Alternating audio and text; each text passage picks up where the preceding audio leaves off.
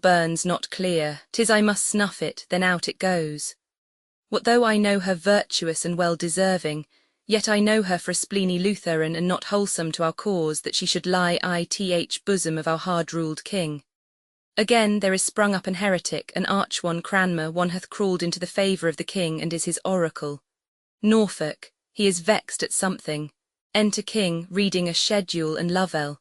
Surrey, I would tweer something that would fret the string, the master chord on S heart. Suffolk, the king, what piles of wealth hath he accumulated to his own portion, and what expense by th hour seems to flow from him. How ith name of thrift does he rake this together? Now, my lords, saw you the cardinal? Norfolk, my lord, we have stood here observing him. Some strange commotion is in his brain. He bites his lip and starts, stops on a sudden, looks upon the ground, then lays his finger on his temple, straight springs out into fast gait, then stops again, strikes his breast hard, and anon he casts his eye against the moon. In most strange postures we have seen him set himself. King, it may well be there is a mutiny in S mind. This morning papers of state he sent me to peruse as I required, and wot you what I found there on my conscience, put unwittingly. Forsooth, an inventory, thus importing the several parcels of his plate, his treasure, rich stuffs and ornaments of household, which I find at such proud rate that it outspeaks possession of a subject. Norfolk, it's heaven's will, some spirit put this paper in the packet to bless your eye withal. King, if we did think his contemplation were above the earth and fixed on spiritual object, he should still dwell in his musings, but I am afraid his thinkings are below the moon, not worth his serious considering. King takes his seat, whispers Lovell, who goes to the cardinal. Wolsey, heaven forgive me, ever God bless your highness. King, good my lord, you are full of heavenly stuff, and bear the inventory of your best graces in your mind, the which you are now running o'er. You have scarce time to steal from spiritual leisure a brief span to keep your earthly audit. Sure in that I deem you an ill husband, and am glad to have you therein my companion. Wolsey, sir, for holy offices I have a time to think upon the part of business which I bear ith state, and nature does require her times of preservation, which perforce I, her frail son, amongst my brethren mortal, must give my tendance to. King, you have said well. Wolsey, and ever may your highness yoke together, as I will lend you cause, my doing well with my well saying. King, 'tis well said again, and 'tis a kind of good deed to say well, and yet words are no deeds. My father loved you, he said he did, and with his deed did crown his word upon you.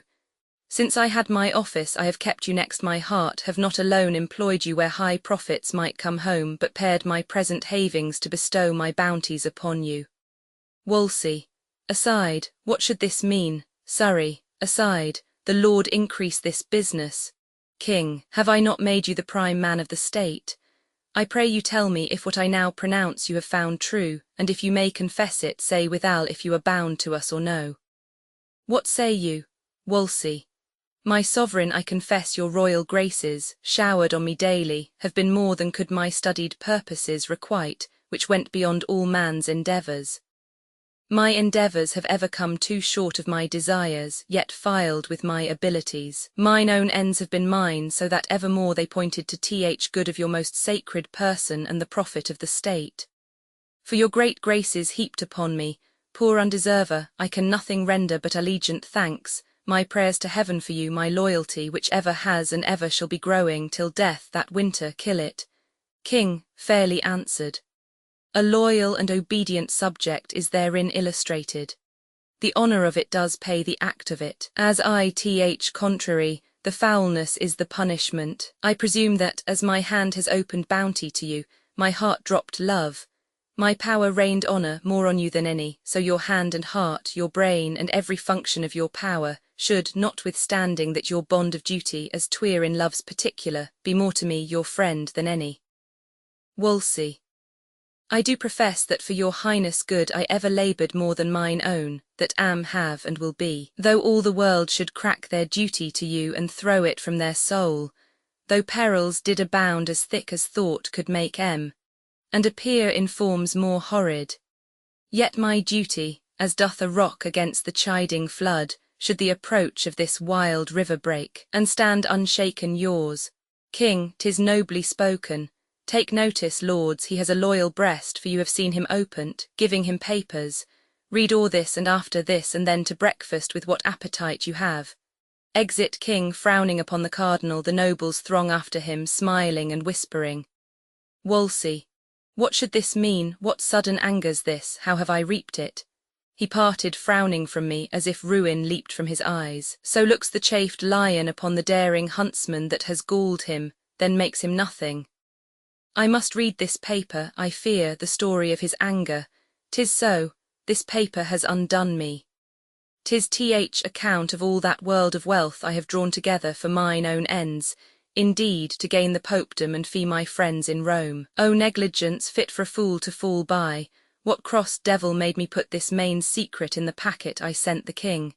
Is there no way to cure this, no new device to beat this from his brains? I know 'twill stir him strongly, yet I know a way, if it take right in spite of fortune, will bring me off again. What's this? To Th. Pope. The letter, as I live, with all the business I writ to S. Holiness. Nay then, farewell. I have touched the highest point of all my greatness, and from that full meridian of my glory I haste now to my setting. I shall fall like a bright exhalation in the evening, and no man see me more. Enter to Wolsey, the Dukes of Norfolk and Suffolk, the Earl of Surrey, and the Lord Chamberlain. Norfolk. Hear the King's pleasure, Cardinal, who commands you to render up the Great Seal presently into our hands, and to confine yourself to Asher House, my Lord of Winchester's, till you hear further from his Highness. Wolsey, stay. Where's your commission, lords? Words cannot carry authority so weighty. Suffolk, who dares cross bearing the King's will from his mouth expressly. Wolsey, till I find more than will or words to do it, I mean your malice, no, officious lords, I dare and must deny it. Now I feel of what coarse metal ye are moulded, envy. How eagerly ye follow my disgraces, as if it fed ye, and how sleek and wanton ye appear in everything may bring my ruin. Follow your envious courses. Men of malice, you have Christian warrant for and no doubt in time will find their fit rewards.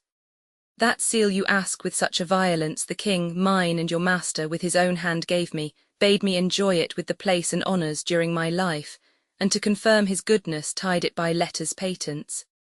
Now who'll take it? Surrey, the king that gave it. Wolsey, it must be himself then. Surrey, thou art a proud traitor priest. Wolsey, proud lord thou least. Within these 40 hours Surrey durst better have burnt that tongue than said so.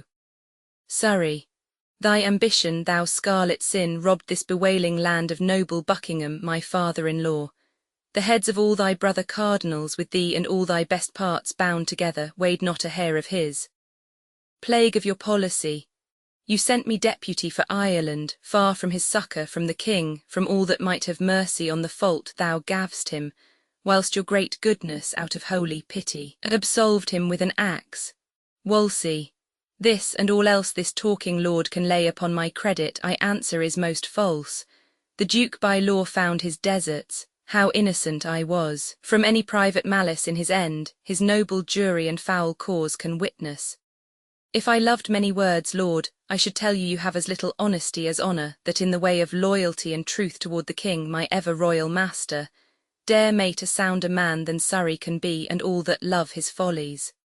Surrey, by my soul your long coat, priest, protects you.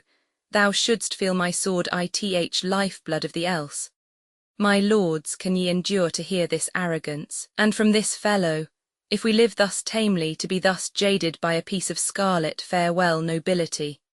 Let his grace go forward and dare us with his cap like larks. Wolsey, all goodness is poison to thy stomach. Surrey, yes, that goodness of gleaning all the land's wealth into your own hands, Cardinal, by extortion, the goodness of your intercepted packets you writ to the Pope against the king. Your goodness, since you provoke me, shall be most notorious. My Lord of Norfolk, as you are truly noble, as you respect the common good, the state of our despised nobility, our issues, who, if he live, will scarce be gentlemen, produce the grand sum of his sins, the articles collected from his life. I'll startle you worse than the sacring bell when the brown wench lay kissing in your arms, Lord Cardinal. Wolsey, How much, methinks, I could despise this man, but that I am bound in charity against it. Norfolk. Those articles, my lord, are in the king's hand, but thus much they are foul ones. Wolsey, so much fairer and spotless shall mine innocence arise when the king knows my truth.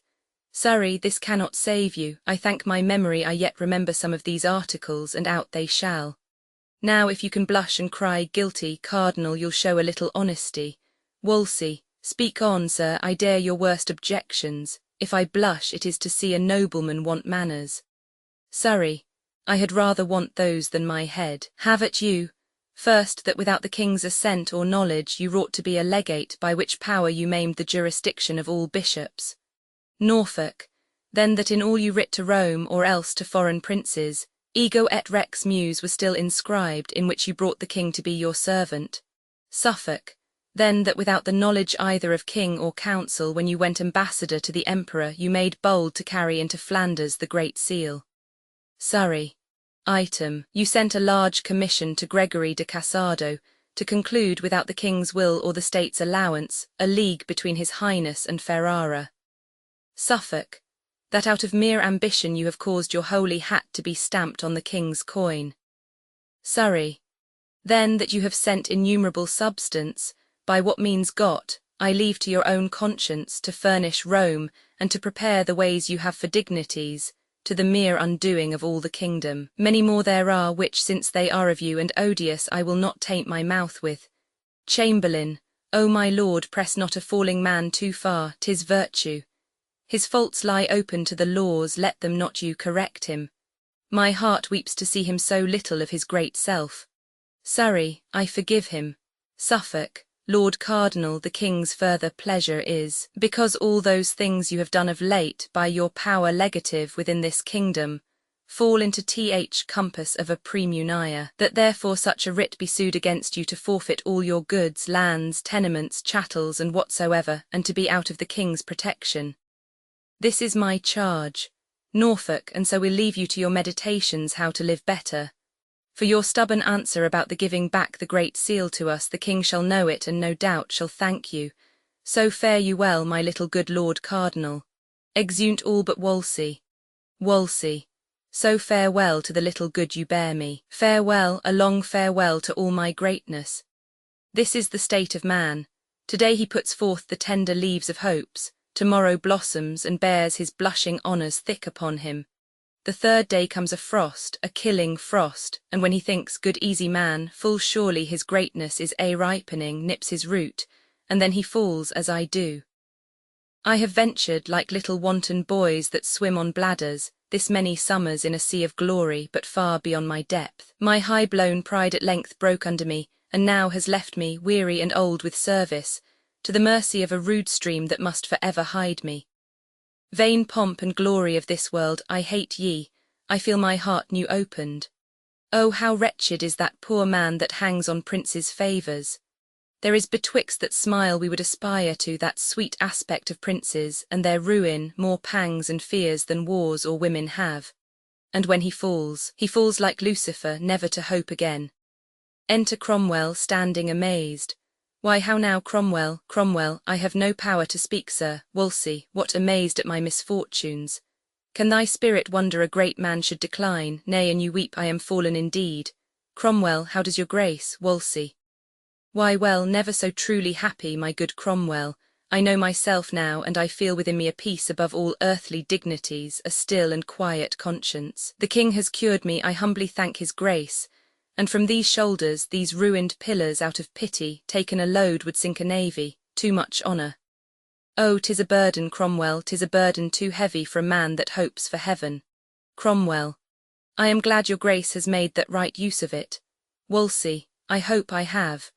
I am able now, methinks, out of a fortitude of soul I feel, to endure more miseries and greater far than my weak-hearted enemies dare offer. What news abroad, Cromwell? The heaviest and the worst is your displeasure with the king. Wolsey, God bless him. Cromwell, the next is that Sir Thomas More is chosen Lord Chancellor in your place. Wolsey, that's somewhat sudden, but he's a learned man. May he continue long in his highness' favour, and do justice for truth's sake and his conscience, that his bones, when he has run his course and sleeps in blessings, may have a tomb of orphans' tears wept on him. What more, Cromwell, that Cranmer is returned with welcome, installed Lord Archbishop of Canterbury. Wolsey, that's news indeed. Cromwell, last, that the Lady Anne, whom the king hath in secrecy long married, this day was viewed in open as his queen going to chapel, and the voice is now only about her coronation. Wolsey, there was the weight that pulled me down.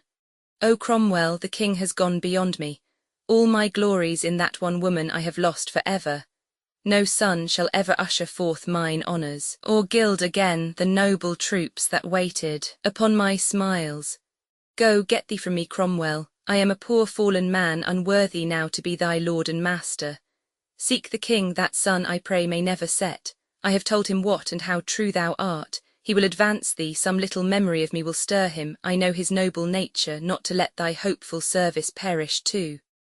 Good Cromwell, neglect him not, make use now, and provide for thine own future safety.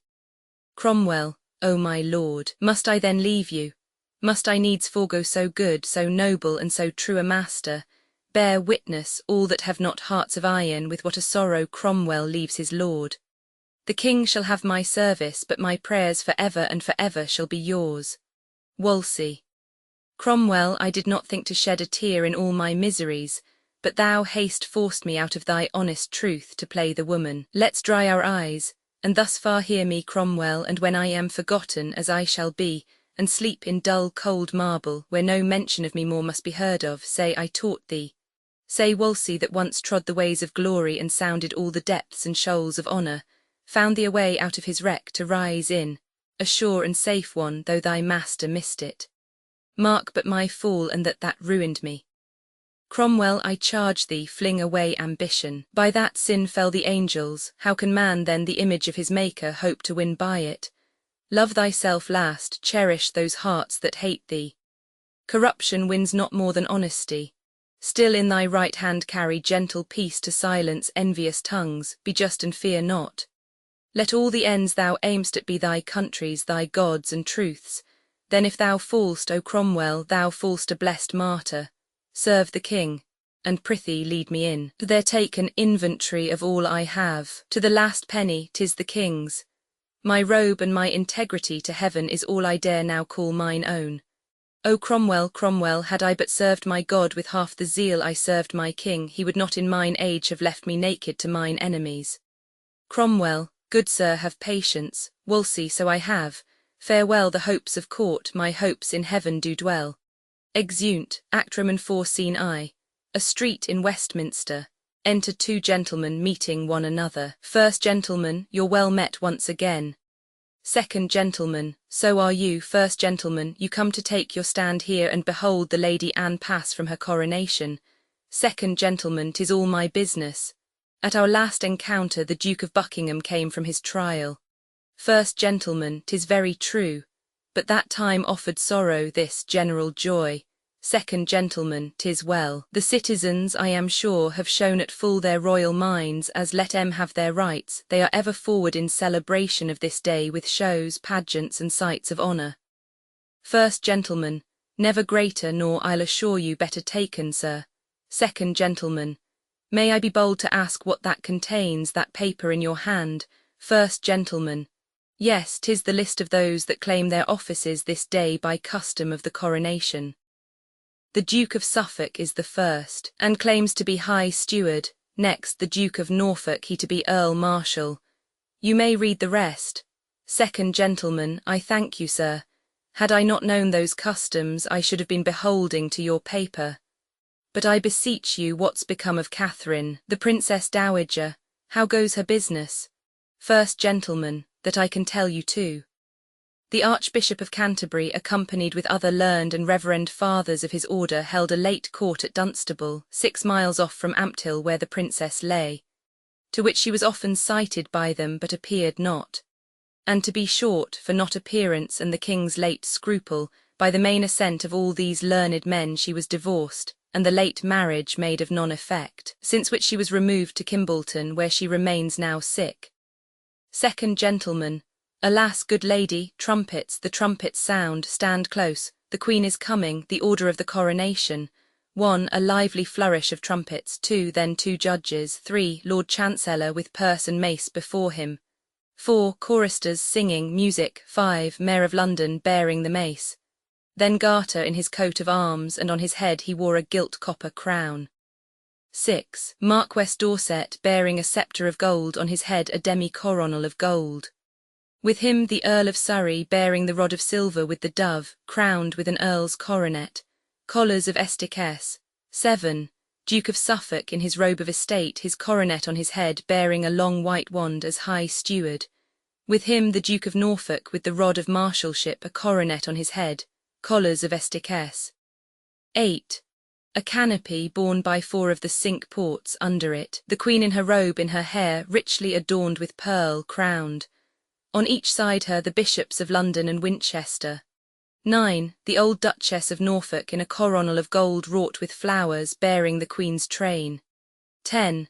Certain ladies or countesses with plain circlets of gold without flowers. Exeunt, first passing over the stage in order and state, and then a great flourish of trumpets. 2nd gentleman, a royal train, believe me. These I know. Who's that bears the sceptre? 1st gentleman, Marquess Dorset, and that the Earl of Surrey with the rod. 2nd gentleman, a bold brave gentleman, that should be the Duke of Suffolk. 1st gentleman, 'tis the same high steward. 2nd gentleman, and that my Lord of Norfolk. 1st gentleman, yes. 2nd gentleman, sees the Queen. Heaven bless thee, thou hast the sweetest face I ever looked on. Sir, as I have a soul, she is an angel. Our King has all the Indies in his arms, and more and richer, when he strains that lady. I cannot blame his conscience. 1st gentleman, they that bear the cloth of honour over her are 4 barons of the Cinque Ports. 2nd gentleman, those men are happy, and so are all anear her. I take it she that carries up the train is that old noble lady, Duchess of Norfolk. 1st gentleman, it is, and all the rest are countesses. 2nd gentleman, their coronets say so. These are stars indeed. 1st gentleman, and sometimes falling wands. 2nd gentleman, no more of that. Exit the last of the procession. Enter a 3rd gentleman. God save you, sir, where have you been broiling? 3rd gentleman, among the crowds I.T.H. Abbey, where a finger could not be wedged in more. I am stifled with the mere rankness of their joy. 2nd gentleman, you saw the ceremony. 3rd gentleman, that I did. 1st gentleman, how was it? 3rd gentleman, well worth the seeing. 2nd gentleman, good sir, speak it to us. 3rd gentleman, as well as I am able. The rich stream of lords and ladies, having brought the Queen to a prepared place in the choir, fell off a distance from her, while her Grace sat down to rest a while, some half an hour or so, in a rich chair of state, opposing freely the beauty of her person to the people. Believe me, sir, she is the goodliest woman that ever lay by man, which when the people had the full view of, such a noise arose as the shrouds make at sea in a stiff tempest, as loud and to as many tunes. Hats, cloaks, doublets, I think, flew up, and had their faces been loose, this day they had been lost. Such joy I never saw before. Great bellied women that had not half a week to go, like rams in the old time of war, would shake the press and make 'em reel before 'em. No man living could say, this is my wife there, all were woven so strangely in one piece. 2nd gentleman, but what followed? 3rd gentleman, at length her Grace rose, and with modest paces came to the altar, where she kneeled and saint-like cast her fair eyes to heaven and prayed devoutly. Then rose again and bowed her to the people, when by the Archbishop of Canterbury she had all the royal makings of a queen as holy oil, Edward Confessor's crown, the rod and bird of peace, and all such emblems laid nobly on her, which performed the choir with all the choicest music of the kingdom, together sung Te Deum. So she parted, and with the same full state paced back again to York Place, where the feast is held. 1st gentleman, sir, you must no more call it York Place, that's past, for since the Cardinal fell that title's lost. 'Tis now the King's, and called Whitehall. 3rd gentleman, I know it, but 'tis so lately altered that the old name is fresh about me. 2nd gentleman, what 2 reverend bishops were those that went on each side of the Queen? 3rd gentleman, Stokesley and Gardiner, the one of Winchester, newly preferred from the King's secretary, the other London. Second gentleman, he of Winchester is held no great good lover of the archbishops, the virtuous Cranmer. Third gentleman, all the land knows that, however, yet there is no great breach. When it comes, Cranmer will find a friend will not shrink from him. Second gentleman, who may that be, I pray you? Third gentleman, Thomas Cromwell, a man in much esteem with Th. King and truly a worthy friend. The king has made him master o' Th. Jewel House and one already of the Privy Council. Second gentleman, he will deserve more. Third gentleman, yes, without all doubt. Come, gentlemen, ye shall go my way, which is to Th. Court, and there ye shall be my guests, something I can command. As I walk thither I'll tell ye more. Both, you may command us, sir. Exeunt. Scene Roman 2. Kimbolton. Enter Catherine Dowager, sick, led between Griffith, her gentleman usher, and Patience, her woman. Griffith. How does your grace? Queen Catherine. O Griffith, sick to death. My legs like loden branches bow to Th. earth, willing to leave their burden. Reach a chair, she sits, so. Now methinks I feel a little ease. Didst thou not tell me, Griffith, as thou ledst me, that the great child of honour, Cardinal Wolsey, was dead? Griffith. Yes, madam, but I think your grace, out of the pain you suffered, gave no ear tot. Queen Catherine. Prithee, good Griffith, tell me how he died. If well, he stepped before me happily for my example. Griffith. Well, the voice goes, madam, for after the stout Earl Northumberland arrested him at York and brought him forward as a man sorely tainted, to his answer, he fell sick suddenly and grew so ill he could not sit his mule. Queen Catherine. Alas, poor man. Griffith. At last, with easy roads, he came to Leicester, lodged in the abbey, where the reverend abbot with all his covent honourably received him, to whom he gave these words. O Father Abbot, an old man, broken with the storms of state, is come to lay his weary bones among ye. Give him a little earth for charity. So went to bed, where eagerly his sickness pursued him still, and 3 nights after this, about the hour of 8, which he himself foretold should be his last, full of repentance, continual meditations, tears and sorrows, he gave his honours to the world again, his blessed part to heaven, and slept in peace. Queen Catherine. So may he rest. His faults lie gently on him. Yet thus far, Griffith, give me leave to speak him, and yet with charity. He was a man of an unbounded stomach, ever ranking himself with princes, one that by suggestion tied all the kingdom. Simony was fair play. His own opinion was his law. Ith presence he would say untruths, and be ever double both in his words and meaning. He was never, but where he meant to ruin, pitiful. His promises were, as he then was, mighty, but his performance, as he is now, nothing. Of his own body he was ill, and gave the clergy ill example. Griffith. Noble madam, men's evil manners live in brass, their virtues we write in water. May it please your highness to hear me speak his good now, Queen Catherine. Yes, good Griffith, I were malicious else. Griffith. This cardinal, though from an humble stock, undoubtedly was fashioned to much honour. From his cradle he was a scholar, and a ripe and good one, exceeding wise, fair-spoken, and persuading, lofty and sour to them that loved him not, but to those men that sought him, sweet as summer. And though he were unsatisfied in getting, which was a sin, yet in bestowing, madam, he was most princely. Ever witness for him those twins of learning that he raised in you, Ipswich and Oxford, one of which fell with him, unwilling to outlive the good that did it. The other, though unfinished, yet so famous, so excellent in art, and still so rising that Christendom shall ever speak his virtue. His overthrow heaped happiness upon him, for then, and not till then, he felt himself and found the blessedness of being little. And to add greater honours to his age than man could give him, he died fearing God, Queen Catherine. After my death I wish no other herald, no other speaker of my living actions, to keep mine honour from corruption, but such an honest chronicler as Griffith, whom I most hated living, thou hast made me with thy religious truth and modesty, now in his ashes honour. Peace be with him. Patience, be near me still, and set me lower, I have not long to trouble thee. Good Griffith, cause the musicians play me that sad note I named my knell, whilst I sit meditating on that celestial harmony I go to. Sad and solemn music. Griffith, she is asleep. Good wench, let's sit down quiet, for fear we wake her.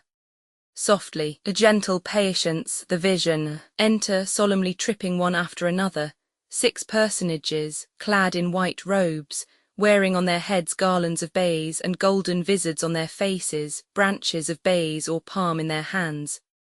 They first conjee unto her, then dance, and at certain changes the first two hold a spare garland over her head, at which the other four make reverent curtsies. Then the two that held the garland deliver the same to the other next two, who observe the same order in their changes and holding the garland over her head, which done, they deliver the same garland to the last two, who likewise observe the same order.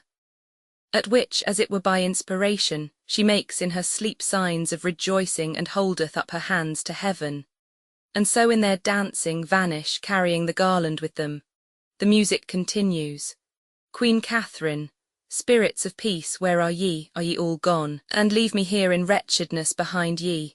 Griffith, Madam, we are here. Queen Catherine, it is not you I call for. Saw ye none enter since I slept? Griffith, none, madam. Queen Catherine, no. Saw you not even now a blessed troop invite me to a banquet whose bright faces cast 1,000 beams upon me like the sun? They promised me eternal happiness and brought me garlands, Griffith, which I feel I am not worthy yet to wear. I shall, assuredly. Griffith, I am most joyful, madam, such good dreams possess your fancy. Queen Catherine, bid the music leave, they are harsh and heavy to me. Music ceases, patience, do you note how much her grace is altered on the sudden, how long her face is drawn, how pale she looks and of an earthly cold, mark her eyes.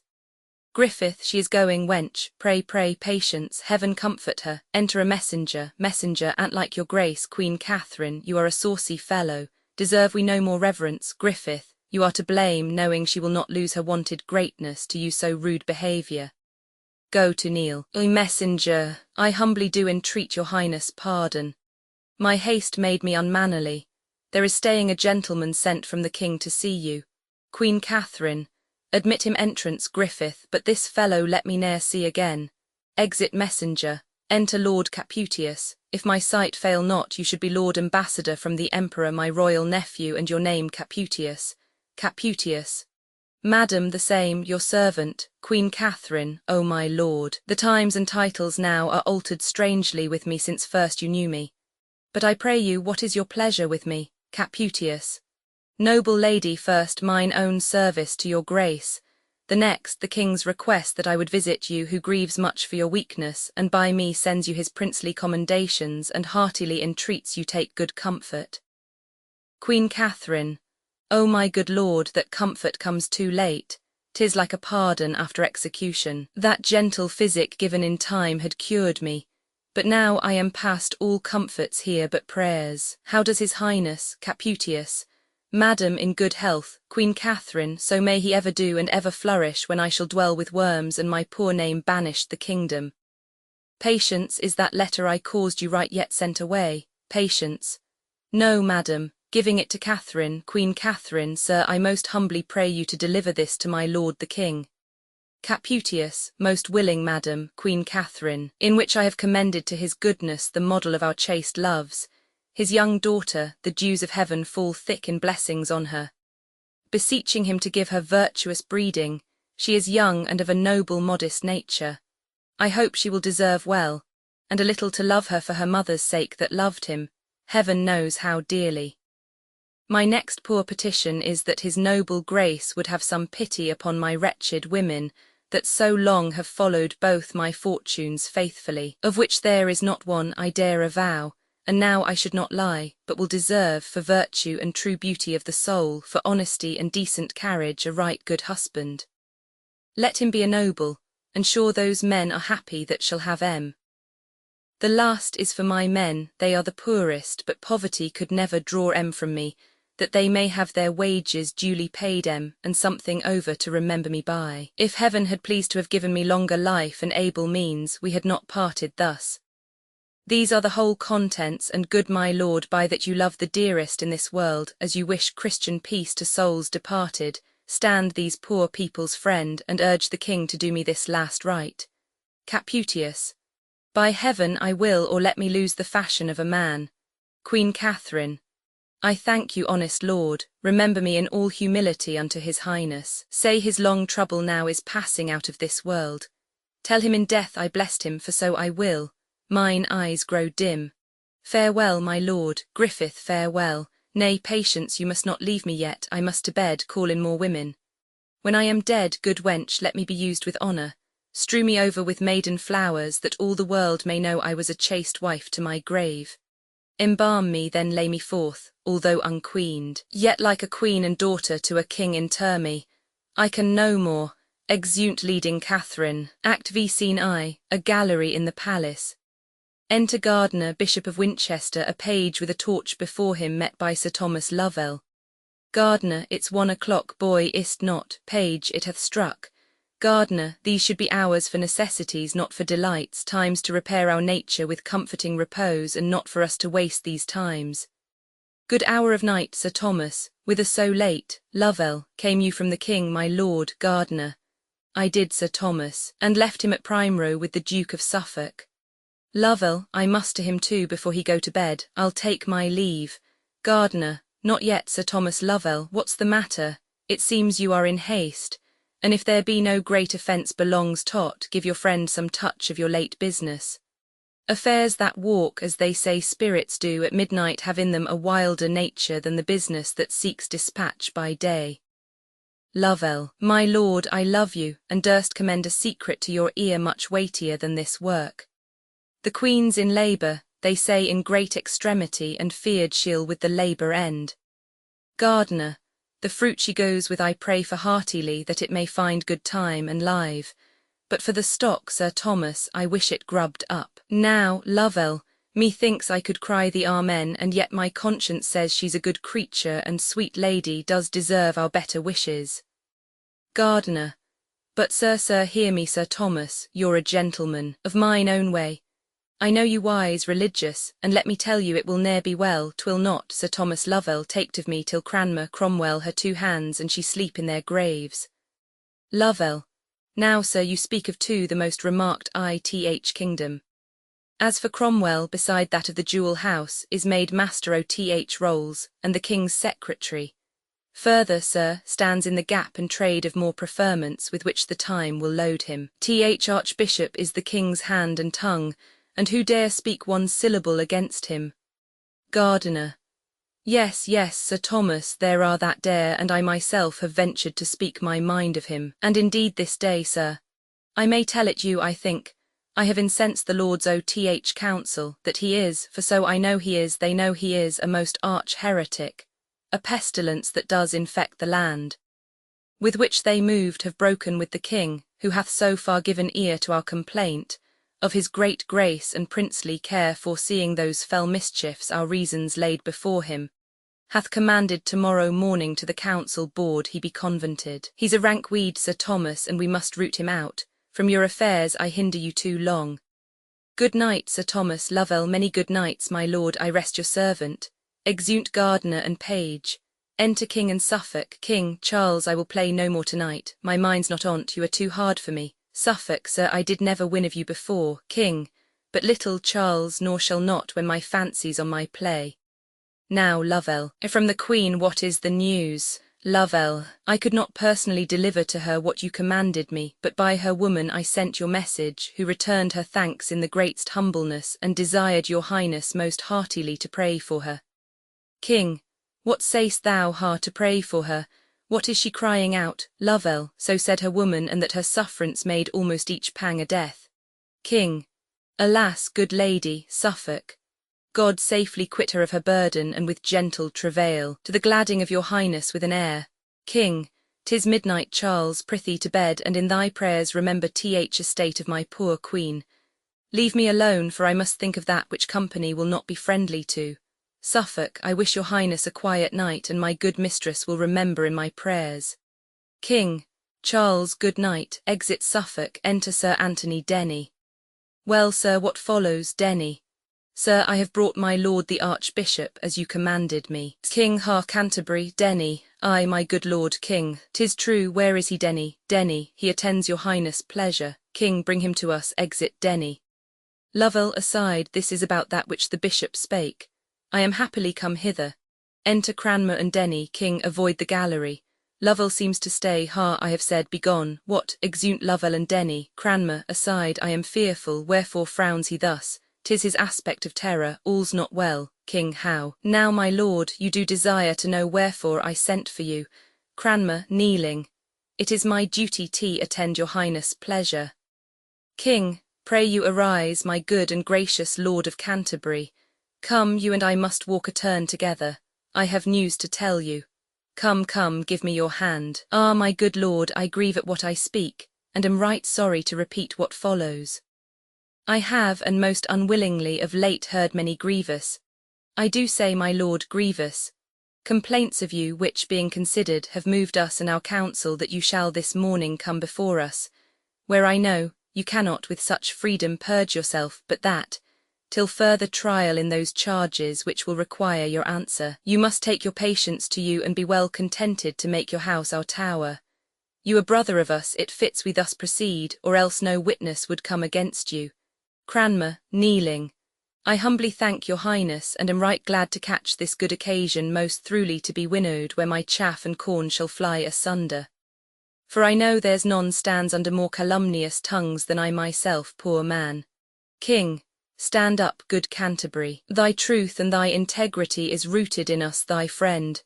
Give me thy hand, stand up. Prithee, let's walk. Now, by my harleydom, what manner of man are you? My lord, I looked you would have given me your petition that I should have ta'en some pains to bring together yourself and your accusers, and to have heard you without endurance further. Cranmer, most dread liege, the good I stand on is my truth and honesty. If they shall fail, I with mine enemies will triumph o'er my person, which I weigh not, being of those virtues vacant. I fear nothing what can be said against me. King, know you not how your state stands ith world with the whole world? Your enemies are many and not small, their practices must bear the same proportion, and not ever the justice and the truth question carries the due verdict with it.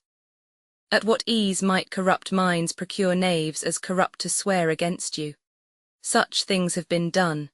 You are potently opposed, and with a malice of as great size. Ween you of better luck, I mean in perjured witness, than your master, whose minister you are, whiles here he lived upon this naughty earth. Go to, you take a precipice for no leap of danger, and woo your own destruction. Cranmer, God and your majesty protect mine innocence, or I fall into the trap is laid for me. King, be of good cheer. They shall no more prevail than we give way to. Keep comfort to you, and this morning see you do appear before them. If they shall chance in charging you with matters to commit you, the best persuasions to the contrary fail not to use, and with what vehemency occasion shall instruct you. If entreaties will render you no remedy, this ring deliver them, and your appeal to us there make before them. Look, the good man weeps, he's honest on mine honour. God's blessed mother, I swear he is true-hearted, and a soul none better in my kingdom. Get you gone, and do as I have bid you. Exit Cranmer, he has strangled his language in his tears. Lovell, within, come back, what mean you? Enter old lady, Lovell follows, old lady, I'll not come back. The tidings that I bring will make my boldness manners. Now, good angels, fly o'er thy royal head, and shade thy person under their blessed wings. King, now by thy looks I guess thy message. Is the queen delivered, say I, and of a boy? Old lady. Ay, my liege, and of a lovely boy. The God of heaven both now and ever bless her. 'Tis a girl promises boys hereafter. Sir, your queen desires your visitation, and to be acquainted with this stranger. 'Tis as like you as cherry is to cherry. King, Lovell, sir. King, give her 100 marks, I'll to the queen. Exit King, old lady, 100 marks. By this light I'll ha more. An ordinary groom is for such payment. I will have more, or scold it out of him. Said I for this the girl was like to him, I'll have more, or else unsate. And now, while 'tis hot, I'll put it to the issue. Exeunt. Scene Roman 2, lobby before the council chamber. Enter Cranmer, Archbishop of Canterbury. Cranmer, I hope I am not too late, and yet the gentleman that was sent to me from the council prayed me to make great haste. All fast, what means this? Ho, who waits there? Enter Keeper, sure you know me? Keeper, yes, my lord, but yet I cannot help you. Cranmer, why, Keeper, your grace must wait till you be called for. Enter Dr. Butts. Cranmer, so, Butts, aside. This is a piece of malice. I am glad I came this way so happily. The king shall understand it presently. Exit. Cranmer, aside, 'tis Butts, the king's physician, As he passed along, how earnestly he cast his eyes upon me. Pray heaven he sound not my disgrace. For certain this is of purpose laid by some that hate me. God turn their hearts, I never sought their malice to quench mine honour. They would shame to make me wait else at door, a fellow counsellor, mong, boys, grooms, and lackeys. But their pleasures must be fulfilled, and I attend with patience. Enter the king and Butts at a window above. Butts, I'll show your grace the strangest sight. King, what's that? Butts, Butts, I think your highness saw this many a day. King, body o' me, where is it? Butts, there my lord, the high promotion of his grace of Canterbury, who holds his state at door mongst pursuivants, pages, and footboys. King, ha, 'tis he indeed. Is this the honour they do one another?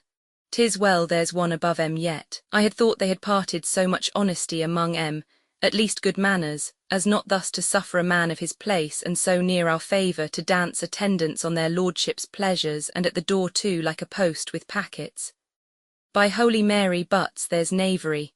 Let him alone and draw the curtain close. We shall hear more anon. Exeunt. A council table brought in with chairs and stools and placed under the state. Enter Lord Chancellor, places himself at the upper end of the table on the left hand, a seat being left void above him as for Canterbury's seat. Duke of Suffolk, Duke of Norfolk, Surrey, Lord Chamberlain, Gardiner seat themselves in order on each side, Cromwell at lower end as secretary. Chancellor, speak to the business, Master Secretary.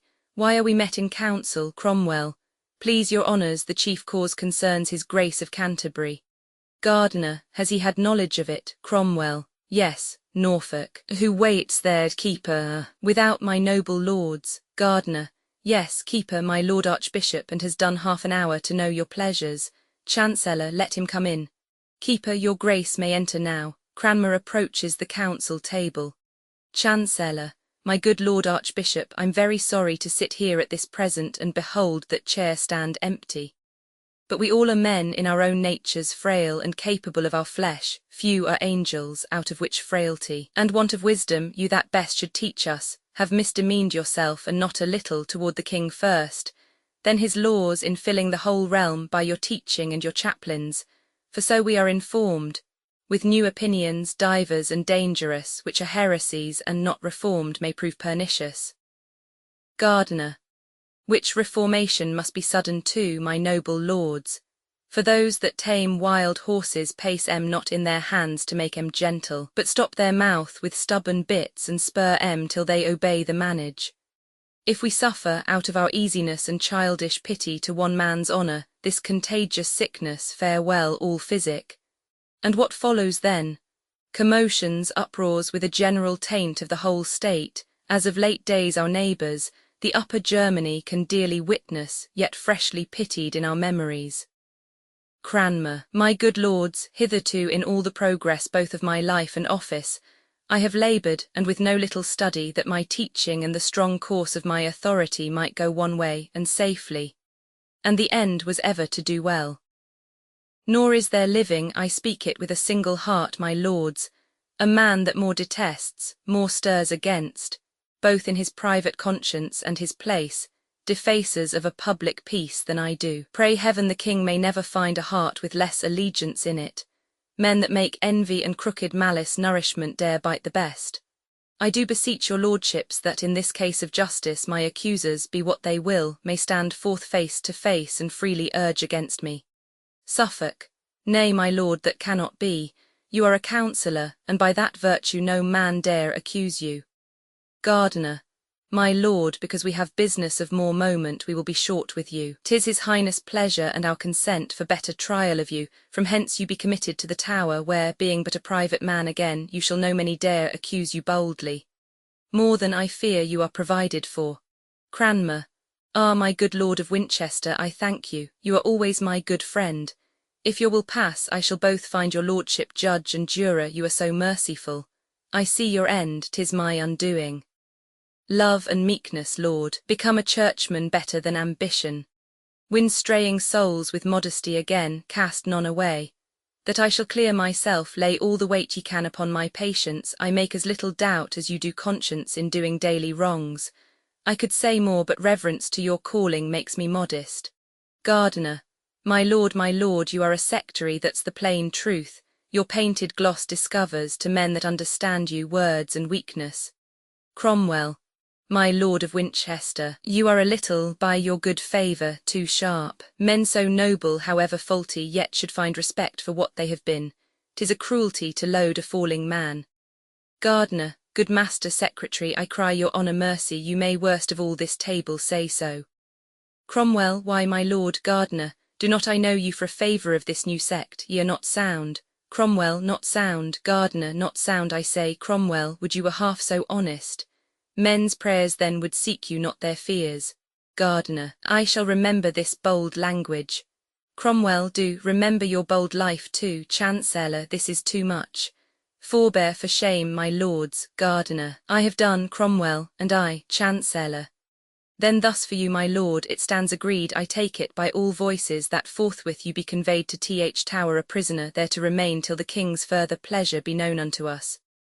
Are you all agreed, lords? All, we are. Cranmer, is there no other way of mercy but I must needs to Th Tower, my lords? Gardiner, what other would you expect? You are strangely troublesome. Let some O.Th. guard be ready there. Enter the guard. Cranmer, for me, must I go like a traitor thither? Gardiner, receive him and see him safe Th Tower. Cranmer, stay, good my lords, I have a little yet to say. Look there, my lords, by virtue of that ring I take my cause out of the gripes of cruel men and give it to a most noble judge, the king my master. Chamberlain, this is the king's ring. Surrey, 'tis no counterfeit. Suffolk, 'tis the right ring, by heaven, I told ye all. When we first put this dangerous stone a-rolling, 'twould fall upon ourselves. Norfolk, do you think, my lords, the king will suffer but the little finger of this man to be vexed? Chamberlain, 'tis now too certain, how much more is his life in value with him, would I were fairly out on't. Cromwell, my mind gave me in seeking tales and informations against this man, whose honesty the devil and his disciples only envy at. Ye blew the fire that burns ye. Now have it ye. Enter king, frowning on them, takes his seat. Gardiner, dread sovereign, how much are we bound to heaven in daily thanks, that gave us such a prince, not only good and wise, but most religious. One that in all obedience makes the church the chief aim of his honour, and to strengthen that holy duty out of dear respect, his royal self in judgment comes to hear the cause betwixt her and this great offender.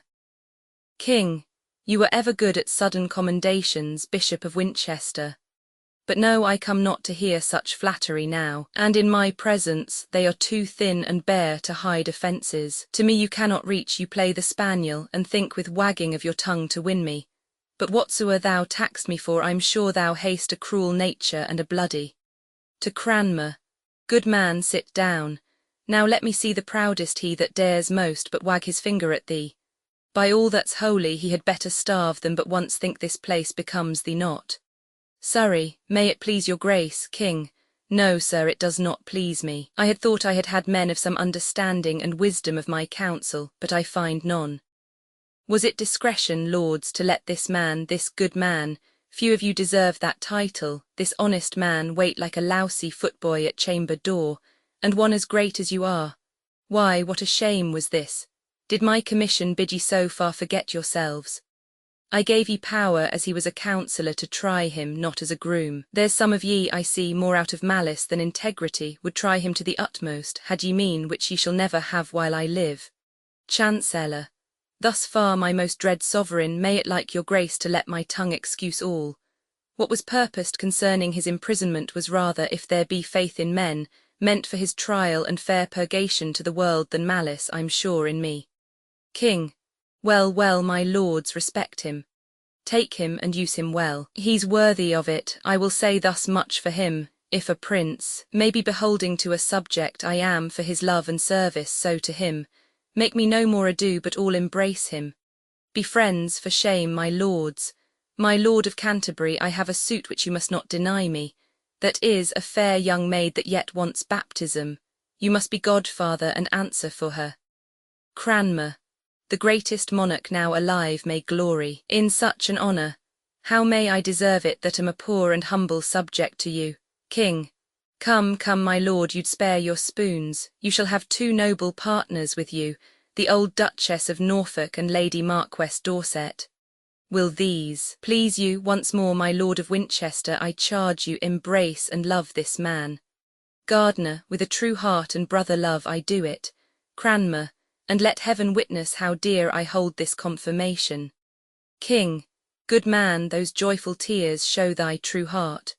The common voice I see is verified of thee, which says thus: do my Lord of Canterbury a shrewd turn, and he is your friend for ever. Come, lords, we trifle time away. I long to have this young one made a Christian. As I have made ye one, lords, one remain, so I grow stronger, you more honour gain. Exeunt. Scene Roman 3, the palace yard, noise and tumult within. Enter Porter and his man. Porter, you'll leave your noise anon, ye rascals. Do you take the court for parish garden? Ye rude slaves, leave your gaping. 1. Within. Good Master Porter, I belong to T.H. Larder. Porter, belong to T.H. Gallows, and be hanged, ye rogue. Is this a place to roar in? Fetch me a dozen crabtree staves and strong ones. These are but switches to M. I'll scratch your heads, you must be seeing christenings. Do you look for ale and cakes here, you rude rascals? Porter's man. Pray, sir, be patient. 'Tis as much impossible, unless we sweep em from the door with cannons, to scatter em as 'tis to make em sleep on May Day morning, which will never be. We may as well push against pools as stir em. Porter, how got they in and be hanged? Porter's man. Alas, I know not. How gets the tide in? As much as one sound cudgel of 4 foot, you see the poor remainder could distribute. I made no spare, sir. Porter. You did nothing, sir. Porter's man. I am not Samson, nor Sir Guy, nor Colbrand to mow em down before me. But if I spared any that had a head to hit, either young or old, he or she cuckold or cuckold maker, let me ne'er hope to see a chine again, and that I would not for a cow, God save her. 1. Within. Do you hear, Master Porter? Porter, I shall be with you presently, good Master Puppy. Keep the door close, sirrah. Porter's man, what would you have me do? Porter, what should you do but knock em down by Th dozens? Is this Moorfields to muster in? Or have we some strange Indian with the great tool come to court, the women so besiege us? Bless me, what a fry of fornication is at door. On my Christian conscience, this one christening will beget 1,000. Here will be father, godfather, and all together. Porter's man. The spoons will be the bigger, sir. There is a fellow somewhat near the door. He should be a brazier by his face, for oh my conscience, 20 of the dog days now rain in's nose. All that stand about him are under the line, they need no other penance. That fire-drake did I hit 3 times on the head, and 3 times was his nose discharged against me. He stands there like a mortar-piece to blow us. There was a haberdasher's wife of small wit near him, that railed upon me, till her pinked porringer fell off her head for kindling such a combustion in the state. I missed the meteor once and hit that woman, who cried out clubs. When I might see from far some 40 truncheoners draw to her succour, which were the hope o' Th Strand, where she was quartered. They fell on, I made good my place. At length they came to Th Broomstaff to me. I defied him still, when suddenly a file of boys behind em, loose shot, delivered such a shower of pebbles that I was fain to draw mine honour in and let him win the work. The devil was amongst em, I think, surely. Porter. These are the youths that thunder at a playhouse and fight for bitten apples, that no audience but the tribulation of Tower Hill or the limbs of Limehouse, their dear brothers, are able to endure. I have some of em in limbo patrum, and there they are like to dance these 3 days, besides the running banquet of 2 beadles that is to come. Enter Lord Chamberlain. Chamberlain, mercy o' me, what a multitude are here, they grow still too, from all parts they are coming, as if we kept a fair here.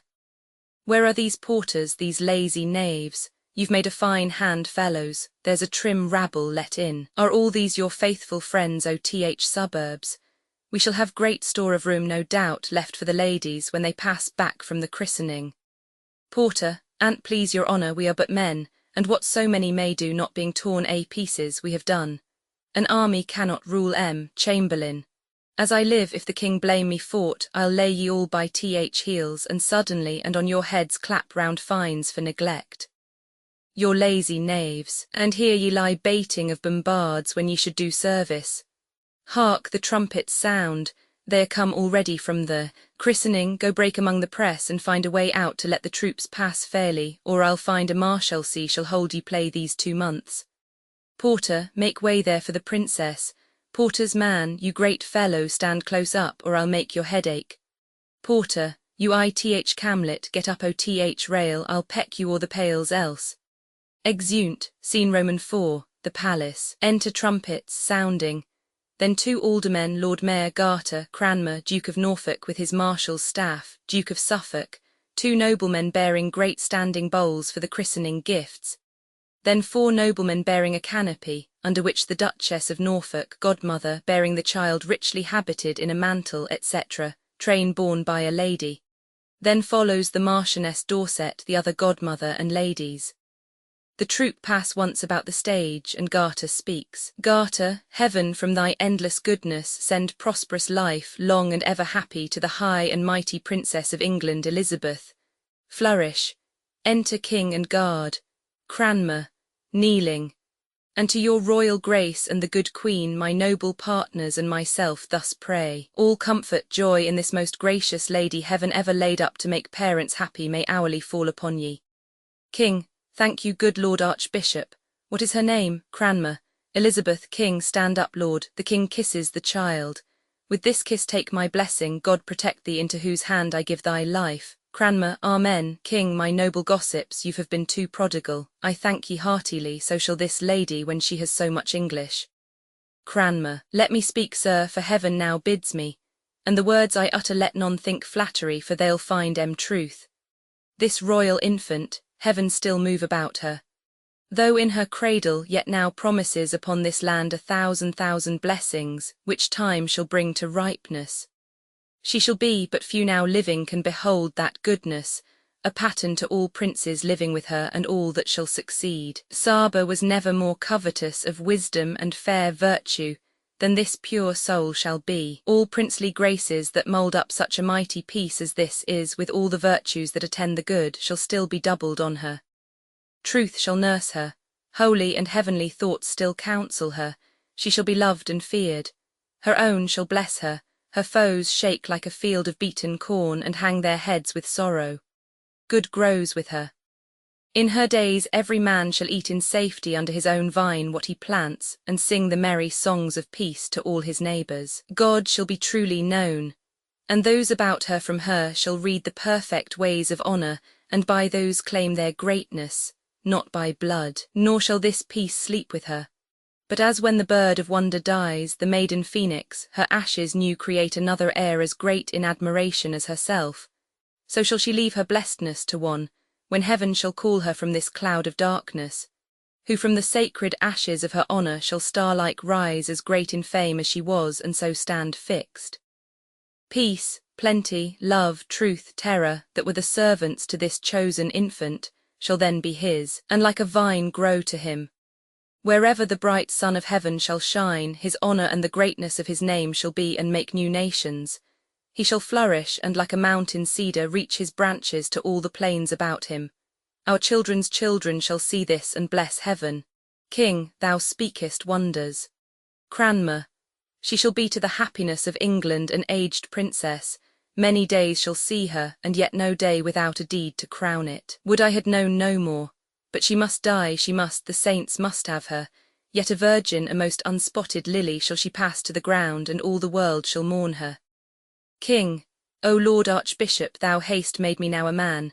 Never before this happy child did I get anything. This oracle of comfort has so pleased me that when I am in heaven I shall desire to see what this child does and praise my Maker. I thank ye all. To you, my good Lord Mayor, and you, good brethren, I am much beholding. I have received much honour by your presence, and ye shall find me thankful. Lead the way, lords, ye must all see the Queen, and she must thank ye, she will be sick else. This day no man think his business at his house, for all shall stay, this little one shall make it holiday. Exeunt. Epilogue. Enter Epilogue. Epilogue. 'Tis 10 to 1 this play can never please all that are here. Some come to take their ease and sleep an act or two, but those, we fear, we've frighted with our trumpets. So 'tis clear they'll say 'tis naught, others, to hear the city abused extremely and to cry that's witty.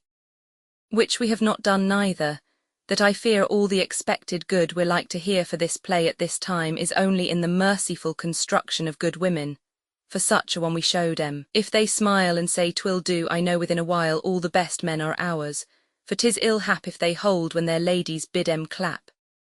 Exit. The Life and Death of King John. Contents. Act I. Scene I. Northampton, a room of state in the palace. Act Roman 2. Scene I. France, before the walls of Angiers. Act Roman 3. Scene I. France, the French king's tent. Scene Roman 2. The same. Plains near Angiers. Scene Roman 3.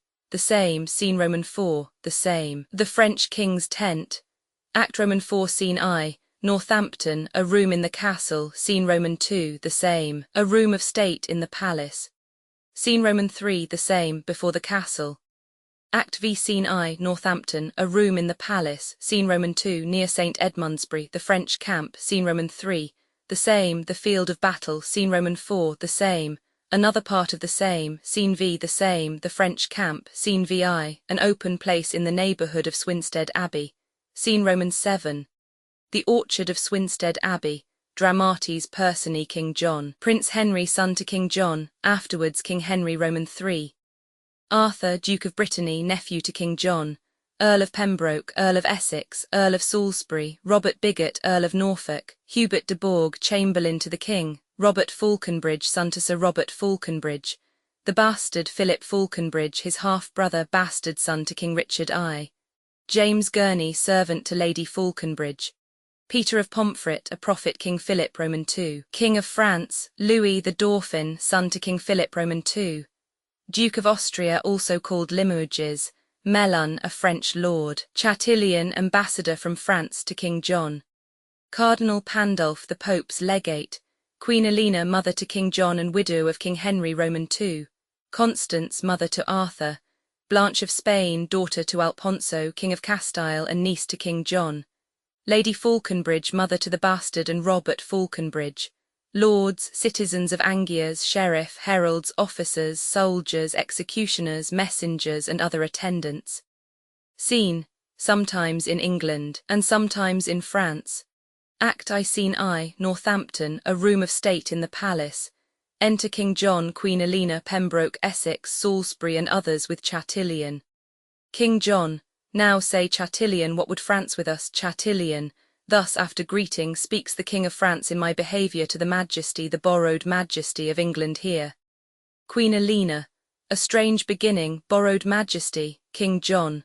Silence, good mother, hear the embassy. Chatillon. Philip of France, in right and true behalf of thy deceased brother Geoffrey's son, Arthur Plantagenet, lays most lawful claim to this fair island and the territories, to Ireland, Poitiers, Anjou, Touraine, Maine, desiring thee to lay aside the sword which sways usurpingly these several titles, and put the same into young Arthur's hand, thy nephew and right royal sovereign. King John. What follows if we disallow of this, Chatillon, the proud control of fierce and bloody war to enforce these rights so forcibly withheld? King John. Here have we war for war and blood for blood, controlment for controlment, so answer France. Chatillon. Then take my king's defiance from my mouth, the farthest limit of my embassy. King John. Bear mine to him, and so depart in peace. Be thou as lightning in the eyes of France, for ere thou canst report, I will be there, the thunder of my cannon shall be heard. So hence, be thou the trumpet of our wrath and sullen presage of your own decay. An honourable conduct let him have. Pembroke, look to tea. Farewell, Chatillon. Exeunt Chatillon and Pembroke. Queen Elena. What now, my son?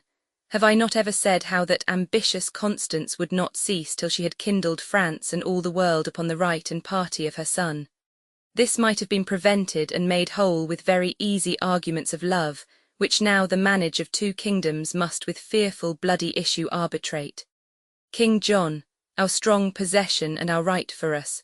Queen Elena. Your strong possession much more than your right, or else it must go wrong with you and me. So much my conscience whispers in your ear, which none but heaven and you and I shall hear. Enter a sheriff who whispers to Essex. Essex. My liege, here is the strangest controversy come from the country to be judged by you that e'er I heard. Shall I produce the men? King John, let them approach. Exit sheriff. Our abbeys and our priories shall pay this expedition's charge. Enter Robert Falconbridge and Philip, his bastard brother. What men are you, bastard? Your faithful subject I, a gentleman born in Northamptonshire, and eldest son, as I suppose, to Robert Falconbridge, a soldier by the honour-giving hand of Coeur de Lion knighted in the field. King John, what art thou? Robert, the son and heir to that same Falconbridge. King John, is that the elder, and art thou the heir? You came not of one mother then, it seems, bastard.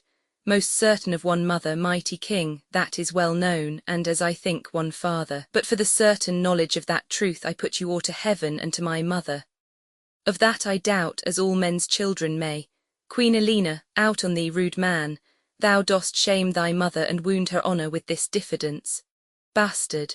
I, madam, no, I have no reason for it, that is my brother's plea and none of mine, the which if he can prove, he pops me out at least from fair £500 a year. Heaven guard my mother's honour and my land, King John. As a good blunt fellow, why being younger born doth he lay claim to thine inheritance, bastard? I know not why, except to get the land, but once he slandered me with bastardy. But where I be as true begot or no, that still I lay upon my mother's head, but that I am as well begot, my liege, fair fall the bones that took the pains for me. Compare our faces and be judge yourself. If old Sir Robert did beget us both and were our father, and this son like him, O old Sir Robert, father, on my knee I give heaven thanks I was not like to thee. King John, why, what a madcap hath heaven lent us here. Queen Elena, he hath a trick of Coeur de Lion's face, the accent of his tongue affecteth him. Do you not read some tokens of my son in the large composition of this man, King John? Mine eye hath well examined his parts, and finds them perfect Richard. Sirrah, speak, what doth move you to claim your brother's land, bastard, because he hath a half face like my father? With half that face would he have all my land, a half fact groat £500 a year. Robert, my gracious liege, when that my father lived, your brother did employ my father much, bastard. Well, sir, by this you cannot get my land, your tale must be how he employed my mother.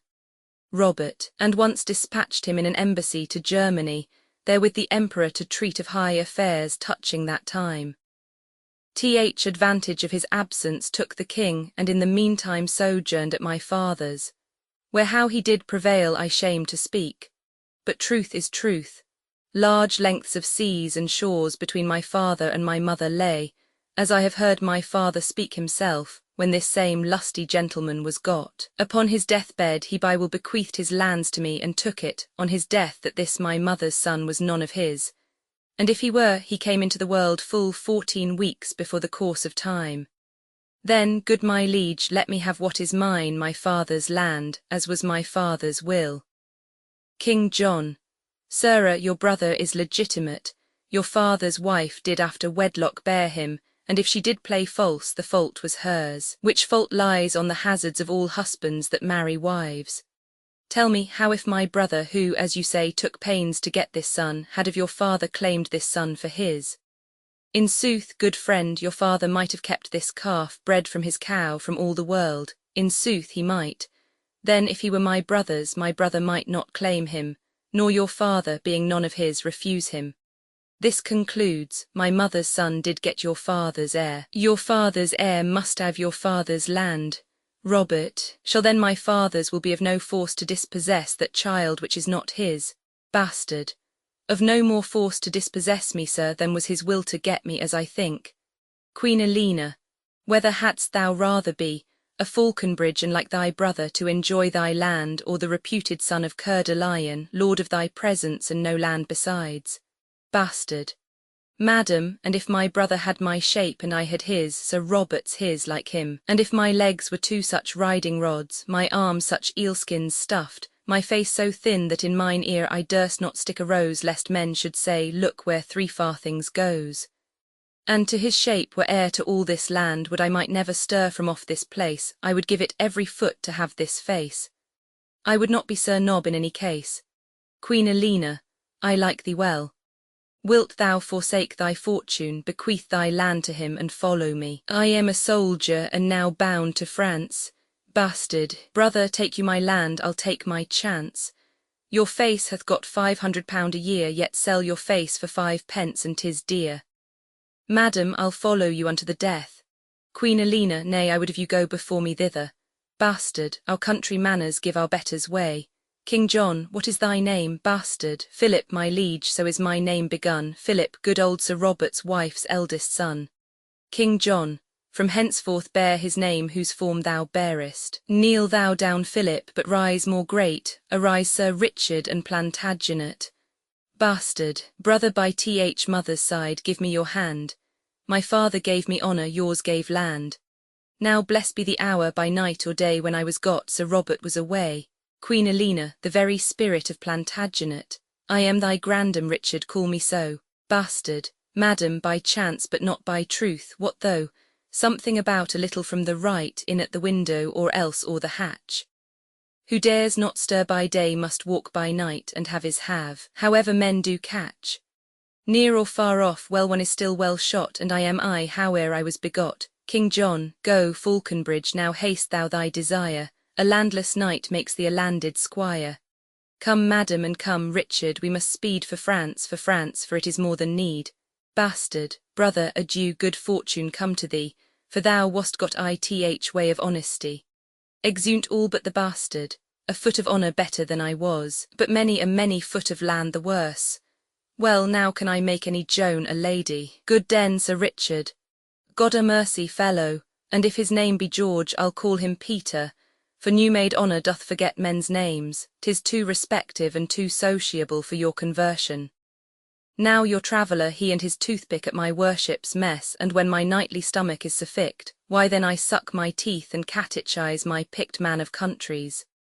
My dear sir, thus leaning on mine elbow I begin, I shall beseech you, that is question now, and then comes answer like an absai book.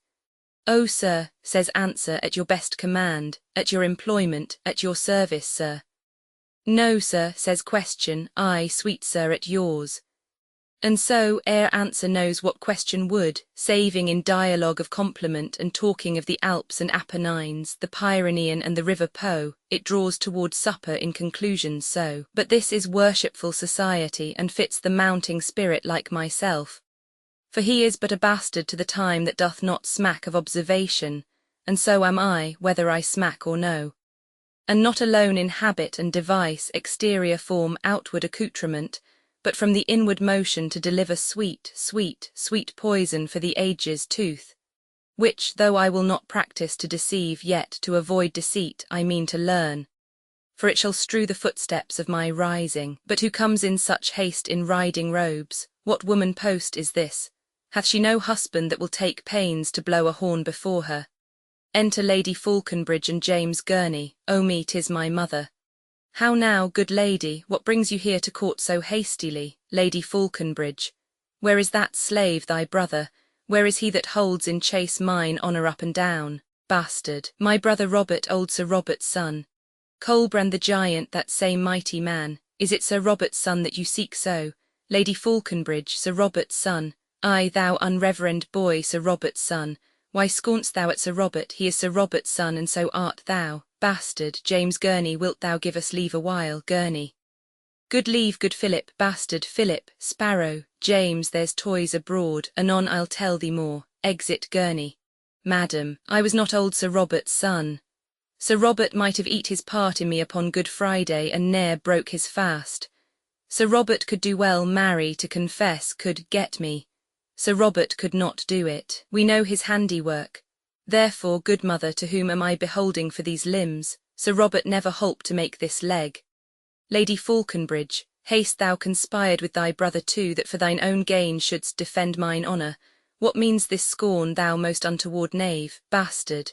Knight, knight, good mother, basilisco-like. What, I am dubbed, I have it on my shoulder. But mother, I am not Sir Robert's son. I have disclaimed Sir Robert and my land legitimation, name and all is gone. Then, good my mother, let me know my father, some proper man, I hope. Who was it, mother? Lady Falconbridge. Haste thou denied thyself a Falconbridge, bastard, as faithfully as I deny the devil. Lady Falconbridge. King Richard Coeur de Lion was thy father. By long and vehement suit I was seduct to make room for him in my husband's bed. Heaven lay not my transgression to my charge. thou art the issue of my dear offence, which was so strongly urged past my defence. Bastard, now by this light, were I to get again, madam, I would not wish a better father. Some sins do bear their privilege on earth, and so doth yours. Your fault was not your folly. Needs must you lay your heart at his dispose, subjected tribute to commanding love, against whose fury and unmatched force the aweless lion could not wage the fight, nor keep his princely heart from Richard's hand. He that perforce robs lions of their hearts may easily win a woman's. I, my mother, with all my heart I thank thee for my father, who lives and dares but say thou didst not well when I was got, I'll send his soul to hell. Come, lady, I will show thee to my kin, and they shall say when Richard me begot, if thou hadst said him nay, it had been sin. Who says it was, he lies, I say 'twas not. Exeunt, Act Roman 2 Scene I, France, before the walls of Angers. Enter on one side the Archduke of Austria and forces, on the other Philip King of France, Louis, Constance, Arthur and forces, Louis, before Angers well met, brave Austria. Arthur, that great forerunner of thy blood, Richard, that robbed the lion of his heart and fought the holy wars in Palestine, by this brave duke came early to his grave. And for amends to his posterity at our importance hither is he come to spread his colours, boy, in thy behalf, and to rebuke the usurpation of thy unnatural uncle, English John. Embrace him, love him, give him welcome hither. Arthur, God shall forgive you Coeur de Lion's death the rather that you give his offspring life, shadowing their right under your wings of war. I give you welcome with a powerless hand, but with a heart full of unstained love. Welcome before the gates of Angers, Duke Louis, a noble boy, who would not do thee right.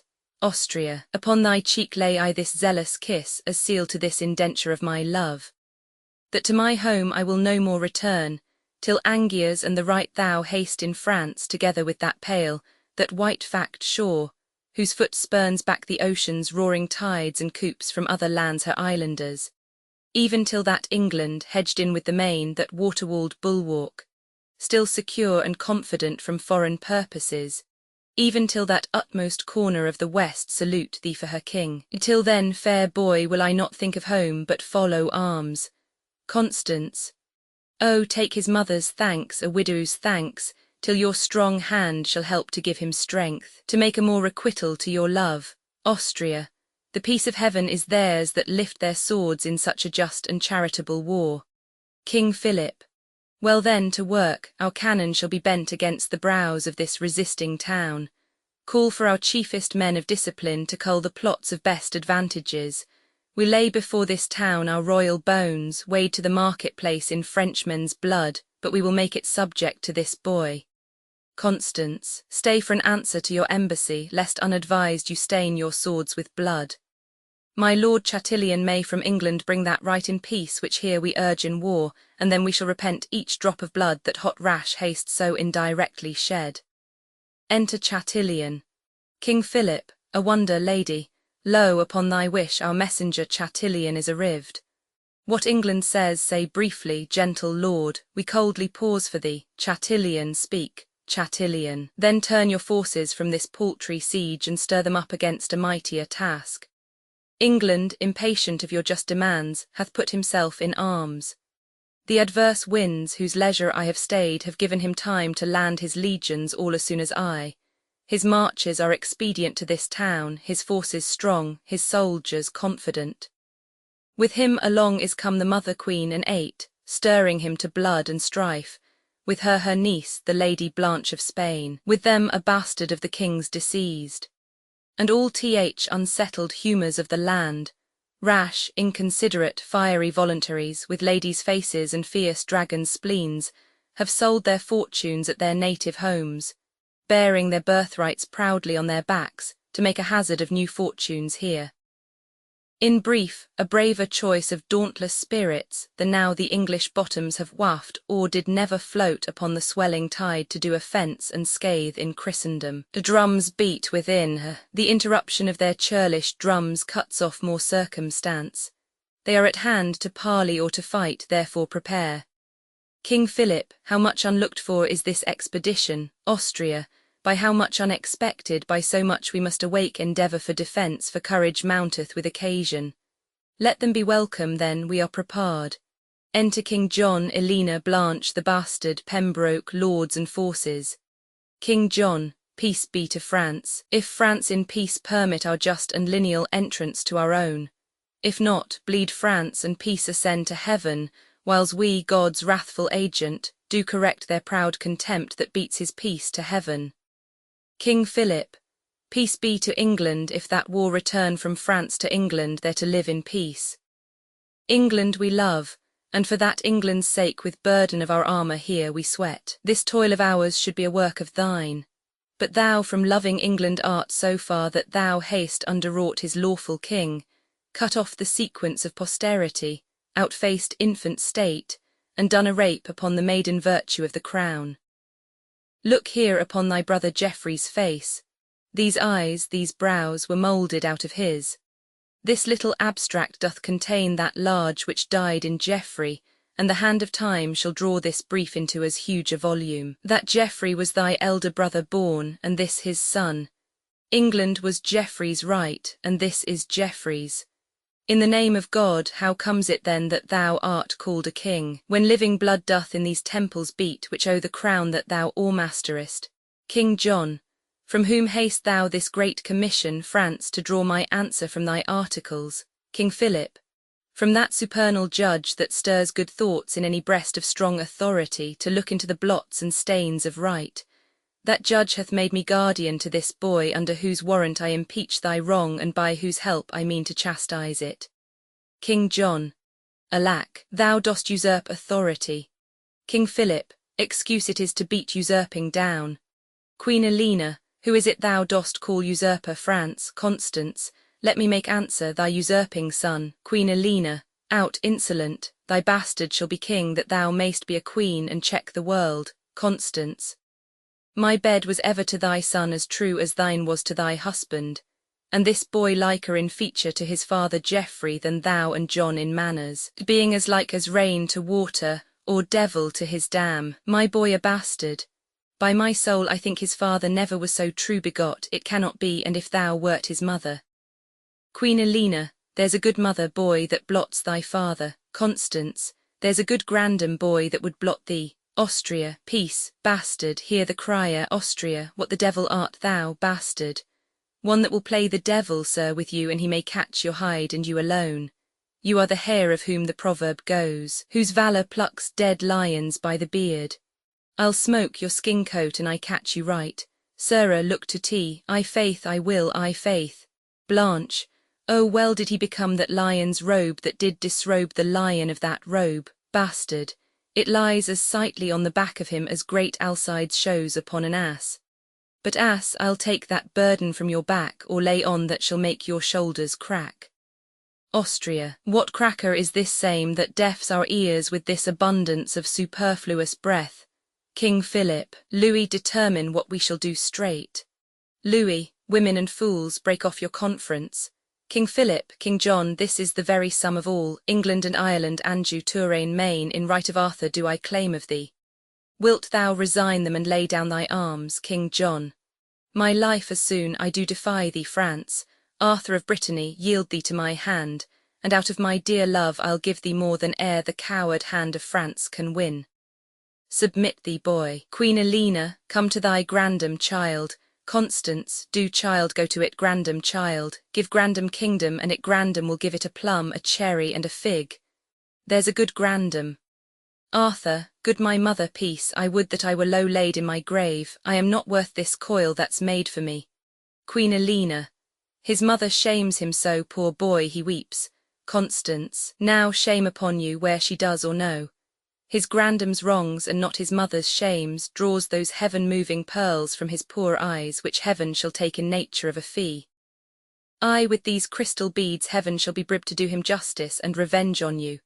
Queen Elena, thou monstrous slanderer of heaven and earth. Constance, thou monstrous injurer of heaven and earth, call not me slanderer.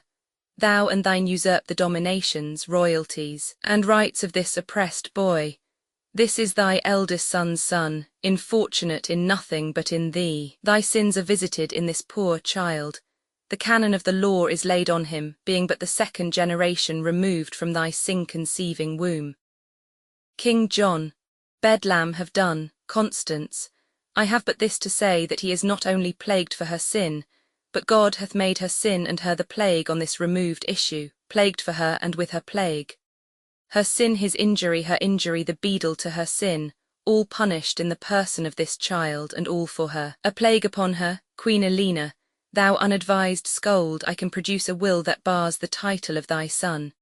Constance, I who doubts that, a will, a wicked will, a woman's will, a cankered grandam's will. King Philip, peace lady, pause or be more temperate. It ill beseems this presence to cry aim to these ill-tuned repetitions. Some trumpet summon hither to the walls these men of Angiers. Let us hear them speak whose title they admit, Arthur's or John's. Trumpet sounds. Enter citizens upon the walls. Citizen, who is it that hath warned us to the walls? King Philip, 'tis France for England. King John, England for itself, you men of Angiers and my loving subjects. King Philip, you loving men of Angiers, Arthur's subjects, our trumpet called you to this gentle parle. King John, for our advantage, therefore hear us first. These flags of France that are advanced here before the eye and prospect of your town, have hither marched to your endamagement. The cannons have their bowels full of wrath, and ready mounted are they to spit forth their iron indignation gainst your walls. All preparation for a bloody siege and merciless proceeding by these French confronts your city's eyes, your winking gates. And but for our approach, those sleeping stones, that as a waist doth girdle you about, by the compulsion of their ordinance by this time from their fixed beds of lime, had been dishabited, and wide havoc made for bloody power to rush upon your peace. But on the sight of us your lawful king, who painfully with much expedient march have brought a countercheck before your gates, to save unscratched your city's threatened cheeks, behold the French amazed vouchsafe a parle. And now instead of bullets wrapped in fire to make a shaking fever in your walls, they shoot but calm words folded up in smoke, to make a faithless error in your ears, which trust accordingly, kind citizens, and let us in, your king, whose laboured spirits forewearied in this action of swift speed, craves harbourage within your city walls. King Philip, when I have said, make answer to us both. Lo, in this right hand, whose protection is most divinely vowed upon the right of him it holds, stands young Plantagenet, son to the elder brother of this man, and king o'er him and all that he enjoys. For this downtrodden equity we tread in warlike march these greens before your town, being no further enemy to you than the constraint of hospitable zeal in the relief of this oppressed child religiously provokes. Be pleased then to pay that duty which you truly owe to him that owes it, namely, this young prince, and then our arms, like to a muzzled bear, save in aspect, hath all offence sealed up. Our cannon's malice vainly shall be spent against invulnerable clouds of heaven, and with a blessed and unvexed retire, with unhacked swords and helmets all unbruised, we will bear home that lusty blood again, which here we came to spout against your town, and leave your children, wives, and you in peace. But if you fondly pass our proffered offer, 'tis not the roundure of your old-fact walls can hide you from our messengers of war, though all these English, and their discipline were harboured in their rude circumference. Then tell us, shall your city call us lord in that behalf which we have challenged it, or shall we give the signal to our rage and stalk in blood to our possession? First citizen, in brief, we are the King of England's subjects. For him and in his right we hold this town. King John, acknowledge then the king and let me in. Citizen, that can we not, but he that proves the king, to him will we prove loyal. Till that time have we rammed up our gates against the world. King John, doth not the crown of England prove the king? And if not that, I bring you witnesses, twice 15,000 hearts of England's breed, bastards and else. King John, to verify our title with their lives. King Philip, as many and as well-born bloods as those bastard, some bastards too. King Philip, stand in his face to contradict his claim. First citizen, till you compound whose right is worthiest, we for the worthiest hold the right from both. King John, then God forgive the sin of all those souls that to their everlasting residence before the dew of evening fall shall fleet in dreadful trial of our kingdom's king. King Philip, Amen, amen. Mount Chevaliers, to arms, bastard. St. George that swinged the dragon and e'er since sits on horseback at mine hostess door teach us some fence, to Austria. Sirrah, were I at home at your den, sirrah, with your lioness, I would set an ox head to your lion's hide and make a monster of you. Austria, peace, no more, bastard, oh tremble for you hear the lion roar. King John, up higher to the plain, where we'll set forth in best appointment all our regiments. Bastard, speed then to take advantage of the field. King Philip, it shall be so, and at the other hill command the rest to stand. God and our right, exeunt severally. Here after excursions enter a herald of France with trumpets to the gates. French herald, you men of Angiers, open wide your gates, and let young Arthur, Duke of Brittany, in, who by the hand of France this day hath made much work for tears in many an English mother, whose sons lie scattered on the bleeding ground. Many a widow's husband grovelling lies, coldly embracing the discoloured earth. And victory with little loss doth play upon the dancing banners of the French who are at hand, triumphantly displayed to enter conquerors, and to proclaim Arthur of Brittany England's king and yours. Enter English herald with trumpet. English herald. Rejoice, you men of Angiers, ring your bells. King John, your king and England's, doth approach, commander of this hot malicious day. Their armours that marched hence so silver bright, hither return all gilt with Frenchmen's blood. There stuck no plume in any English crest that is removed by a staff of France. Our colours do return in those same hands that did display them when we first marched forth. And like a jolly troop of huntsmen, come our lusty English, all with purpled hands, died in the dying slaughter of their foes. Open your gates and give the victors way. First citizen. Heralds from off our towers, as we might behold, from first to last, the onset and retire of both your armies, whose equality by our best eyes cannot be censured. Blood hath bought blood, and blows have answered blows. Strength matched with strength, and power confronted power. Both are alike, and both alike we like. One must prove greatest. While they weigh so even, we hold our town for neither, yet for both. Enter on one side King John, Elena, Blanche, the bastard and forces, on the other King Philip, Louis, Austria and forces. King John. France, haste thou yet more blood to cast away.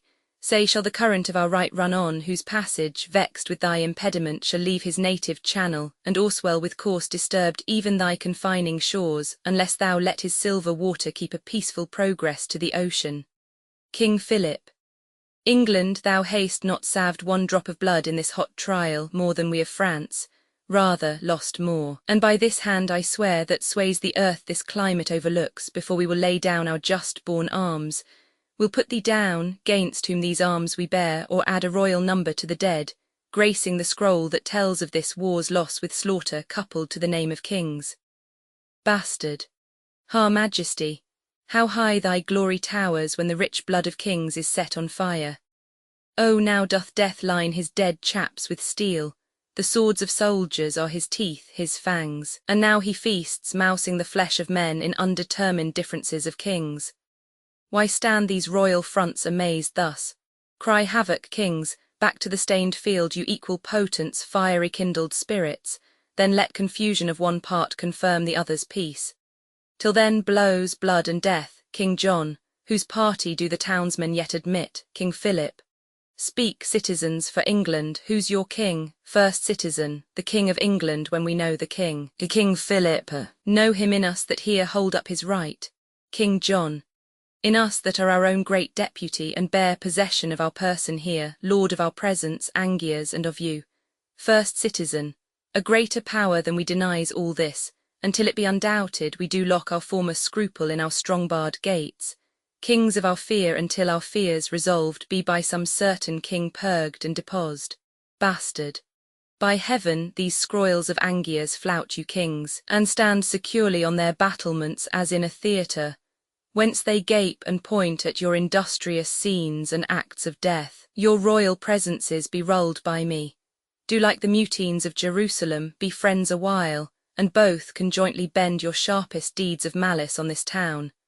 By east and west let France and England mount their battering cannon charged to the mouths, till their soul-fearing clamours have brawled down the flinty ribs of this contemptuous city.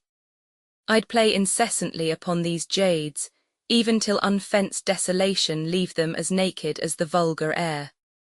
That done, dissever your united strengths and part your mingled colours once again, turn face to face and bloody point to point. Then in a moment fortune shall cull forth out of one side her happy minion, to whom in favour she shall give the day and kiss him with a glorious victory. How like you this wild counsel, mighty states? Smacks it not something of the policy, King John? Now, by the sky that hangs above our heads, I like it well.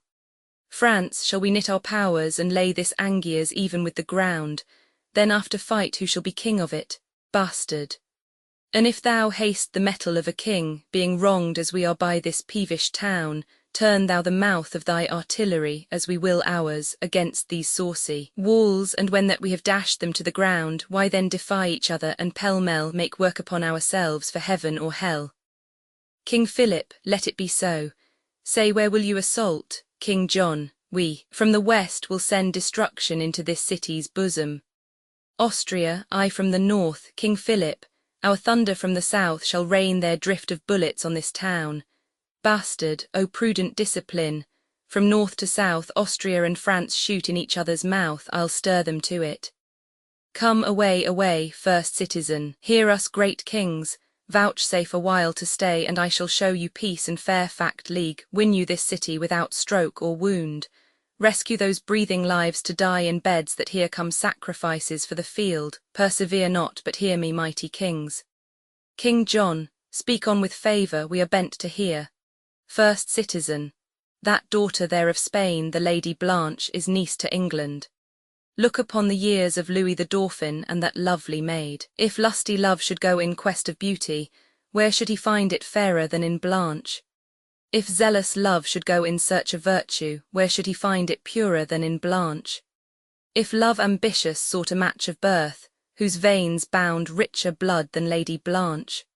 Such as she is in beauty, virtue, birth, is the young Dauphin every way complete. If not complete of, say he is not she. And she again wants nothing, to name want, if want it be not that she is not he. He is the half part of a blessed man, left to be finished by such a she. And she a fair divided excellence, whose fullness of perfection lies in him. Oh, two such silver currents when they join do glorify the banks that bound them in, and two such shores to two such streams made one, two such controlling bounds shall you be, kings, to these two princes if you marry them. This union shall do more than battery can to our fast-closed gates, for at this match with swifter spleen than powder can enforce, the mouth of passage shall we fling wide ope and give you entrance. But without this match the sea enraged is not half so deaf, lions more confident, mountains and rocks more free from motion, no, not death himself in mortal fury half so peremptory as we to keep this city. Bastard, here's a stay that shakes the rotten carcass of old death out of his rags. Here's a large mouth indeed that spits forth death and mountains, rocks and seas, talks as familiarly of roaring lions as maids of 13 do of puppy dogs. What cannoneer begot this lusty blood? He speaks plain cannon, fire and smoke and bounce. He gives the bastinado with his tongue, our ears are cudgelled, not a word of his but buffets better than a fist of France. Zounds, I was never so bethumped with words since I first called my brother's father dad. Queen Elena, son, list to this conjunction, make this match. Give with our niece a dowry large enough, for by this knot thou shalt so surely tie thy now unsurd assurance to the crown, that yon green boy shall have no son to ripe the bloom that promiseth a mighty fruit. I see a yielding in the looks of France, mark how they whisper. Urge them while their souls are capable of this ambition, lest zeal, now melted by the windy breath of soft petitions, pity and remorse, cool and congeal again to what it was.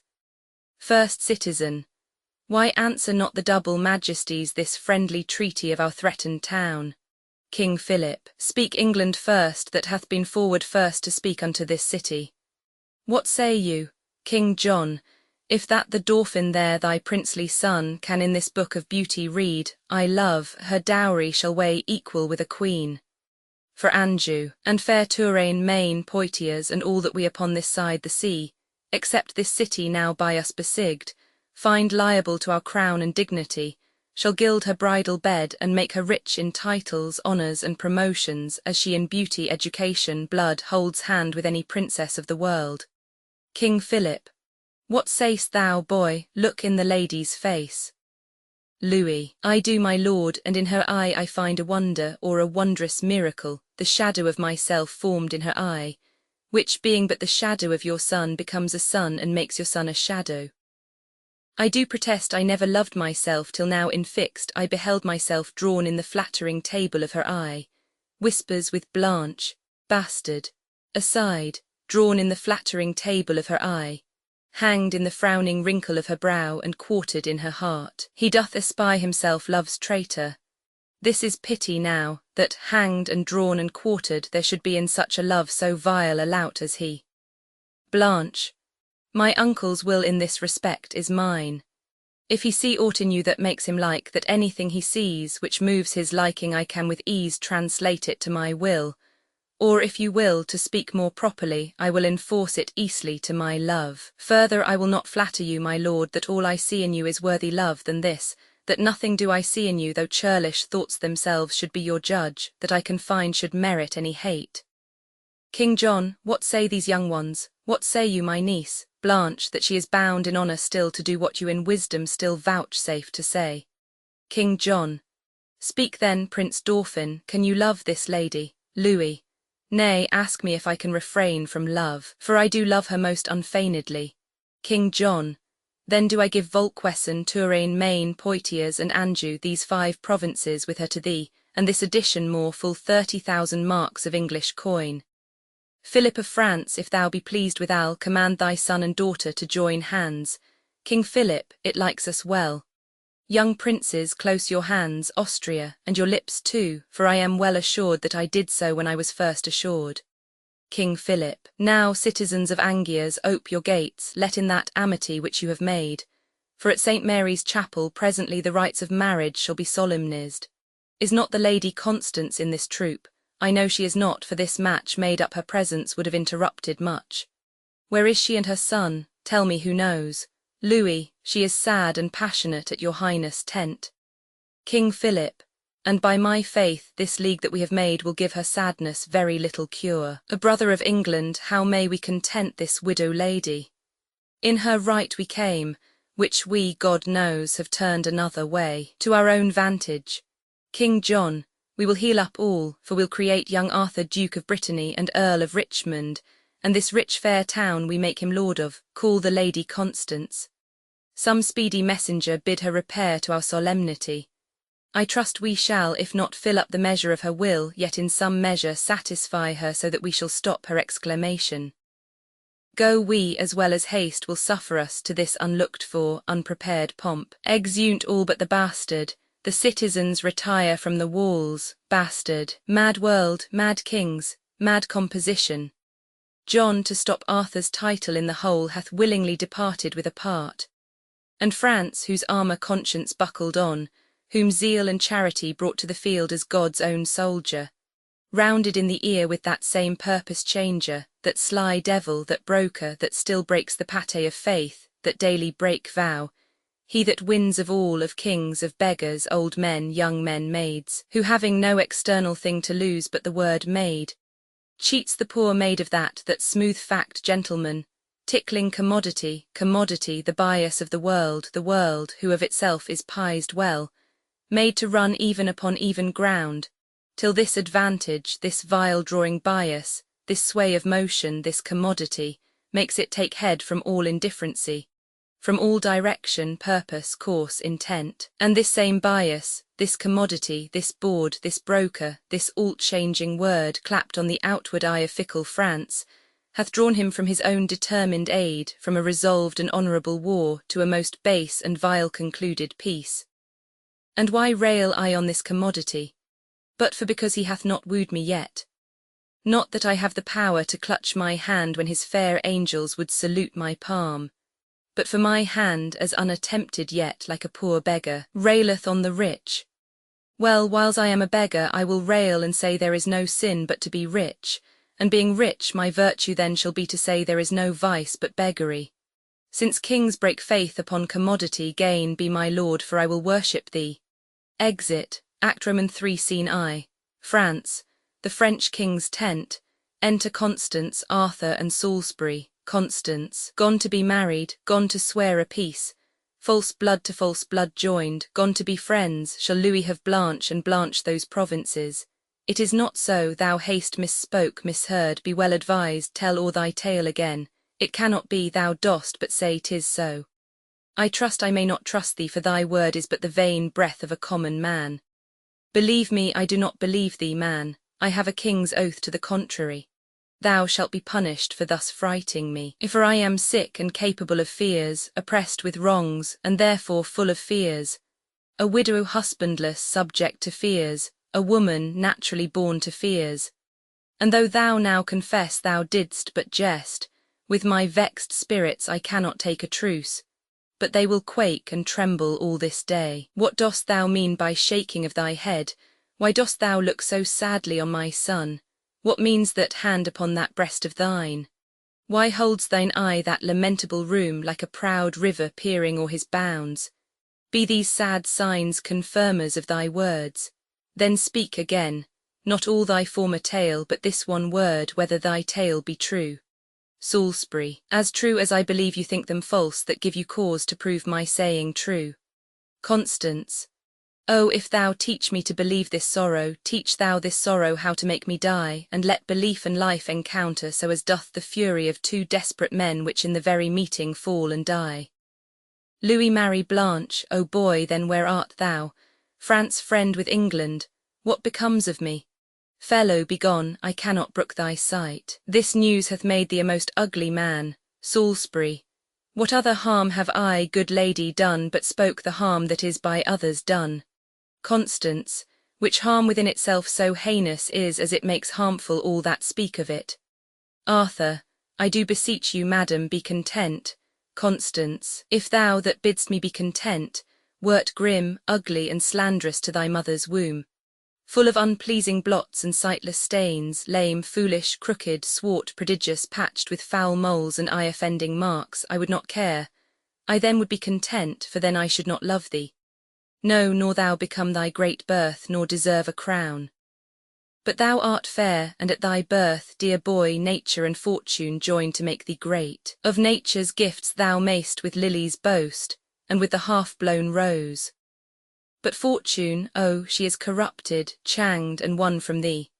She adulterates hourly with thine uncle John, and with her golden hand hath plucked on France to tread down fair respect of sovereignty, and made his majesty the bawd to theirs. France is a bawd to fortune, and King John, that strumpet fortune, that usurping John. Tell me, thou fellow, is not France forsworn? Envenom him with words, or get thee gone, and leave those woes alone which I alone am bound to underbear. Salisbury, pardon me, madam, I may not go without you to the king's. Constance, thou mayst, thou shalt, I will not go with thee. I will instruct my sorrows to be proud, for grief is proud and makes his owner stoop. To me and to the state of my great grief let kings assemble, for my grief so great that no supporter but the huge firm earth can hold it up.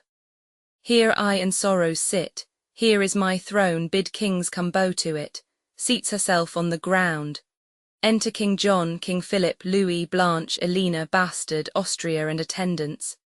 King Philip, 'tis true, fair daughter, and this blessed day ever in France shall be kept festival. To solemnize this day the glorious sun stays in his course and plays the alchemist, turning with splendor of his precious eye the meagre cloddy earth to glittering gold.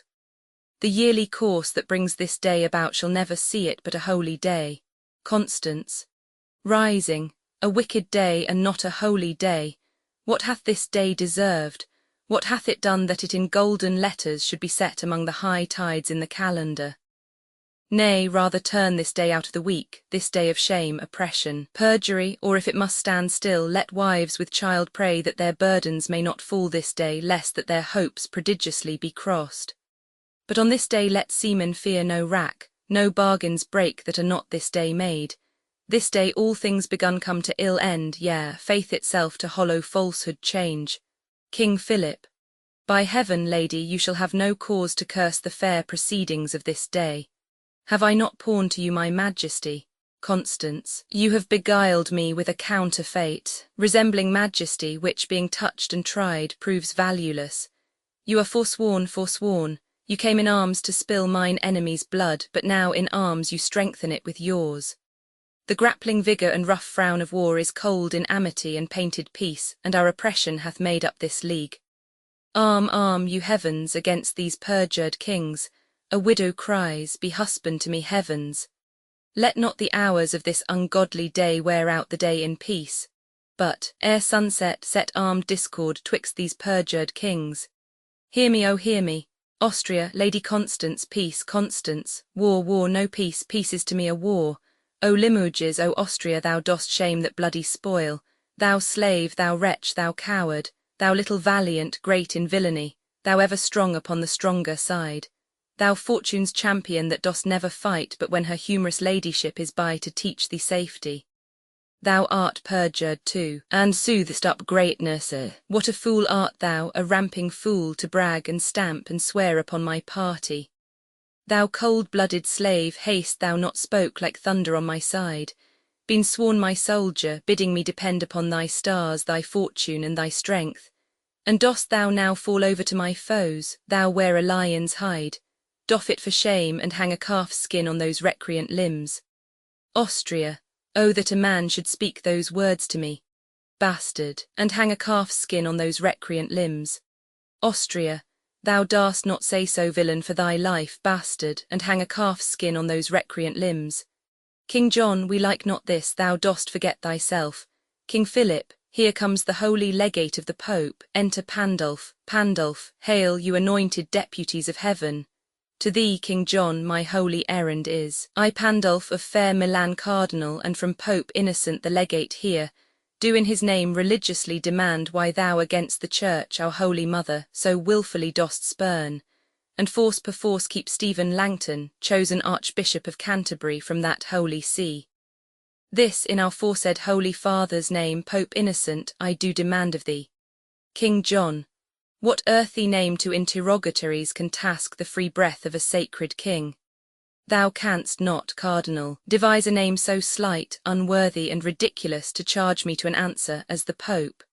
Tell him this tale, and from the mouth of England add thus much more, that no Italian priest shall tithe or toll in our dominions, but as we under God a supreme head, so under him that great supremacy where we do reign we will alone uphold without assistance of a mortal hand.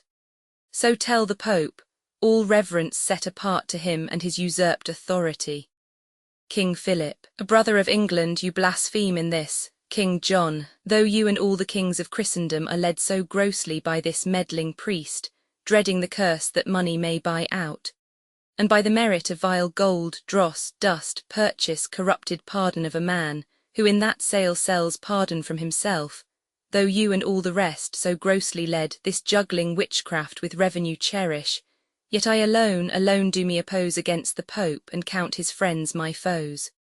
Pandulph, then by the lawful power that I have, thou shalt stand cursed and excommunicate, and blessed shall he be that doth revolt from his allegiance to an heretic, and meritorious shall that hand be called, canonized and worshipped as a saint, that takes away by any secret course thy hateful life. Constance, O lawful let it be that I have room with Rome to curse a while. Good Father Cardinal, cry thou amen to my keen curses, for without my wrong there is no tongue hath power to curse him right. Pandulph, there's law and warrant, lady, for my curse, Constance, and for mine too. When law can do no right, let it be lawful that law bar no wrong. Law cannot give my child his kingdom here, for he that holds his kingdom holds the law, therefore since law itself is perfect wrong, how can the law forbid my tongue to curse? Pandulph, Philip of France, on peril of a curse, let go the hand of that arch-heretic, and raise the power of France upon his head, unless he do submit himself to Rome. Queen Elena, look'st thou pale, France, do not let go thy hand. Constance, look to that. Devil, lest that France repent, and by disjoining hands, hell lose a soul. Austria, King Philip, listen to the Cardinal, bastard, and hang a calf's skin on his recreant limbs. Austria, well, ruffian, I must pocket up these wrongs, because, bastard, your breeches best may carry them. King John, Philip, what say'st thou to the Cardinal, Constance? What should he say but as the Cardinal, Louis? Bethink you, father, for the difference is purchase of a heavy curse from Rome or the light loss of England for a friend. Forego the easier. Blanche, that's the curse of Rome. Constance, O Louis, stand fast. The devil tempts thee here in likeness of a new untrimmed bride. Blanche, the Lady Constance speaks not from her faith but from her need. Constance, oh, if thou grant my need which only lives but by the death of faith, that need must needs infer this principle, that faith would live again by death of need. Oh, then tread down my need and faith mounts up, keep my need up and faith is trodden down. King John, the king is moved and answers not to this. A Constance, oh, be removed from him and answer well. Austria, do so King Philip, hang no more in doubt. Bastard, hang nothing but a calf's skin, most sweet lout. King Philip, I am perplexed and know not what to say. Pandulph, what canst thou say but will perplex thee more if thou stand excommunicate and cursed? King Philip, good reverend father, make my person yours and tell me how you would bestow yourself. This royal hand and mine are newly knit, and the conjunction of our inward souls married in league, coupled and linked together with all religious strength of sacred vows. The latest breath that gave the sound of words was deep-sworn faith, peace, amity, true love between our kingdoms and our royal selves. And even before this truce, but knew before, no longer than we well could wash our hands to clap this royal bargain up of peace, heaven knows. They were besmeared and overstained with slaughter's pencil, where revenge did paint the fearful difference of incensed kings. And shall these hands, so lately purged of blood, so newly joined in love, so strong in both, unyoke this seizure and this kind regret? Play fast and loose with faith. So jest with heaven, make such unconstant children of ourselves, as now again to snatch our palm from palm, unswear faith sworn, and on the marriage bed of smiling peace to march a bloody host, and make a riot on the gentle brow of true sincerity. O holy sir, my reverend father, let it not be so. Out of your grace devise, ordain, impose some gentle order, and then we shall be blessed to do your pleasure and continue friends. Pandulph, all form is formless, order orderless, save what is opposite to England's love. Therefore to arms. Be champion of our church, or let the church, our mother, breathe her curse, a mother's curse, on her revolting son. France, thou mayst hold a serpent by the tongue, a chafed lion by the mortal paw, a fasting tiger safer by the tooth than keep in peace that hand which thou dost hold. King Philip, I may disjoin my hand but not my faith. Pandulph, so max'st thou faith an enemy to faith, and like a civil war set'st oath to oath, thy tongue against thy tongue. Oh, let thy vow first made to heaven, first be to heaven performed, that is, to be the champion of our church. What since thou swerst is sworn against thyself, and may not be performed by thyself. For that which thou hast sworn to do amiss is not amiss when it is truly done. And being not done, where doing tends to ill, the truth is then most done not doing it. The better act of purposes mistook is to mistake again. Though indirect, yet indirection thereby grows direct, and falsehood falsehood cures, as fire cools fire within the scorched veins of one new burned. It is religion that doth make vows kept, but thou hast sworn against religion by what thou swear'st against the thing thou swear'st, and maxed an oath the surety for thy truth against an oath. The truth thou art unsure to swear, swears only not to be forsworn, else what a mockery should it be to swear. But thou dost swear only to be forsworn, and most forsworn, to keep what thou dost swear. Therefore thy latter vows against thy first is in thyself rebellion to thyself, and better conquest never canst thou make than arm thy constant, and thy nobler parts against these giddy loose suggestions, upon which better part our prayers come in if thou vouchsafe them. But if not, then know the peril of our curses light on thee, so heavy as thou shalt not shake them off, but in despair die under the black weight. Austria, rebellion, flat rebellion, bastard, wilt not be, will not a calfskin stop that mouth of thine? Louis, father, to arms, Blanche, upon thy wedding day, against the blood that thou hast married. What shall our feast be kept with slaughtered men? Shall braying trumpets and loud churlish drums, clamours of hell, be measures to our pomp? O husband, hear me. I, alack, how new is husband in my mouth.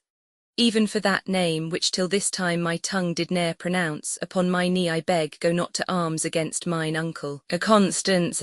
Oh, upon my knee made hard with kneeling, I do pray to thee, thou virtuous Dauphin, alter not the doom forethought by heaven. Blanche, now shall I see thy love. What motive may be stronger with thee than the name of wife, Constance? That which upholdeth him that thee upholds, his honour. Oh, thine honour, Louis, thine honour, Louis. I muse your majesty doth seem so cold, when such profound respects do pull you on. Pandulph, I will denounce a curse upon his head. King Philip, thou shalt not need. England, I will fall from thee. Constance, O fair return of banished majesty. Queen Elena, O foul revolt of French inconstancy. King John, France, thou shalt rue this hour within this hour. Bastard, old Time the clock setter that bawled sexton time, is it as he will? Well then France shall rue. Blanche, the sun's o'ercast with blood. Fair day, adieu, which is the side that I must go withal? I am with both, each army hath a hand, and in their rage I having hold of both, they whirl asunder and dismember me. Husband, I cannot pray that thou mayst win. Uncle, I needs must pray that thou mayst lose. Father, I may not wish the fortune thine. Grandam, I will not wish thy wishes thrive. Whoever wins on that side shall I lose, assured loss before the match be played. Louis, lady, with me thy fortune lies. Blanche, there where my fortune lives, there my life dies. King John, cousin, go draw our puissance together. Exit bastard. France, I am burned up with inflaming wrath, a rage whose heat hath this condition, that nothing can allay, nothing but blood, the blood and dearest valued blood of France. King Philip, thy rage shall burn thee up, and thou shalt turn to ashes ere our blood shall quench that fire. Look to thyself, thou art in jeopardy. King John, no more than he that threats, to arms let's hie, exeunt severally. Scene Roman 2, the same. Plains near Angia's alarums, excursions, enter the bastard with Austria's head. Bastard, now by my life this day grows wondrous hot, some airy devil hovers in the sky and pours down mischief. Austria's head lie there while Philip breathes. Enter King John, Arthur and Hubert. King John, Hubert, keep this boy. Philip, make up. My mother is assailed in our tent and town, I fear. Bastard, my lord, I rescued her, her highness is in safety, fear you not. But on, my liege, for very little pains will bring this labour to an happy end. Exeunt, scene Roman 3, the same. Alarums, excursions, retreat. Enter King John, Elena, Arthur, the bastard, Hubert and lords. King John, to Elena, so shall it be. Your grace shall stay behind, so strongly guarded. To Arthur, cousin, look not sad. Thy grandam loves thee, and thy uncle will as dear be to thee as thy father was. Arthur, oh, this will make my mother die with grief. King John, to the bastard cousin, away for England. Haste before, and ere our coming see thou shake the bags of hoarding abbots, imprisoned angels set at liberty. The fat ribs of peace must by the hungry now be fed upon. Use our commission in his utmost force. Bastard. Bell, book, and candle shall not drive me back when gold and silver becks me to come on. I leave your highness. Grandam, I will pray if ever I remember to be holy for your fair safety, so I kiss your hand. Queen Elena, farewell, gentle cousin. King John, cause farewell, exit bastard. Queen Elena, come hither, little kinsman, hark a word. She takes Arthur aside. King John, come hither, Hubert, O my gentle Hubert, we owe thee much. Within this wall of flesh there is a soul counts thee her creditor, and with advantage means to pay thy love. And my good friend, thy voluntary oath lives in this bosom dearly cherished. Give me thy hand. I had a thing to say, but I will fit it with some better tune. By heaven, Hubert, I am almost ashamed to say what good respect I have of thee. Hubert, I am much bounden to your majesty. King John, good friend, thou hast no cause to say so yet, but thou shalt have, and creep time ne'er so slow, yet it shall come for me to do thee good. I had a thing to say, but let it go. The sun is in the heaven, and the proud day, attended with the pleasures of the world, is all too wanton and too full of gauds to give me audience. If the midnight bell did, with his iron tongue and brazen mouth, sound on into the drowsy race of night, if this same were a churchyard where we stand, and thou possessed with 1,000 wrongs, or if that surly spirit, melancholy, had backed thy blood and made it heavy, thick, which else runs tickling up and down the veins, making that idiot laughter, keep men's eyes and strain their cheeks to idle merriment, a passion hateful to my purposes. Or if that thou couldst see me without eyes, hear me without thine ears, and make reply without a tongue, using conceit alone, without eyes, ears, and harmful sound of words. Then in despite of brooded watchful day, I would into thy bosom pour my thoughts. But I will not, yet I love thee well, and, by my troth, I think thou lovest me well, Hubert, so well that what you bid me undertake, though that my death were adjunct to my act, by heaven I would do it. King John, do not I know thou wouldst? Good Hubert, Hubert, Hubert, throw thine eye on yon young boy. I'll tell thee what, my friend, he is a very serpent in my way, and wheresoe'er this foot of mine doth tread, he lies before me. Dost thou understand me? Thou art his keeper, Hubert, and I'll keep him so that he shall not offend your majesty. King John. Death, Hubert, my lord. King John. A grave, Hubert, he shall not live. King John. Enough, I could be merry now. Hubert, I love thee. Well, I'll not say what I intend for thee. Remember, madam, fare you well, I'll send those powers or to your majesty. Queen Elena, my blessing go with thee. King John, for England cousin go, Hubert shall be your man, attend on you with all true duty. On toward Calais ho, exeunt, scene Roman 4, the same. The French king's tent. Enter King Philip, Louis, Pandulph and attendants. King Philip. So by a roaring tempest on the flood a whole armado of convicted sail is scattered and disjoined from fellowship. Pandulph, courage and comfort, all shall yet go well. King Philip, what can go well when we have run so ill? Are we not beaten? Is not Angiers lost? Arthur ta'en prisoner, divers dear friends slain, and bloody England into England gone, all bearing interruption, spite of France. Louis, what he hath won, that hath he fortified. So hot a speed with such advice disposed, such temperate order in so fierce a cause, doth want example. Who hath read or heard of any kindred action like to this? King Philip. Well could I bear that England had this praise, so we could find some pattern of our shame. Enter Constance. Look who comes here, a grave unto a soul, holding eternal spirit against her will in the vile prison of afflicted breath. I prithee, lady, go away with me. Constance. Lo now see the issue of your peace. King Philip. Patience, good lady. Comfort, gentle Constance. Constance. No, I defy all counsel, all redress, but that which ends all counsel, true redress, death, death, O amiable, lovely death. Thou odoriferous stench, sound rottenness. Arise forth from the couch of lasting night, thou hate and terror to prosperity, and I will kiss thy detestable bones, and put my eyeballs in thy vaulty brows, and wring these fingers with thy household worms, and stop this gap of breath with fulsome dust, and be a carrion monster like thyself. Come, grin on me, and I will think thou smilst, and bust thee as thy wife. Misery's love, oh, come to me. King Philip. O fair affliction, peace, Constance. No, I will not, having breath to cry. Oh, that my tongue were in the thunder's mouth. Then with a passion would I shake the world, and rouse from sleep that fell anatomy which cannot hear a lady's feeble voice, which scorns a modern invocation. Pandulph, lady, you utter madness and not sorrow. Constance, thou art not holy to belie me so, I am not mad.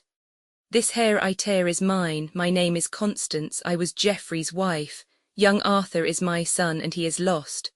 I am not mad, I would to heaven I were, for then 'tis like I should forget myself. Oh, if I could, what grief should I forget?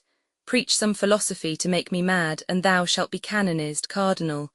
For being not mad but sensible of grief, my reasonable part produces reason how I may be delivered of these woes, and teaches me to kill or hang myself. If I were mad, I should forget my son, or madly think a babe of clouts were he. I am not mad, too well I feel the different plague of each calamity. King Philip. Bind up those tresses. Oh, what love I note in the fair multitude of those her hairs. Where but by a chance a silver drop hath fallen, even to that drop 10,000 wiry friends do glue themselves in sociable grief, like true, inseparable, faithful loves, sticking together in calamity. Constance, to England if you will. King Philip, bind up your hairs. Constance. Yes, that I will, and wherefore will I do it? I tore them from their bonds and cried aloud, Oh, that these hands could so redeem my son as they have given these hairs their liberty. But now I envy at their liberty, and will again commit them to their bonds, because my poor child is a prisoner. And Father Cardinal, I have heard you say that we shall see and know our friends in heaven. If that be true, I shall see my boy again. For since the birth of Cain, the first male child, to him that did but yesterday suspire, there was not such a gracious creature born. But now will canker sorrow eat my bud and chase the native beauty from his cheek, and he will look as hollow as a ghost, as dim and meagre as an ague's fit, and so he'll die, and rising so again when I shall meet him in the court of heaven I shall not know him. Therefore never, never must I behold my pretty Arthur more. Pandulph, you hold too heinous a respect of grief. Constance, he talks to me that never had a son. King Philip, you are as fond of grief as of your child. Constance. Grief fills the room up of my absent child, lies in his bed, walks up and down with me, puts on his pretty looks, repeats his words, remembers me of all his gracious parts, stuffs out his vacant garments with his form. Then have I reason to be fond of grief. Fare you well. Had you such a loss as I could give better comfort than you do. I will not keep this form upon my head, she unbinds her hair, when there is such disorder in my wit. O Lord, my boy, my Arthur, my fair son, my life, my joy, my food, my all the world, my widow comfort and my sorrow's cure, exit, King Philip, I fear some outrage, and I'll follow her. Exit, Louis, there's nothing in this world can make me joy. Life is as tedious as a twice-told tale, vexing the dull ear of a drowsy man, and bitter shame hath spoiled the sweet world's taste, that it yields naught but shame and bitterness. Pandulph, before the curing of a strong disease, even in the instant of repair and health, the fit is strongest. Evils that take leave on their departure most of all show evil. What have you lost by losing of this day, Louis, all days of glory, joy, and happiness? Pandulph, if you had won it, certainly you had. No, no, when fortune means to men most good, she looks upon them with a threatening eye. 'Tis strange to think how much King John hath lost in this which he accounts so clearly won. Are not you grieved that Arthur is his prisoner? Louis, as heartily as he is glad he hath him. Pandulph, your mind is all as youthful as your blood. Now hear me speak with a prophetic spirit. For even the breath of what I mean to speak shall blow each dust, each straw, each little rub out of the path which shall directly lead thy foot to England's throne. And therefore mark.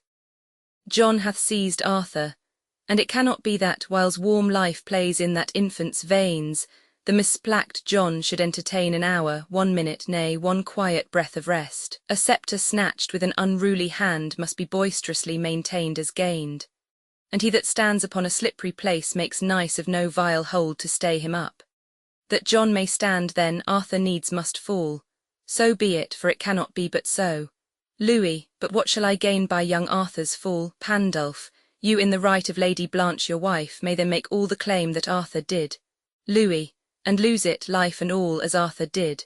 Pandulph, how green you are and fresh in this old world. John lays you plots, the times conspire with you, for he that steeps his safety in true blood shall find but bloody safety and untrue.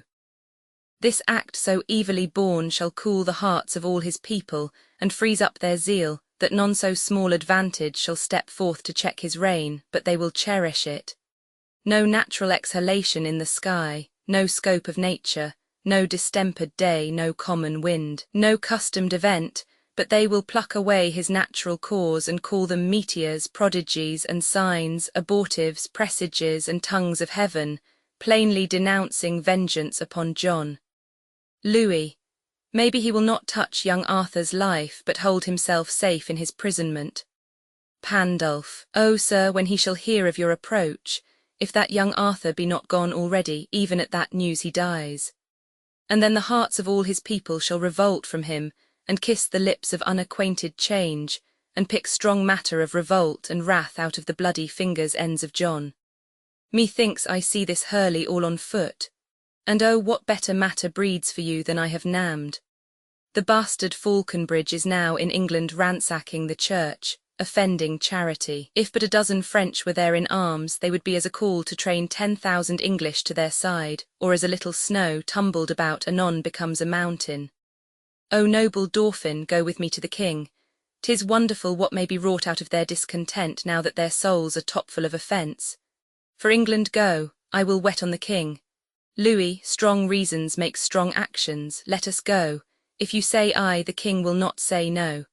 Exeunt. Act Roman 4. Scene I, Northampton, a room in the castle. Enter Hubert and 2 executioners.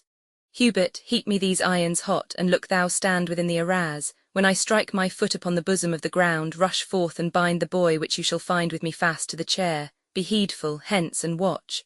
First executioner, I hope your warrant will bear out the deed.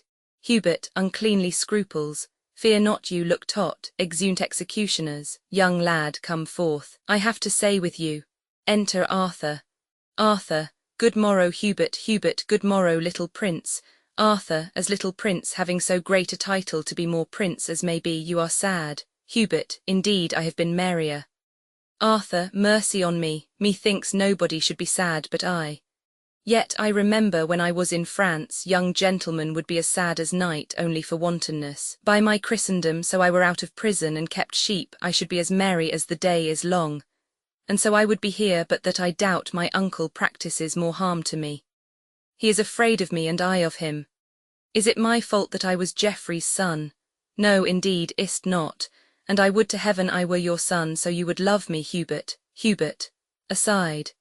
If I talk to him with his innocent prate, he will awake my mercy, which lies dead. Therefore I will be sudden and dispatch.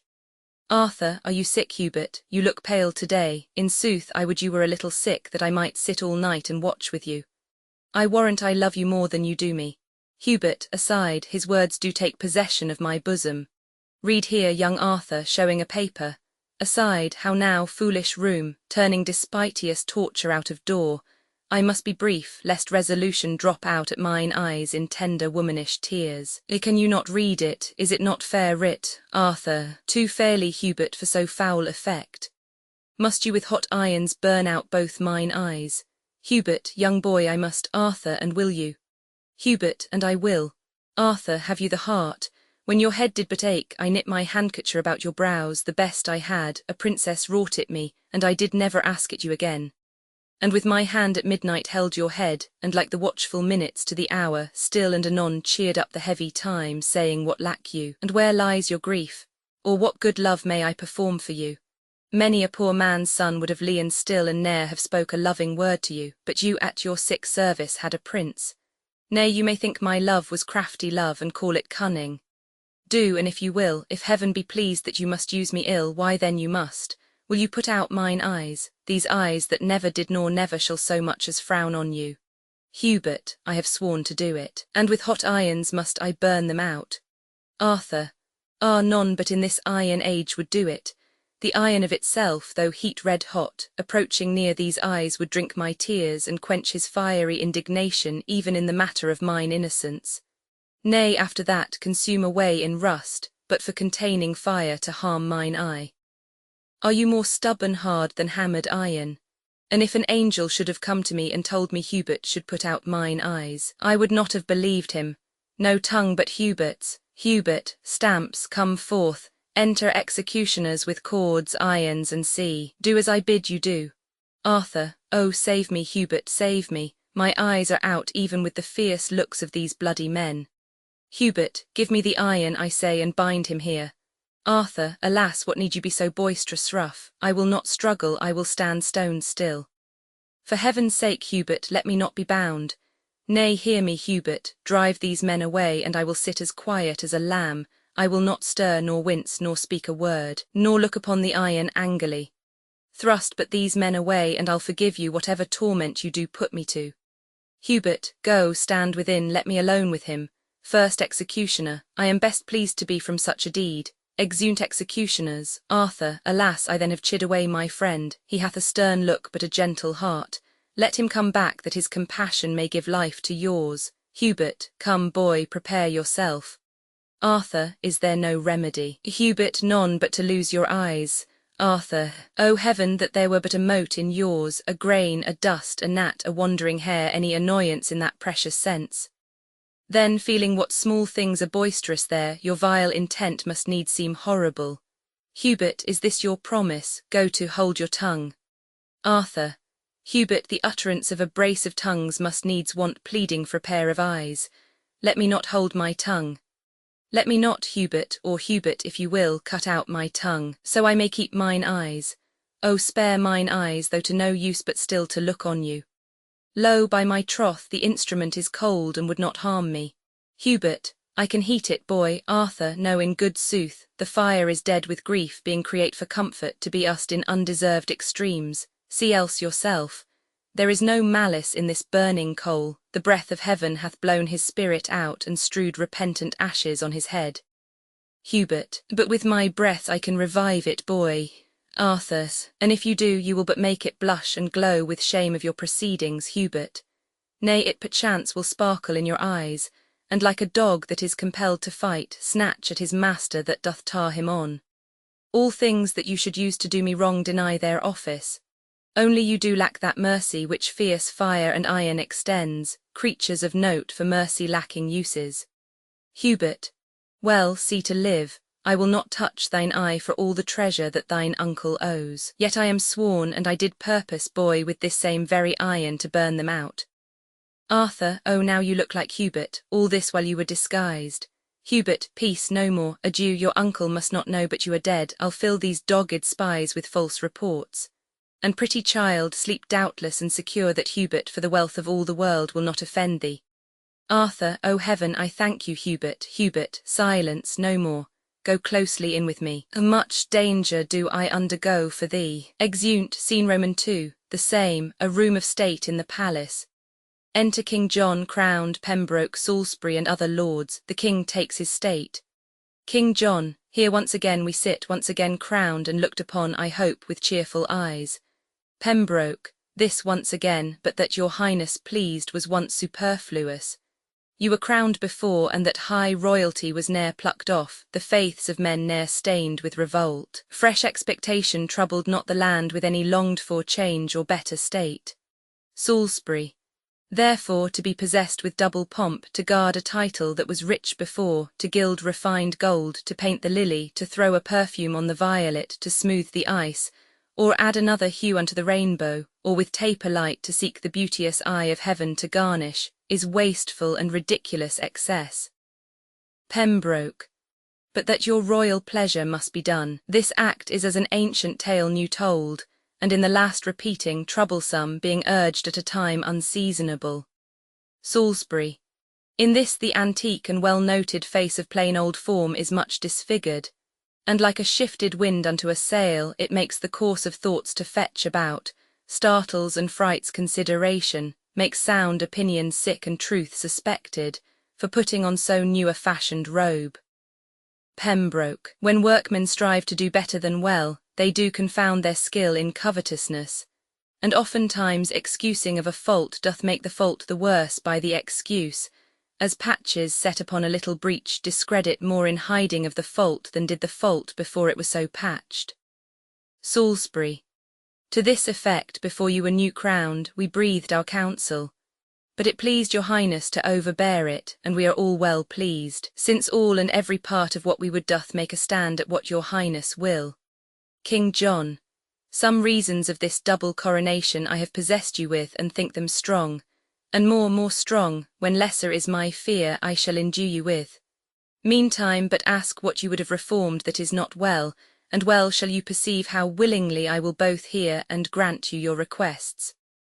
Pembroke, then I, as one that am the tongue of these, to sound the purposes of all their hearts, both for myself and them, but chief of all your safety, for the which myself and them bend their best studies, heartily request enfranchisement of Arthur, whose restraint doth move the murmuring lips of discontent to break into this dangerous argument. If what in rest you have in right you hold, why then your fears, which, as they say, attend the steps of wrong, should move you to mew up your tender kinsman, and to choke his days with barbarous ignorance, and deny his youth the rich advantage of good exercise? That the time's enemies may not have this to grace occasions, let it be our suit that you have bid us ask his liberty, which for our goods we do no further ask than whereupon our weal, on you depending, counts it your weal he have his liberty. King John, let it be so, I do commit his youth to your direction. Enter Hubert. Hubert, what news with you? Taking him apart. Pembroke, this is the man should do the bloody deed. He showed his warrant to a friend of mine. The image of a wicked heinous fault lives in his eye, that close aspect of his doth show the mood of a much troubled breast, and I do fearfully believe 'tis done what we so feared he had a charge to do. Salisbury. The colour of the king doth come and go between his purpose and his conscience like heralds twixt two dreadful battles set. His passion is so ripe it needs must break. Pembroke. And when it breaks, I fear will issue thence the foul corruption of a sweet child's death. King John, we cannot hold mortality's strong hand. Good lords, although my will to give is living, the suit which you demand is gone and dead. He tells us Arthur is diseased tonight. Salisbury, indeed we feared his sickness was past cure. Pembroke, indeed we heard how near his death he was before the child himself felt he was sick. This must be answered either here or hence. King John, why do you bend such solemn brows on me? Think you I bear the shears of destiny? Have I commandment on the pulse of life? Salisbury. It is apparent foul play, and 'tis shame that greatness should so grossly offer it. So thrive it in your game, and so farewell. Pembroke, stay yet, Lord Salisbury. I'll go with thee and find inheritance of this poor child, his little kingdom of a forced grave. That blood which owed the breadth of all this isle 3 foot of it doth hold. Bad world the while, this must not be thus borne, this will break out to all our sorrows, and ere long, I doubt. Exeunt lords, King John, for they burn in indignation. I repent, there is no sure foundation set on blood, no certain life achieved by others' death. Enter a messenger, a fearful eye thou haste, where is that blood that I have seen inhabit in those cheeks? So foul a sky clears not without a storm. Pour down thy weather, how goes all in France? Messenger, from France to England. Never such a power for any foreign preparation was levied in the body of a land. The copy of your speed is learned by them, for when you should be told they do prepare, the tidings comes that they are all arrived. King John, oh, where hath our intelligence been drunk, where hath it slept? Where is my mother's care that such an army could be drawn in France, and she not hear of it? Messenger, my liege, her ear is stopped with dust. The 1st of April died your noble mother, and as I hear, my lord, the Lady Constance in a frenzy died 3 days before, but this from rumour's tongue I idly heard, if true or false I know not. King John, withhold thy speed, dreadful occasion. Oh, make a league with me till I have pleased my discontented peers. What, mother dead, how wildly then walks my estate in France, under whose conduct came those powers of France that thou for truth giv'st out are landed here. Messenger, under the Dauphin, King John. Thou haste made me giddy with these in tidings. Enter the bastard and Peter of Pomfret. Now, what says the world to your proceedings? Do not seek to stuff my head with more ill news, for it is full. Bastard, but if you be afeard to hear the worst, then let the worst, unheard, fall on your head. King John, bear with me, cousin, for I was amazed under the tide, but now I breathe again aloft the flood, and can give audience to any tongue, speak it of what it will. Bastard, how I have sped among the clergymen the sums I have collected shall express, but as I travailed hither through the land, I find the people strangely fantasied, possessed with rumours, full of idle dreams, not knowing what they fear, but full of fear. And here's a prophet that I brought with me from forth the streets of Pomfret, whom I found with many hundreds treading on his heels, to whom he sung in rude harsh-sounding rhymes, that ere the next Ascension Day at noon your highness should deliver up your crown. King John, thou idle dreamer, wherefore didst thou so? Peter of Pomfret, foreknowing that the truth will fall out so. King John, Hubert away with him, imprison him. And on that day at noon, whereon he says I shall yield up my crown, let him be hanged. Deliver him to safety and return, for I must use thee. Exit Hubert with Peter. O my gentle cousin, hear'st thou the news abroad who are arrived? Bastard. The French, my lord. Men's mouths are full of it. Besides, I met Lord Bigot and Lord Salisbury, with eyes as red as new enkindled fire, and others more, going to seek the grave of Arthur, whom they say is killed tonight on your suggestion. King John, gentle kinsman, go and thrust thyself into their companies. I have a way to will their loves again. Bring them before me, bastard, I will seek them out. King John, nay, but make haste, the better foot before. Oh, let me have no subject enemies when adverse foreigners affright my towns with dreadful pomp of stout invasion. Be Mercury, set feathers to thy heels, and fly like thought from them to me again. Bastard, the spirit of the time shall teach me speed. Exit bastard.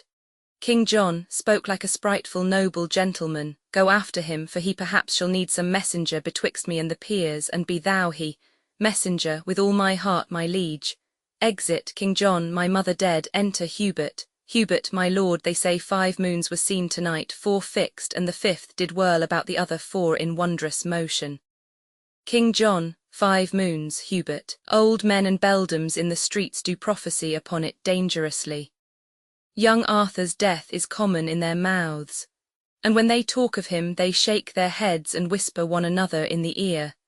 And he that speaks doth gripe the hearer's wrist, whilst he that hears makes fearful action with wrinkled brows, with nods, with rolling eyes. I saw a smith stand with his hammer, thus the whilst his iron did on the anvil cool, with open mouth swallowing a tailor's news, who with his shears and measure in his hand, standing on slippers, which his nimble haste had falsely thrust upon contrary feet, told of a many thousand warlike French that were embatailed and ranked in Kent. Another lean unwashed artificer cuts off his tale and talks of Arthur's death. King John, why seek'st thou to possess me with these fears? Why urgest thou so oft young Arthur's death? Thy hand hath murdered him. I had a mighty cause to wish him dead, but thou hadst none to kill him. Hubert, no had my lord. Why did you not provoke me? King John, it is the curse of kings to be attended by slaves that take their humours for a warrant to break within the bloody house of life, and on the winking of authority to understand a law, to know the meaning of dangerous majesty, when perchance it frowns more upon humour than advised respect. Hubert, here is your hand and seal for what I did. King John, oh, when the last account twixt heaven and earth is to be made, then shall this hand and seal witness against us to damnation. How oft the sight of means to do ill deeds make deeds ill done. Hadst not thou been by, a fellow by the hand of nature marked, quoted and signed to do a deed of shame, this murder had not come into my mind. But taking note of thy abhorred aspect, finding thee fit for bloody villainy, apt, liable to be employed in danger, I faintly broke with thee of Arthur's death, and thou, to be endeared to a king, made it no conscience to destroy a prince. Hubert, my lord. King John, hadst thou but shook thy head or made pause when I spake darkly what I purposed, or turned an eye of doubt upon my face, as bid me tell my tale in express words, deep shame had struck me dumb, made me break off, and those thy fears might have wrought fears in me. But thou didst understand me by my signs, and didst in signs again parley with sin. Yea, without stop didst let thy heart consent, and consequently thy rude hand to act the deed which both our tongues held vile to name. Out of my sight, and never see me more. My nobles leave me, and my state is braved, even at my gates, with ranks of foreign powers. Nay, in the body of the fleshly land, this kingdom, this confine of blood and breath, hostility and civil tumult reigns between my conscience and my cousin's death. Hubert, arm you against your other enemies, I'll make a peace between your soul and you. Young Arthur is alive. This hand of mine is yet a maiden and an innocent hand, not painted with the crimson spots of blood. Within this bosom never entered yet the dreadful motion of a murderous thought, and you have slandered nature in my form, which howsoever rude exteriorly is yet the cover of a fairer mind than to be butcher of an innocent child. King John, doth Arthur live? Oh, haste thee to the peers, throw this report on their incensed rage, and make them tame to their obedience. Forgive the comment that my passion made upon thy feature, for my rage was blind, and foul imaginary eyes of blood presented thee more hideous than thou art. Oh, answer not, but to my closet bring the angry lords with all expedient haste. I conjure thee but slowly, run more fast. Exeunt, scene Roman 3, the same, before the castle. Enter Arthur on the walls. Arthur, the wall is high, and yet will I leap down. Good ground, be pitiful, and hurt me not. There's few or none do know me. If they did, this ship boy's semblance hath disquizzed me quite. I am afraid, and yet I'll venture it. If I get down and do not break my limbs, I'll find 1,000 shifts to get away. As good to die and go as die and stay. Leaps down. Oh me, my uncle's spirit is in these stones. Heaven take my soul and England keep my bones, dies. Enter Pembroke, Salisbury and Bigot. Salisbury, Lords, I will meet him at St. Edmundsbury. It is our safety, and we must embrace this gentle offer of the perilous time. Pembroke, who brought that letter from the Cardinal, Salisbury. The Count Melun, a noble lord of France, whose private with me of the Dauphin's love is much more general than these lines import. Bigot, tomorrow morning let us meet him then. Salisbury, or rather then set forward, for 'twill be 2 long days' journey, lords, or ere we meet. Enter the bastard. Bastard, once more today well met, distempered lords. The king by me request your presence straight. Salisbury, the king hath dispossessed himself of us. We will not line his thin bestained cloak with our pure honours, nor attend the foot that leaves the print of blood where'er it walks. Return and tell him so, we know the worst. Bastard, whate'er you think, good words I think were best. Salisbury, our griefs and not our manners reason now. Bastard, but there is little reason in your grief, therefore 'twere reason you had manners now.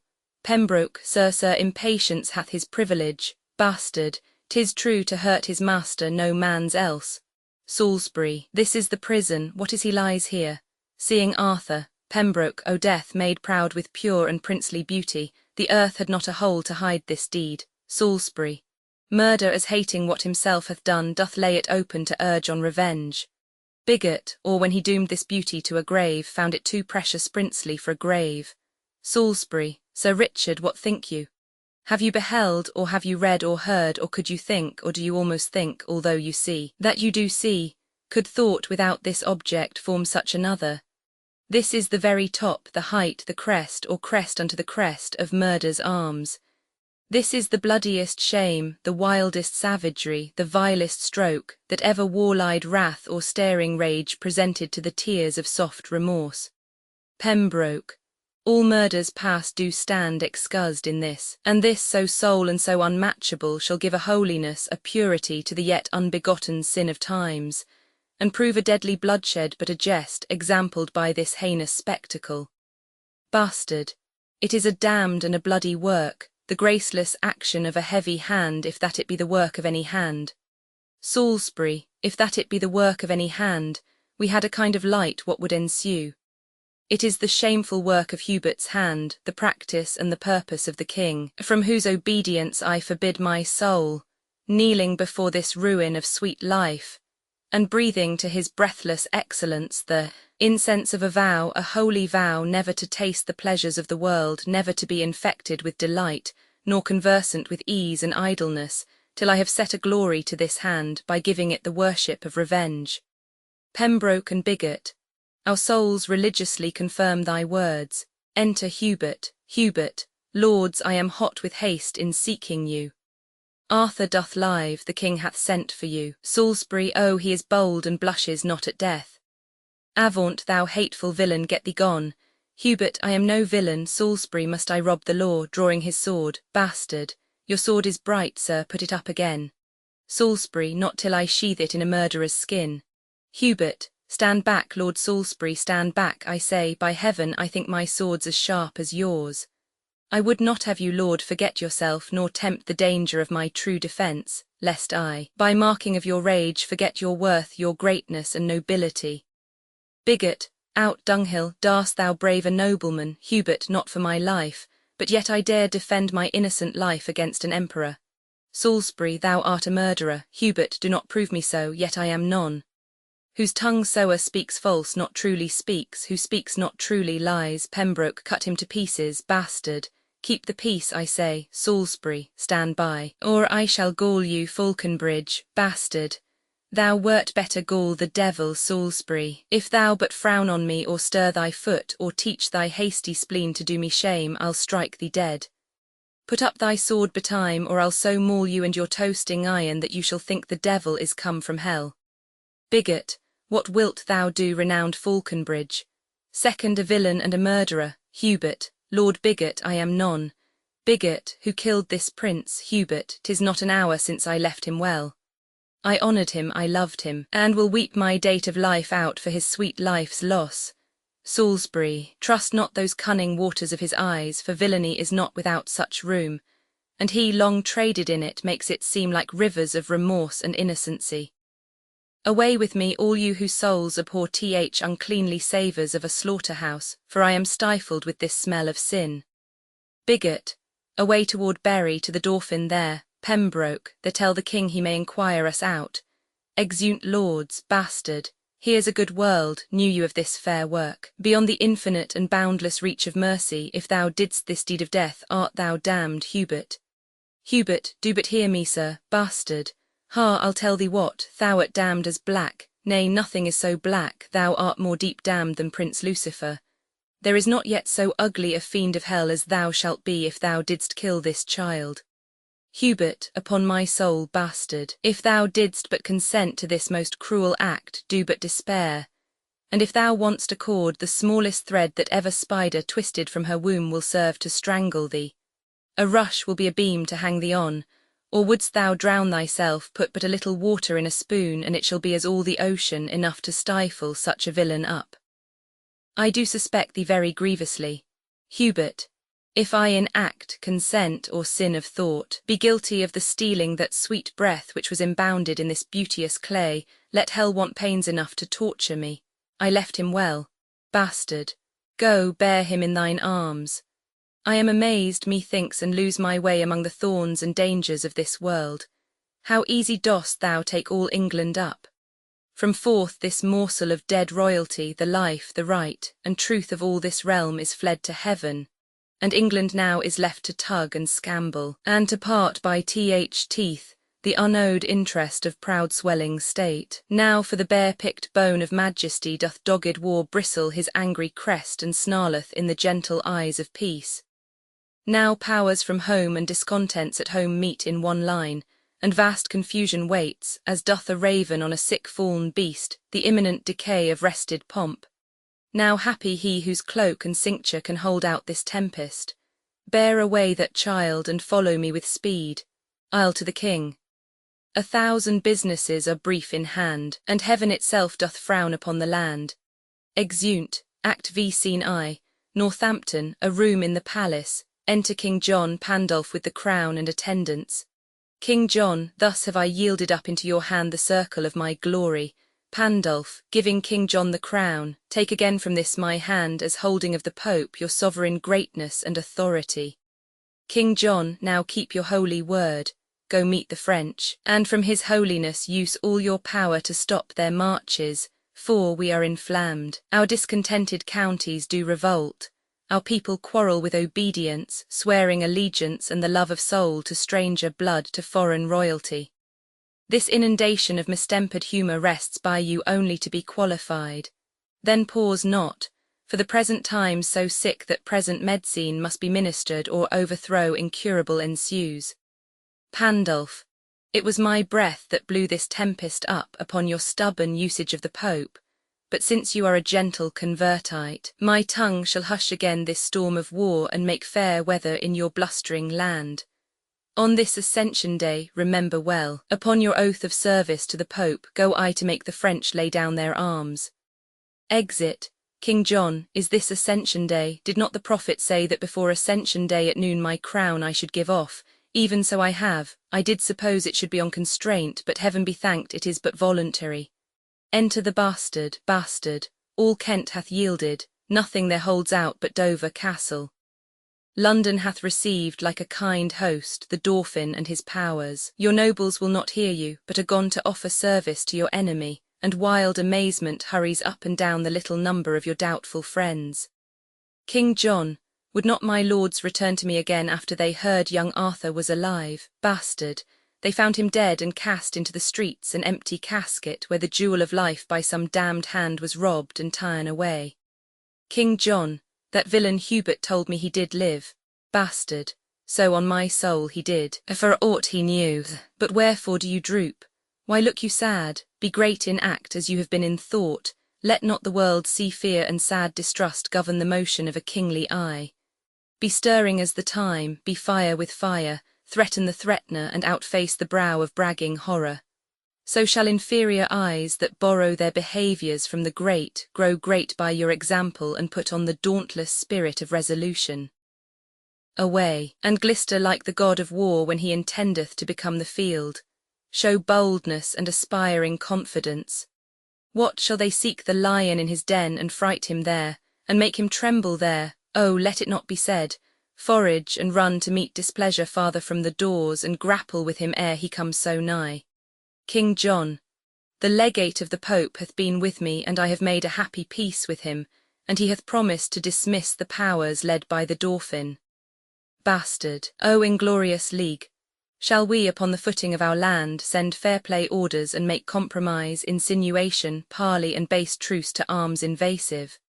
Shall a beardless boy, a cocked silken wanton, brave our fields and flesh his spirit in a warlike soil, mocking the air with colours idly spread, and find no check? Let us, my liege, to arms. Perchance the cardinal cannot make your peace, or if he do, let it at least be said they saw we had a purpose of defence. King John, have thou the ordering of this present time. Bastard, away then with good courage, yet I know our party may well meet a prouder foe. Exeunt, scene Roman 2, near St. Edmundsbury, the French camp.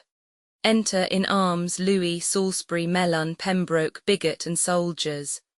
Louis, my Lord Melun, let this be copied out, and keep it safe for our remembrance. Return the precedent to these lords again, that, having our fair order written down, both they and we, perusing o'er these notes, may know wherefore we took the sacrament, and keep our faiths firm and inviolable.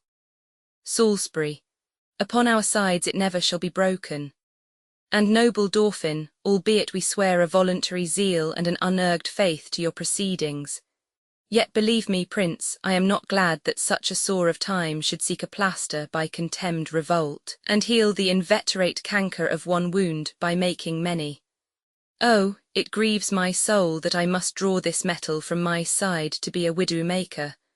Oh, and there where honourable rescue and defence cries out upon the name of Salisbury.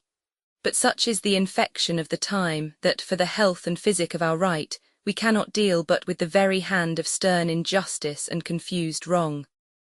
And is't not pity, O my grieved friends, that we, the sons and children of this isle, were born to see so sad an hour as this, wherein we step after a stranger, march upon her gentle bosom, and fill up her enemies' ranks? I must withdraw and weep upon the spot of this enforced cause, to grace the gentry of a land remote, and follow unacquainted colours here.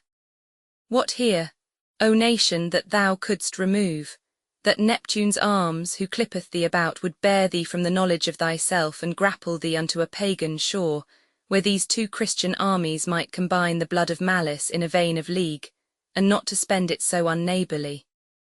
Louis, a noble temper dost thou show in this, and great affections wrestling in thy bosom doth make an earthquake of nobility. Oh, what a noble combat hast thou fought between compulsion and a brave respect! Let me wipe off this honourable dew that silverly doth progress on thy cheeks.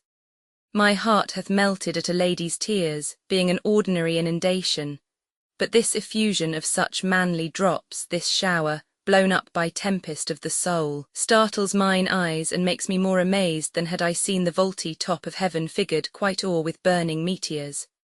Lift up thy brow, renowned Salisbury, and with a great heart heave away this storm. Commend these waters to those baby eyes that never saw the giant world enragged, nor met with fortune other than at feasts, full of warm blood, of mirth, of gossiping. Come, come, for thou shalt thrust thy hand as deep into the purse of rich prosperity as Louis himself.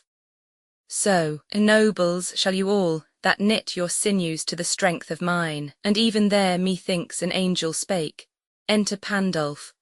Look where the holy legate comes apace to give us warrant from the hand of heaven, and on our actions set the name of right with holy breath. Pandulph, hail, noble Prince of France. The next is this: King John hath reconciled himself to Rome.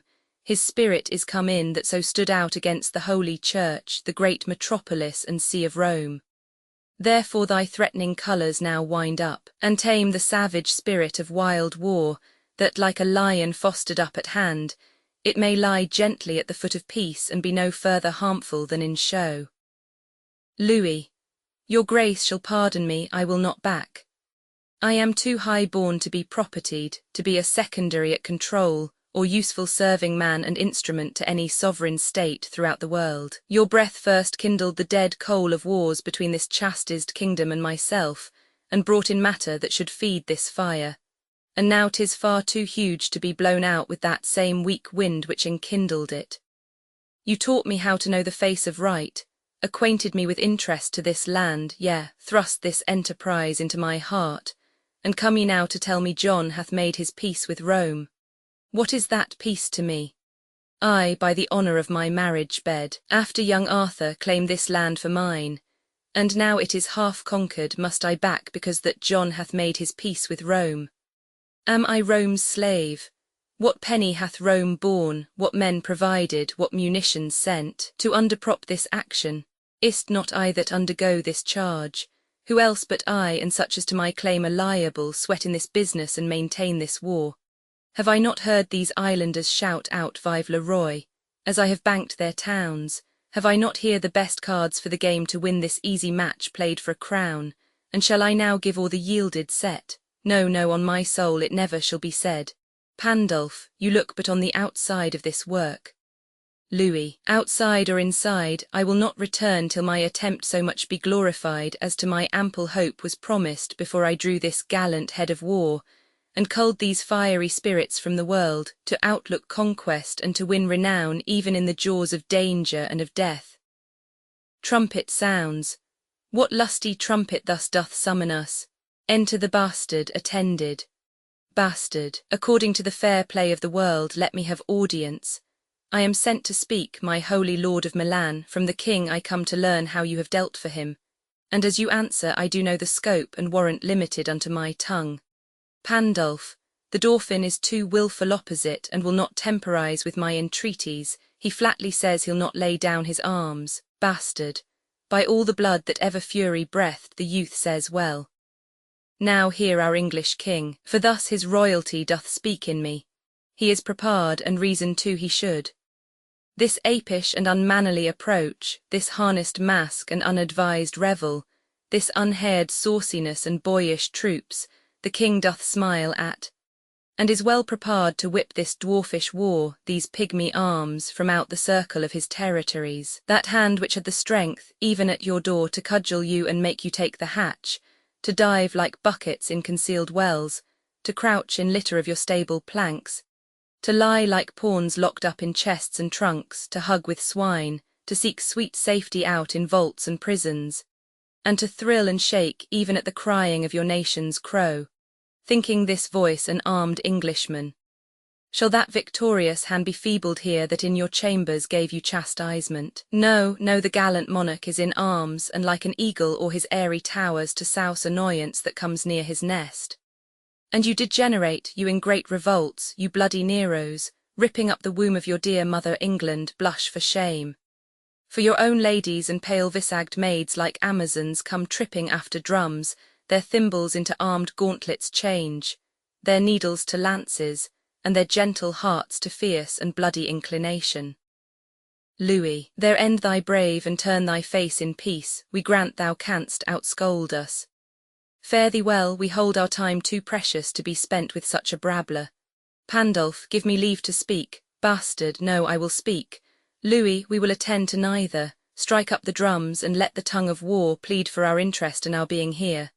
Bastard, indeed your drums being beaten will cry out, and so shall you being beaten. Do but start and echo with the clamour of thy drum, and even at hand a drum is ready bracked that shall reverberate all as loud as thine.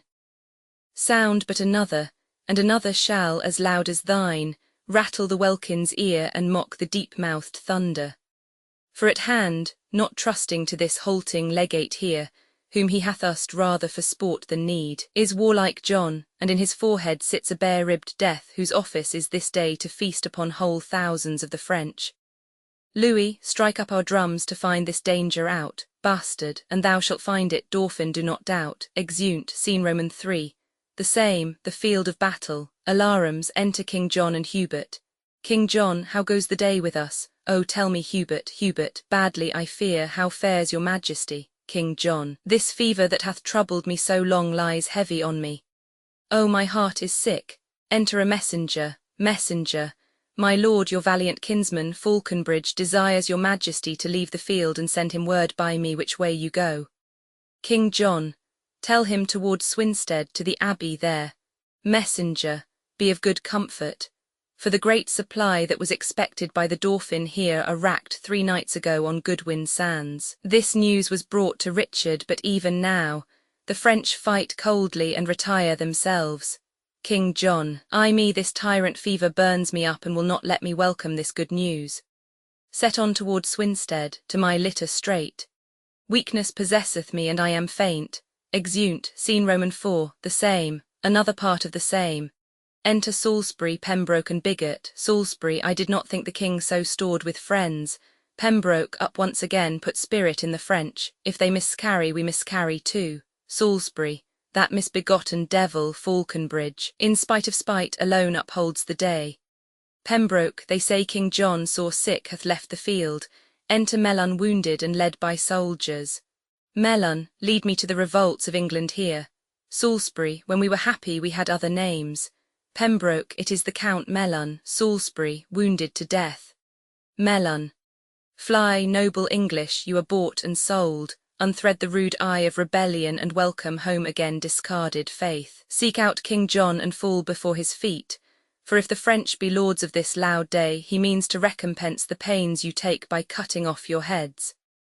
Thus hath he sworn, and I with him, and many more with me, upon the altar at St. Edmundsbury, even on that altar where we swore to you dear amity and everlasting love.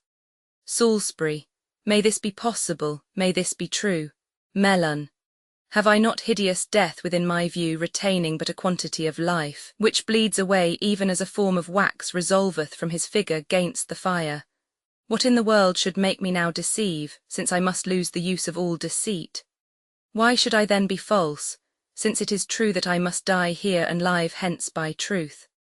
I say again, if Louis do win the day, he is forsworn if e'er those eyes of yours behold another day break in the east. But even this night, whose black contagious breath already smokes about the burning crest of the old, feeble and day-wearied sun, even this ill night your breathing shall expire, paying the fine of rated treachery even with a treacherous fine of all your lives, if Louis by your assistance win the day. Commend me to one Hubert with your king, the love of him and this respect besides, for that my grandsire was an Englishman, awakes my conscience to confess all this. In lieu whereof, I pray you bear me hence from forth the noise and rumour of the field, where I may think the remnant of my thoughts in peace, and part this body and my soul, with contemplation and devout desires. Salisbury, we do believe thee and beshrew my soul, but I do love the favour and the form of this most fair occasion, by the which we will untread the steps of damned flight, and like a baited and retired flood, leaving our rankness and irregular course, stoop low within those bounds we have o'erlooked, and calmly run on in obedience even to our ocean, to our great King John.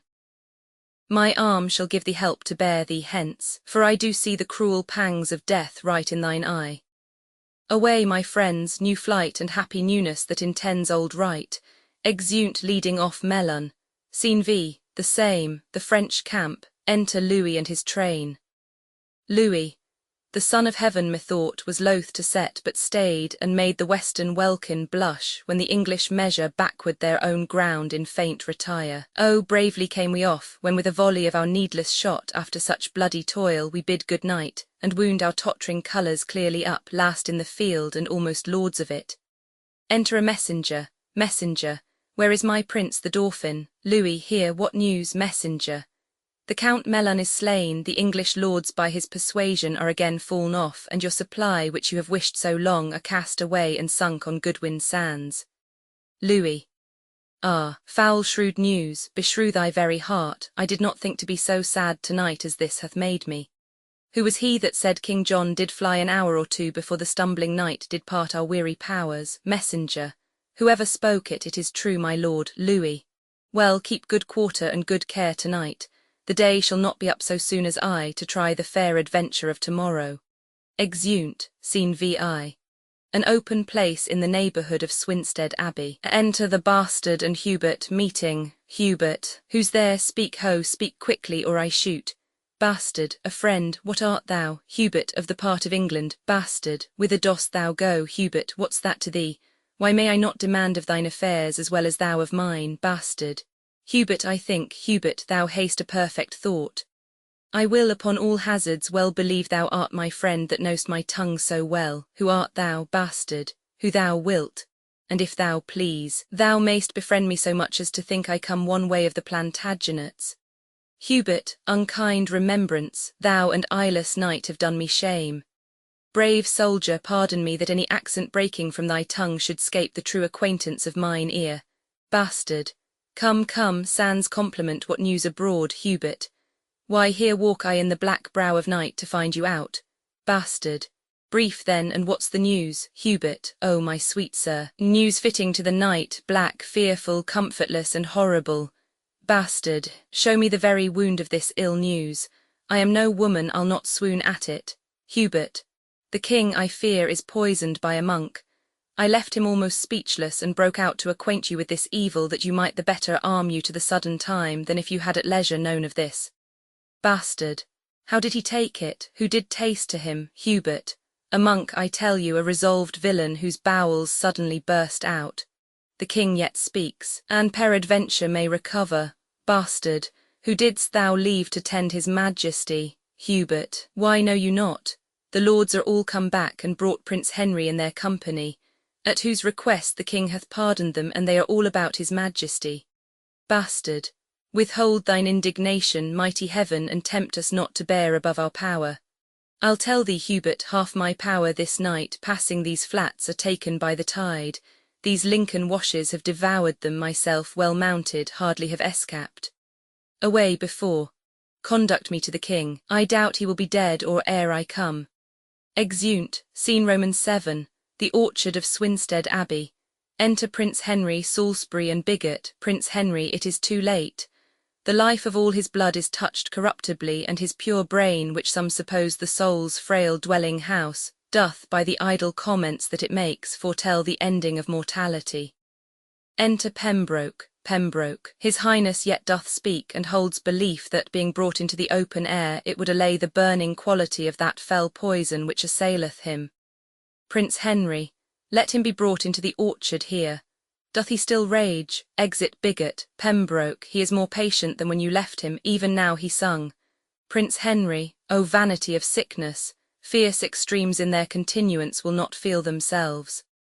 Death, having preyed upon the outward parts, leaves them invisible, and his siege is now against the mind, the which he pricks and wounds with many legions of strange fantasies, which in their throng and press to that last hold confound themselves. 'Tis strange that death should sing. I am the signet to this pale faint swan, who chants a doleful hymn to his own death, and from the organ pipe of frailty sings his soul and body to their lasting rest. Salisbury. Be of good comfort, Prince, for you are born to set a form upon that indigest which he hath left so shapeless and so rude. Enter Bigot and attendants, who bring in King John in a chair. King John. Ay, marry, now my soul hath elbow room it would not out at windows nor at doors. There is so hot a summer in my bosom that all my bowels crumble up to dust. I am a scribbled form, drawn with a pen upon a parchment, and against this fire do I shrink up. Prince Henry. How fares your majesty? King John.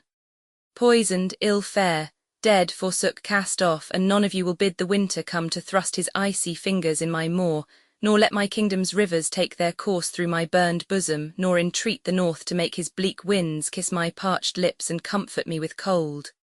I do not ask you much, I beg cold comfort, and you are so straight and so ingrateful you deny me that. Prince Henry.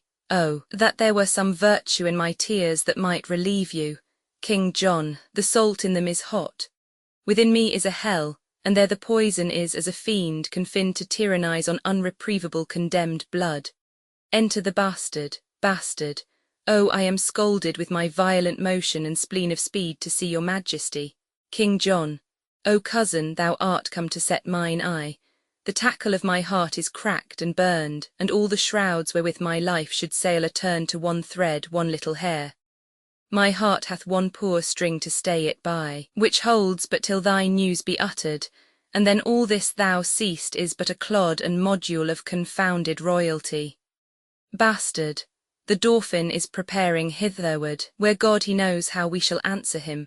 For in a night the best part of my power, as I upon advantage did remove, were in the washes all unwarily devoured by the unexpected flood. The king dies. Salisbury, you breathe these dead news in as dead an ear. My liege, my lord, but now a king, now thus, Prince Henry, even so must I run on, and even so stop. What surety of the world, what hope, what stay, when this was now a king, and now is clay? Bastard, art thou gone so? I do but stay behind to do the office for thee of revenge, and then my soul shall wait on thee to heaven, as it on earth hath been thy servant still. Now, you stars that move in your right spheres, where be your powers? Show now your mended faiths, and instantly return with me again, to push destruction and perpetual shame out of the weak door of our fainting land. Straight let us seek, or straight we shall be sought. The Dauphin rages at our very heels. Salisbury, it seems you know not then so much as we. The Cardinal Pandulph is within at rest, who half an hour since came from the Dauphin, and brings from him such offers of our peace as we with honour and respect may take, with purpose presently to leave this war. Bastard, he will the rather do it when he sees ourselves well sinewed to our defence. Salisbury, nay, 'tis in a manner done already, for many carriages he hath dispatched to the seaside, and put his cause and quarrel to the disposing of the cardinal, with whom yourself, myself, and other lords, if you think meet, this afternoon will post to consummate this business happily. Bastard, let it be so. And you, my noble prince, with other princes that may best be sparred, shall wait upon your father's funeral, Prince Henry. At Worcester must his body be interred, for so he willed it. Bastard, thither shall it then, and happily may your sweet self put on the lineal state and glory of the land. To whom with all submission on my knee I do bequeath my faithful services and true subjection everlastingly. Salisbury, and the like tender of our love we make, to rest without a spot for evermore. Prince Henry, I have a kind soul that would give you thanks, and knows not how to do it but with tears. Bastard, oh, let us pay the time but needful woe, since it hath been beforehand with our griefs. This England never did nor never shall lie at the proud foot of a conqueror but when it first did help to wound itself. Now these her princes are come home again, come the three corners of the world in arms, and we shall shock them. Naught shall make us rue if England to itself do rest but true. Exeunt, the tragedy of Julius Caesar contents act I scene I. Rome, a street scene Roman 2. The same. A public place scene Roman 3. The same. A street act Roman 2 scene I.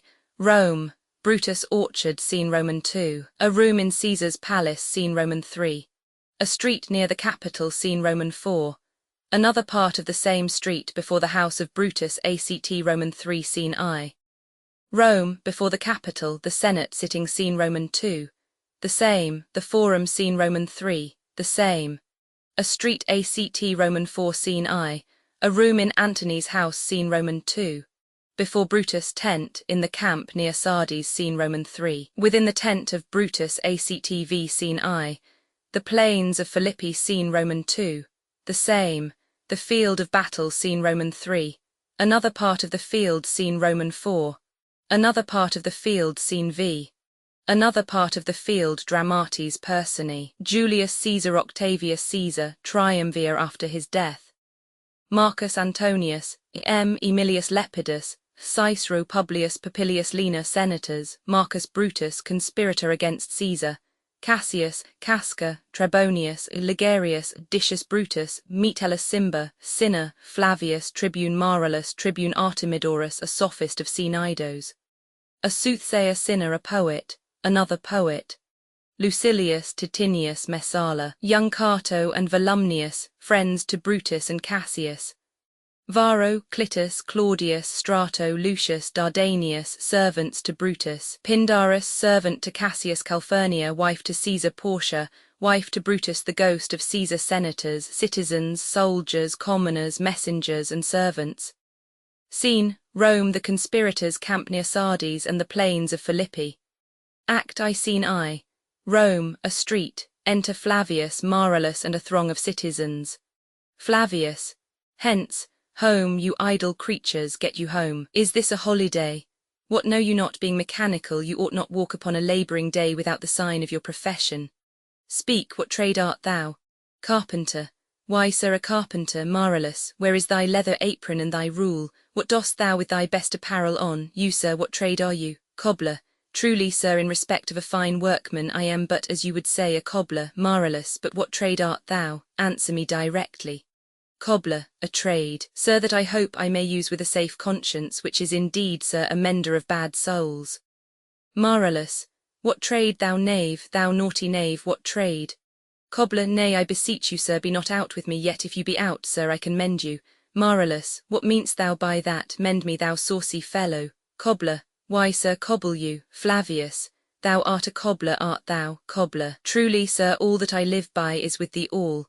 I meddle with no tradesman's matters, nor women's matters, but withal I am indeed, sir, a surgeon to old shoes. When they are in great danger, I recover them. As proper men as ever trod upon neat's leather have gone upon my handiwork. Flavius, but wherefore art not in thy shop today? Why dost thou lead these men about the streets? Cobbler. Truly, sir, to wear out their shoes, to get myself into more work. But indeed, sir, we make holiday to see Caesar, and to rejoice in his triumph. Marvellous. Wherefore rejoice? What conquest brings he home? What tributaries follow him to Rome, to grace in captive bonds his chariot wheels? You blocks, you stones, you worse than senseless things. O you hard hearts, you cruel men of Rome, knew you not Pompey?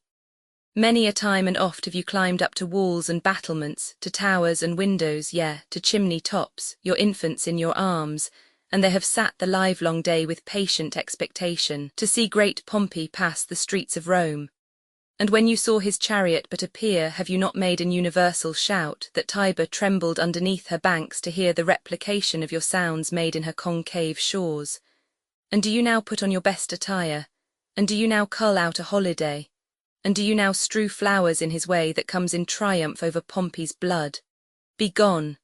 Run to your houses, fall upon your knees, pray to the gods to intermit the plague that needs must light on this ingratitude. Flavius. Go, go, good countrymen, and for this fault assemble all the poor men of your sort, draw them to Tiber banks, and weep your tears into the channel, till the lowest stream do kiss the most exalted shores of all. Exeunt citizens, see whether their basest metal be not moved, they vanish tongue-tied in their guiltiness. Go you down that way towards the Capitol, this way will I. Disrobe the images, if you do find them decked with ceremonies. Marvellous, may we do so. You know it is the feast of Lupercal. Flavius, it is no matter, let no images be hung with Caesar's trophies. I'll about and drive away the vulgar from the streets, so do you too where you perceive them thick. These growing feathers plucked from Caesar's wing will make him fly an ordinary pitch, who else would soar above the view of men and keep us all in servile fearfulness. Exeunt, scene Roman 2. The same. A public place. Enter in procession with music Caesar, Antony for the course, Calphurnia, Portia, Decius, Cicero, Brutus, Cassius and Casca, a great crowd following, among them a soothsayer. Caesar, Calphurnia, Casca, peace ho, Caesar speaks, music ceases. Caesar, Calphurnia, Calphurnia, hear my lord. Caesar, stand you directly in Antonius' way when he doth run his course. Antonius. Antony, Caesar my lord, Caesar, forget not in your speed Antonius to touch Calphurnia, for our elders say the baron, touched in this holy chase, shake off their sterile curse. Antony, I shall remember. When Caesar says do this, it is performed. Caesar, set on and leave no ceremony out. Music, soothsayer, Caesar, Caesar, ha who calls, Casca, bid every noise be still, peace yet again, music ceases. Caesar, who is it in the press that calls on me? I hear a tongue shriller than all the music, cry Caesar, speak. Caesar is turned to hear. Soothsayer, beware the Ides of March. Caesar, what man is that? Brutus, a soothsayer bids you beware the Ides of March. Caesar, set him before me, let me see his face. Cassius, fellow come from the throng, look upon Caesar. Caesar, what say'st thou to me now? Speak once again. Soothsayer, beware the Ides of March. Caesar, he is a dreamer, let us leave him. Pass, Senate. Exeunt all but Brutus and Cassius. Cassius, will you go see the order of the course? Brutus, not I. Cassius, I pray you do. Brutus, I am not gamesome, I do lack some part of that quick spirit that is in Antony. Let me not hinder, Cassius, your desires, I'll leave you. Cassius, Brutus, I do observe you now of late, I have not from your eyes that gentleness and show of love as I was wont to have. You bear too stubborn and too strange a hand over your friend that loves you. Brutus, Cassius, be not deceived. If I have veiled my look, I turn the trouble of my countenance merely upon myself. Vexed I am of late with passions of some difference, conceptions only proper to myself, which give some soil perhaps to my behaviours. But let not therefore my good friends be grieved, among which number, Cassius, be you one, nor construe any further my neglect, than that poor Brutus with himself at war forgets the shows of love to other men. Cassius, then, Brutus, I have much mistook your passion, by means whereof this breast of mine hath buried thoughts of great value. Worthy cogitations, tell me, good Brutus, can you see your face? Brutus, no, Cassius, for the eye sees not itself but by reflection, by some other thing. Cassius, 'tis just, and it is very much lamented, Brutus, that you have no such mirrors as will turn your hidden worthiness into your eye, that you might see your shadow. I have heard where many of the best respect in Rome, except immortal Caesar, speaking of Brutus and groaning underneath this age's yoke, have wished that noble Brutus had his eyes. Brutus, into what dangers would you lead me, Cassius, that you would have me seek into myself for that which is not in me? Cassius, therefore, good Brutus, be prepared to hear, and since you know you cannot see yourself so well as by reflection, I, your glass, will modestly discover to yourself that of yourself which you yet know not of. And be not jealous on me, gentle Brutus, were I a common laugher, or did use to stale with ordinary oaths my love to every new protester. If you know that I do fawn on men and hug them hard and after scandal them, or if you know that I profess myself in banqueting to all the rout, then hold me dangerous. Flourish and shout, Brutus. What means this shouting? I do fear the people choose Caesar for their king. Cassius, aye, do you fear it? Then must I think you would not have it so. Brutus, I would not, Cassius, yet I love him well, but wherefore do you hold me here so long? What is it that you would impart to me? If it be aught toward the general good, set honour in one eye and death I the other, and I will look on both indifferently, for let the gods so speed me as I love the name of honour more than I fear death. Cassius, I know that virtue to be in you, Brutus, as well as I do know your outward favour. Well, honour is the subject of my story. I cannot tell what you and other men think of this life, but for my single self I had as lief not be as live to be in awe of such a thing as I myself. I was born free as Caesar, so were you. We both have fed as well, and we can both endure the winter's cold as well as he. For once, upon a raw and gusty day, the troubled Tiber chafing with her shores, Caesar said to me, Darst thou, Cassius, now leap in with me into this angry flood, and swim to yonder point? Upon the word, accoutred as I was, I plunged in and bade him follow, so indeed he did. The torrent roared, and we did buffet it with lusty sinews, throwing it aside and stemming it with hearts of controversy. But ere we could arrive the point proposed, Caesar cried, Help me, Cassius, or I sink. I, as Aeneas, our great ancestor, did from the flames of Troy upon his shoulder the old Anchises bear, so from the waves of Tiber did I the tired Caesar. And this man is now become a god, and Cassius is a wretched creature, and must bend his body if Caesar carelessly but nod on him. He had a fever when he was in Spain, and when the fit was on him I did mark how he did shake. 'Tis true, this god did shake. His coward lips did from their colour fly, and that same eye whose bend doth o'er the world did lose his lustre. I did hear him groan, ay, and that tongue of his that bade the Romans mark him, and write his speeches in their books, alas, it cried, Give me some drink, Titinius, as a sick girl. Ye gods, it doth amaze me, a man of such a feeble temper should so get the start of the majestic world, and bear the palm alone. Shout, flourish, Brutus. Another general shout. I do believe that these applauses are for some new honours that are heaped on Caesar. Cassius, Why, man, he doth bestride the narrow world like a colossus, and we petty men walk under his huge legs and peep about to find ourselves dishonourable graves. Men at some time are masters of their fates. The fault, dear Brutus, is not in our stars, but in ourselves that we are underlings. Brutus and Caesar, what should be in that Caesar? Why should that name be sounded more than yours? Write them together, yours is as fair a name. Sound them, it doth become the mouth as well. Weigh them, it is as heavy.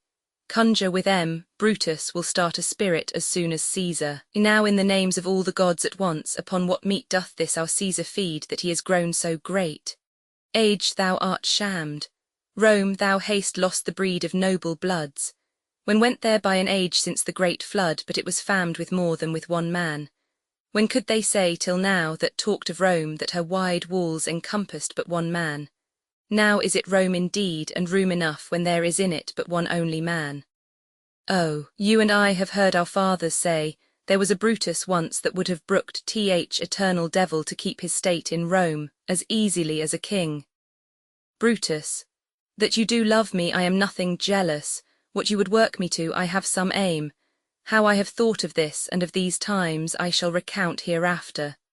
For this present I would not, so with love I might entreat you, be any further moved. What you have said I will consider, what you have to say I will with patience hear, and find a time both meet to hear and answer such high things. Till then, my noble friend, chew upon this. Brutus had rather be a villager than to repute himself a son of Rome under these hard conditions as this time is like to lay upon us. Cassius, I am glad that my weak words have struck but thus much show of fire from Brutus. Enter Caesar and his train. Brutus, the games are done, and Caesar is returning. Cassius, as they pass by, pluck Casca by the sleeve, and he will, after his sour fashion, tell you what hath preceded worthy note today. Brutus, I will do so. But look you, Cassius, the angry spot doth glow on Caesar's brow, and all the rest look like a chidden train. Calphurnia's cheek is pale, and Cicero looks with such ferret and such fiery eyes as we have seen him in the Capitol, being crossed in conference by some senators. Cassius, Casca will tell us what the matter is.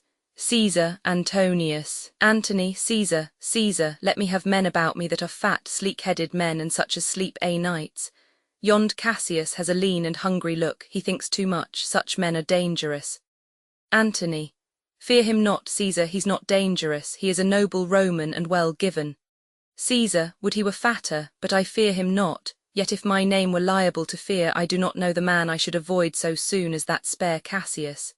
He reads much, he is a great observer, and he looks quite through the deeds of men. He loves no plays as thou dost, Antony, he hears no music. Seldom he smiles, and smiles in such a sort as if he mocked himself and scorned his spirit that could be moved to smile at anything. Such men as he be never at heart's ease whiles they behold a greater than themselves, and therefore are they very dangerous. I rather tell thee what is to be feared than what I fear, for always I am Caesar.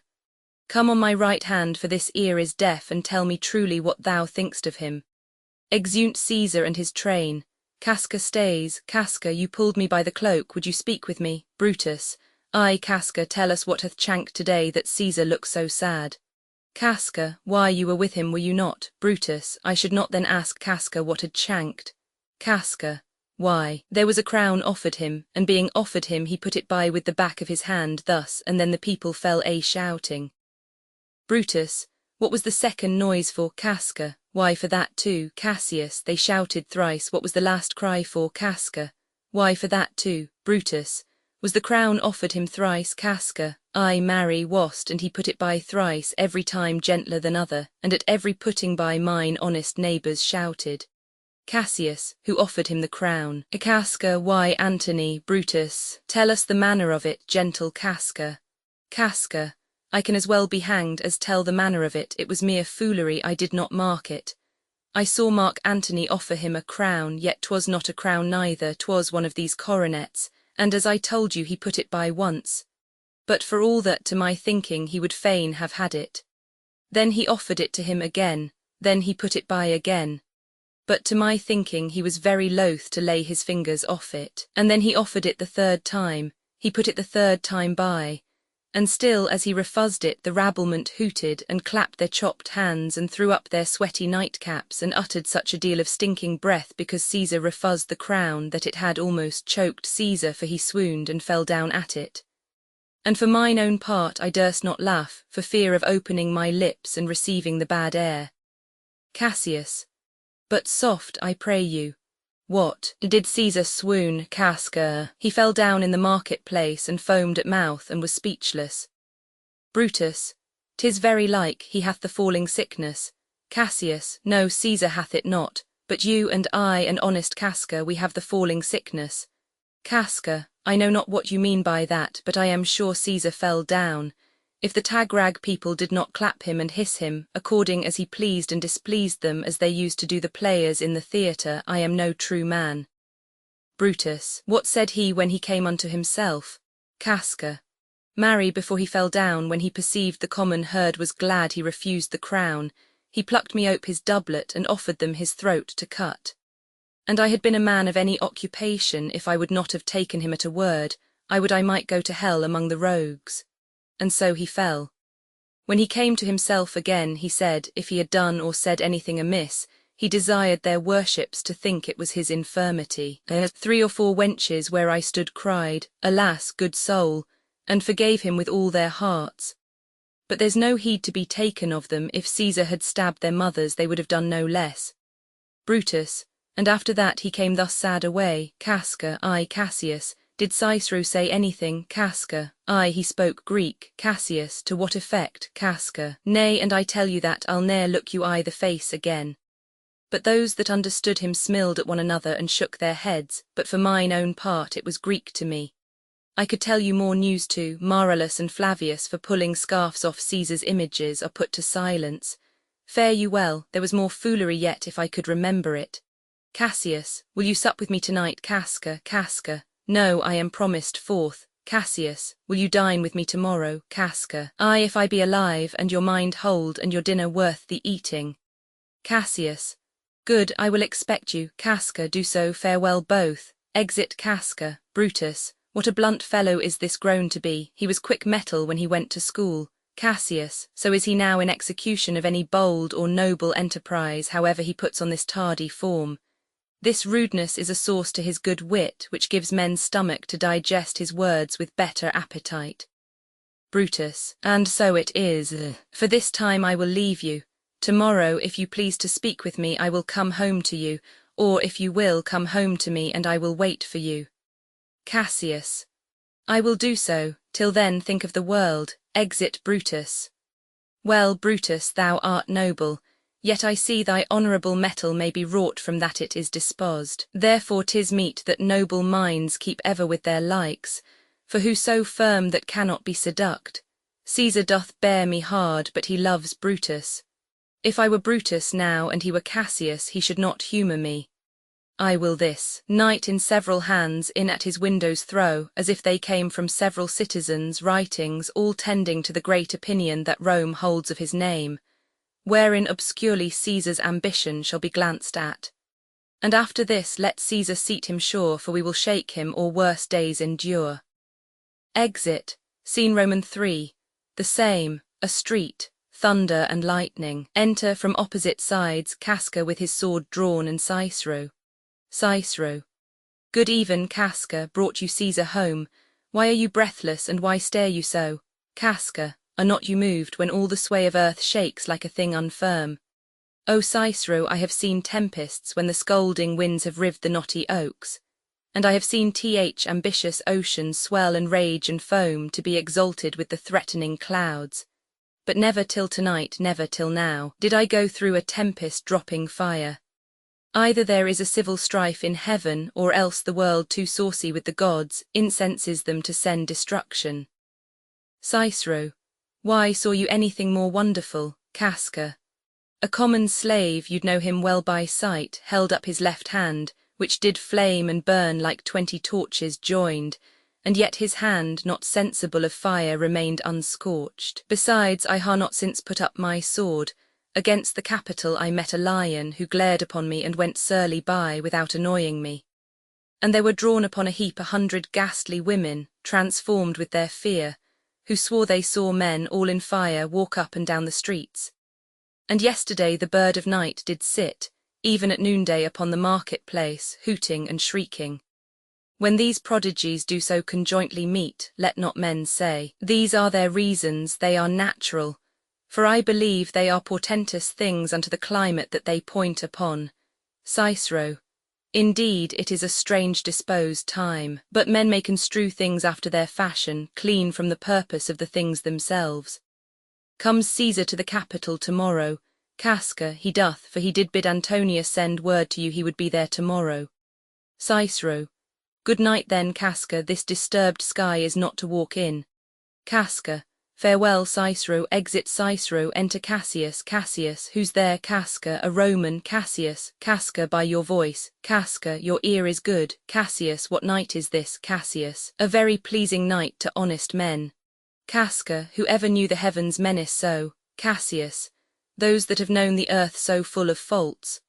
For my part I have walked about the streets, submitting me unto the perilous night, and thus unbraced, Casca, as you see, have barred my bosom to the thunderstone.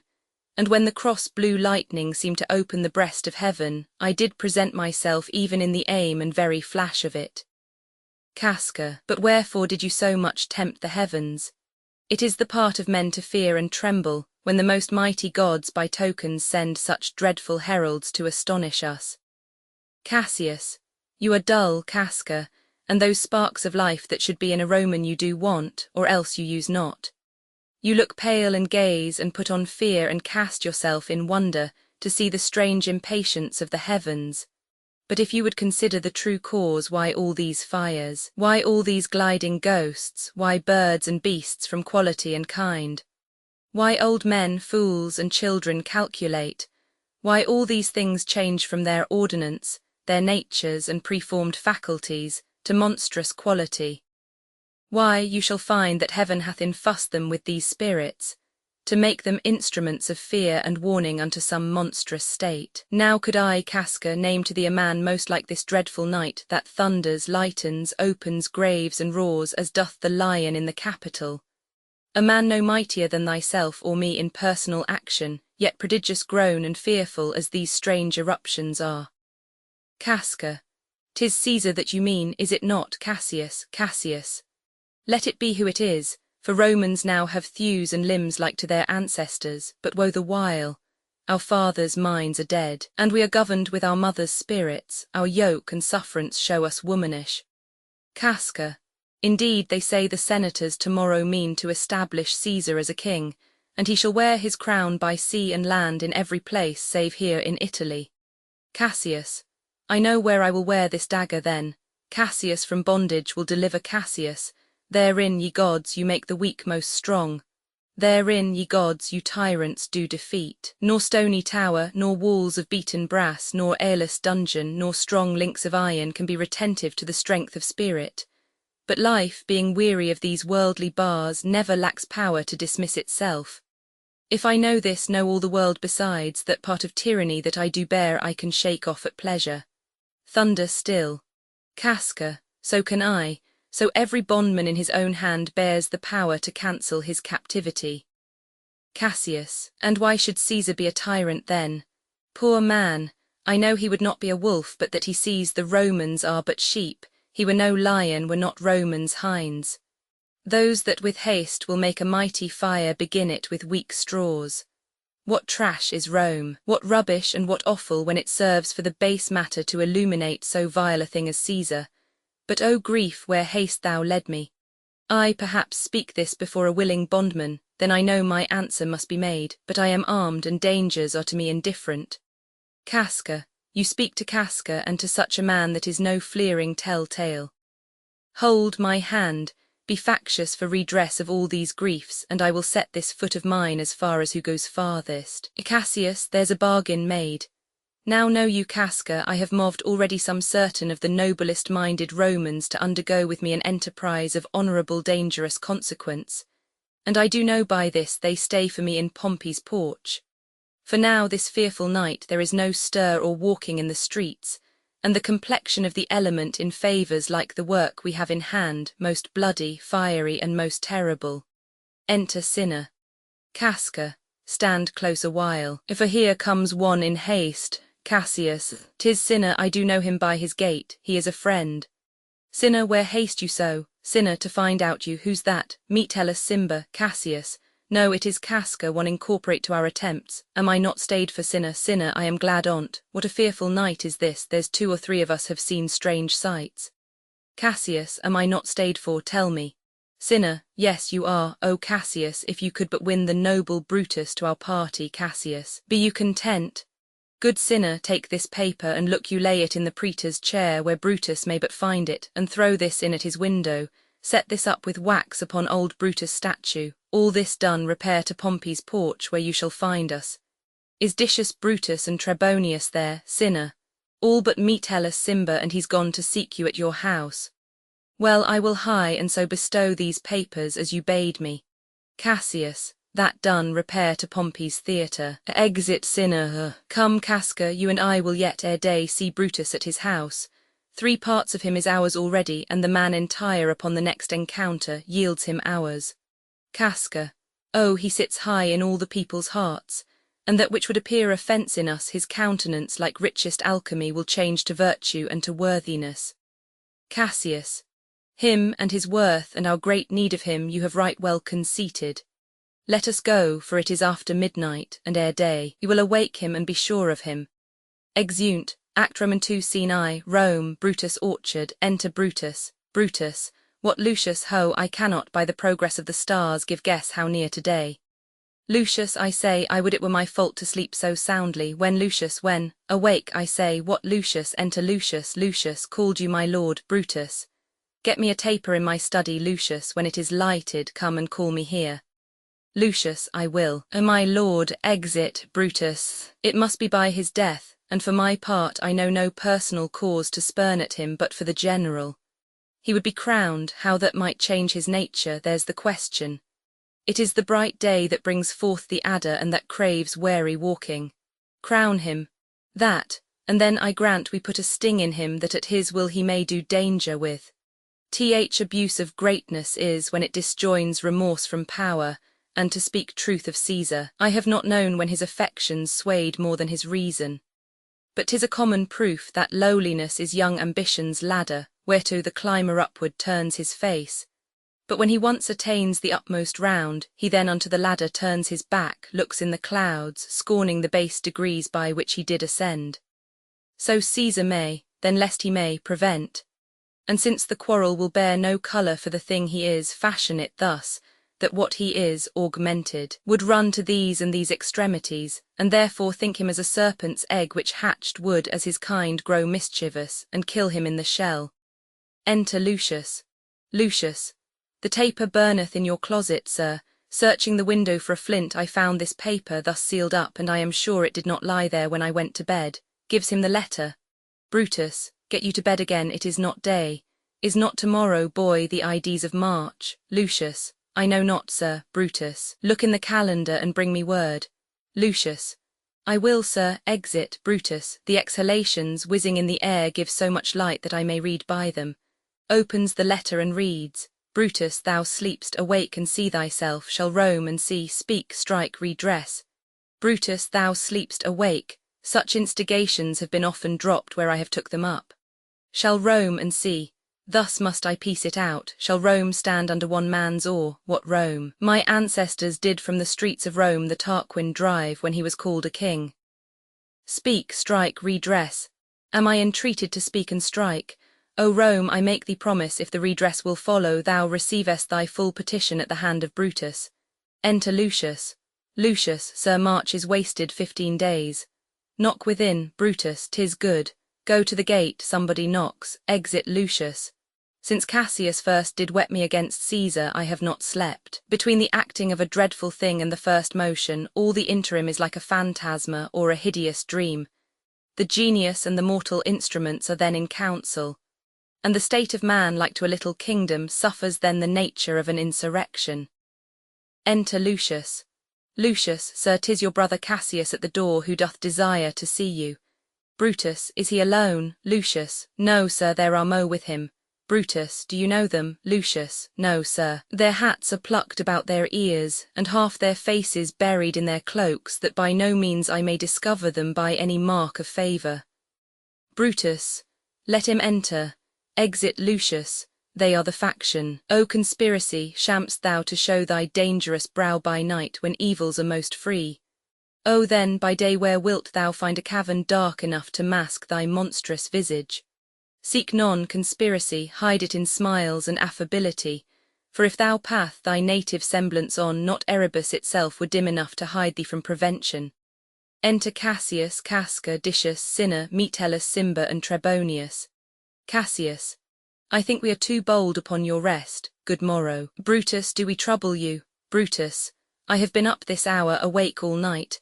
Know I these men that come along with you? Cassius, yes, every man of them, and no man here but honours you, and every one doth wish you had but that opinion of yourself which every noble Roman bears of you. This is Trebonius.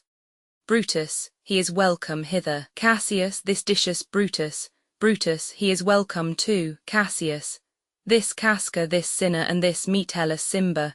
Brutus, they are all welcome. What watchful cares do interpose themselves betwixt your eyes and night? Cassius, shall I entreat a word? They whisper. Decius, here lies the east, doth not the daybreak here? Casca, no. Cinna, oh pardon sir, it doth, and yon grey lines that fret the clouds are messengers of day. Casca, you shall confess that you are both deceived. Here, as I point my sword, the sun arises, which is a great way growing on the south, weighing the youthful season of the year. Some 2 months hence, up higher toward the north he first presents his fire, and the high east stands as the capital directly here. Brutus, give me your hands all over, one by one, Cassius, and let us swear our resolution. Brutus, no, not an oath. If not the face of men, the sufferance of our souls, the time's abuse. If these be motives weak, break off betimes, and every man hence to his idle bed. So let high-sighted tyranny range on, till each man drop by lottery. But if these, as I am sure they do, bear fire enough to kindle cowards, and to steal with valour the melting spirits of women, then, countrymen, what need we any spur but our own cause to prick us to redress? What other bond than secret Romans that have spoke the word and will not palter? And what other oath than honesty to honesty engagged, that this shall be, or we will fall for it? Swear priests and cowards, and men cautelous, old feeble carrions, and such suffering souls that welcome wrongs. Unto bad causes swear such creatures as men doubt. But do not stain the even virtue of our enterprise, nor in suppressive metal of our spirits, to think that or our cause or our performance did need an oath, when every drop of blood that every Roman bears and nobly bears is guilty of a several bastardy, if he do break the smallest particle of any promise that hath passed from him. Cassius, but what of Cicero? Shall we sound him? I think he will stand very strong with us. Casca, let us not leave him out. Cinna, no, by no means. Metellus, oh, let us have him, for his silver hairs will purchase us a good opinion, and by men's voices to commend our deeds. It shall be said his judgment rulled our hands. Our youths and wildness shall no whit appear, but all be buried in his gravity. Brutus, oh, name him not, let us not break with him, for he will never follow anything that other men begin. Cassius, then leave him out. Casca, indeed he is not fit. Decius, shall no man else be touched but only Caesar? Cassius, Decius, well urged. I think it is not meet Mark Antony, so well beloved of Caesar, should outlive Caesar. We shall find of him a shrewd contriver. And you know his means, if he improve them, may well stretch so far as to annoy us all, which to prevent let Antony and Caesar fall together. Brutus, our course will seem too bloody. Caius Cassius to cut the head off, and then hack the limbs like wrath in death and envy afterwards. For Antony is but a limb of Caesar. Let us be sacrificers, but not butchers. Caius, we all stand up against the spirit of Caesar, and in the spirit of men there is no blood. Oh, that we then could come by Caesar's spirit, and not dismember Caesar. But alas, Caesar must bleed for it. And, gentle friends, let's kill him boldly but not wrathfully. Let's carve him as a dish fit for the gods, not hew him as a carcass fit for hounds. And let our hearts, as subtle masters do, stir up their servants to an act of rage, and after seem to chide This shall mark our purpose necessary and not envious, which so appearing to the common eyes we shall be called purgers, not murderers. And for Mark Antony think not of him, for he can do no more than Caesar's arm when Caesar's head is off. Cassius, yet I fear him, for in the engrafted love he bears to Caesar, Brutus. Alas, good Cassius, do not think of him. If he loves Caesar, all that he can do is to himself take thought and die for Caesar. And that were much he should, for he is given to sports, to wildness, and much company. Trebonius, there is no fear in him, let him not die, for he will live and laugh at this hereafter. Clock strikes. Brutus, peace, count the clock. Cassius, the clock hath stricken 3. Trebonius, 'tis time to part. Cassius, but it is doubtful yet whether Caesar will come forth today or no, for he is superstitious grown of late, quite from the main opinion he held once of fantasy, of dreams and ceremonies. It may be these apparent prodigies, the unaccustomed terror of this night, and the persuasion of his augurers may hold him from the capital today. Decius, never fear that, if he be so resolved, I can o'ersway him, for he loves to hear that unicorns may be betrayed with trees, and bears with glasses, elephants with holes, lions with toils, and men with flatterers. But when I tell him he hates flatterers, he says he does, being then most flattered. Let me work, for I can give his humour the true bent, and I will bring him to the capital. Cassius, nay, we will all of us be there to fetch him. Brutus, by the 8th hour is that the uttermost. Sinner, be that the uttermost, and fail not then. Metellus, Caius Ligarius doth bear Caesar hard, who rated him for speaking well of Pompey. I wonder none of you have thought of him. Brutus, now, good Metellus, go along by him, he loves me well, and I have given him reason, send him but hither, and I'll fashion him. Cassius, the morning comes upon's, we'll leave you, Brutus, and friends, disperse yourselves, but all remember what you have said, and show yourselves true Romans. Brutus, good gentlemen, look fresh and merrily. Let not our looks put on our purposes, but bear it as our Roman actors do, with untired spirits and formal constancy. And so, good morrow to you everyone. Exeunt all but Brutus. Boy, Lucius, fast asleep, it is no matter, enjoy the honey-heavy dew of slumber, thou hast no figures nor no fantasies which busy care draws in the brains of men, therefore thou sleeps so sound. Enter Portia. Portia. Brutus, my lord, Brutus. Portia, what mean you? Wherefore rise you now? It is not for your health thus to commit your weak condition to the raw cold morning. Portia, nor for yours neither. Why have ungently Brutus stole from my bed, and yesternight at supper you suddenly arose and walked about musing and sighing with your arms across, and when I asked you what the matter was you starred upon me with ungentle looks. I urged you further, then you scratched your head and too impatiently stamped with your foot. Yet I insisted, yet you answered not, but with an angry wafture of your hand, gave sign for me to leave you. So I did, fearing to strengthen that impatience which seemed too much enkindled, and withal hoping it was but an effect of humour which sometime hath his hour with every man. It will not let you eat, nor talk, nor sleep, and could it work so much upon your shape as it hath much prevailed on your condition, I should not know you, Brutus. Dear my lord, make me acquainted with your cause of grief. Brutus, I am not well in health, and that is all. Portia, Brutus is wise, and were he not in health he would embrace the means to come by it. Brutus, why, so I do. Good Portia, go to bed. Portia, is Brutus sick, and is it physical to walk unbraced and suck up the humours of the dank morning? What, is Brutus sick, and will he steal out of his wholesome bed to dare the vile contagion of the night, and tempt the roomy and unpurged air to add unto his sickness? No, my Brutus, you have some sick offence within your mind, which by the right and virtue of my place I ought to know of. And upon my knees I charm you by my once commended beauty, by all your vows of love, and that great vow which did incorporate and make us one, that you unfold to me yourself your half, why you are heavy, and what men tonight have had resort to you. For here have been some 6 or 7 who did hide their faces even from darkness. Brutus, kneel not, gentle Portia. Portia, I should not need if you were gentle, Brutus. Within the bond of marriage, tell me, Brutus, is it accepted I should know no secrets that appertain to you? Am I yourself but, as it were, in sort or limitation, to keep with you at meals, comfort your bed, and talk to you sometimes? Dwell I but in the suburbs of your good pleasure? If it be no more, Portia is Brutus' harlot, not his wife.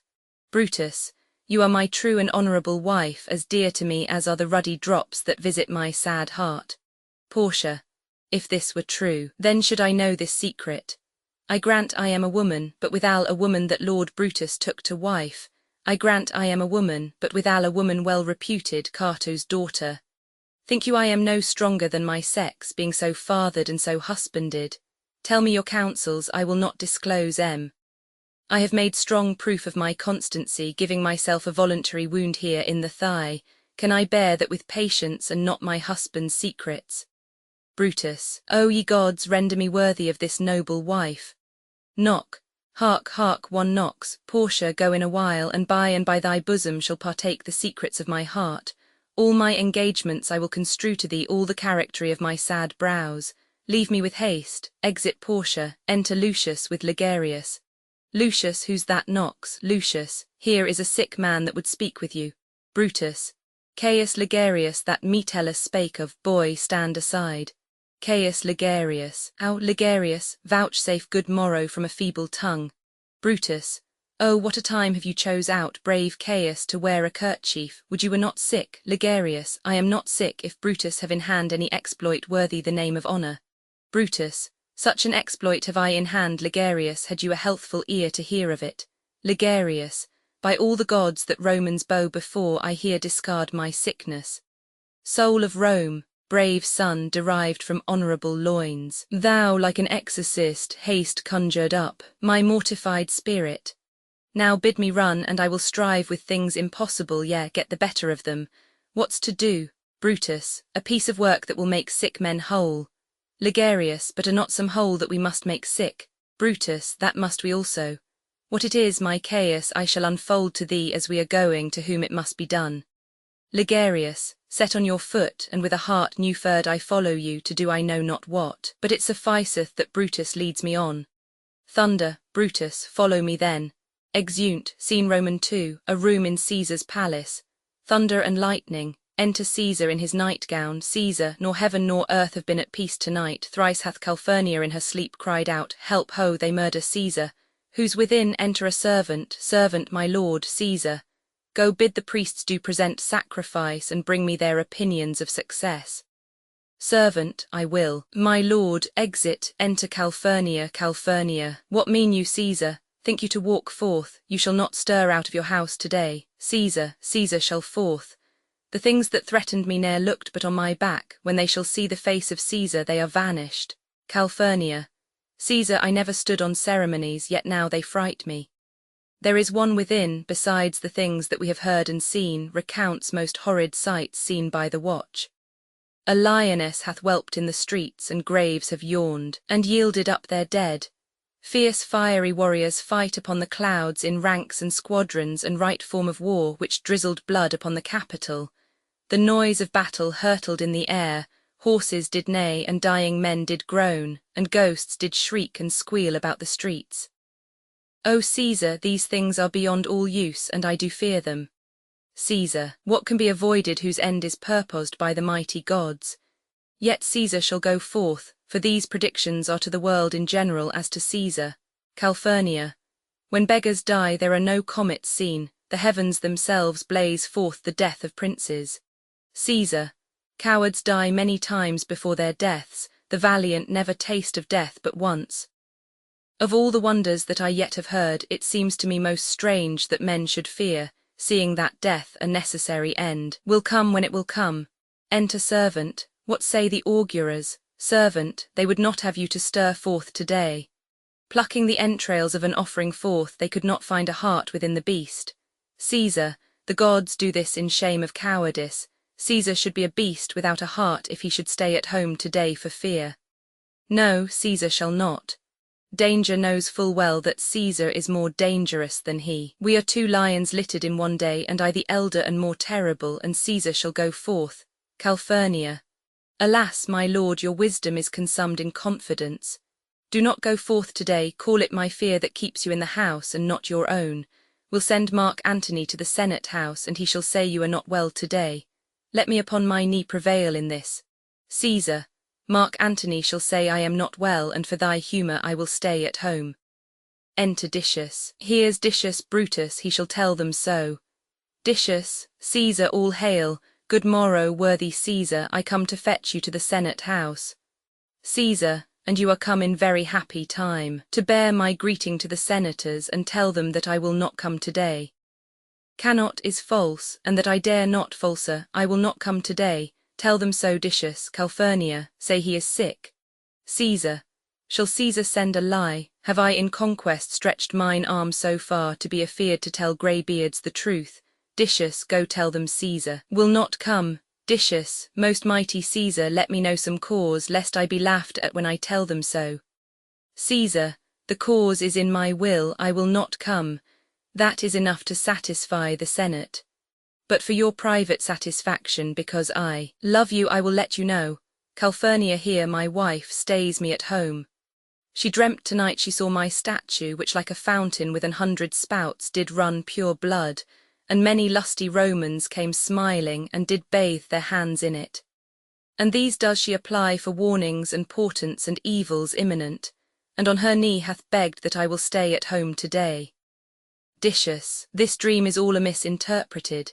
It was a vision fair and fortunate. Your statue spouting blood in many pipes, in which so many smiling Romans bathed, signifies that from you great Rome shall suck reviving blood, and that great men shall press for tinctures, stains, relics, and cognizance. This by Calphurnia's dream is signified. Caesar, and this way have you well expounded it. Decius, I have, when you have heard what I can say, and know it now. The Senate have concluded to give this day a crown to mighty Caesar. If you shall send them word you will not come, their minds may change. Besides, it were a mock apt to be rendered for someone to say, break up the Senate till another time, when Caesar's wife shall meet with better dreams. If Caesar hide himself, shall they not whisper, lo, Caesar is afraid? Pardon me, Caesar, for my dear, dear love to your proceeding bids me tell you this, and reason to my love is liable. Caesar, how foolish do your fears seem now, Calphurnia. I am ashamed I did yield to them. Give me my robe, for I will go. Enter Brutus, Ligarius, Metellus, Casca, Trebonius, Cinna, and Publius. And look where Publius is come to fetch me. Publius. Good morrow, Caesar, Caesar. Welcome, Publius. What, Brutus, are you stirred so early too? Good morrow, Casca. Caius Ligarius, Caesar was ne'er so much your enemy as that same ague which hath made you lean. What is't o'clock? Brutus, Caesar, 'tis struck an 8. Caesar, I thank you for your pains and courtesy. Enter Antony. See, Antony that revels long nights is notwithstanding up. Good morrow, Antony, Antony, so to most noble Caesar. Caesar, bid them prepare within, I am to blame to be thus waited for. Now, Cinna, now Metellus, what Trebonius, I have an hour's talk in store for you. Remember that you call on me today, be near me that I may remember you. Trebonius, Caesar, I will. And aside, and so near will I be that your best friends shall wish I had been further. Caesar, good friends, go in and taste some wine with me, and we, like friends, will straightway go together. Brutus, aside, that every like is not the same, O Caesar, the heart of Brutus yearns to think upon. Exeunt, scene Roman 3, a street near the Capitol. Enter Artemidorus reading a paper. Artemidorus, Caesar, beware of Brutus, take heed of Cassius, come not near Casca, have an eye to Cinna, trust not Trebonius, mark well Metellus Cimber, Decius, Brutus loves thee not, thou hast wronged Caius Ligarius.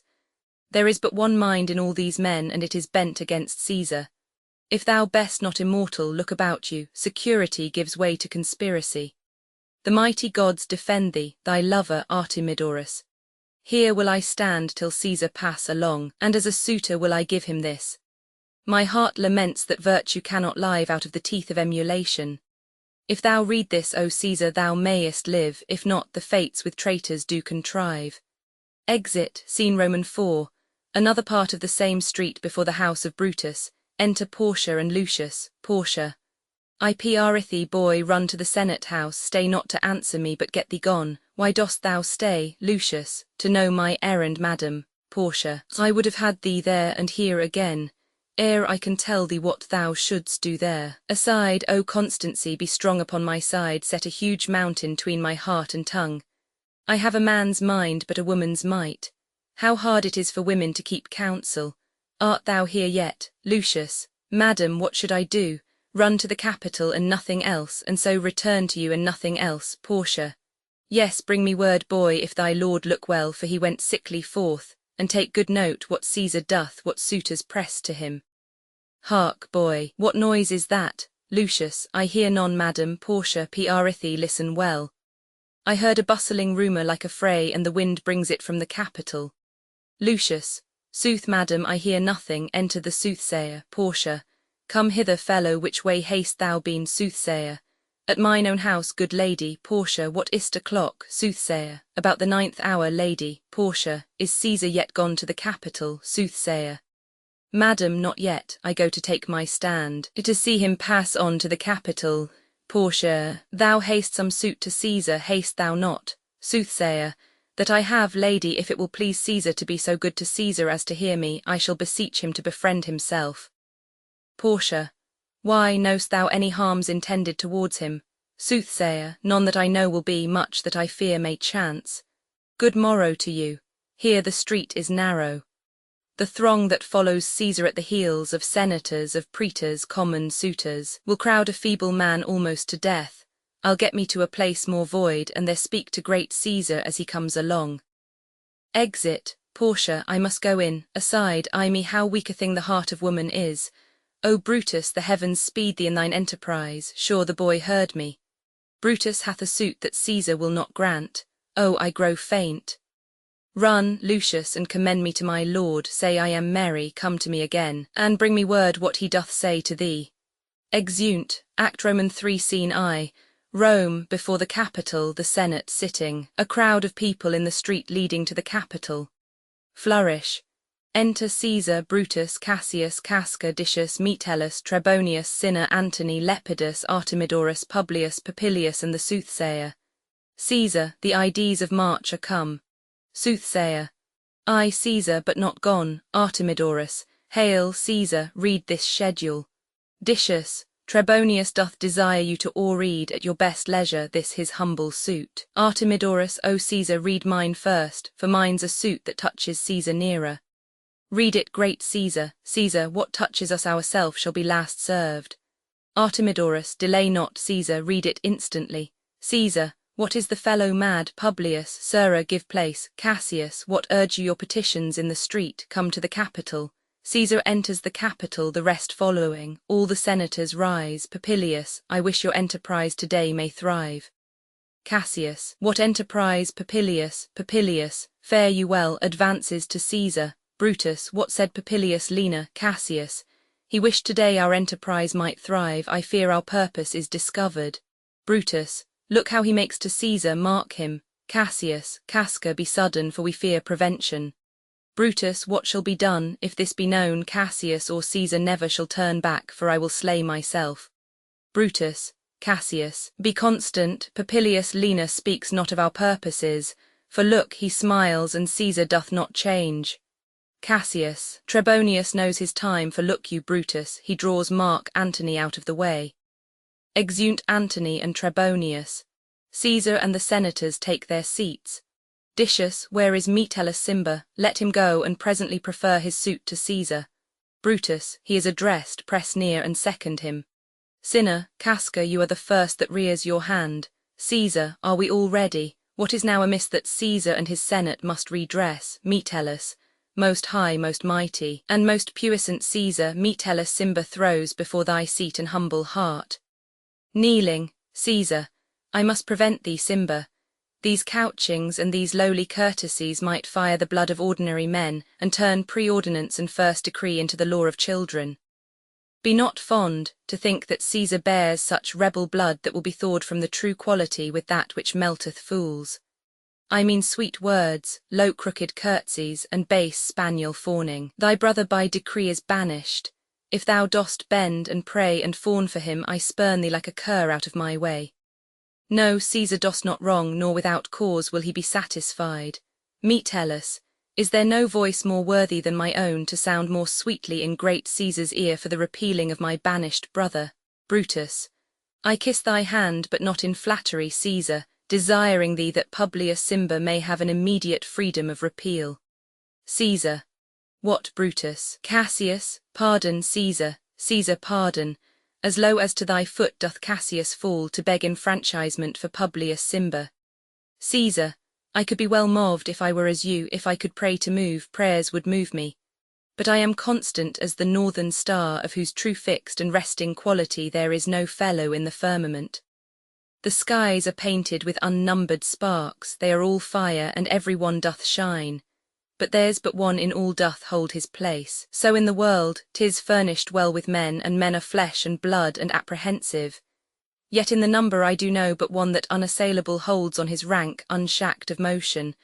And that I am he, let me a little show it even in this, that I was constant Cimber should be banished, and constant do remain to keep him so. Sinner. O Caesar, Caesar, hence wilt thou lift up Olympus, Decius. Great Caesar, Caesar, doth not Brutus bootless kneel? Casca. Speak hands for me. Casca stabs Caesar in the neck. Caesar catches hold of his arm. He is then stabbed by several other conspirators, and at last by Marcus Brutus. Caesar, et tu Brute. Then fall Caesar dies, the senators and people retire in confusion. Sinner. Liberty, freedom, tyranny is dead, run hence, proclaim, cry it about the streets. Cassius, some to the common pulpits and cry out, liberty, freedom and enfranchisement. Brutus, people and senators, be not affrighted, fly not, stand still, ambition's debt is paid. Casca, go to the pulpit, Brutus, Decius and Cassius too. Brutus, where's Publius, sinner, here quite confounded with this mutiny, Metellus, stand fast together lest some friend of Caesar's should chance. Brutus, talk not of standing. Publius, good cheer, there is no harm intended to your person, nor to no Roman else.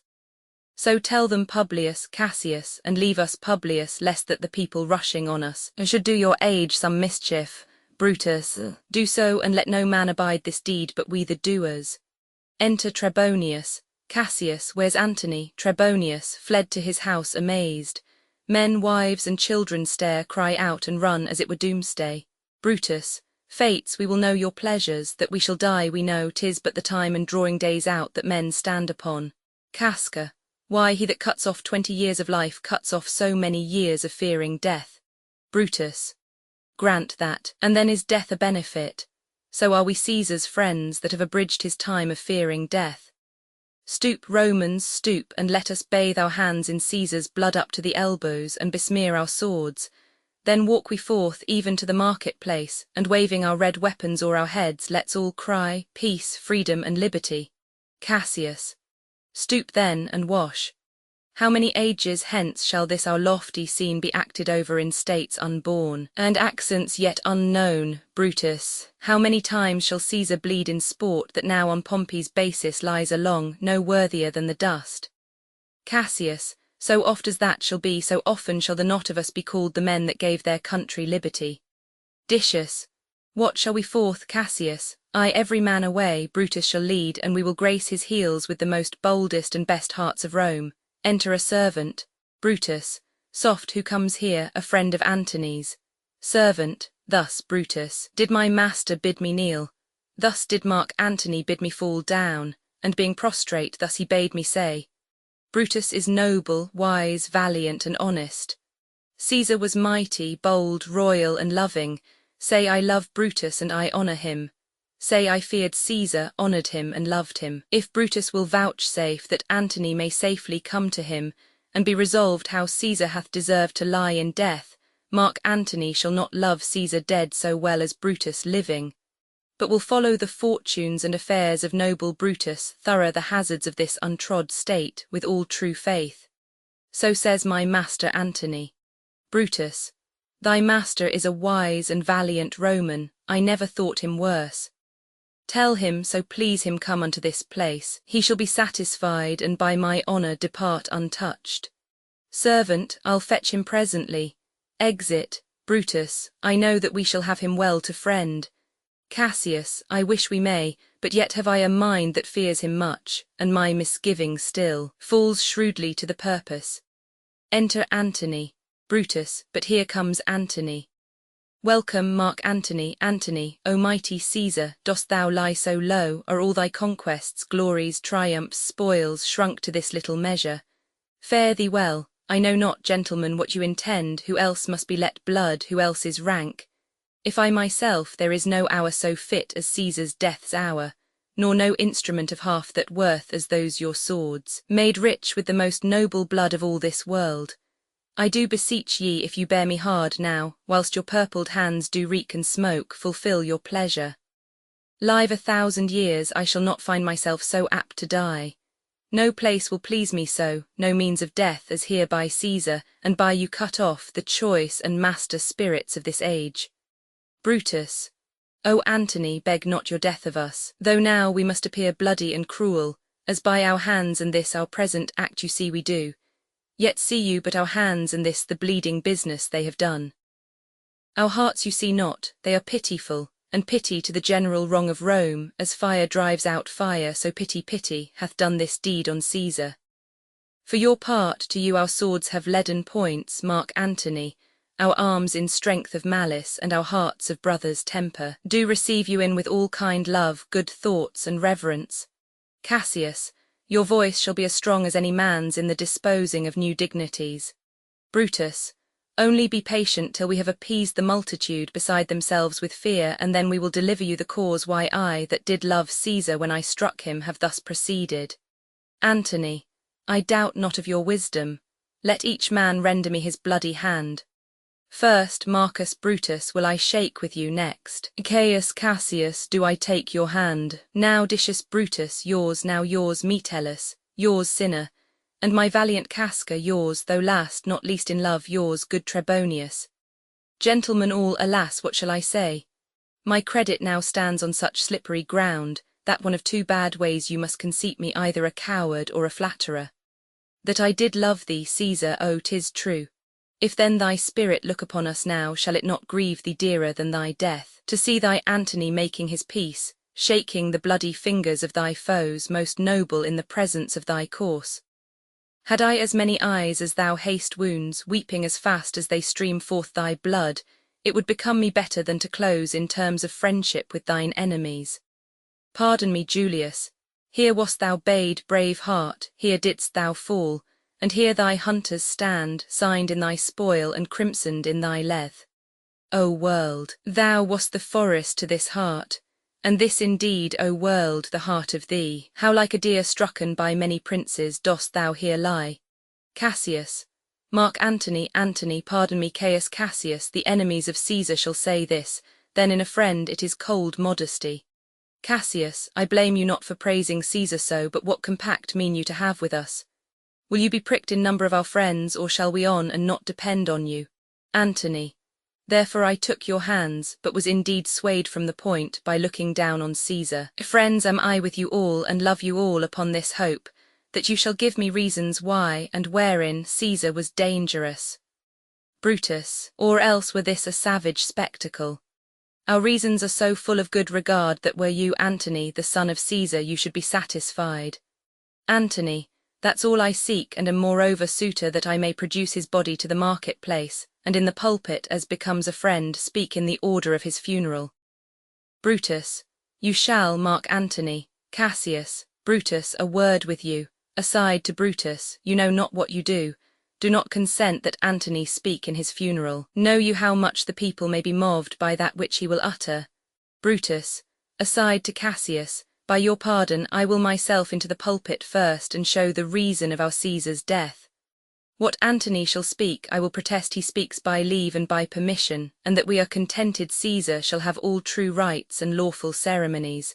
It shall advantage more than do us wrong. Cassius, aside to Brutus, I know not what may fall, I like it not. Brutus, Mark Antony, here, take you Caesar's body. You shall not in your funeral speech blame us, but speak all good you can devise of Caesar, and say you dot by our permission. Else shall you not have any hand at all about his funeral, and you shall speak in the same pulpit whereto I am going after my speech is ended. Antony, be it so, I do desire no more. Brutus, prepare the body then and follow us. Exeunt all but Antony. Antony, Oh, pardon me, thou bleeding piece of earth, that I am meek and gentle with these butchers. Thou art the ruins of the noblest man that ever lived in the tide of times. Woe to the hand that shed this costly blood. Over thy wounds now do I prophesy, which like dumb mouths do ope their ruby lips to beg the voice and utterance of my tongue. A curse shall light upon the limbs of men. Domestic fury and fierce civil strife shall cumber all the parts of Italy. Blood and destruction shall be so in use, and dreadful objects so familiar, that mothers shall but smile when they behold their infants quartered with the hands of war, all pity chocked with custom of fell deeds, and Caesar's spirit ranging for revenge with 8 by his side come hot from hell, shall in these confines with a monarch's voice cry havoc and let slip the dogs of war, that this foul deed shall smell above the earth with carrion men, groaning for burial. Enter a servant. You serve Octavius Caesar, do you not? Servant, I do, Mark Antony. Antony, Caesar did write for him to come to Rome. Servant, he did receive his letters and is coming and bid me say to you by word of mouth, seeing the body, O Caesar, Antony, thy heart is big, get thee apart and weep. Passion I see is catching, for mine eyes, seeing those beads of sorrow stand in thine, began to water. Is thy master coming, servant? He lies tonight within 7 leagues of Rome. Antony, post back with speed and tell him what hath chanked. Here is a mourning Rome, a dangerous Rome, no Rome of safety for Octavius yet. Hie hence and tell him so. Yet stay a while, thou shalt not back till I have borne this course into the marketplace. There shall I try in my oration how the people take the cruel issue of these bloody men, according to the which thou shalt discourse to young Octavius of the state of things. Lend me your hand. Exeunt with Caesar's body. Scene Roman 2, the same. The Forum. Enter Brutus and goes into the pulpit, and Cassius, with a throng of citizens. Citizens, we will be satisfied, let us be satisfied.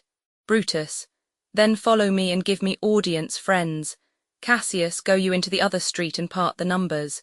Those that will hear me speak, let him stay here. Those that will follow Cassius, go with him, and public reasons shall be rendered of Caesar's death. First citizen, I will hear Brutus speak. Second citizen, I will hear Cassius, and compare their reasons when severally we hear them rendered. Exit Cassius, with some of the citizens.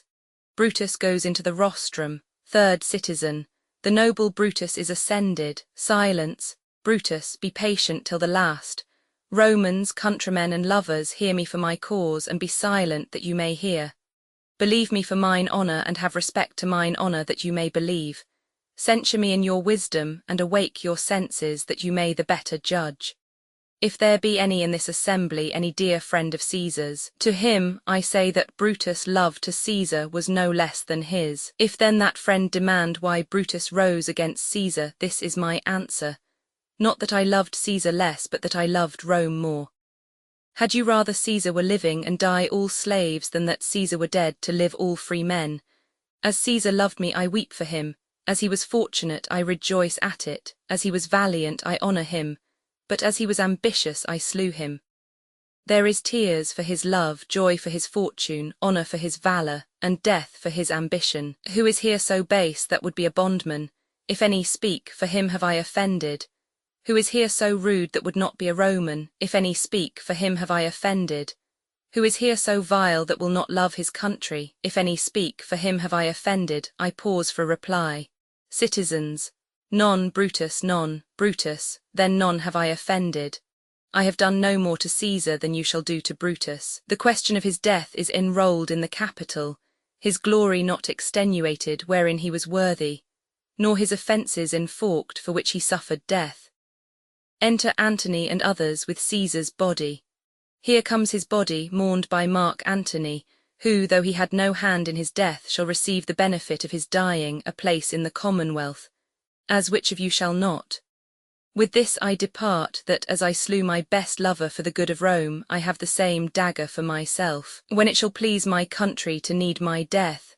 Citizens, live Brutus, live, live. First citizen, bring him with triumph home unto his house.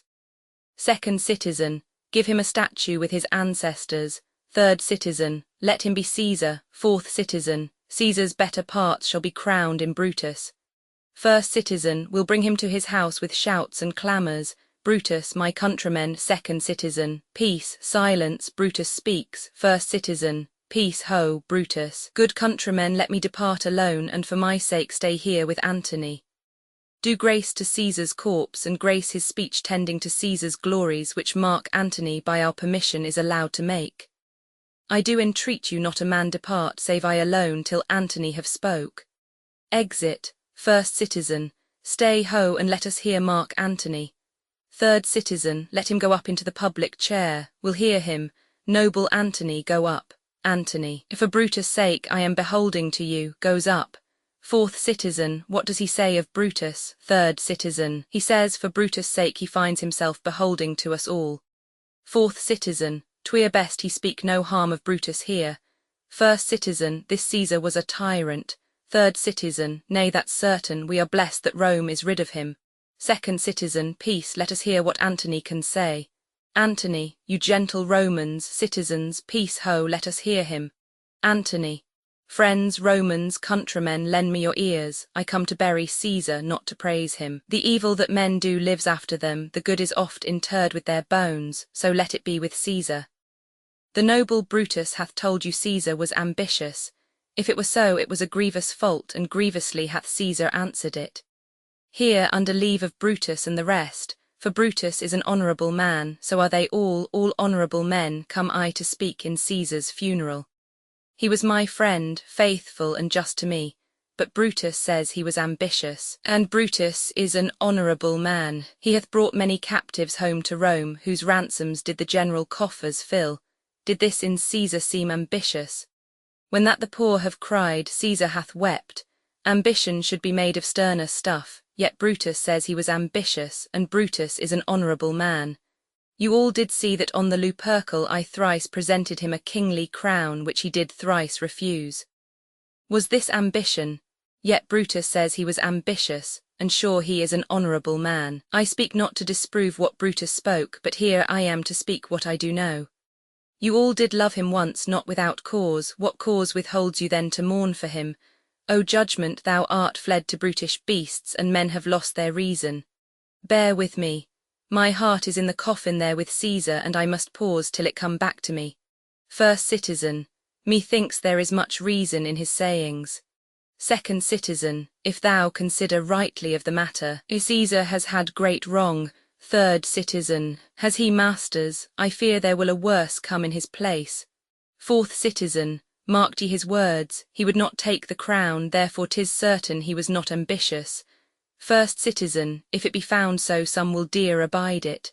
Second citizen, poor soul, his eyes are red as fire with weeping. Third citizen, there's not a nobler man in Rome than Antony. Fourth citizen, now mark him, he begins again to speak. Antony, but yesterday the word of Caesar might have stood against the world, now lies he there, and none so poor to do him reverence. O masters, if I were disposed to stir your hearts and minds to mutiny and rage, I should do Brutus wrong and Cassius wrong, who you all know are honourable men. I will not do them wrong. I rather choose to wrong the dead, to wrong myself and you, than I will wrong such honourable men. But here's a parchment with the seal of Caesar, I found it in his closet, 'tis his will. Let but the commons hear this testament, which, pardon me, I do not mean to read, and they would go and kiss dead Caesar's wounds, and dip their napkins in his sacred blood. Yea, beg a hair of him for memory, and dying mention it within their wills, bequeathing it as a rich legacy unto their issue. Fourth citizen, will hear the will, read it, Mark Antony. Citizens, the will, we will hear Caesar's will. Antony, have patience, gentle friends, I must not read it. It is not meet you know how Caesar loved you. You are not wood, you are not stones, but men, and being men, hearing the will of Caesar, it will inflame you, it will make you mad. 'Tis good you know not that you are his heirs, for if you should, oh, what would come of it? Fourth citizen, read the will, we'll hear it. Antony, you shall read us the will, Caesar's will. Antony, will you be patient, will you stay a while? I have o'ershot myself to tell you of it. I fear I wrong the honourable men whose daggers have stabbed Caesar, I do fear it. Fourth citizen, they were traitors, honourable men. Citizens, the will, the testament.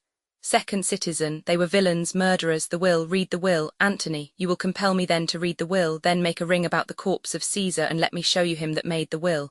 Shall I descend, and will you give me leave? Citizens, come down. Second citizen, descend. He comes down. Third citizen, you shall have leave. Fourth citizen, a ring, stand round. First citizen, stand from the hearse, stand from the body. Second citizen, room for Antony, most noble Antony. Antony, nay, press not so upon me, stand far off. Citizens, stand back, room, bear back. Antony, if you have tears, prepare to shed them now. You all do know this mantle. I remember the first time ever Caesar put it on. 'Twas on a summer's evening in his tent, that day he overcame the Nervii. Look, in this place ran Cassius' dagger through. See what a rent the envious Casca made. Through this the well-beloved Brutus stabbed. And as he plucked his cursed steel away, mark how the blood of Caesar followed it, as rushing out of doors, to be resolved if Brutus so unkindly knocked or no. For Brutus, as you know, was Caesar's angel. Judge, O you gods, how dearly Caesar loved him. This was the most unkindest cut of all. For when the noble Caesar saw him stab, ingratitude more strong than traitors' arms quite vanquished him. Then burst his mighty heart, and in his mantle muffling up his face, even at the base of Pompey's statue, which all the while ran blood, great Caesar fell. Oh, what a fall was there, my countrymen! Then I and you and all of us fell down, whilst bloody treason flourished over us. Oh, now you weep, and I perceive you feel the dint of pity. These are gracious drops. Kind souls, what weep you when you but behold our Caesar's vesture wounded? Look you here, here is himself marred as you see with traitors. First citizen, O piteous spectacle. Second citizen, O noble Caesar. Third citizen, O woeful day. Fourth citizen, O traitors, villains. First citizen, O most bloody sight. Second citizen, we will be revenged. Citizens, revenge, about, seek, burn, fire. Kill, slay, let not a traitor live. Antony, stay, countrymen. First citizen, peace there, hear the noble Antony. Second citizen, we'll hear him, we'll follow him, we'll die with him. Antony, good friends, sweet friends, let me not stir you up to such a sudden flood of mutiny. They that have done this deed are honourable. What private griefs they have, alas, I know not, that made them do it. They are wise and honourable, and will, no doubt, with reasons answer you. I come not, friends, to steal away your hearts. I am no orator as Brutus is, but, as you know me all, a plain, blunt man, that love my friend, and that they know full well that gave me public leave to speak of him. For I have neither wit, nor words, nor worth, action, nor utterance, nor the power of speech, to stir men's blood. I only speak right on. I tell you that which you yourselves do know, show you sweet Caesar's wounds, poor dumb mouths, and bid them speak for me. But were I Brutus and Brutus Antony, there were an Antony would ruffle up your spirits, and put a tongue in every wound of Caesar, that should move the stones of Rome to rise and mutiny. Citizens will mutiny. First citizen will burn the house of Brutus. Third citizen, away then, come seek the conspirators. Antony, yet hear me, countrymen, yet hear me speak. Citizens, peace ho, hear Antony, most noble Antony. Antony, why, friends, you go to do you know not what. Wherein hath Caesar thus deserved your loves? Alas, you know not, I must tell you then, you have forgot the will I told you of. Citizens, most true the will. Let's stay and hear the will. Antony, here is the will, and under Caesar's seal. To every Roman citizen he gives, to every several man, 75 drachmas. Second citizen, most noble Caesar, will revenge his death. Third citizen, O royal Caesar. Antony, hear me with patience. Citizens, peace ho, Antony. Moreover, he hath left you all his walks, his private arbours, and new-planted orchards on this side Tiber. He hath left them you and to your heirs forever, common pleasures, to walk abroad and recreate yourselves. Here was a Caesar. When comes such another? First citizen, never, never, come away, away, we'll burn his body in the holy place, and with the brands fire the traitors' houses. Take up the body. Second citizen, go, fetch fire. Third citizen, pluck down benches. Fourth citizen, pluck down forms, windows, anything. Exeunt citizens with the body. Antony, now let it work. Mischief, thou art afoot, take thou what course thou wilt. Enter a servant. How now, fellow servant, sir? Octavius is already come to Rome. Antony, where is he? Servant, he and Lepidus are at Caesar's house. Antony, and thither will I straight to visit him. He comes upon a wish. Fortune is merry, and in this mood will give us anything. Servant, I heard him say Brutus and Cassius are rid like madmen through the gates of Rome. Antony, belike they had some notice of the people how I had moved them. Bring me to Octavius, exeunt, scene Roman 3, the same, a street. Enter Cinna the poet, and after him the citizens. Cinna, I dreamt tonight that I did feast with Caesar, and things unluckily charge my fantasy. I have no will to wander forth of doors, yet something leads me forth. First citizen. What is your name? Second citizen. Whither are you going? Third citizen. Where do you dwell? Fourth citizen. Are you a married man or a bachelor? Second citizen. Answer every man directly. First citizen. Aye, and briefly. Fourth citizen. Aye, and wisely. Third citizen. Aye, and truly you were best. Cinna. What is my name? Whither am I going? Where do I dwell? Am I a married man or a bachelor? Then to answer every man directly and briefly, wisely and truly. Wisely I say I am a bachelor. Second citizen, that's as much as to say they are fools that marry. You'll bear me a bang for that, I fear. Proceed directly. Cinna, directly I am going to Caesar's funeral. First citizen, as a friend or an enemy? Cinna, as a friend. Second citizen, that matter is answered directly. Fourth citizen, for your dwelling briefly. Cinna, briefly I dwell by the Capitol. Third citizen, your name, sir, truly. Cinna, truly my name is Cinna. First citizen, tear him to pieces, he's a conspirator. Cinna, I am Cinna the poet, I am Cinna the poet. Fourth citizen, tear him for his bad verses, tear him for his bad verses. Cinna, I am not Cinna the conspirator. Fourth citizen, it is no matter, his name's Cinna. Pluck but his name out of his heart and turn him going. Third citizen, tear him, tear him. Come, brands, ho, firebrands, to Brutus, to Cassius, burn all, some to Decius' house, and some to Casca's, some to Ligarius. Away go, exeunt, Act Roman 4 Scene I, Rome, a room in Antony's house. Enter Antony, Octavius, and Lepidus, seated at a table. Antony, these many then shall die, their names are pricked. Octavius, your brother too must die, consent you Lepidus. Lepidus, I do consent. Octavius, prick him down, Antony. Or Lepidus, upon condition Publius shall not live, who is your sister's son. Mark Antony. Antony, he shall not live, look, with a spot I damn him. But Lepidus, go you to Caesar's house, fetch the will hither, and we shall determine how to cut off some charge in legacies. Lepidus, what shall I find you here, Octavius, or here or at the Capitol? Exit Lepidus. Antony, this is a slight unmeritable man, meet to be sent on errands. Is it fit, the threefold world divided, he should stand one of the three to share it? Octavius, so you thought him, and took his voice who should be pricked to die in our black sentence and prescription. Antony, Octavius, I have seen more days than you, and though we lay these honours on this man to ease ourselves of divers slanderous loads, he shall but bear them as the ass bears gold, to groan and sweat under the business, either led or driven as we point the way. And having brought our treasure where we will, then take we down his load, and turn him off like to the empty ass to shake his ears and graze in commons.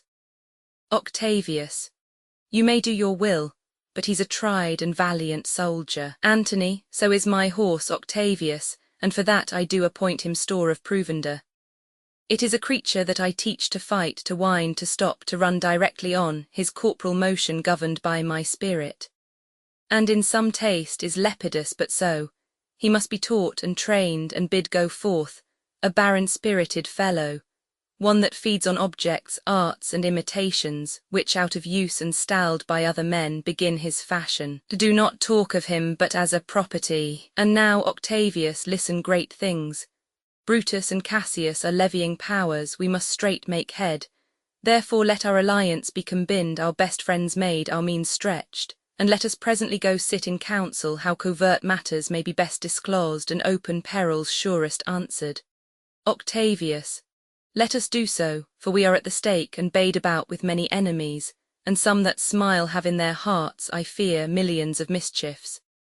Exeunt. Scene Roman 2, before Brutus' tent in the camp near Sardes. Drum, enter Brutus, Lucilius, Titinius and soldiers, Pindarus meeting them, Lucius at some distance. Brutus, stand ho, Lucilius, give the word ho and stand, Brutus. What now, Lucilius, is Cassius near? Lucilius, He is at hand, and Pindarus is come to do you salutation from his master. Pindarus gives a letter to Brutus. Brutus, he greets me well. Your master, Pindarus, in his own change or by ill officers, hath given me some worthy cause to wish things done undone, but if he be at hand, I shall be satisfied. Pindarus, I do not doubt but that my noble master will appear such as he is, full of regard and honour. Brutus, he is not doubted.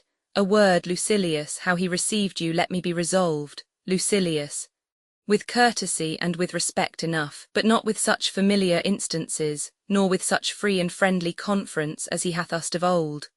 Brutus, thou hast described a hot friend cooling. Ever note, Lucilius, when love begins to sicken and decay it useth an enforced ceremony.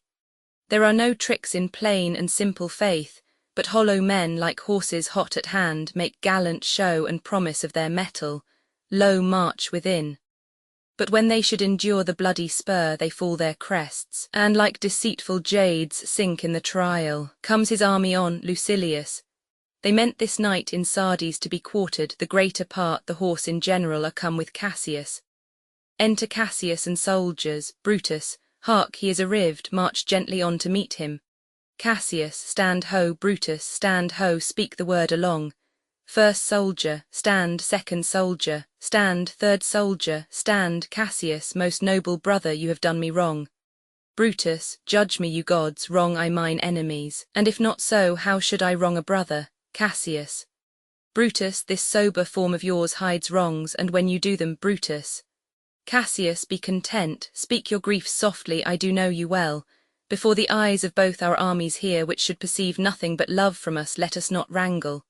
Bid them move away, then in my tent, Cassius, enlarge your griefs, and I will give you audience.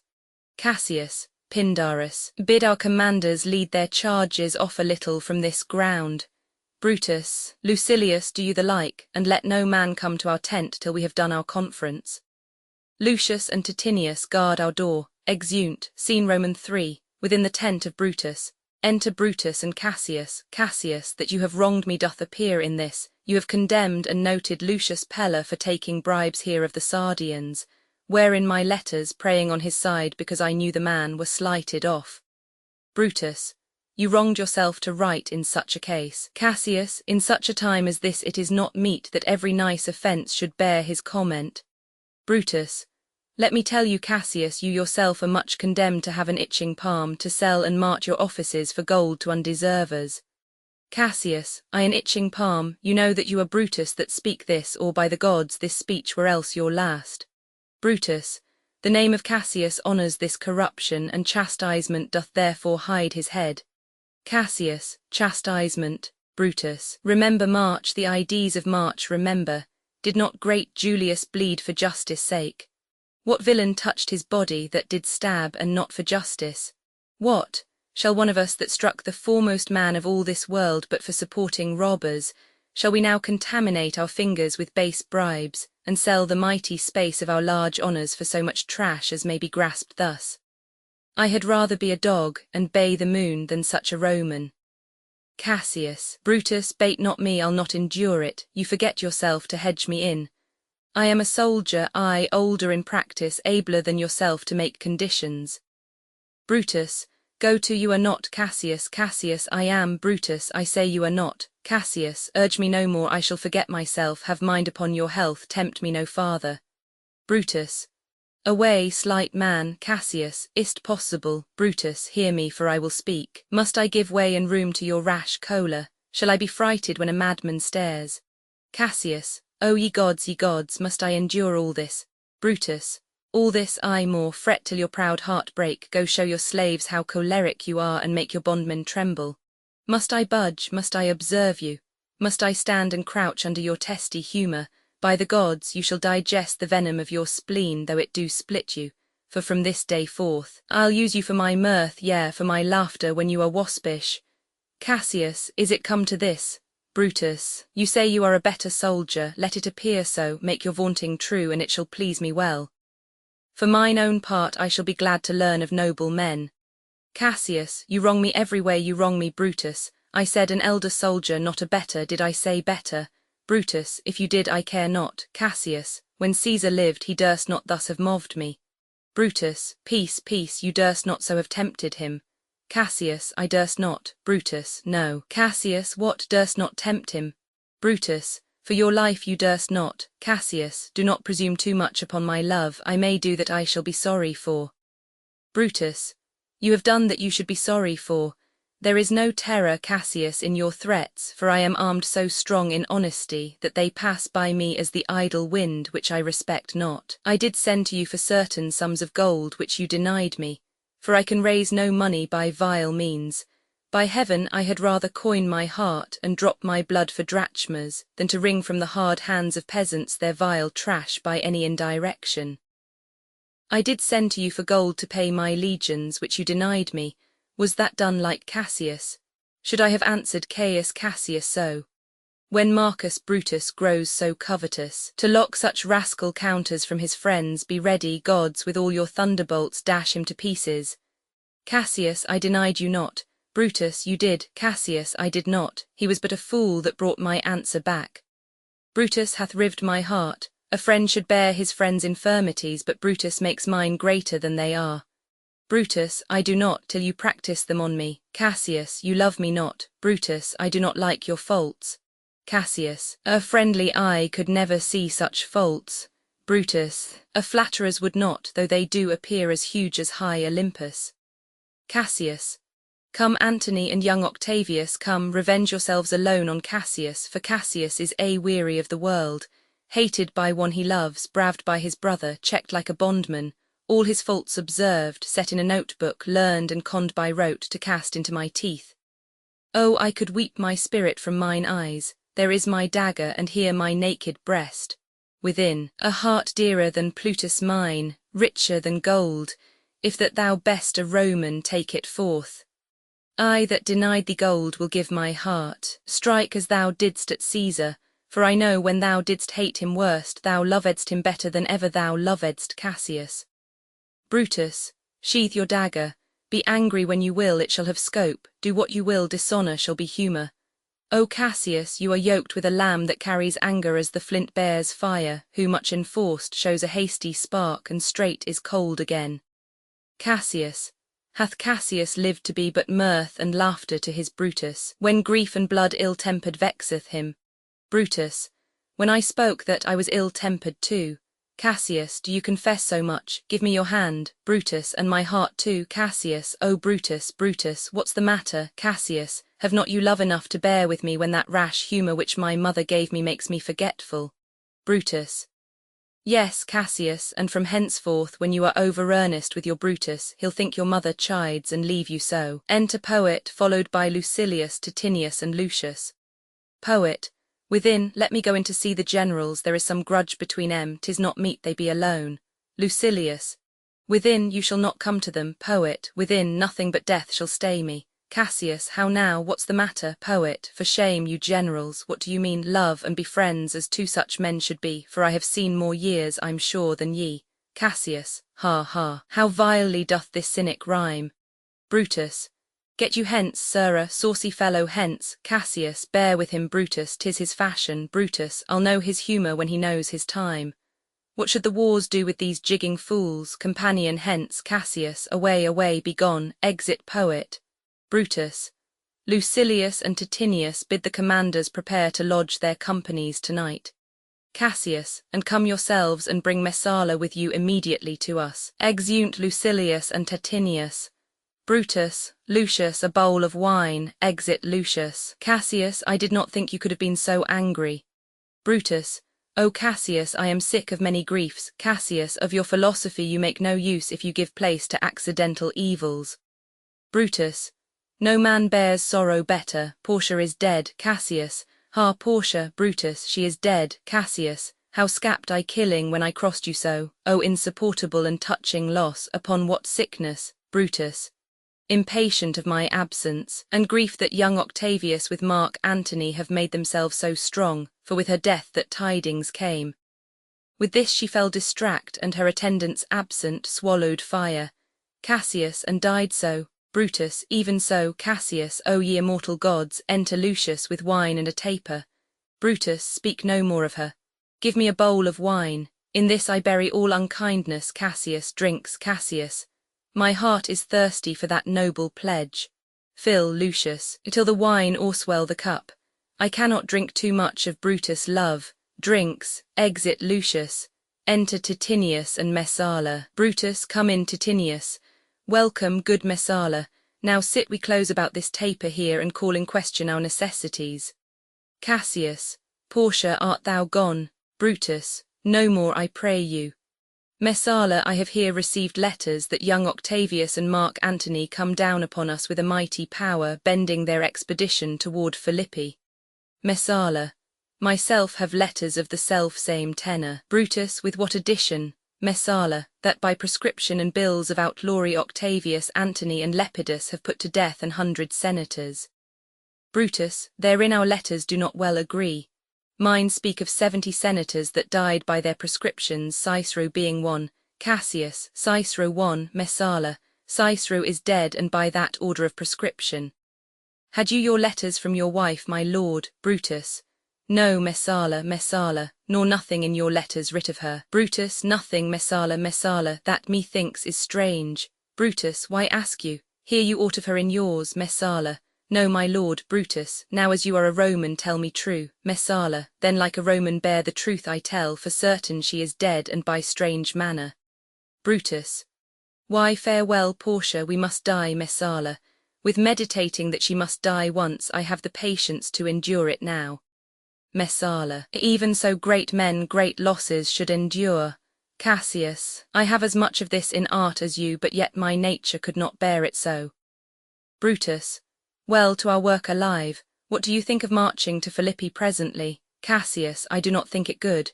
Brutus, your reason? Cassius, this it is, 'tis better that the enemy seek us, so shall he waste his means, weary his soldiers, doing himself offence, whilst we lying still are full of rest, defence, and nimbleness. Brutus, good reasons must of force give place to better. The people twixt Philippi and this ground do stand but in a forced affection, for they have grudged us contribution. The enemy, marching along by them shall make a fuller number up, come on refreshed, new added, and encouraged. From which advantage shall we cut him off if at Philippi we do face him there, these people at our back? Cassius, hear me, good brother. Brutus, under your pardon. You must note besides that we have tried the utmost of our friends. Our legions are brimful, our cause is ripe. The enemy increaseth every day, we at the height are ready to decline. There is a tide in the affairs of men which, taken at the flood, leads on to fortune. Omitted, all the voyage of their life is bound in shallows and in miseries. On such a full sea are we now afloat, and we must take the current when it serves, or lose our ventures. Cassius, then with your will go on, we'll along ourselves and meet them at Philippi. Brutus, the deep of night is crept upon our talk, and nature must obey necessity, which we will niggard with a little rest. There is no more to say. Cassius, no more. Good night. Early tomorrow will we rise, and hence enter Lucius. Brutus, Lucius, my gown. Exit Lucius. Farewell now, good Messala. Good night, Titinius. Noble, noble Cassius, good night and good repose.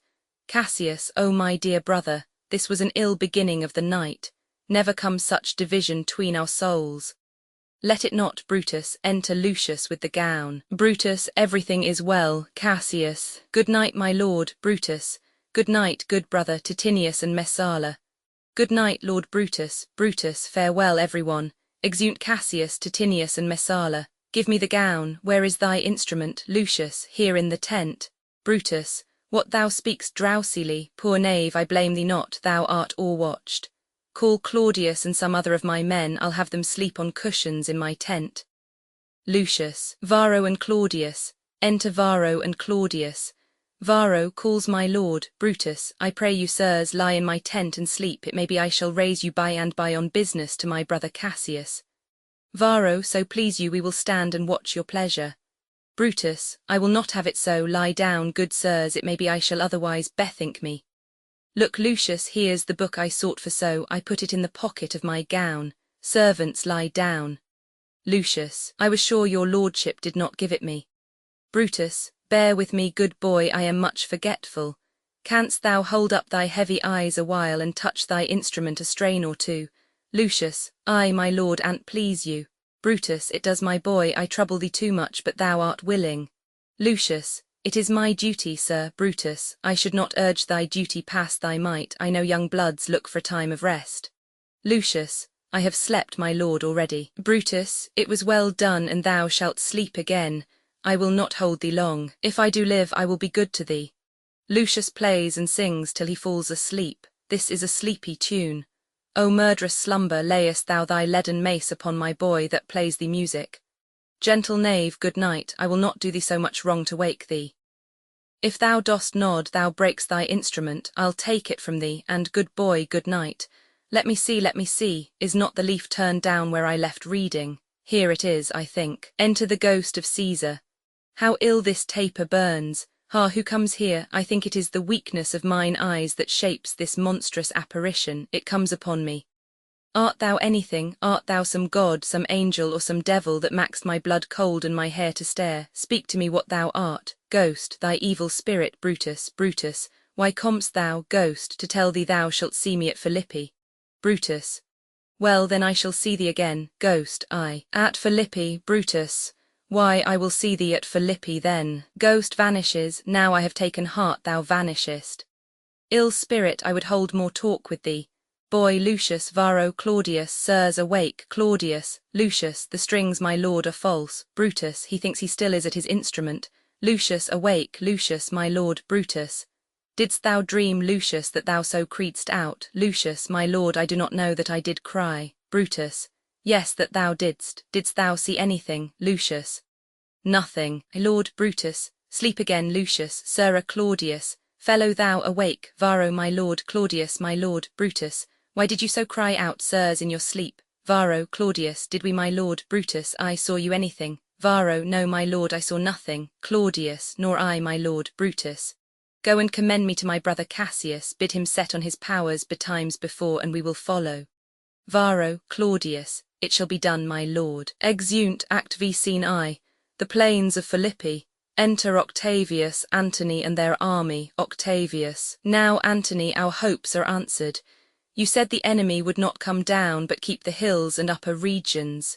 It proves not so. Their battles are at hand. They mean to warn us at Philippi here, answering before we do demand of them. Antony. Tut, I am in their bosoms, and I know wherefore they do it.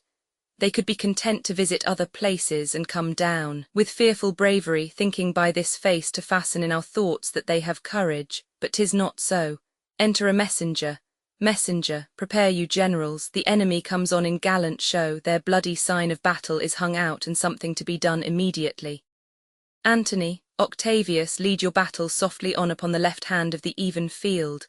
Octavius, upon the right hand I, keep thou the left. Antony, why do you cross me in this exigent? Octavius, I do not cross you, but I will do so. March, drum, enter Brutus, Cassius and their army, Lucilius, Titinius, Messala and others.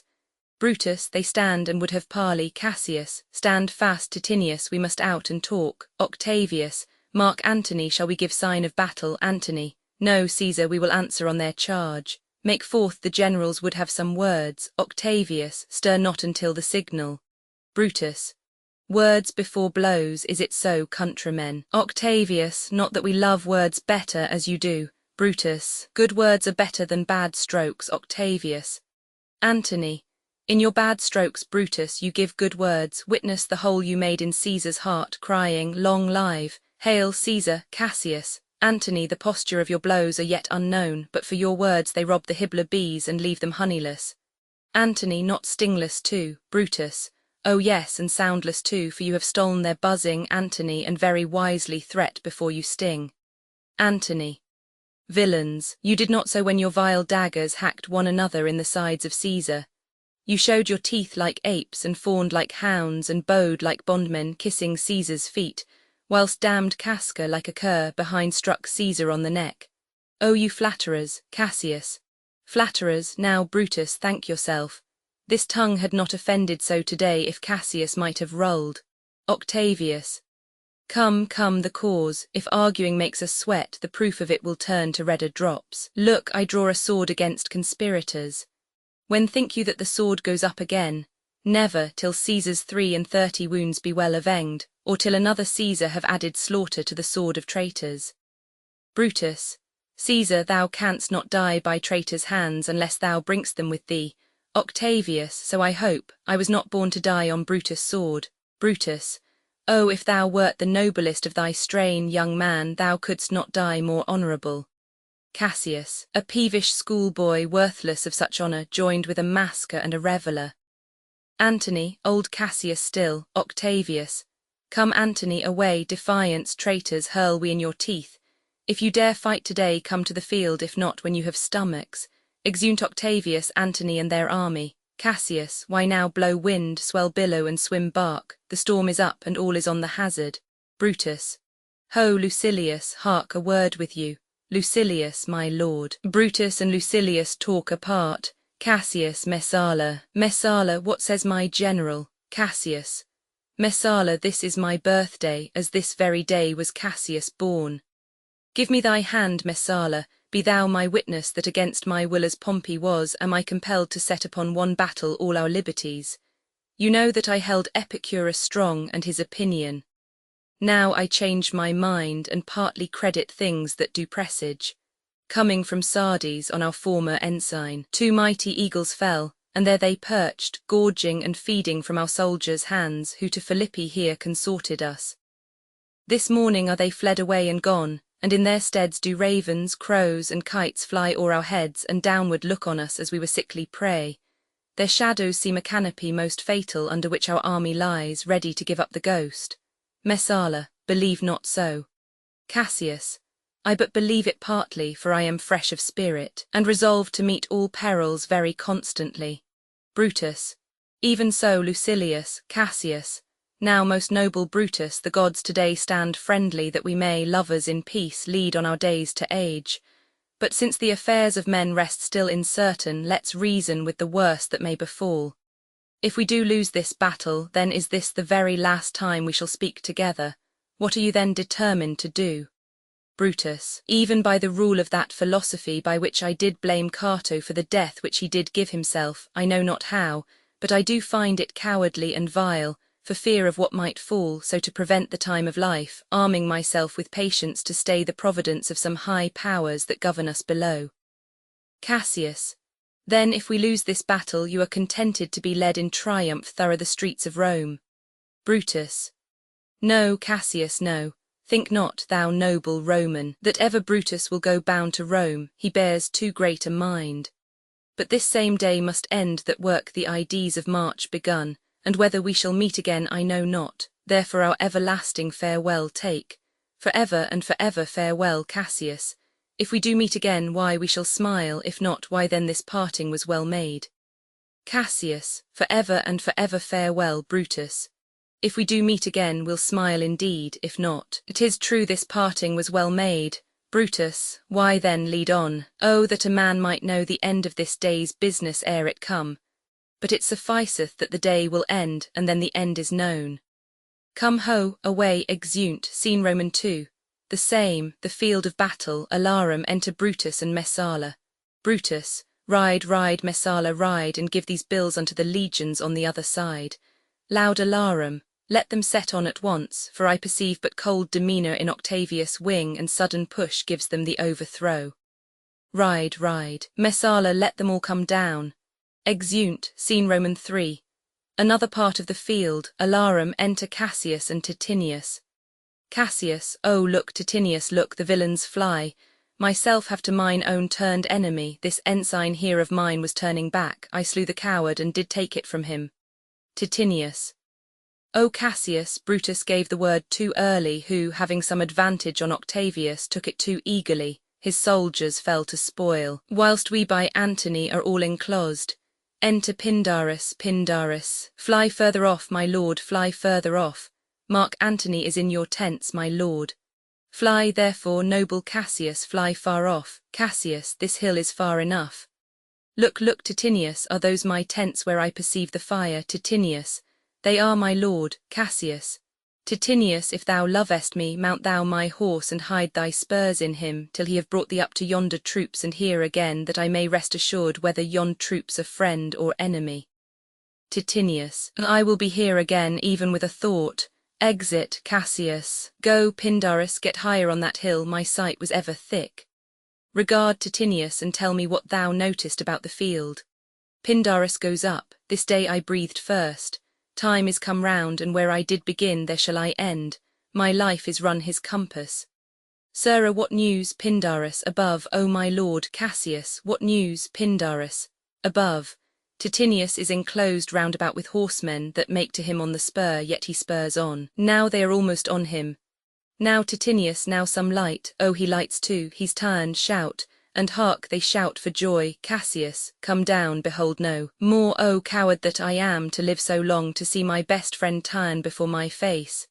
Pindarus descends, come hither, sirrah, in Parthia did I take thee prisoner, and then I swore thee, saving of thy life, that whatsoever I did bid thee do, thou shouldst attempt it. Come now, keep thine oath. Now be a freeman, and with this good sword that ran through Caesar's bowels, search this bosom. Stand not to answer. Here take thou the hilts, and when my face is covered as 'tis now, guide thou the sword. Caesar, thou art revenged, even with the sword that killed thee, dies. Pindarus, so I am free, yet would not so have been, durst I have done my will. O Cassius, far from this country Pindarus shall run, where never Roman shall take note of him. Exit, enter Titinius with Messala. Messala, it is but change, Titinius, for Octavius is overthrown by noble Brutus' power, as Cassius' legions are by Antony. Titinius, these tidings would well comfort Cassius.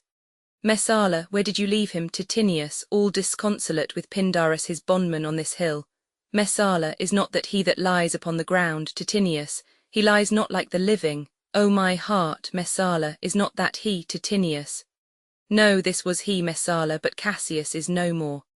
O setting sun, as in thy red rays thou dost sink to night, so in his red blood Cassius' day is set. The sun of Rome is set. Our day is gone, clouds, dews, and dangers come, our deeds are done. Mistrust of my success hath done this deed. Messala, mistrust of good success hath done this deed. O hateful error, melancholy's child, why dost thou show to the apt thoughts of men the things that are not? O error soon conceived, thou never comest unto a happy birth, but kill'st the mother that engendered thee. Titinius. What Pindarus, where art thou, Pindarus? Messala, seek him, Titinius, whilst I go to meet the noble Brutus, thrusting this report into his ears. I may say thrusting it, for piercing steel and darts envenomed shall be as welcome to the ears of Brutus as tidings of this sight. Titinius. Hie you, Messala, and I will seek for Pindarus the while. Exit, Messala. Why didst thou send me forth, brave Cassius? Did I not meet thy friends, and did not they put on my brows this wreath of victory and bid me give it thee? Didst thou not hear their shouts? Alas, thou hast misconstrued everything. But hold thee, take this garland on thy brow, thy Brutus bid me give it thee, and I will do his bidding. Brutus, come apace, and see how I regarded Caius Cassius. By your leave, gods, this is a Roman's part. Come, Cassius' sword, and find Titinius' heart. Dies. Alarum, enter Brutus, Messala, young Cato, Strato, Volumnius, and Lucilius. Brutus, where Messala doth his body lie? Messala, lo, yonder, and Titinius mourning it. Brutus, Titinius' face is upward. Cato, he is slain. Brutus, O Julius Caesar, thou art mighty yet. Thy spirit walks abroad and turns our swords in our own proper entrails. Lo, alarums, Cato, brave Titinius, look whether he have not crowned dead Cassius. Brutus, are yet 2 Romans living such as these, the last of all the Romans, fare thee well. It is impossible that ever Rome should breed thy fellow. Friends, I owe more tears to this dead man than you shall see me pay. I shall find time, Cassius, I shall find time. Come therefore, and to Thassos send his body. His funeral shall not be in our camp, lest it discomfort us. Lucilius, come, and come, young Cato, let us to the field. Labeo and Flavius, set our battles on. 'Tis 3 o'clock, and Romans, yet ere night we shall try fortune in a second fight. Exeunt, scene Roman 4, another part of the field. Alarum, enter fighting soldiers of both armies, then Brutus, Messala, young Cato, Lucilius, Flavius, and others. Brutus, yet countrymen, oh, yet hold up your heads. Cato, what bastard doth not? Who will go with me? I will proclaim my name about the field. I am the son of Marcus Cato, ho, a foe to tyrants and my country's friend. I am the son of Marcus Cato, ho, charges the enemy. Lucilius. And I am Brutus, Marcus Brutus, I, Brutus, my country's friend. Know me for Brutus. Exit charging the enemy.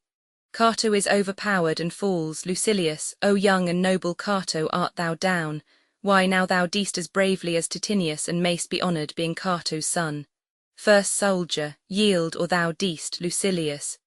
Only I yield to die. There is so much that thou wilt kill me straight, offering money kill Brutus and be honoured in his death. First soldier, we must not, a noble prisoner. Second soldier, room. Ho, tell Antony Brutus is ta'en. First soldier, I'll tell the news, here comes the general. Enter Antony. Brutus is ta'en, my lord. Antony, where is he? Lucilius. Safe, Antony. Brutus is safe enough. I dare assure thee that no enemy shall ever take alive the noble Brutus. The gods defend him from so great a shame. When you do find him, or alive or dead, he will be found like Brutus, like himself. Antony, this is not Brutus, friend, but I assure you a prize no less in worth. Keep this man safe, give him all kindness. I had rather have such men my friends than enemies. Go on and see whether Brutus be alive or dead, and bring us word unto Octavius' tent how everything is chanked. Exeunt. Scene V. Another part of the field. Enter Brutus, Dardanius, Clitus, Strato, and Volumnius. Brutus, come, poor remains of friends, rest on this rock. Clitus, Statilius showed the torchlight, but my lord he came not back, he is or ta'en or slain. Brutus, sit thee down, Clitus. Slaying is the word, it is a deed in fashion. Hark thee, Clitus, whispering, Clitus, what I, my lord? No, not for all the world. Brutus, peace then, no words, Clitus, I'll rather kill myself. Brutus, hark thee, Dardanius, whispers him, Dardanius, shall I do such a deed? Clitus, O Dardanius, Dardanius, O Clitus, Clitus. What ill request did Brutus make to thee? Dardanius, to kill him, Clitus. Look, he meditates, Clitus. Now is that noble vessel full of grief that it runs over even at his eyes. Brutus, come hither, good Volumnius, list a word, Volumnius. What says my lord? Brutus. Why this, Volumnius, the ghost of Caesar hath appeared to me several times by night, at Sardes once, and this last night here in Philippi fields. I know my hour is come. Volumnius, not so, my lord. Brutus, nay, I am sure it is, Volumnius. Thou seest the world, Volumnius, how it goes. Our enemies have beat us to the pit. Lo, alarums, it is more worthy to leap in ourselves than tarry till they push us. Good Volumnius, thou know'st that we two went to school together. Even for that our love of old, I prithee thee hold thou my sword hilts whilst I run on it. Volumnius, that's not an office for a friend, my lord. Alarums still. Clitus, fly, fly, my lord, there is no tarrying here. Brutus, farewell to you, Volumnius. Strato, thou hast been all this while asleep, farewell to thee too, Strato. Countrymen, my heart doth joy, that yet in all my life I found no man but he was true to me. I shall have glory by this losing day more than Octavius and Mark Antony by this vile conquest shall attain unto. So fare you well at once, for Brutus' tongue hath almost ended his life's history.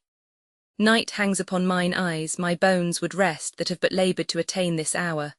Alarums, cry within, fly, fly, fly. Clitus, fly, my lord, fly. Brutus, hence I will follow. Exeunt Clitus, Dardanius, and Volumnius. I prithee, Strato, stay thou by thy lord. Thou art a fellow of a good respect, thy life hath had some smatch of honour in it. Hold then my sword and turn away thy face while I do run upon it. Wilt thou, Strato, Strato, give me your hand first? Fare you well, my lord. Brutus, farewell, good Strato. Caesar, now be still, I killed not thee with half so good a will. He runs on his sword and dies. Alarum, retreat. Enter Antony, Octavius, Messala, Lucilius, and the army. Octavius, what man is that? Messala, my master's man. Strato, where is thy master? Strato, free from the bondage you are in, Messala. The conquerors can but make a fire of him, for Brutus only overcame himself, and no man else hath honour by his death. Lucilius, so Brutus should be found. I thank thee, Brutus, that thou hast proved Lucilius saying true. Octavius, all that served Brutus I will entertain them. Fellow, wilt thou bestow thy time with me? Strato, aye, if Messala will prefer me to you. Octavius, do so, good Messala. Messala. How died my master, Strato, Strato? I held the sword, and he did run on it, Messala. Octavius, then take him to follow thee that did the latest service to my master. Antony. This was the noblest Roman of them all. All the conspirators save only he did that they did in envy of great Caesar, he only in a general honest thought and common good to all made one of them. His life was gentle, and the elements so mixed in him that nature might stand up and say to all the world, this was a man. Octavius, according to his virtue let us use him with all respect and rites of burial. Within my tent his bones tonight shall lie, most like a soldier, ordered honourably. So call the field to rest, and let's away to part the glories of this happy day. Exeunt. The tragedy of King Lear contents act I scene I. A room of state in King Lear's palace scene Roman 2. A hall in the Earl of Gloucester's castle scene Roman 3. A room in the Duke of Albany's palace scene Roman 4. A hall in Albany's palace scene V. Court before the Duke of Albany's palace ACT Roman 2 scene I.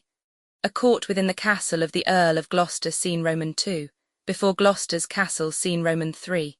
The open country scene Roman 4. Before Gloucester's castle ACT Roman 3 scene I. A heath scene Roman 2. Another part of the heath scene Roman 3. A room in Gloucester's castle scene Roman 4. A part of the heath with a hovel scene V. A room in Gloucester's castle scene VI. A chamber in a farmhouse adjoining the castle scene Roman 7. A room in Gloucester's castle ACT Roman 4 scene I. The heath scene Roman 2. Before the Duke of Albany's palace scene Roman 3. The French camp near Dover scene Roman 4. The French camp.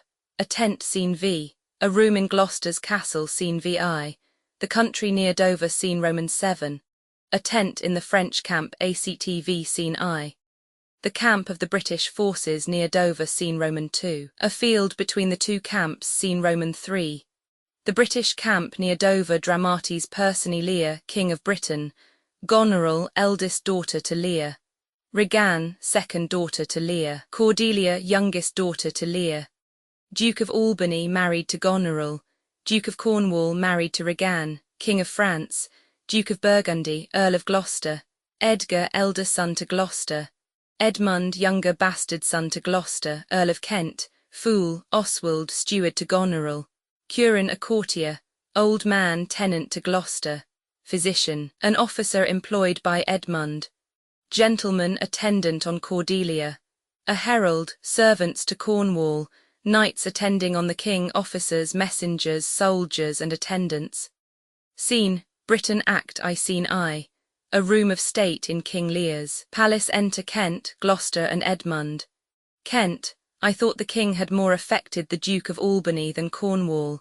Gloucester, it did always seem so to us, but now in the division of the kingdom it appears not which of the dukes he values most, for qualities are so weighed that curiosity in neither can make choice of either's moiety.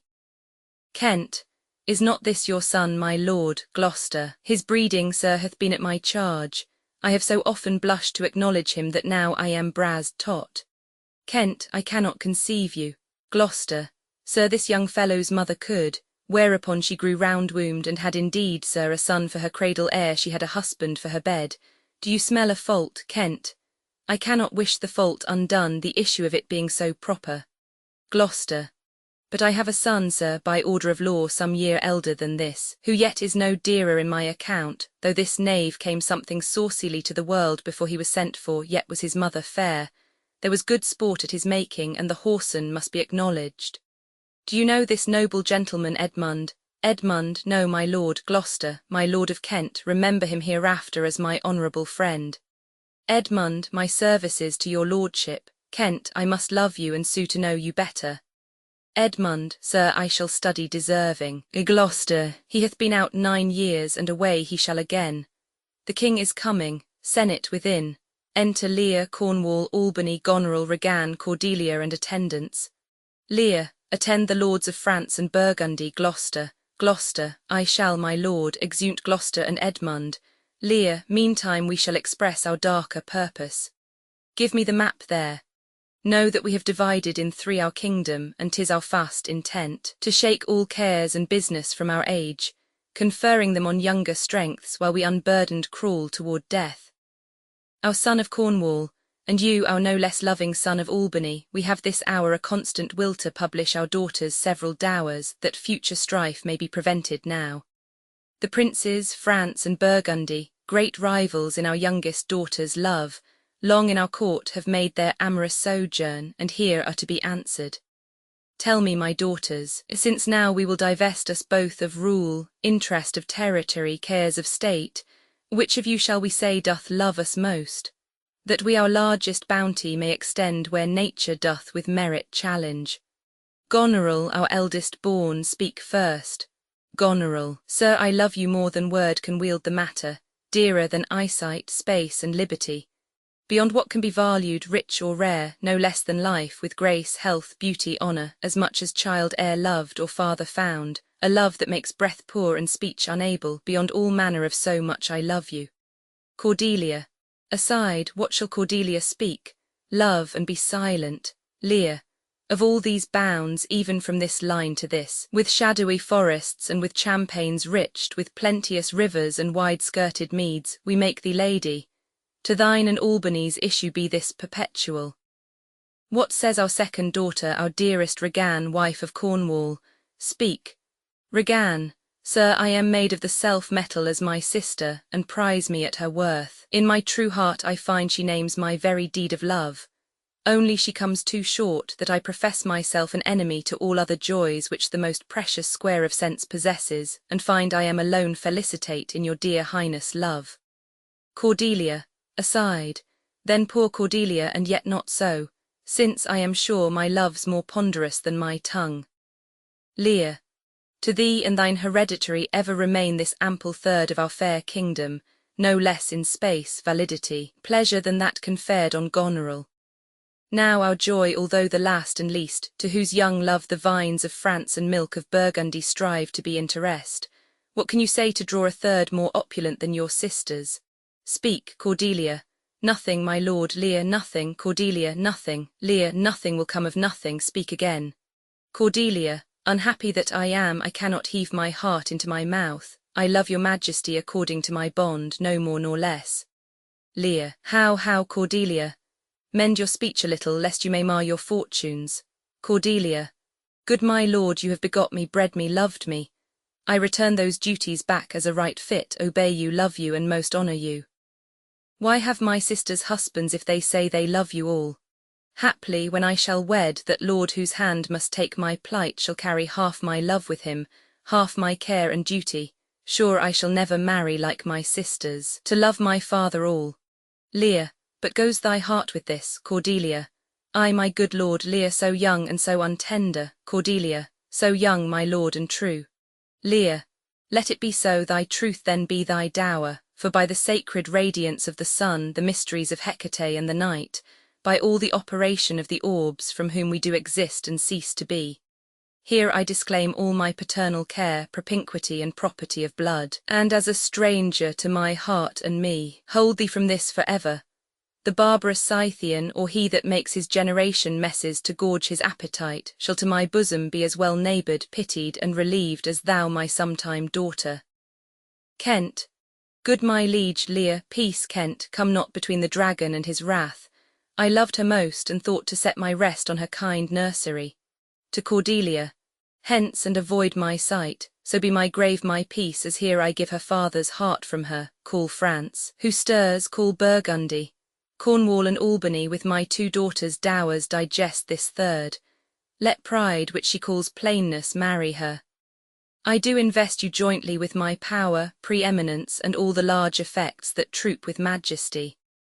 Ourself, by monthly course, with reservation of 100 nights, by you to be sustained, shall our abode make with you by due turn. Only we shall retain the name and all the addition to a king, the sway, revenue, execution of the rest, beloved sons, be yours, which to confirm this coronet part between you.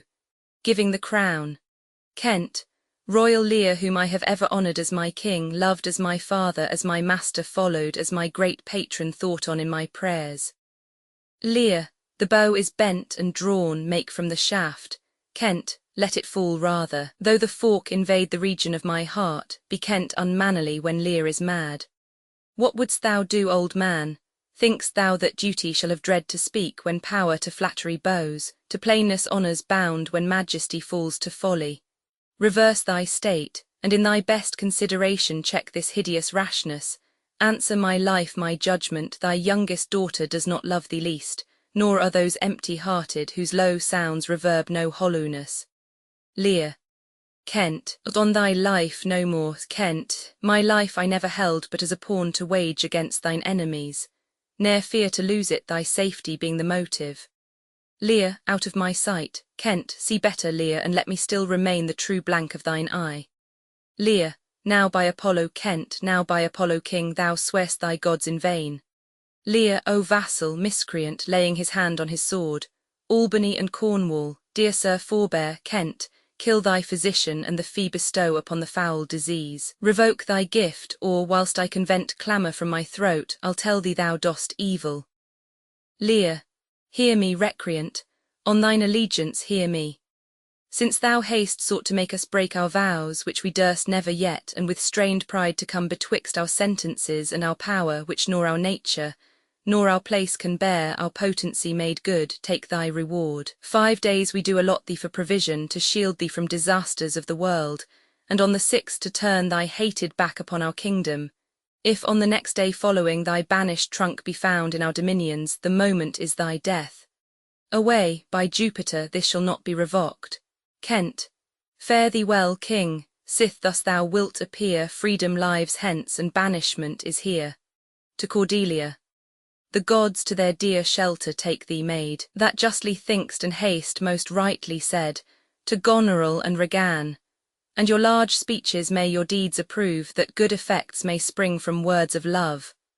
Thus Kent, O princes, bids you all adieu, he'll shape his old course in a country new. Exit, flourish, re-enter Gloucester with France, Burgundy and attendants. Cordelia, here's France and Burgundy, my noble lord. Lear, my lord of Burgundy, we first address toward you, who with this king hath rivalled for our daughter. What in the least will you require in present dower with her, or cease your quest of love? Burgundy, most royal majesty, I crave no more than hath your highness offered, nor will you tender less.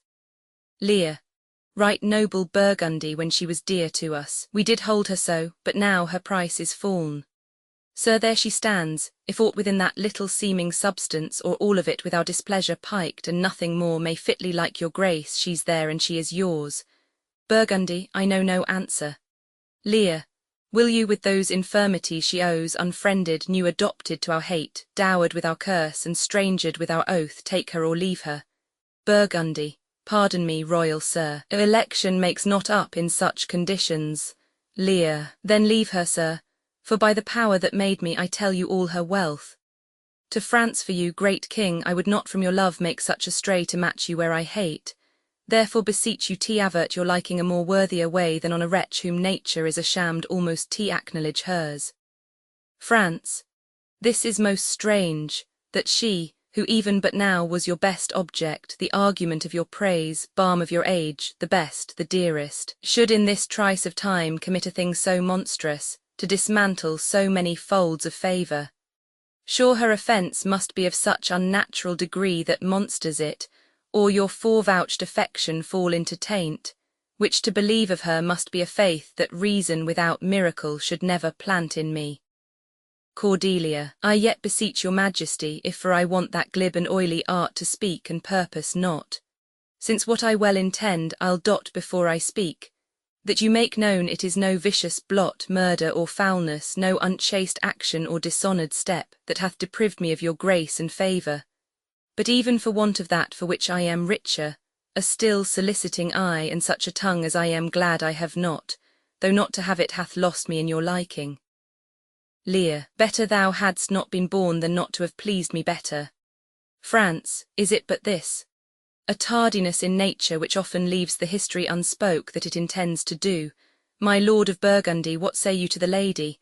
Loves not love when it is mingled with regards that stands aloof from the entire point. Will you have her? She is herself a dowry. Burgundy, royal king, give but that portion which yourself proposed, and here I take Cordelia by the hand, Duchess of Burgundy. Lear. Nothing, I have sworn, I am firm. Burgundy. I am sorry then you have so lost a father that you must lose a husband. Cordelia, peace be with Burgundy. Since that respects of fortunes are his love, I shall not be his wife. France. Fairest Cordelia, that art most rich being poor, most choice forsaken, and most loved despised. Thee and thy virtues here I seize upon, be it lawful I take up what's cast away. Gods, 'tis strange that from their coldst neglect my love should kindle to inflamed respect. Thy dowerless daughter, king, thrown to my chance, is queen of us, of ours and our fair France. Not all the dukes of waterish Burgundy can buy this unprized precious made of me. Bid them farewell, Cordelia, though unkind, thou losest here a better where to find.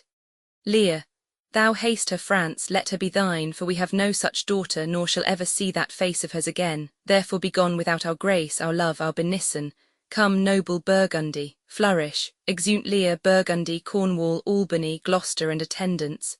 France, bid farewell to your sisters. Cordelia, the jewels of our father. With washed eyes Cordelia leaves you.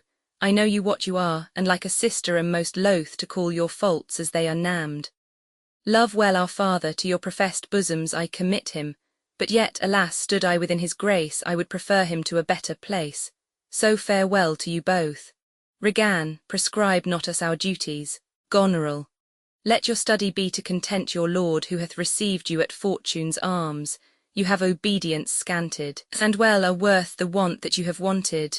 Cordelia, time shall unfold what plighted cunning hides, who covers faults at last shame derides.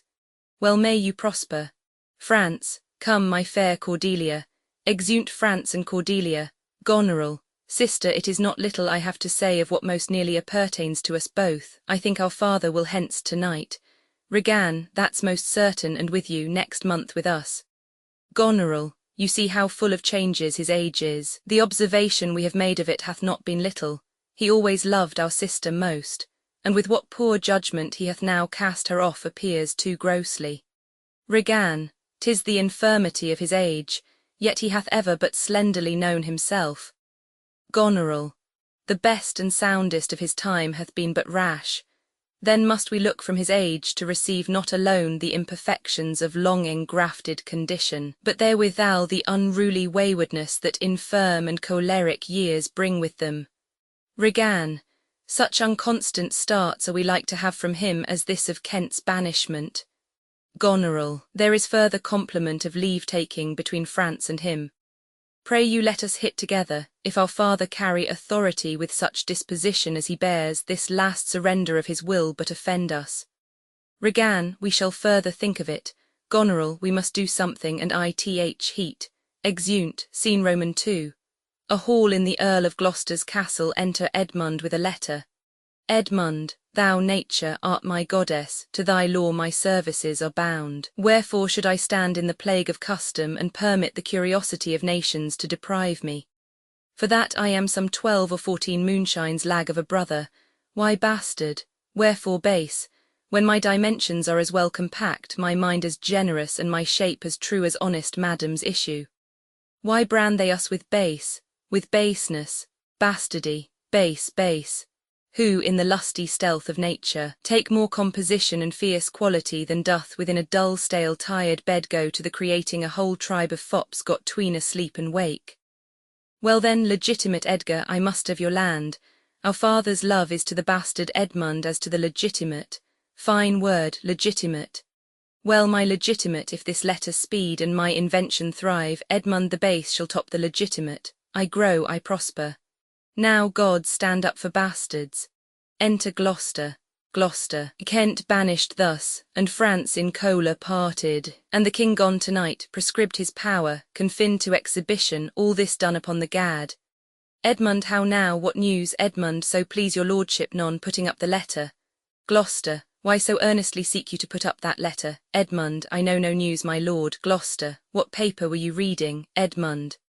Nothing, my lord. Gloucester, no, what needed then that terrible dispatch of it into your pocket? The quality of nothing hath not such need to hide itself. Let's see, come, if it be nothing, I shall not need spectacles. Edmund, I beseech you, sir, pardon me. It is a letter from my brother that I have not all o'erread, and for so much as I have perused, I find it not fit for your o'erlooking. Gloucester. Give me the letter, sir. Edmund, I shall offend either to detain or give it. The contents, as in part I understand them, are to blame. Gloucester. Let's see, Edmund. I hope for my brother's justification he wrote this but as an essay or taste of my virtue. Gloucester. Reads, this policy and reverence of age makes the world bitter to the best of our times, keeps our fortunes from us till our oldness cannot relish them. I begin to find an idle and fond bondage in the oppression of aged tyranny, who sways not as it hath power but as it is suffered. Come to me that of this I may speak more. If our father would sleep till I waked him, you should enjoy half his revenue for ever and live the beloved of your brother Edgar. Conspiracy, sleep till I wake him, you should enjoy half his revenue. My son Edgar, had he a hand to write this, a heart and brain to breed it in, when came this to you, who brought it, Edmund? It was not brought me, my lord, there's the cunning of it. I found it thrown in at the casement of my closet. Gloucester. You know the character to be your brother's, Edmund. If the matter were good, my lord, I durst swear it were his, but in respect of that I would fain think it were not. Gloucester. It is his, Edmund, it is his hand, my lord, but I hope his heart is not in the contents. Gloucester. Has he never before sounded you in this business, Edmund? Never, my lord, but I have heard him oft maintain it to be fit that, sons at perfect age and fathers declined, the father should be as ward to the son and the son manage his revenue. Gloucester. O villain, his very opinion in the letter, abhorred villain, unnatural, detested, brutish villain, worse than brutish, go, sirrah, seek him, I'll apprehend him. Abominable villain, where is he? Edmund, I do not well know, my lord. If it shall please you to suspend your indignation against my brother till you can derive from him better testimony of his intent, you should run a certain course, where, if you violently proceed against him, mistaking his purpose, it would make a great gap in your own honour, and shake in pieces the heart of his obedience. I dare pawn down my life for him that he hath writ this to feel my affection to your honour, and to no other pretence of danger. Gloucester. Think you so, Edmund? If your honour judge it meet, I will place you where you shall hear us confer of this, and by an auricular assurance have your satisfaction, and that without any further delay than this very evening. Gloucester. He cannot be such a monster. Edmund. Nor is not, sure, Gloucester, to his father that so tenderly and entirely loves him. Heaven and earth, Edmund, seek him out, wind me into him, I pray you. Frame the business after your own wisdom. I would unstate myself to be in a due resolution. Edmund. I will seek him, sir, presently, convey the business as I shall find means, and acquaint you with Al. Gloucester. These late eclipses in the sun and moon portend no good to us, though the wisdom of nature can reason it thus and thus, yet nature finds itself scourged by the sequent effects. Love cools, friendship falls off, brothers divide, in cities mutinies, in countries discord, in palaces treason, and the bond cracked twixt son and father. This villain of mine comes under the prediction, there's son against father, the king falls from bias of nature, there's father against child. We have seen the best of our time. Machinations, hollowness, treachery, and all ruinous disorders follow us disquietly to our graves. Find out this villain, Edmund, it shall lose thee nothing, do it carefully. And the noble and true-hearted Kent banished, his offence honesty, 'tis strange. Exit, Edmund. This is the excellent foppery of the world, that when we are sick in fortune, often the surfeits of our own behaviour, we make guilty of our disasters the sun, the moon, and the stars, as if we were villains on necessity, fools by heavenly compulsion, knaves, thieves, and treachers by spherical predominance, drunkards, liars, and adulterers by an enforced obedience of planetary influence, and all that we are evil in by a divine thrusting on. An admirable evasion of whoremaster man, to lay his goatish disposition to the charge of a star.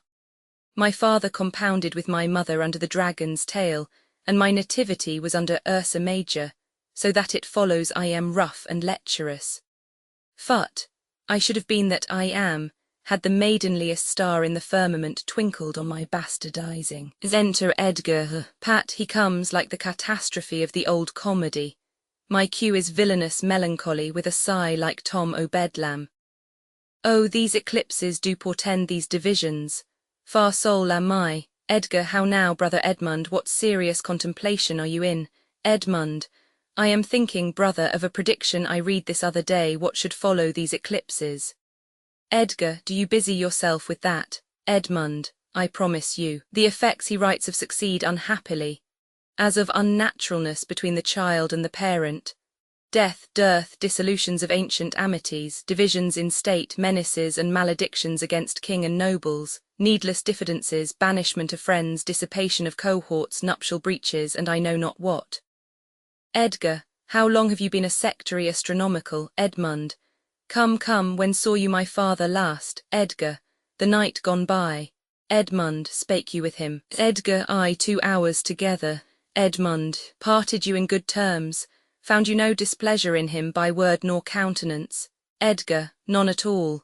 Edmund, bethink yourself wherein you may have offended him, and at my entreaty forbear his presence until some little time hath qualified the heat of his displeasure, which at this instant so rageth in him that with the mischief of your person it would scarcely allay. Edgar, some villain hath done me wrong. Edmund, that's my fear. I pray you have a continent forbearance till the speed of his rage goes slower, and as I say, retire with me to my lodging, from whence I will fitly bring you to hear my lord speak. Pray ye go, there's my key, if you do stir abroad, go armed. Edgar, armed, brother. Edmund, brother, I advise you to the best. I am no honest man if there be any good meaning toward you. I have told you what I have seen and heard. But faintly, nothing like the image and horror of it, pray you away. Edgar, shall I hear from you anon? Edmund, I do serve you in this business. Exit Edgar, a credulous father, and a brother noble whose nature is so far from doing harms that he suspects none, on whose foolish honesty my practices ride easy. I see the business. Let me, if not by birth, have lands by wit, all with me's meet that I can fashion fit. Exit. Scene Roman 3. A room in the Duke of Albany's palace. Enter Goneril and Oswald. Goneril, did my father strike my gentleman for chiding of his fool? Oswald, ay, madam. Goneril, by day and night he wrongs me. Every hour he flashes into one gross crime or other that sets us all at odds. I'll not endure it. His nights grow riotous, and himself upbraids us on every trifle. When he returns from hunting, I will not speak with him, say I am sick. If you come slack of former services, you shall do well. The fault of it I'll answer. Horns within. Oswald, he's coming, madam, I hear him. Goneril, put on what weary negligence you please, you and your fellows. I'd have it come to question. If he distaste it, let him to our sister, whose mind and mine I know in that are one not to be overruled. Idle old man that still would manage those authorities that he hath given away. Now by my life old fools are babes again, and must be used with checks as flatteries when they are seen abuzzed. Remember what I have said. Oswald, very well. Madams, Goneril, and let his knights have colder looks among you. What grows of it no matter, advise your fellows so. I would breed from hence occasions, and I shall, that I may speak. I'll write straight to my sister to hold my very course. Prepare for dinner. Exeunt. Scene Roman 4. A hall in Albany's palace. Enter Kent, disguised. Kent, if but as well I other accents borrow that can my speech diffuse, my good intent may carry through itself to that full issue for which I raised my likeness. Now banished Kent, if thou canst serve where thou dost stand condemned, so may it come thy master whom thou lovest shall find thee full of labours. Horns within. Enter King Lear, knights and attendants. Lear, let me not stay a jot for dinner, go get it ready. Exit an attendant. How now, what art thou? Kent, a man, sir. Lear, what dost thou profess? What wouldst thou with us? Kent, I do profess to be no less than I seem, to serve him truly that will put me in trust, to love him that is honest, to converse with him that is wise and says little, to fear judgment, to fight when I cannot choose, and to eat no fish. Lear, what art thou? Kent, a very honest-hearted fellow, and as poor as the king. Lear, if thou best as poor for a subject as he's for a king, thou art poor enough. What wouldst thou? Kent, service. Lear, who wouldst thou serve? Kent, you. Lear, dost thou know me, fellow? Kent, no sir, but you have that in your countenance which I would fain call master. Lear, what's that? Kent, authority. Lear, what services canst thou do? Kent, I can keep honest counsel, ride, run, mar a curious tale in telling it, and deliver a plain message bluntly. That which ordinary men are fit for I am qualified in, and the best of me is diligence.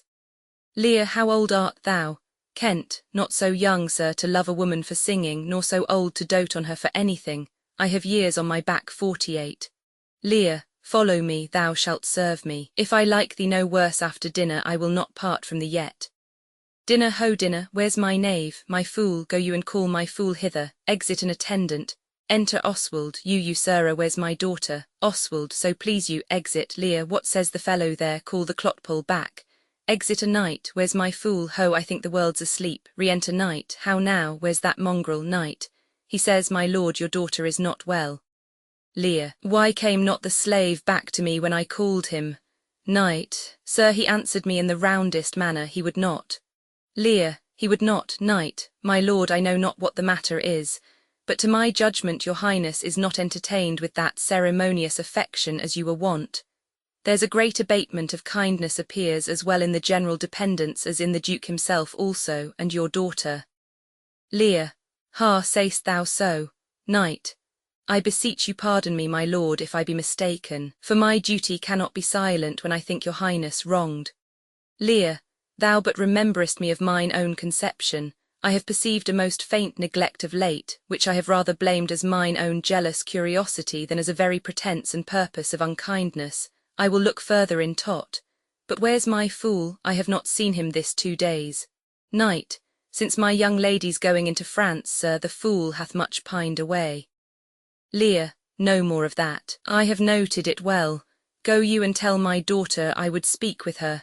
Exit attendant. Go you call hither my fool. Exit another attendant. Re-enter Oswald. Oh, you sir, you come you hither, sir. Who am I, sir? Oswald, my lady's father. Lear, my lady's father, my lord's knave, you horse and dog, you slave, you cur. Oswald, I am none of these, my lord, I beseech your pardon. Lear, do you bandy looks with me, you rascal, striking him?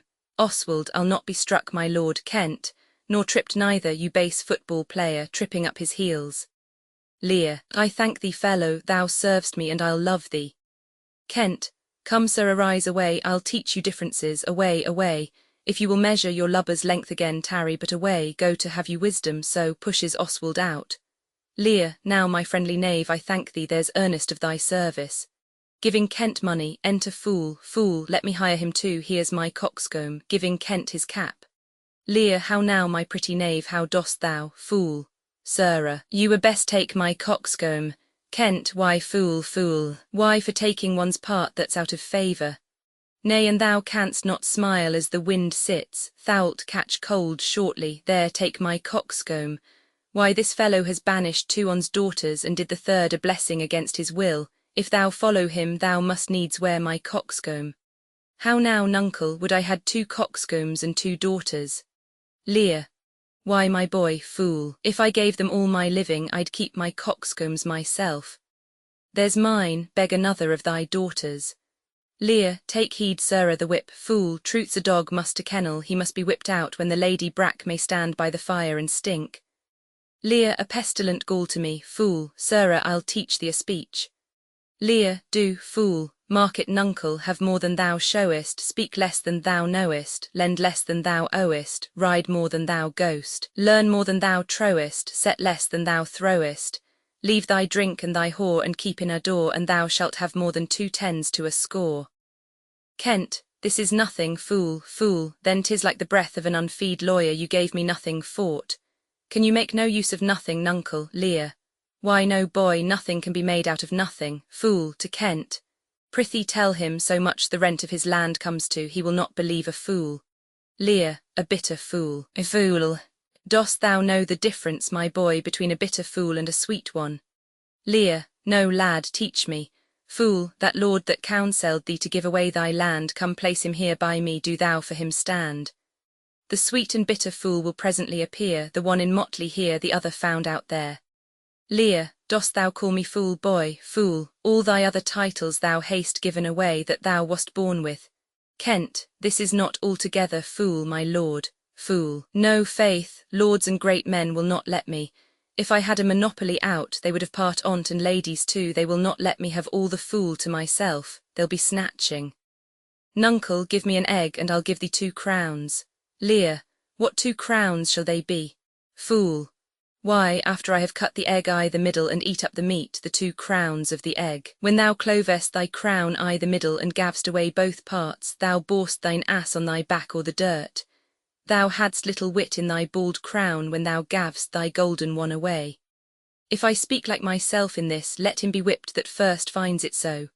Singing, fools had ne'er less grace in a year, for wise men are grown foppish, and know not how their wits to wear, their manners are so apish.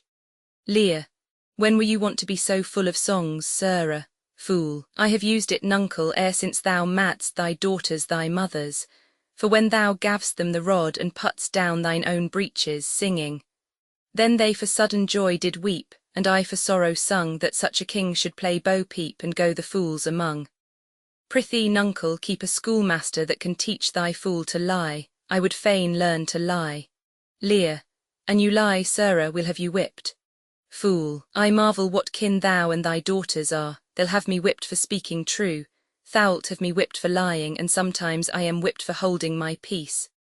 I had rather be any kind o' thing than a fool, and yet I would not be thee, nuncle. Thou hast pared thy wit o' both sides, and left nothing i' the middle. Here comes one o' the parings. Enter Goneril. Lear, how now, daughter, what makes that frontlet on? Methinks you are too much of late i' the frown. Fool, thou wast a pretty fellow when thou hadst no need to care for her frowning. Now thou art an O without a figure. I am better than thou art now. I am a fool, thou art nothing. To Goneril. Yes, forsooth, I will hold my tongue, so your face bids me though you say nothing. Mum, mum, he that keeps nor crust nor crumb, weary of all shall want some, pointing to Lear, that's a shield peascod. Goneril. Not only, sir, this your all-licensed fool, but other of your insolent retinue do hourly carp and quarrel, breaking forth in rank and not to be endured riots. Sir, I had thought by making this well known unto you to have found a safe redress, but now grow fearful by what yourself too late have spoke and done, that you protect this course and put it on by your allowance, which if you should, the fault would not scape censure, nor the redresses sleep, which in the tender of a wholesome weal might in their working do you that offence which else were shame, that then necessity will call discreet proceeding. Fool, for you know, nuncle, the hedge-sparrow fed the cuckoo so long that it's had it head bit off by it young. So out went the candle, and we were left darkling. Lear, are you our daughter? Goneril. Come, sir, I would you would make use of that good wisdom, whereof I know you are fraught, and put away these dispositions which of late transform you from what you rightly are. Fool, may not an ass know when the cart draws the horse? Whoop, jug, I love thee. Lear, doth any here know me? This is not Lear. Doth Lear walk thus, speak thus? Where are his eyes? Either his notion weakens, his discernings are lethargied. Ha, waking, 'tis not so. Who is it that can tell me who I am? Fool, Lear's shadow. Lear, I would learn that, for by the marks of sovereignty, knowledge and reason I should be false persuaded I had daughters. Fool, which they will make an obedient father. Lear, your name, fair gentlewoman? Goneril. This admiration, sir, is much o' the favour of other your new pranks. I do beseech you to understand my purposes aright. As you are old and reverend, you should be wise. Here do you keep 100 knights and squires, men so disordered, so debauched and bold, that this our court, infected with their manners, shows like a riotous inn. Epicurism and lust makes it more like a tavern or a brothel than a gracked palace. The shame itself doth speak for instant remedy. Be then desired by her that else will take the thing she begs a little to disquantity your train, and the remainder that shall still depend to be such men as may besort your age, which know themselves and you. Lear, darkness and devils. Saddle my horses, call my train together. Degenerate bastard, I'll not trouble thee, yet have I left a daughter. Goneril, you strike my people, and your disordered rabble make servants of their betters. Enter Albany. Lear, woe that too late repents. To Albany, O sir, are you come? Is it your will? Speak, sir. Prepare my horses. Ingratitude, thou marble-hearted fiend, more hideous when thou show'st thee in a child than the sea monster. Albany. Pray, sir, be patient. Lear, to Goneril, detested kite thou least. My train are men of choice and rarest parts that all particulars of duty know, and in the most exact regard support the worships of their name. O most small fault, how ugly didst thou in Cordelia show, which like an engine wrenched my frame of nature from the fixed place, drew from my heart all love and added to the gall. O Lear, Lear, Lear, striking his head, beat at this gate that let thy folly in and thy dear judgment out. Go, go, my people. Albany, my lord, I am guiltless as I am ignorant of what hath moved you. Lear, it may be so, my lord. Here, nature, here, dear goddess, here, suspend thy purpose if thou didst intend to make this creature fruitful. Into her womb convey sterility, dry up in her the organs of increase, and from her derogate body never spring a babe to honour her. If she must teem, create her child of spleen, that it may live and be a thwart disnated torment to her. Let it stamp wrinkles in her brow of youth, with cadent tears fret channels in her cheeks, turn all her mother's pains and benefits to laughter and contempt, that she may feel how sharper than a serpent's tooth it is to have a thankless child. As away, away, exit, Albany. Now, gods that we adore, whereof comes this? Goneril, never afflict yourself to know more of it, but let his disposition have that scope that dotage gives it. Re-enter Lear. Lear, what 50 of my followers are to clap within a fortnight, Albany. What's the matter, sir? Lear, I'll tell thee, to Goneril, life and death. I am ashamed that thou hast power to shake my manhood thus, that these hot tears which break from me perforce should make thee worth them. Blasts and fogs upon thee. Untented woundings of a father's curse pierce every sense about thee. Old fond eyes, beweep this cause. Again I'll pluck ye out and cast you with the waters that you lose to temper clay. Ha, let it be so. I have another daughter who, I am sure, is kind and comfortable. When she shall hear this of thee, with her nails she'll flay thy wolvish visage. Thou shalt find that I'll resume the shape which thou dost think I have cast off for ever. Exeunt Lear, Kent, and attendants. Goneril, do you mark that, Albany? I cannot be so partial, Goneril, to the great love I bear you. Goneril, pray you content. What Oswald, ho, to the fool, you sir, more knave than fool after your master. Fool, nuncle Lear, tarry and take the fool with thee. A fox, when one has caught her and such a daughter, should sure to the slaughter if my cap would buy a halter, so the fool follows after. Exit. Goneril, this man hath had good counsel. 100 knights. 'Tis politic and safe to let him keep at point 100 knights. Yes, that on every dream, each buzz, each fancy, each complaint, dislike, he may enguard his dotage with their powers and hold our lives in mercy. Oswald, I say, Albany, well, you may fear too far. Goneril, safer than trust too far. Let me still take away the harms I fear, not fear still to be taken. I know his heart. What he hath uttered I have writ my sister. If she sustain him and his 100 knights when I have showed unfitness, re-enter Oswald. How now, Oswald? What have you writ that letter to my sister? Oswald, I, madam. Goneril, take you some company and away to horse, inform her full of my particular fear, and thereto add such reasons of your own as may compact it more. Get you gone and hasten your return. Exit Oswald. No, no, my lord, this milky gentleness and course of yours, though I condemn not, yet under pardon, you are much more a-tasked for want of wisdom than praised for harmful mildness. Albany, how far your eyes may pierce I cannot tell, striving to better oft we mar what's well. Goneril, nay then, Albany, well, well, the event, exeunt. Scene V, court before the Duke of Albany's palace enter Lear, Kent, and Fool.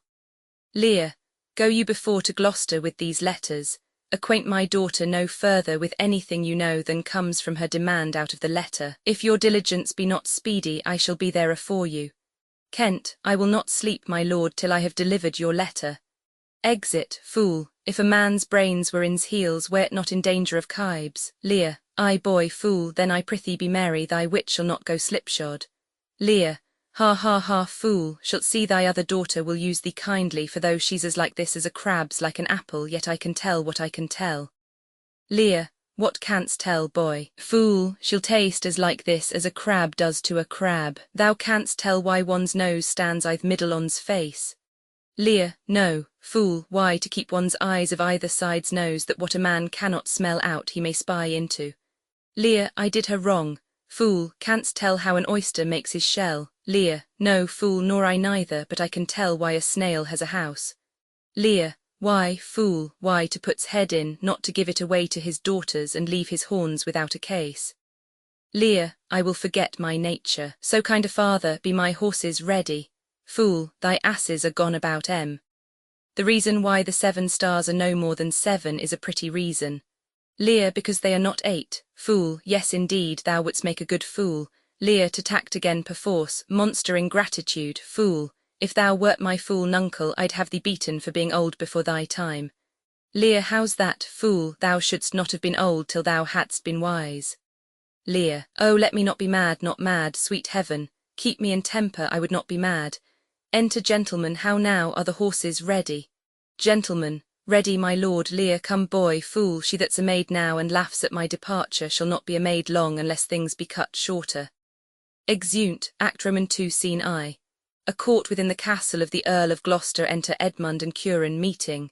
Edmund, save thee Curan, Curan, and you, sir. I have been with your father and given him notice that the Duke of Cornwall and Regan his Duchess will be here with him this night. Edmund, how comes that? Curan, nay, I know not. You have heard of the news abroad, I mean the whispered ones, for they are yet but ear-kissing arguments. Edmund, not I, pray you, what are they? Curan, have you heard of no likely wars toward twixt the 2 Dukes of Cornwall and Albany? Edmund, not a word. Curan, you may do then in time. Fare you well, sir. Exit, Edmund. The Duke be here tonight, the better, best, this weaves itself perforce into my business. My father hath set guard to take my brother, and I have one thing of a queasy question which I must act. Briefness and fortune work. Brother, a word descend. Brother, I say, enter Edgar. My father watches, O sir, fly this place. Intelligence is given where you are hid. You have now the good advantage of the night. Have you not spoken gainst the Duke of Cornwall? He's coming hither, now either night, either haste, and Regan with him. Have you nothing said upon his party gainst the Duke of Albany? Advise yourself. Edgar, I am sure on't not a word. Edmund, I hear my father coming, pardon me, in cunning I must draw my sword upon you, draw, seem to defend yourself, now quit you well. Yield, come before my father. Light ho here, fly brother, torches, torches. So farewell. Exit Edgar. Some blood drawn on me would beget opinion of my more fierce endeavour, wounds his arm. I have seen drunkards do more than this in sport. Father, father, stop, stop, no, help, enter Gloucester and servants with torches. Gloucester. Now, Edmund, where's the villain? Edmund. Here stood he in the dark, his sharp sword out, mumbling of wicked charms, conjuring the moon to stand auspicious mistress. Gloucester, but where is he? Edmund, look, sir, I bleed. Gloucester, where is the villain? Edmund, Edmund, fled this way, sir, when by no means he could. Gloucester, pursue him, ho, go after. Exeunt servants. By no means what? Edmund, persuade me to the murder of your lordship, but that I told him the revenging gods gainst parricides did all their thunders bend.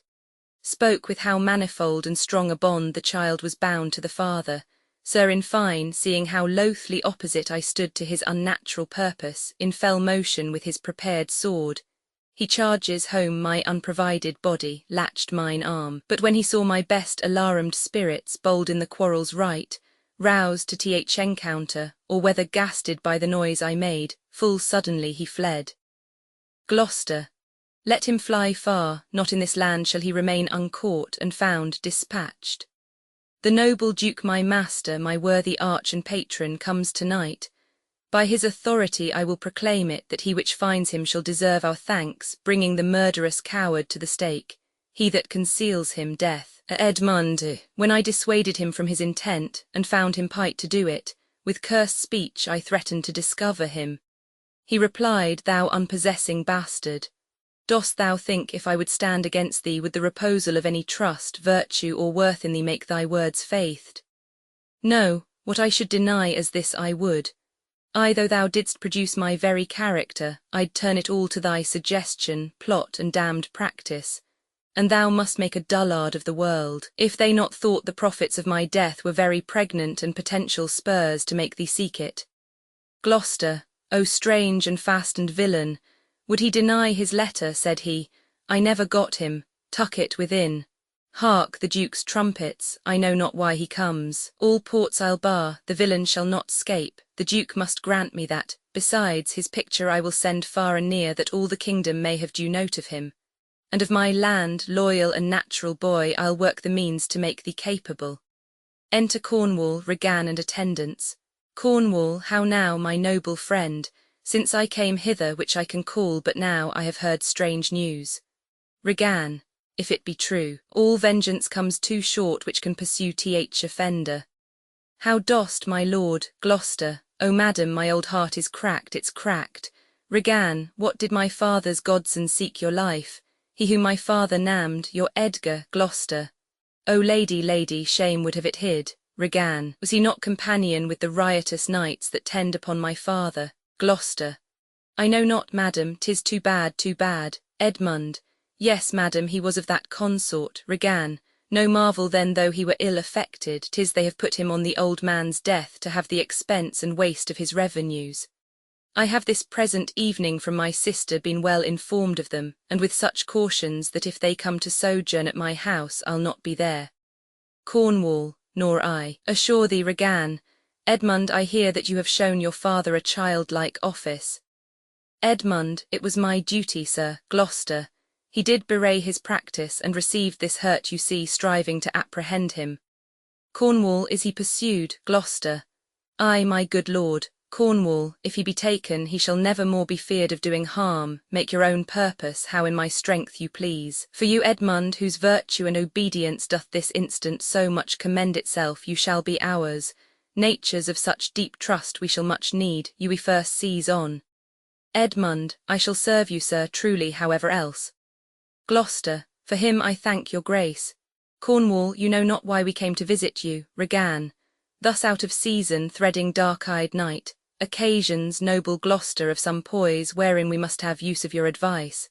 Our father he hath writ, so hath our sister, of differences which I best thought it fit to answer from our home. The several messengers from hence attend dispatch. Our good old friend, lay comforts to your bosom, and bestow your needful counsel to our business which craves the instant use. Gloucester, I serve you, madam, your graces are right welcome. Exeunt, flourish, scene Roman II, before Gloucester's castle enter Kent and Oswald severally. Oswald, good dawning to thee, friend, art of this house, Kent. I, Oswald. Where may we set our horses? Kent, I the mire. Oswald, prithee, if thou lovest me, tell me. Kent, I love thee not. Oswald, why then I care not for thee. Kent, if I had thee in Lipsbury Pinfold, I would make thee care for me. Oswald, why dost thou use me thus? I know thee not. Kent, fellow, I know thee. Oswald, what dost thou know me for? Kent, a knave, a rascal, an eater of broken meats, a base, proud, shallow, beggarly, three-suited, £100 filthy, worsted-stocking knave, a lily-livered, action-taking, whoreson, glass-gazing, superserviceable, finical rogue, one trunk-inheriting slave, one that wouldst be abhorred in way of good service, and art nothing but the composition of a knave, beggar, coward, pander, and the son and heir of a mongrel bitch. One whom I will beat into clamorous whining, if thou deniest the least syllable of thy addition. Oswald, why, what a monstrous fellow art thou, thus to rail on one that's neither known of thee nor knows thee. Kent, what a brazen-faced varlet art thou, to deny thou knowest me. Is it 2 days ago since I tripped up thy heels and beat thee before the king? Draw, you rogue, for though it be night, yet the moon shines, I'll make a sop o' the moonshine of you. Draw, you whoreson cullionly barber-monger, draw, drawing his sword. Oswald, away, I have nothing to do with thee. Kent, draw, you rascal, you come with letters against the king, and take Vanity the puppet's part against the royalty of her father. Draw, you rogue, or I'll so carbonado your shanks. Draw, you rascal, come your ways. Oswald, help ho, murder, help. Kent, strike, you slave, stand, rogue, stand, you neat slave, strike, beating him. Oswald, help ho, murder, murder, enter Edmund, Cornwall, Regan, Gloucester, and servants. Edmund, how now, what's the matter? Part, Kent, with you. Goodman boy, if you please, come, I'll flesh ye. Come on, young master. Gloucester, weapons, arms, what's the matter here? Cornwall, keep peace upon your lives, he dies that strikes again. What is the matter? Regan, the messengers from our sister and the king. Cornwall, what is your difference? Speak. Oswald, I am scarce in breath, my lord. Kent, no marvel you have so bestirred your valour. You cowardly rascal, nature disclaims in thee, a tailor made thee. Cornwall, thou art a strange fellow, a tailor make a man. Kent, I a tailor, sir. A stone-cutter or a painter could not have made him so ill, though he had been but 2 years at the trade. Cornwall, speak yet, how grew your quarrel? Oswald, this ancient ruffian, sir, whose life I have spared at suit of his grey beard. Kent, thou whoreson Zed, thou unnecessary letter. My lord, if you'll give me leave, I will tread this unbolted villain into mortar and daub the walls of a jakes with him. Spare my grey beard, you wagtail. Cornwall, peace, sirrah. You beastly knave, know you no reverence? Kent, yes, sir, but anger hath a privilege. Cornwall, why art thou angry? Kent, that such a slave as this should wear a sword who wears no honesty. Such smiling rogues as these, like rats, oft bite the holy cords 8 which are too intrinse t unloose. Smooth every passion that in the natures of their lords rebel. Bring oil to fire, snow to their colder moods. Renege, affirm, and turn their halcyon beaks with every gale and vary of their masters, knowing naught like dogs but following. A plague upon your epileptic visage. Smile you my speeches as I were a fool. Goose, if I had you upon Sarum plain, I'd drive ye cackling home to Camelot. Cornwall, what art thou mad, old fellow? Gloucester, how fell you out, say that? Kent, no contraries hold more antipathy than I and such a knave. Cornwall, why dost thou call him knave? What is his fault? Kent, his countenance likes me not. Cornwall, no more perchance does mine or his or hers. Kent, sir, 'tis my occupation to be plain. I have seen better faces in my time than stands on any shoulder that I see before me at this instant. Cornwall, this is some fellow who, having been praised for bluntness, doth affect a saucy roughness, and constrains the garb quite from his nature. He cannot flatter, he an honest mind and plain, he must speak truth. And they will take it so, if not he's plain. These kind of knaves I know which in this plainness harbour more craft and more corrupter ends than 20 silly ducking observants that stretch their duties nicely. Kent, sir, in good faith, in sincere verity, under shallowance of your great aspect, whose influence like the wreath of radiant fire on flickering Phoebus' front. Cornwall, what mean'st by this? Kent, to go out of my dialect which you discommend so much. I know, sir, I am no flatterer. He that beguiled you in a plain accent was a plain knave, which for my part I will not be, though I should win your displeasure to entreat me tot. Cornwall, what was the offence you gave him? Oswald, I never gave him any. It pleased the king his master very late to strike at me upon his misconstruction, when he, compact and flattering his displeasure, tripped me behind, being down, insulted, railed, and put upon him such a deal of man that worthied him, got praises of the king for him attempting who was self-subdued, and in the fleshment of this dread exploit drew on me here again. Kent, none of these rogues and cowards but Ajax is their fool. Cornwall, fetch forth the stocks. You stubborn ancient knave, you reverent braggart will teach you. Kent, sir, I am too old to learn, call not your stocks for me. I serve the king, on whose employment I was sent to you. You shall do small respect, show too bold malice against the grace and person of my master, stocking his messenger. Cornwall, fetch forth the stocks. As I have life and honour, there shall he sit till noon. Regan, till noon, till night, my lord, and all night too. Kent, why, madam, if I were your father's dog, you should not use me so. Regan, sir, being his knave I will, stocks brought out. Cornwall, this is a fellow of the self-same colour our sister speaks of. Come, bring away the stocks. Gloucester, let me beseech your grace not to do so. His fault is much, and the good king his master will check him for't. Your purposed low correction is such as basest and contemnedst wretches for pilferings and most common trespasses are punished with. The king must take it ill that he, so slightly valued in his messenger, should have him thus restrained. Cornwall, I'll answer that. Regan, my sister may receive it much more worse to have her gentleman abuzzed, assaulted for following her affairs, put in his legs. Kent is put in the stocks. Cornwall, come my good lord away. Exeunt all but Gloucester and Kent. Gloucester, I am sorry for thee, friend, 'tis the Duke's pleasure, whose disposition all the world well knows will not be rubbed nor stopped, I'll entreat for thee. Kent, pray do not, sir, I have watched and travelled hard. Some time I shall sleep out, the rest I'll whistle. A good man's fortune may grow out at heels, give you good morrow, Gloucester, the Duke's to blame in this, 'twill be ill taken. Exit, Kent, good king that must approve the common sore thou out of heaven's benediction compst to the warm sun. Approach, thou beacon to this under globe, that by thy comfortable beams I may peruse this letter. Nothing almost sees miracles but misery. I know 'tis from Cordelia, who hath most fortunately been informed of my obscured course, and shall find time from this enormous state, seeking to give losses their remedies. All weary and o'erwatched, take vantage, heavy eyes, not to behold this shameful lodging. Fortune, good night, smile once more, turn thy wheel, he sleeps. Scene Roman 3. The open country, enter Edgar. Edgar, I heard myself proclaimed, and by the happy hollow of a tree escaped the hunt. No port is free, no place that guard and most unusual vigilance does not attend my taking. While I may scape, I will preserve myself, and am bethought to take the basest and most poorest shape that ever penury in contempt of man brought near to beast.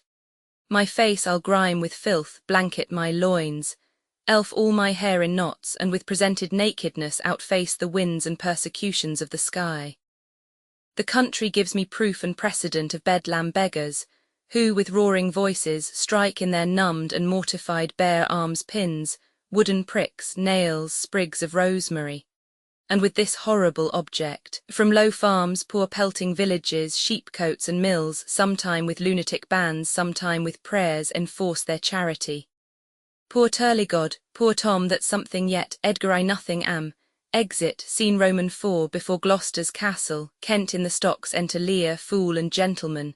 Lear, 'tis strange that they should so depart from home and not send back my messenger. Gentleman, as I learned the night before, there was no purpose in them of this remove. Kent, hail to thee, noble master. Lear, ha, max thou this shame thy pastime? Kent, no, my lord, fool, ha ha, he wears cruel garters. Horses are tied by the heads, dogs and bears by the neck, monkeys by the loins, and men by the legs. When a man is overlusty at legs, then he wears wooden nether stocks.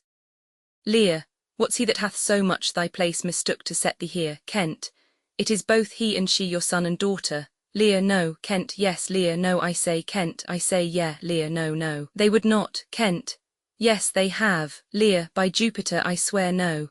Kent, by Juno I swear I. Lear, they durst not dot. They could not, would not dot. 'Tis worse than murder to do upon respect such violent outrage.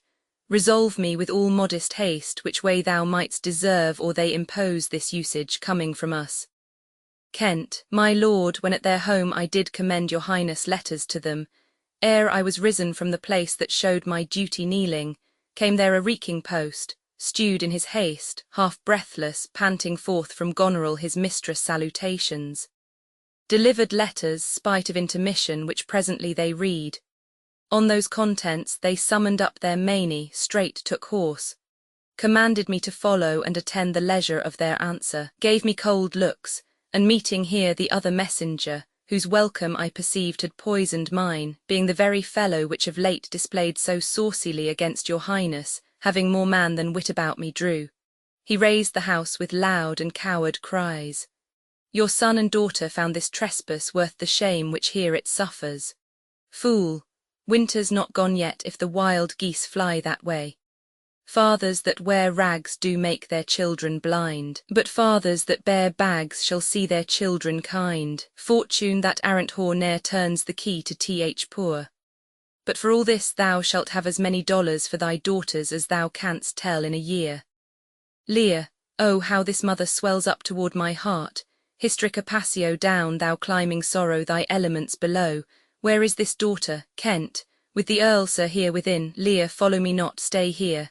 Exit, gentlemen, made you no more offence but what you speak of. Kent, none. How chance the king comes with so small a number? Fool, and thou hadst been set I the stocks for that question, thou hadst well deserved it. Kent, why, fool, fool, will set thee to school to an ant, to teach thee there's no labouring i'th winter. All that follow their noses are led by their eyes but blind men, and there's not a nose among 20 but can smell him that stinking. Let go thy hold when a great wheel runs down a hill, lest it break thy neck with following it. but the great one that goes upward, let him draw thee after. When a wise man gives thee better counsel, give me mine again. I would have none but knaves follow it, since a fool gives it. That sir which serves and seeks for gain and follows but for form will pack when it begins to rain and leave thee in the storm. But I will tarry, the fool will stay and let the wise man fly. The knave turns fool that runs away, the fool no knave purdy. Kent, where learned you this fool, fool, not I the stocks, fool, enter Lear and Gloucester. Lear, deny to speak with me, they are sick, they are weary, they have travelled all the night, mere fetches. The images of revolt and flying off, fetch me a better answer. Gloucester, my dear lord, you know the fiery quality of the Duke, how unremovable and fixed he is in his own course. Lear, vengeance, plague, death, confusion, fiery, what quality? Why, Gloucester, Gloucester, I'd speak with the Duke of Cornwall and his wife. Gloucester, well, my good lord, I have informed them so. Lear, informed them, dost thou understand me, man? Gloucester, I, my good lord. Lear, the king would speak with Cornwall. The dear father would with his daughter speak, commands, tends, service, are they informed of this? My breath and blood, fiery. The fiery Duke tell the hot Duke that no, but not yet. Maybe he is not well. Infirmity doth still neglect all office whereto our health is bound. We are not ourselves when nature, being oppressed, commands the mind to suffer with the body. I'll forbear, and am fallen out with my more headier will, to take the indisposed and sickly fit for the sound man. Looking on Kent, death on my state, wherefore should he sit here? This act persuades me that this remotion of the Duke and her is practice only. Give me my servant forth. Go tell the Duke and's wife I'd speak with them now presently, bid them come forth and hear me, or at their chamber door I'll beat the drum till it cry sleep to death. Gloucester, I would have all well betwixt you. Exit. Lear, O me, my heart, my rising heart, but down, fool, cry to it, nuncle, as the Cockney did to the eels when she put him I the paste alive. She napped him o' the coxcombs with a stick and cried down, wantons, down. 'Twas her brother that in pure kindness to his horse buttered his hay. Enter Cornwall, Regan, Gloucester and servants. Lear, good morrow to you both. Cornwall, hail to your grace. Kent here set at liberty. Regan, I am glad to see your highness. Lear, Regan, I think you are. I know what reason I have to think so. If thou shouldst not be glad, I would divorce me from thy mother's tomb, sepulchring an adulteress. To Kent, oh, are you free? Some other time for that. Beloved Regan, thy sister's naught. O Regan, she hath tied sharp-toothed unkindness like a vulture here, points to his heart. I can scarce speak to thee, thou'lt not believe with how depraved a quality. O Regan, Regan, I pray you, sir, take patience. I have hope you less know how to value her desert than she to scant her duty. Lear, say, how is that? Regan, I cannot think my sister in the least would fail her obligation. If, sir, perchance she have restrained the riots of your followers, 'tis on such ground and to such wholesome end as clears her from all blame. Lear, my curses on her. Regan, oh, sir, you are old. Nature in you stands on the very verge of her confine. You should be ruled and led by some discretion that discerns your state better than you yourself. Therefore I pray you that to our sister you do make return. Say you have wronged her, sir. Lear, ask her forgiveness. Do you but mark how this becomes the house? Dear daughter, I confess that I am old, kneeling. Age is unnecessary. On my knees I beg that you'll vouchsafe me raiment, bed and food. Regan, good sir, no more. These are unsightly tricks. Return you to my sister. Lear, rising. Never, Regan, she hath abated me of half my train, looked black upon me, struck me with her tongue, most serpent-like, upon the very heart. All the stored vengeances of heaven fall on her ingrateful top. Strike her young bones, you taking airs with lameness. Cornwall, fie, sir, fie. Lear, you nimble lightnings, dart your blinding flames into her scornful eyes. Infect her beauty, you fen-sucked fogs, drawn by the powerful sun to fall and blast her pride. Regan, O the blessed gods, so will you wish on me when the rash mood is on. Lear, no, Regan, thou shalt never have my curse. Thy tender-hefted nature shall not give thee aught to harshness. Her eyes are fierce, but thine do comfort and not burn. 'Tis not in thee to grudge my pleasures, to cut off my train, to bandy hasty words, to scant my sizes, and in conclusion to oppose the bolt against my coming in. Thou better know'st the offices of nature, bond of childhood, effects of courtesy, dues of gratitude. Thy half o' the kingdom haste thou not forgot, wherein I thee endowed. Regan. Good sir, to the purpose, Lear, who put my man I the stocks, tuck it within. Cornwall, what trumpet's that? Regan. I note my sister's, this approves her letter that she would soon be here. Enter Oswald, is your lady come? Lear, this is a slave, whose easy borrowed pride dwells in the fickle grace of her he follows. Out, varlet, from my sight. Cornwall, what means your grace? Lear. Who stocked my servant? Regan. I have good hope thou didst not know on't. Who comes here? O heavens, enter Goneril, if you do love old men. If your sweet sway allow obedience, if yourselves are old, make it your cause, send down and take my part, to Goneril. Art not ashamed to look upon this beard? O Regan, wilt thou take her by the hand? Goneril. Why not by the hand, sir? How have I offended? All's not offence that indiscretion finds and dotage terms so. Lear. O sides, you are too tough. Will you yet hold? How came my man I the stocks? Cornwall. I set him there, sir, but his own disorders deserved much less advancement. Lear. You, did you? Regan. I pray you, father, being weak seems so. If till the expiration of your month you will return and sojourn with my sister, dismissing half your train, come then to me. I am now from home and out of that provision which shall be needful for your entertainment. Lear. Return to her and 50 men dismissed. No, rather I abjure all roofs and choose to wage against the enmity o' the air, to be a comrade with the wolf and owl, necessity's sharp pinch. Return with her. Why, the hot-blooded France that dowerless took our youngest born, I could as well be brought to knee his throne, and squire-like pension beg to keep base life afoot. Return with her. Persuade me rather to be slave and sumpter to this detested groom, pointing to Oswald. Goneril, at your choice, sir. Lear. I prithee, daughter, do not make me mad. I will not trouble thee, my child. Farewell, we'll no more meet, no more see one another. But yet thou art my flesh, my blood, my daughter, or rather a disease that's in my flesh, which I must needs call mine. Thou art a boil, a plague sore, or embossed carbuncle in my corrupted blood. But I'll not chide thee. Let shame come when it will, I do not call it. I do not bid the thunder-bearer shoot, nor tell tales of thee to high-judging Jove. Mend when thou canst, be better at thy leisure. I can be patient. I can stay with Regan, I and my 100 knights. Regan. Not altogether so, I looked not for you yet, nor am provided for your fit welcome. Give ear, sir, to my sister, for those that mingle reason with your passion must be content to think you old, and so, but she knows what she does.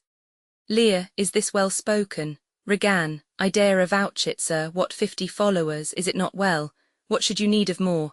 Yea, or so many, sith that both charge and danger speak gainst so great a number.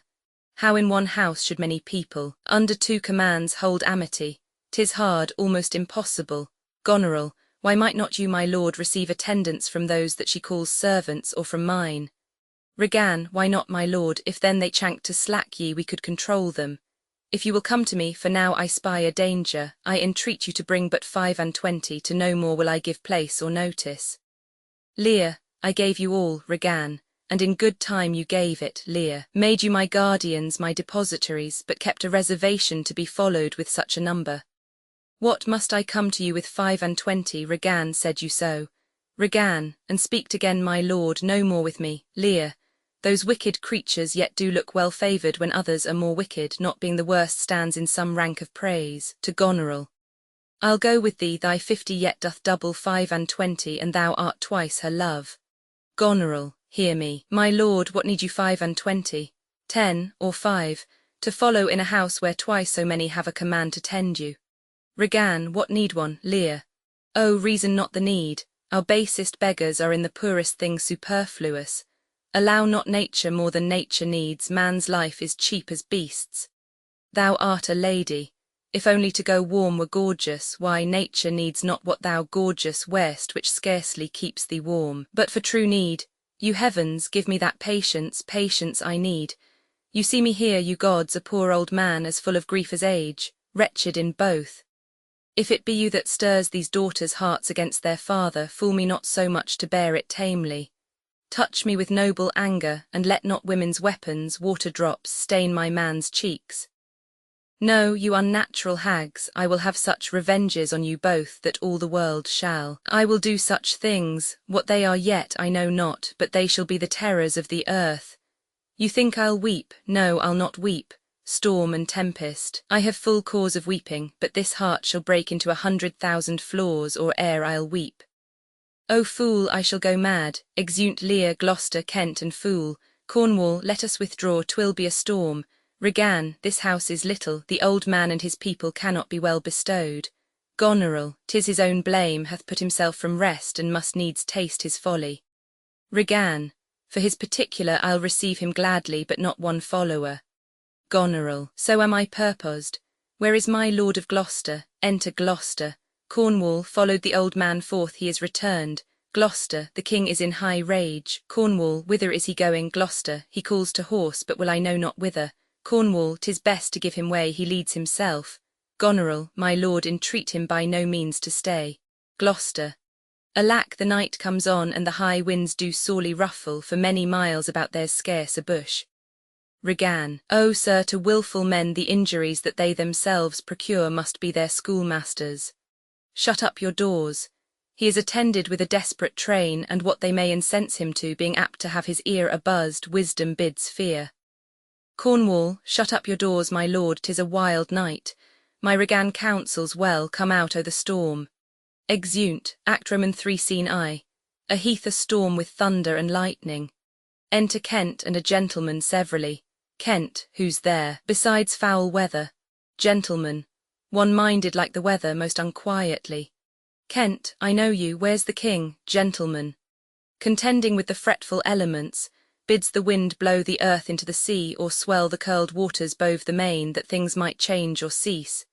Tears his white hair, which the impetuous blasts with eyeless rage catch in their fury and make nothing of.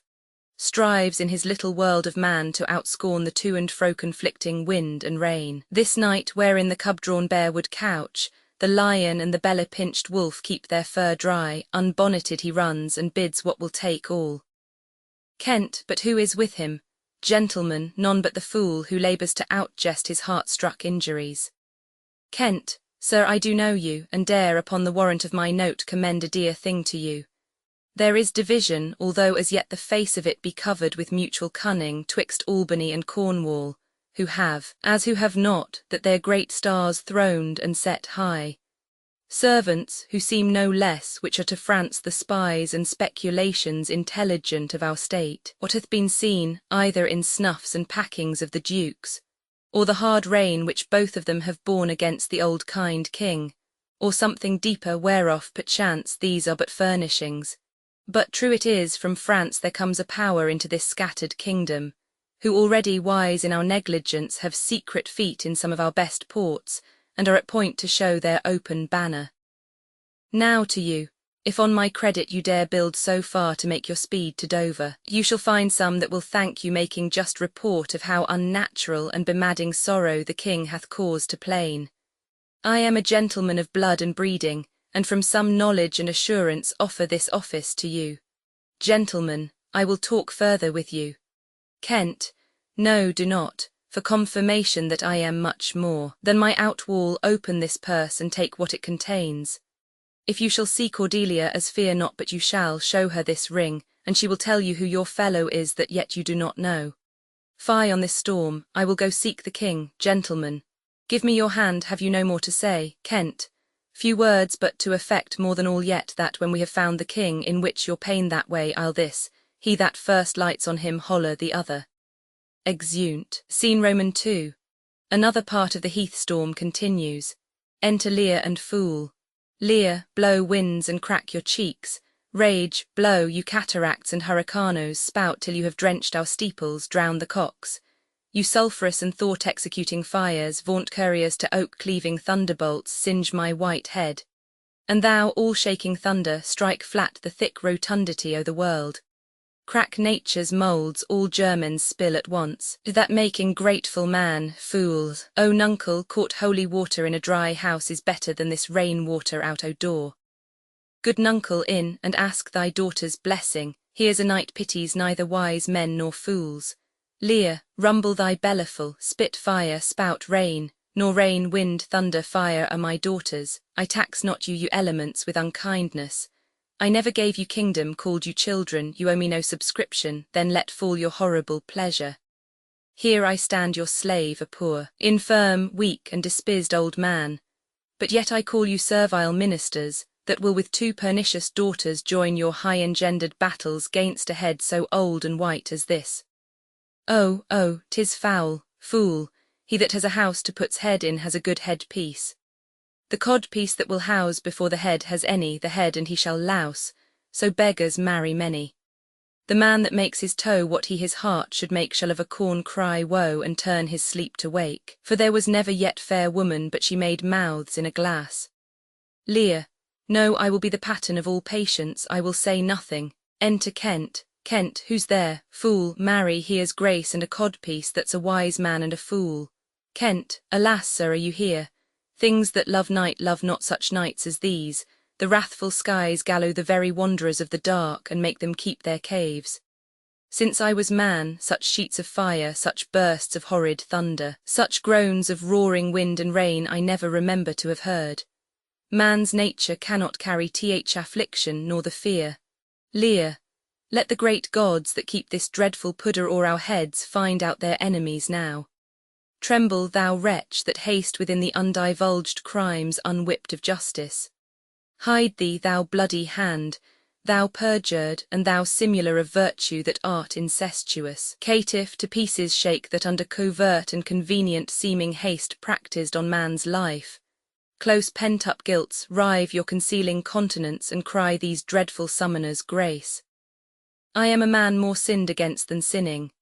Kent, alack, bareheaded, gracious my lord, hard by here is a hovel, some friendship will it lend you gainst the tempest. Repose you there, whilst I to this hard house, more harder than the stones whereof 'tis raised, which even but now, demanding after you, denied me to come in, return, and force their scanted courtesy. Lear, my wits begin to turn. Come on, my boy, how dost, my boy? Art cold? I am cold myself. Where is this straw, my fellow? The art of our necessities is strange, that can make vile things precious. Come your hovel, poor fool and knave, I have one part in my heart that's sorry yet for thee. Fool, singing, he that has and a little tiny wit, with hey-ho, the wind and the rain, must make content with his fortunes fit, though the rain it raineth every day. Lear, true boy, come, bring us to this hovel. Exeunt Lear and Kent. Fool, this is a brave night to cool a courtesan. I'll speak a prophecy ere I go, when priests are more in word than matter, when brewers mar their malt with water, when nobles are their tailors' tutors, no heretics burned but wenches' suitors, when every case in law is right, no squire in debt nor no poor knight, when slanders do not live in tongues, nor cut purses come not to throngs, when usurers tell their gold i' the field, and bawds and whores do churches build, then shall the realm of Albion come to great confusion, then comes the time who lives to seat that going shall be used with feet. This prophecy Merlin shall make, for I live before his time. Exit, scene Roman 3. A room in Gloucester's castle, enter Gloucester and Edmund. Gloucester. Alack, alack, Edmund, I like not this unnatural dealing. When I desired their leave that I might pity him, they took from me the use of mine own house, charged me on pain of perpetual displeasure, neither to speak of him, entreat for him, or any way sustain him. Edmund, most savage and unnatural. Gloucester, go to say you nothing. There is division between the dukes, and a worse matter than that. I have received a letter this night. 'Tis dangerous to be spoken. I have locked the letter in my closet. These injuries the king now bears will be revenged home. There's part of a power already footed, we must incline to the king. I will look him and privily relieve him. Go you and maintain talk with the duke, that my charity be not of him perceived. If he ask for me, I am ill and gone to bed. If I die for it, as no less is threatened me, the king my old master must be relieved. There is some strange thing toward Edmund, pray you be careful. Exit, Edmund, this courtesy forbid thee shall the duke instantly know, and of that letter too. This seems a fair deserving, and must draw me that which my father loses no less than all. The younger rises when the old doth fall. Exit, scene Roman 4. A part of the heath with a hovel storm continues. Enter Lear, Kent, and Fool. Kent, here is the place, my lord, good my lord, enter. The tyranny of the open night's too rough for nature to endure. Lear, let me alone. Kent, good my lord, enter here. Lear, wilt break my heart? Kent, I had rather break mine own. Good my lord, enter. Lear, thou think'st 'tis much that this contentious storm invades us to the skin, so 'tis to thee, but where the greater malady is fixed, the lesser is scarce felt. Thou'dst shun a bear, but if thy flight lay toward the raging sea, thou'dst meet the bear i' the mouth. When the mind's free, the body's delicate. The tempest in my mind doth from my senses take all feeling else save what beats there. Filial ingratitude, is it not as this mouth should tear this hand for lifting food tot? But I will punish home, no, I will weep no more. In such a night to shut me out, pour on, I will endure. In such a night as this, O Regan Goneril, your old kind father whose frank heart gave all o that way madness lies, let me shun that, no more of that. Kent, good my lord, enter here. Lear, prithee go in thyself, seek thine own ease, this tempest will not give me leave to ponder on things would hurt me more, but I'll go in, to the fool. In boy, go first, you houseless poverty, nay get thee in. I'll pray and then I'll sleep, fool goes in. Poor naked wretches, wheresoe'er you are that bide the pelting of this pitiless storm, how shall your houseless heads and unfed sides, your looped and windowed raggedness, defend you from seasons such as these? Oh, I have ta'en too little care of this. Take physic, pomp, expose thyself to feel what wretches feel, that thou mayst shake the superflux to them and show the heavens more just. Edgar, within, fathom and half, poor Tom, the fool runs out from the hovel. Fool, come not in here, nuncle, here's a spirit. Help me, Kent, give me thy hand. Who's there? Fool, a spirit, he says his name's poor Tom. Kent, what art thou that dost grumble there i' the straw? Come forth. Enter Edgar disguised as a madman. Edgar, away, the foul fiend follows me. Through the sharp hawthorn blows the cold wind. Go to thy cold bed and warm thee. Lear, didst thou give all to thy 2 daughters, and art thou come to this? Edgar, who gives anything to poor Tom, whom the foul fiend hath led through fire and through flame, through ford and whirlpool, or bog and quagmire, that hath laid knives under his pillow and halters in his pew, set ratsbane by his porridge, made him proud of heart to ride on a bay trotting horse over 4-inched bridges, to course his own shadow for a traitor. Bless thy 5 wits, Tom's a cold. Oh dooda, bless thee from whirlwinds, star blasting and taking. Do poor Tom some charity, whom the foul fiend vexes. There could I have him now and there again and there. Storm continues. Lear, what have his daughters brought him to this pass? Couldst thou save nothing? Didst thou give him all? Fool, nay, he reserved a blanket, else we had been all shamed. Lear, now all the plagues that in the pendulous air hang fated o'er men's false light on thy daughters. Kent, he hath no daughters, sir. Lear, death, traitor, nothing could have subdued nature to such a lowness but his unkind daughters. Is it the fashion that discarded fathers should have thus little mercy on their flesh? Judicious punishment, 'twas this flesh begot those pelican daughters. Edgar, Pillicock sat on Pillicock hill, alo, Lulu, fool, this cold night will turn us all to fools and madmen. Edgar, take heed, O foul fiend, obey thy parents, keep thy word justly, swear not, commit not with man's sworn spouse, set not thy sweetheart on proud array. Tom's a cold. Lear, what hast thou been? Edgar, a serving man, proud in heart and mind, that curled my hair, wore gloves in my cap, served the lust of my mistress' heart, and did the act of darkness with her, swore as many oaths as I spake words, and broke them in the sweet face of heaven.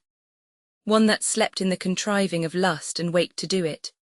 Wine loved I deeply, dice dearly, and in woman out-paramour'd the Turk. False of heart, light of ear, bloody of hand, hog in sloth, fox in stealth, wolf in greediness, dog in madness, lion in prey. Let not the creaking of shoes nor the rustling of silks betray thy poor heart to woman. Keep thy foot out of brothels, thy hand out of plackets, thy pen from lender's book, and defy the foul fiend. Still through the hawthorn blows the cold wind, says Sewam mun nonny. Dolphin my boy, Cessa, let him trot by, storm still continues. Lear, why, thou wert better in thy grave than to answer with thy uncovered body this extremity of the skies. Is man no more than this? Consider him well. Thou owest the worm no silk, the beast no hide, the sheep no wool, the cat no perfume. Here's 3 ons are sophisticated. Thou art the thing itself, unaccommodated man is no more but such a poor bare-forked animal as thou art. Off you lendings, come unbutton here tears off his clothes. Fool, prithee nuncle be contented, 'tis a naughty night to swim in. Now a little fire in a wild field were like an old lecher's heart, a small spark, all the rest on's body cold. Look, here comes a walking fire. Edgar, this is the foul fiend Flibbertigibbet, he begins at curfew and walks till the first cock, he gives the web and the pin, squints the eye and makes the harelip, mildews the white wheat and hurts the poor creature of earth. Swithold-footed thrice the old, he met the nightmare and her ninefold, bid her alight and her troth plight, and aroint thee, which aroint thee. Kent, how fares your grace? Enter Gloucester with a torch. Lear, what's he? Kent, who's there? What is't you seek? Gloucester, what are you there? Your name's Edgar.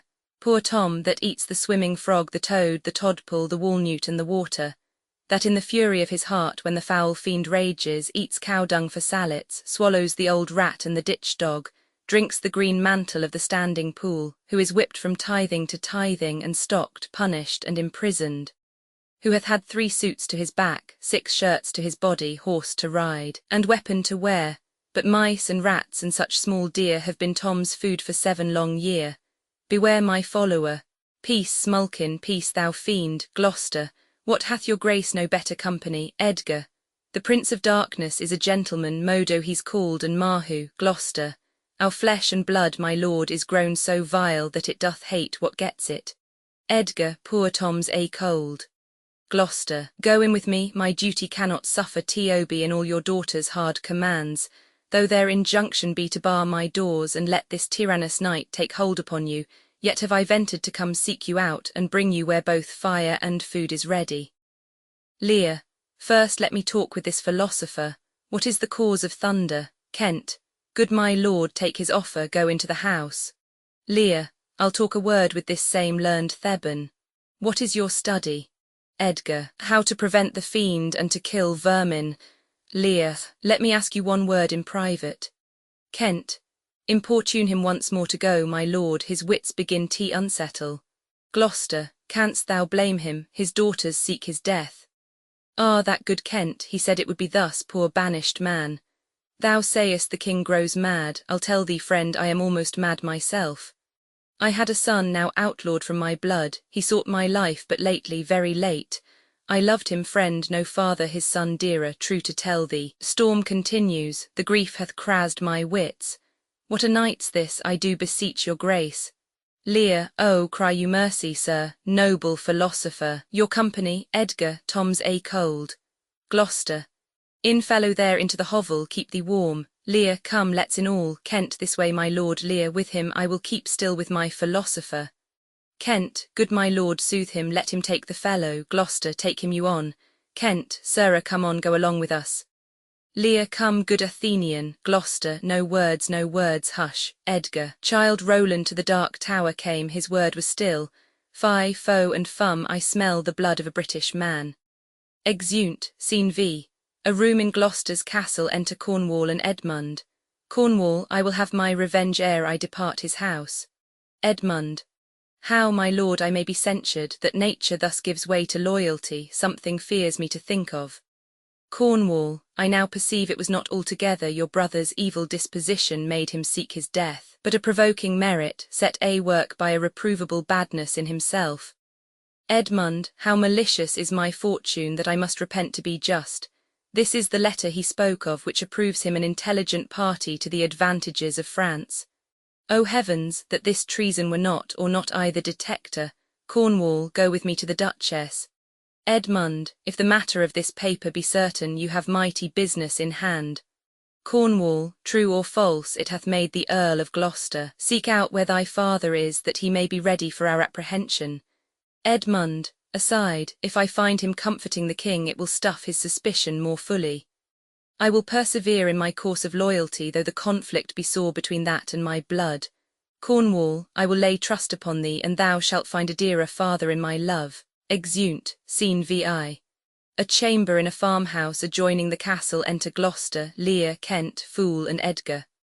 Gloucester, here is better than the open air, take it thankfully. I will piece out the comfort with what addition I can, I will not be long from you. Kent, all the power of his wits have given way to his impatience. The gods reward your kindness, exit Gloucester. Edgar, Frateretto calls me and tells me Nero is an angler in the lake of darkness. Pray innocent and beware the foul fiend. Fool, prithee nuncle tell me whether a madman be a gentleman or a yeoman. Lear, a king, fool. No, he's a yeoman that has a gentleman to his son, for he's a mad yeoman that sees his son a gentleman before him. Lear, to have 1,000 with red burning spits come hissing in upon Edgar, the foul fiend bites my back. Fool, he's mad that trusts in the tameness of a wolf, a horse's health, a boy's love, or a whore's oath. Lear, it shall be done, I will arraign them straight. To Edgar, come, sit thou here, most learned justicer. To the fool, thou sapiencer, sit here, now you she foxes. Edgar, look where he stands and glares, wants thou eyes at trial, madam. Come all the born Bessie to me. Fool, her boat hath a leak, and she must not speak why she dares not come over to thee. Edgar, the foul fiend haunts poor Tom in the voice of a nightingale. Hoppedance cries in Tom's belly for 2 white herring. Croak not, black angel, I have no food for thee. Kent, how do you, sir? Stand you not so amazed, will you lie down and rest upon the cushions? Lear, I'll see their trial first, bring in their evidence. To Edgar, thou, robed man of justice, take thy place. To the fool, and thou, his yokefellow of equity, bench by his side. To Kent, you are the commission, sit you too. Edgar, let us deal justly. Sleepest or wakest thou, jolly shepherd? Thy sheep be in the corn, and for one blast of thy minikin mouth thy sheep shall take no harm. Purr, the cat is grey. Lear, arraign her first, 'tis goneril. I here take my oath before this honourable assembly she kicked the poor king her father. Fool, come hither, mistress, is your name Goneril? Lear, she cannot deny it. Fool, cry you mercy, I took you for a joint stool. Lear, and here's another whose warped looks proclaim what store her heart is made on. Stop her there, arms, sword, fire, corruption in the place. False justicer, why haste thou let her scape? Edgar, bless thy 5 wits. Kent, O pity, sir, where is the patience now that you so oft have boasted to retain? Edgar, aside, my tears begin to take his part so much they mar my counterfeiting. Lear, the little dogs and all, Tray, Blanche and Sweetheart, see they bark at me. Edgar, Tom will throw his head at them. Avaunt you curs, be thy mouth or black or white, tooth that poisons if it bite. Mastiff, greyhound, mongrel, grim, hound or spaniel, brack or him or bobtail, tyke or trundletail, Tom will make them weep and wail, for with throwing thus my head dogs leap the hatch and all are fled. Do-da-da-da, Cessa, come march to wakes and fairs and market towns. Poor Tom, thy horn is dry. Lear, then let them anatomize Regan, see what breeds about her heart. Is there any cause in nature that makes these hard hearts? To Edgar, you sir, I entertain you for one of my 100, only I do not like the fashion of your garments. You'll say they are Persian, but let them be changed.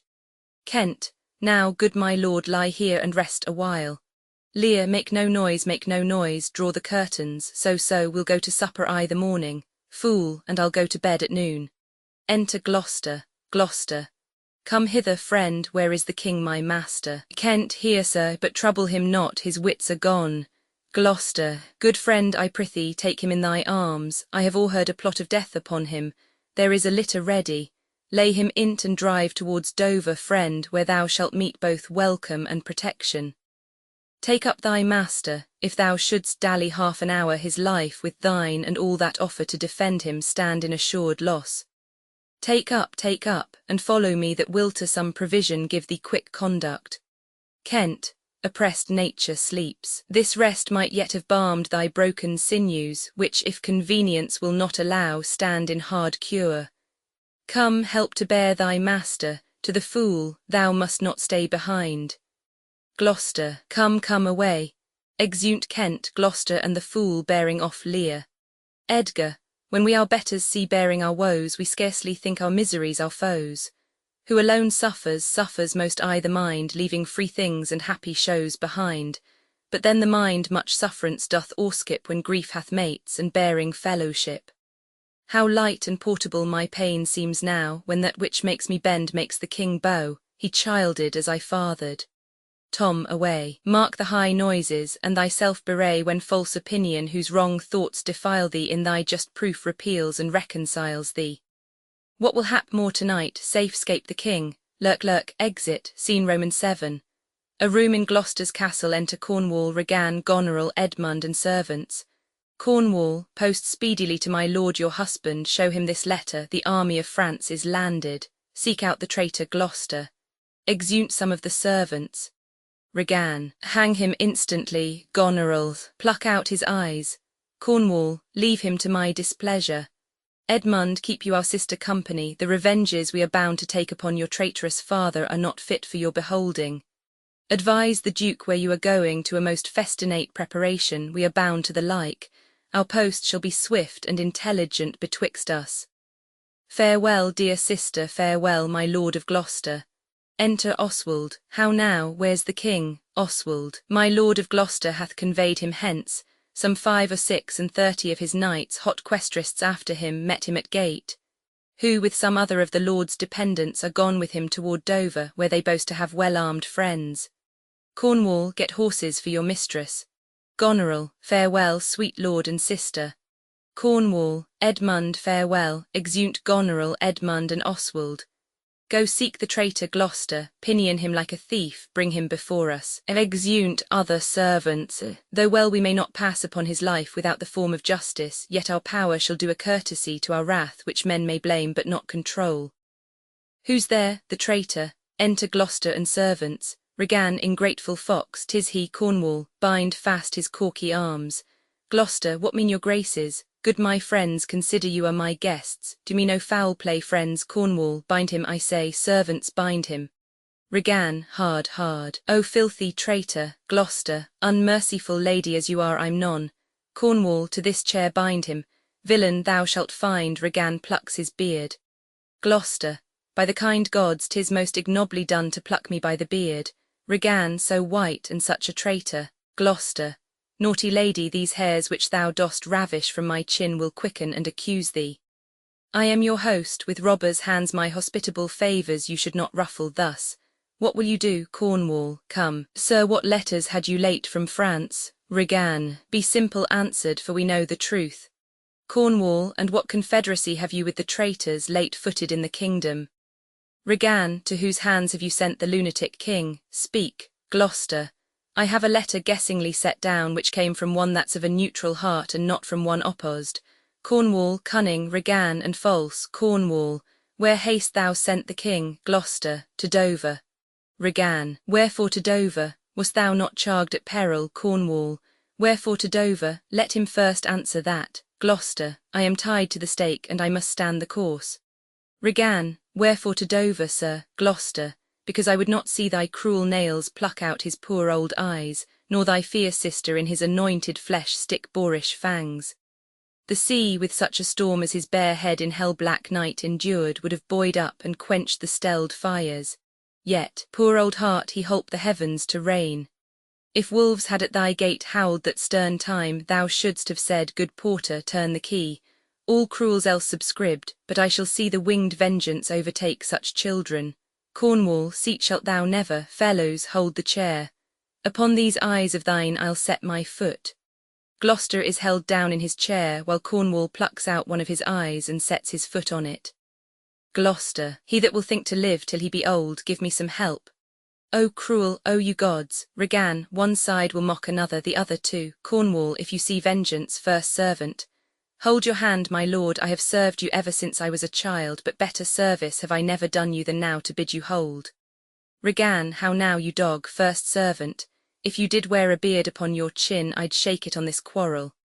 What do you mean? Cornwall, my villain, draws and runs at him. First servant, nay then come on and take the chance of anger. Draws, they fight. Cornwall is wounded. Regan, to another servant, give me thy sword. A peasant stand up thus, snatches a sword, comes behind and stabs him. First servant, oh, I am slain, my lord, you have one eye left to see some mischief on him. Oh, dies. Cornwall, lest it see more, prevent it. Out, vile jelly, where is thy lustre now? Tears out Gloucester's other eye and throws it on the ground. Gloucester, all dark and comfortless. Where's my son Edmund? Edmund, enkindle all the sparks of nature to quit this horrid act. Regan, out, treacherous villain, thou call'st on him that hates thee, it was he that made the overture of thy treasons to us, who is too good to pity thee. Gloucester, O my follies, then Edgar was abuzzed, kind gods, forgive me that and prosper him. Regan, go thrust him out at gates, and let him smell his way to Dover. How is't, my lord, how look you? Cornwall, I have received a hurt, follow me, lady, turn out that eyeless villain. Throw this slave upon the dunghill. Regan, I bleed apace, untimely comes this hurt, give me your arm. Exit Cornwall, led by Regan, servants unbind Gloucester and lead him out. Second servant, I'll never care what wickedness I do if this man come to good. Third servant, if she live long and in the end meet the old course of death, women will all turn monsters. Second servant, let's follow the old earl and get the bedlam to lead him where he would. His roguish madness allows itself to anything. Third servant, go thou, I'll fetch some flax and whites of eggs to apply to his bleeding face.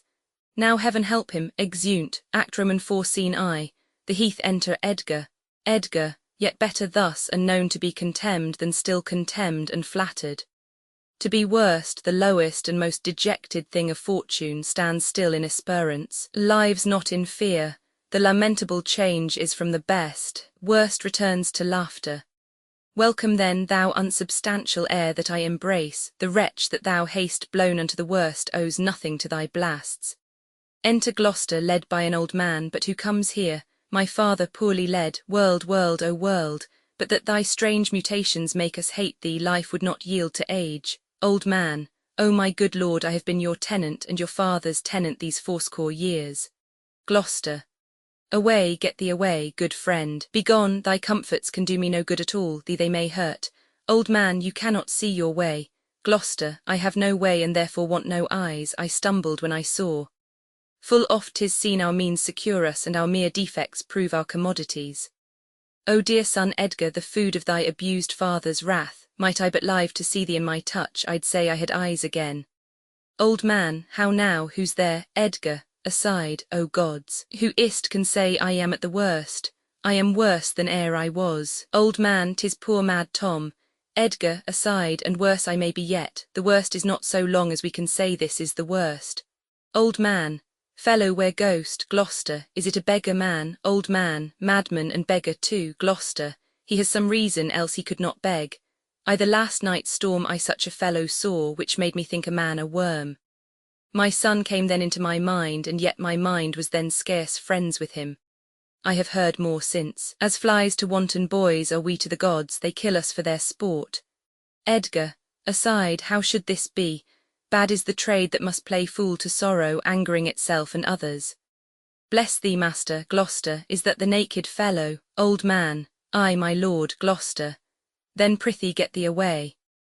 If for my sake thou wilt o'ertake us hence a mile or twain, either way toward Dover, do it for ancient love, and bring some covering for this naked soul, which I'll entreat to lead me. Old man, alack sir, he is mad. Gloucester, 'tis the time's plague when madmen lead the blind. Do as I bid thee, or rather do thy pleasure, above the rest be gone, old man. I'll bring him the best pail that I have, come on't what will. Exit, Gloucester, sir, a naked fellow. Edgar, poor Tom's a cold, aside, I cannot daub it further. Gloucester. Come hither, fellow. Edgar, aside, and yet I must, bless thy sweet eyes, they bleed. Gloucester. Know'st thou the way to Dover? Edgar. Both stile and gate, horseway and footpath. Poor Tom hath been scared out of his good wits. Bless thee, good man's son, from the foul fiend. 5 fiends have been in poor Tom at once.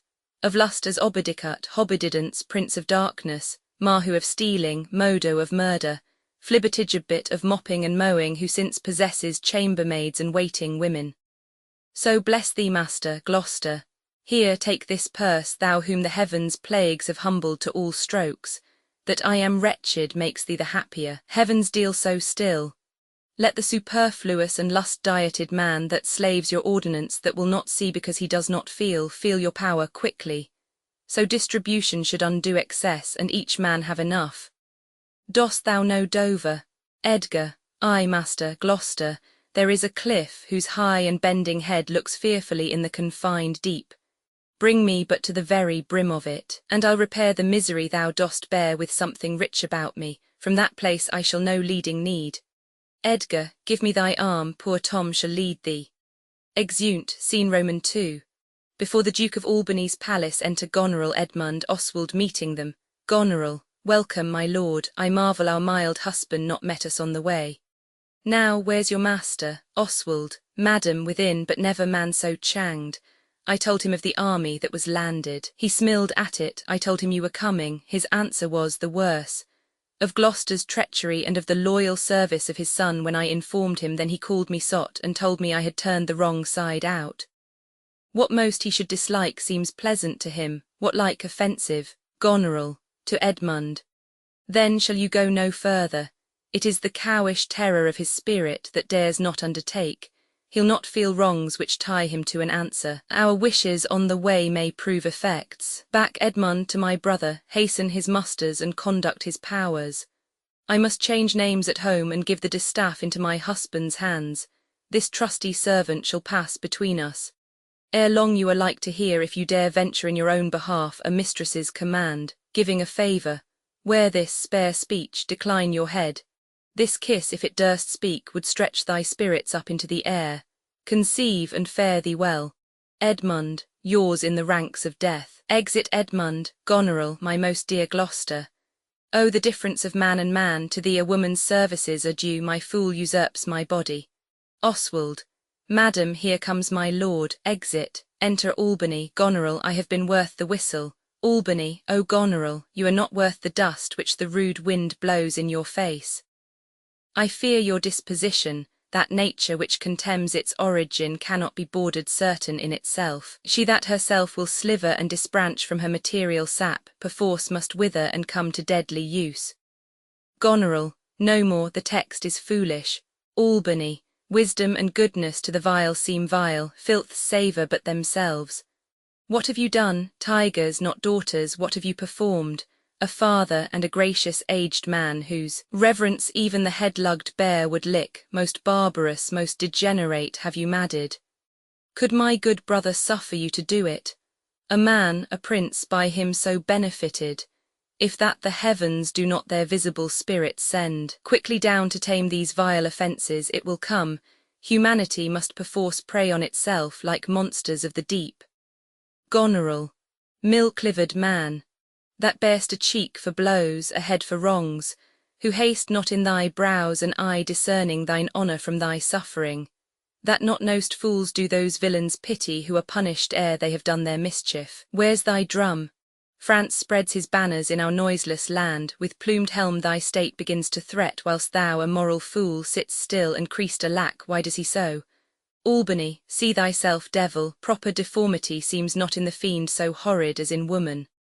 Goneril, O vain fool, Albany, thou changed and self-covered thing, for shame. Be monster not thy feature. Were't my fitness to let these hands obey my blood, they are apt enough to dislocate and tear thy flesh and bones. Howe'er thou art a fiend, a woman's shape doth shield thee. Goneril, marry your manhood, Mew, enter a messenger. Albany, what news, messenger? O my good lord, the Duke of Cornwall's dead, slain by his servant going to put out the other eye of Gloucester. Albany, Gloucester's eyes, messenger. A servant that he bred, thrilled with remorse, opposed against the act, bending his sword to his great master, who thereat enragged, flew on him and amongst them felled him dead, but not without that harmful stroke which since hath plucked him after. Albany, this shows you are above, you justices, that these our nether crimes so speedily can venge. But O poor Gloucester, lost he his other eye? Messenger, both, my lord. This letter, madam, craves a speedy answer, 'tis from your sister. Goneril, aside, one way I like this well, but being widow and my Gloucester with her, may all the building in my fancy pluck upon my hateful life. Another way the news is not so tart, I'll read and answer. Exit, Albany, where was his son when they did take his eyes? Messenger, come with my lady hither. Albany, he is not here. Messenger, no, my good lord, I met him back again. Albany, knows he the wickedness? Messenger, ay, my good lord, 'twas he informed against him, and quit the house on purpose that their punishment might have the freer course. Albany, Gloucester, I live to thank thee for the love thou showedst the king and to revenge thine eyes. Come hither, friend, tell me what more thou knowst. Exeunt. Scene Roman 3. The French camp near Dover. Enter Kent and a gentleman. Kent, why the King of France is so suddenly gone back, know you no reason? Gentleman, something he left imperfect in the state, which since his coming forth is thought of, which imports to the kingdom so much fear and danger that his personal return was most required and necessary. Kent, who hath he left behind him? General, gentleman, the Marshal of France, Monsieur Lafare. Kent, did your letters pierce the Queen to any demonstration of grief? Gentleman, aye, sir, she took them, read them in my presence, and now and then an ample tear trilled down her delicate cheek. It seemed she was a queen over her passion, who, most rebel-like, sought to be king o'er her. Kent, oh, then it moved her. Gentleman, not to a rage, patience and sorrow strove who should express her goodliest. You have seen sunshine and rain at once, her smiles and tears were like a better day. Those happy smilets that played on her ripe lip seemed not to know what guests were in her eyes, which parted thence as pearls from diamonds dropped. In brief, sorrow would be a rarity most beloved if all could so become it. Kent, made she no verbal question? Gentleman, faith, once or twice she heaved the name of father pantingly forth, as if it pressed her heart, cried sisters, sisters. Shame of ladies, sisters, Kent, father, sisters, what I the storm, I the night, let pity not be believed, there she shook the holy water from her heavenly eyes and clamour mastered her. Then away she started to deal with grief alone. Kent, it is the stars above us govern our conditions, else oneself mate and make could not beget such different issues. You spoke not with her since. Gentleman, no, Kent, was this before the king returned? Gentleman, no, since. Kent, well, sir, the poor distressed Lear's I the town, who sometime in his better tune remembers what we are come about, and by no means will yield to see his daughter. Gentleman, why, good sir, Kent, a sovereign shame so elbows him. His own unkindness that stripped her from his benediction, turned her to foreign casualties, gave her dear rights to his dog-hearted daughters. These things sting his mind so venomously that burning shame detains him from Cordelia. Gentleman, alack, poor gentleman, Kent, of Albany's and Cornwall's powers you heard not. Gentleman, 'tis so. They are afoot. Kent, well, sir, I'll bring you to our master Lear and leave you to attend him. Some dear cause will in concealment wrap me up a while. When I am known aright, you shall not grieve lending me this acquaintance. I pray you go along with me. Exeunt. Scene Roman 4. The French camp. A tent enter with drum and colours, Cordelia, physician and soldiers. Cordelia, alack, 'tis he, why he was met even now as mad as the vexed sea, singing aloud, crowned with rank fumiter and furrow weeds, with harlocks, hemlock, nettles, cuckoo flowers, darnel, and all the idle weeds that grow in our sustaining corn.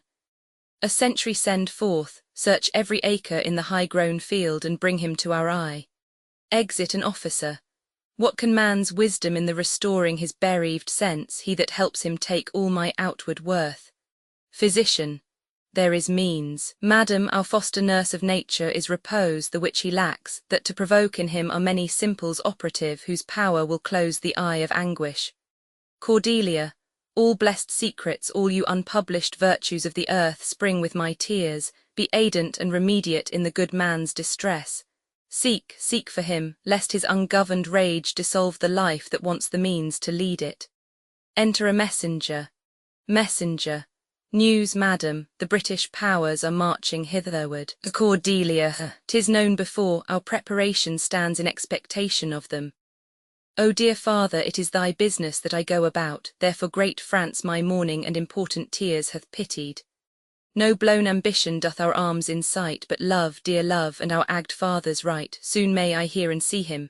Exeunt. Scene V. A room in Gloucester's castle. Enter Regan and Oswald. Regan, but are my brother's powers set forth? Oswald, ay, madam. Regan, himself in person there. Oswald, madam, with much ado, your sister is the better soldier. Regan, Lord Edmund spake not with your lord at home. Oswald, no, madam. Regan, what might import my sister's letter to him? Oswald, I know not, lady. Regan, faith, he is posted hence on serious matter. It was great ignorance, Gloucester's eyes being out, to let him live. Where he arrives he moves all hearts against us. Edmund, I think, is gone in pity of his misery to dispatch his nighted life. Moreover, to disgray the strength o.th enemy. Oswald, I must needs after him, madam, with my letter. Regan, our troops set forth tomorrow, stay with us, the ways are dangerous. Oswald, I may not, madam, my lady charged my duty in this business. Regan, why should she write to Edmund? Might not you transport her purposes by word? Belike some things, I know not what, I'll love thee much. Let me unseal the letter. Oswald, madam, I had rather. Regan, I know your lady does not love her husband, I am sure of that, and at her late being here, she gave strange o'erlades and most speaking looks to noble Edmund. I know you are of her bosom. Oswald, I, madam. Regan, I speak in understanding, yea, I note, therefore I do advise you take this note. My lord is dead. Edmund and I have talked, and more convenient is he for my hand than for your lady's. You may gather more. If you do find him, pray you give him this, and when your mistress hears thus much from you, I pray desire her call her wisdom to her. So fare you well. If you do chance to hear of that blind traitor, preferment falls on him that cuts him off. Oswald, would I could meet him, madam, I should show what party I do follow. Regan, fare thee well. Exeunt, scene vi. The country near Dover, enter Gloucester, and Edgar dressed like a peasant. Gloucester, when shall I come to the top of that same hill? Edgar, you do climb up it now. Look how we labour. Gloucester, methinks the ground is even. Edgar, horrible steep. Hark, do you hear the sea? Gloucester. No, truly, Edgar. Why then your other senses grow imperfect by your eyes' anguish. Gloucester, so may it be indeed. Methinks thy voice is altered, and thou speakst in better phrase and matter than thou didst. Edgar, yea, much deceived, in nothing am I changed but in my garments. Gloucester, methinks you're better spoken. Edgar, come on, sir, here's the place, stand still. How fearful and dizzy 'tis to cast one's eyes so low. The crows and chows that wing the midway air show scarce so gross as beetles. Halfway down hangs one that gathers samphire, dreadful trade. Methinks he seems no bigger than his head.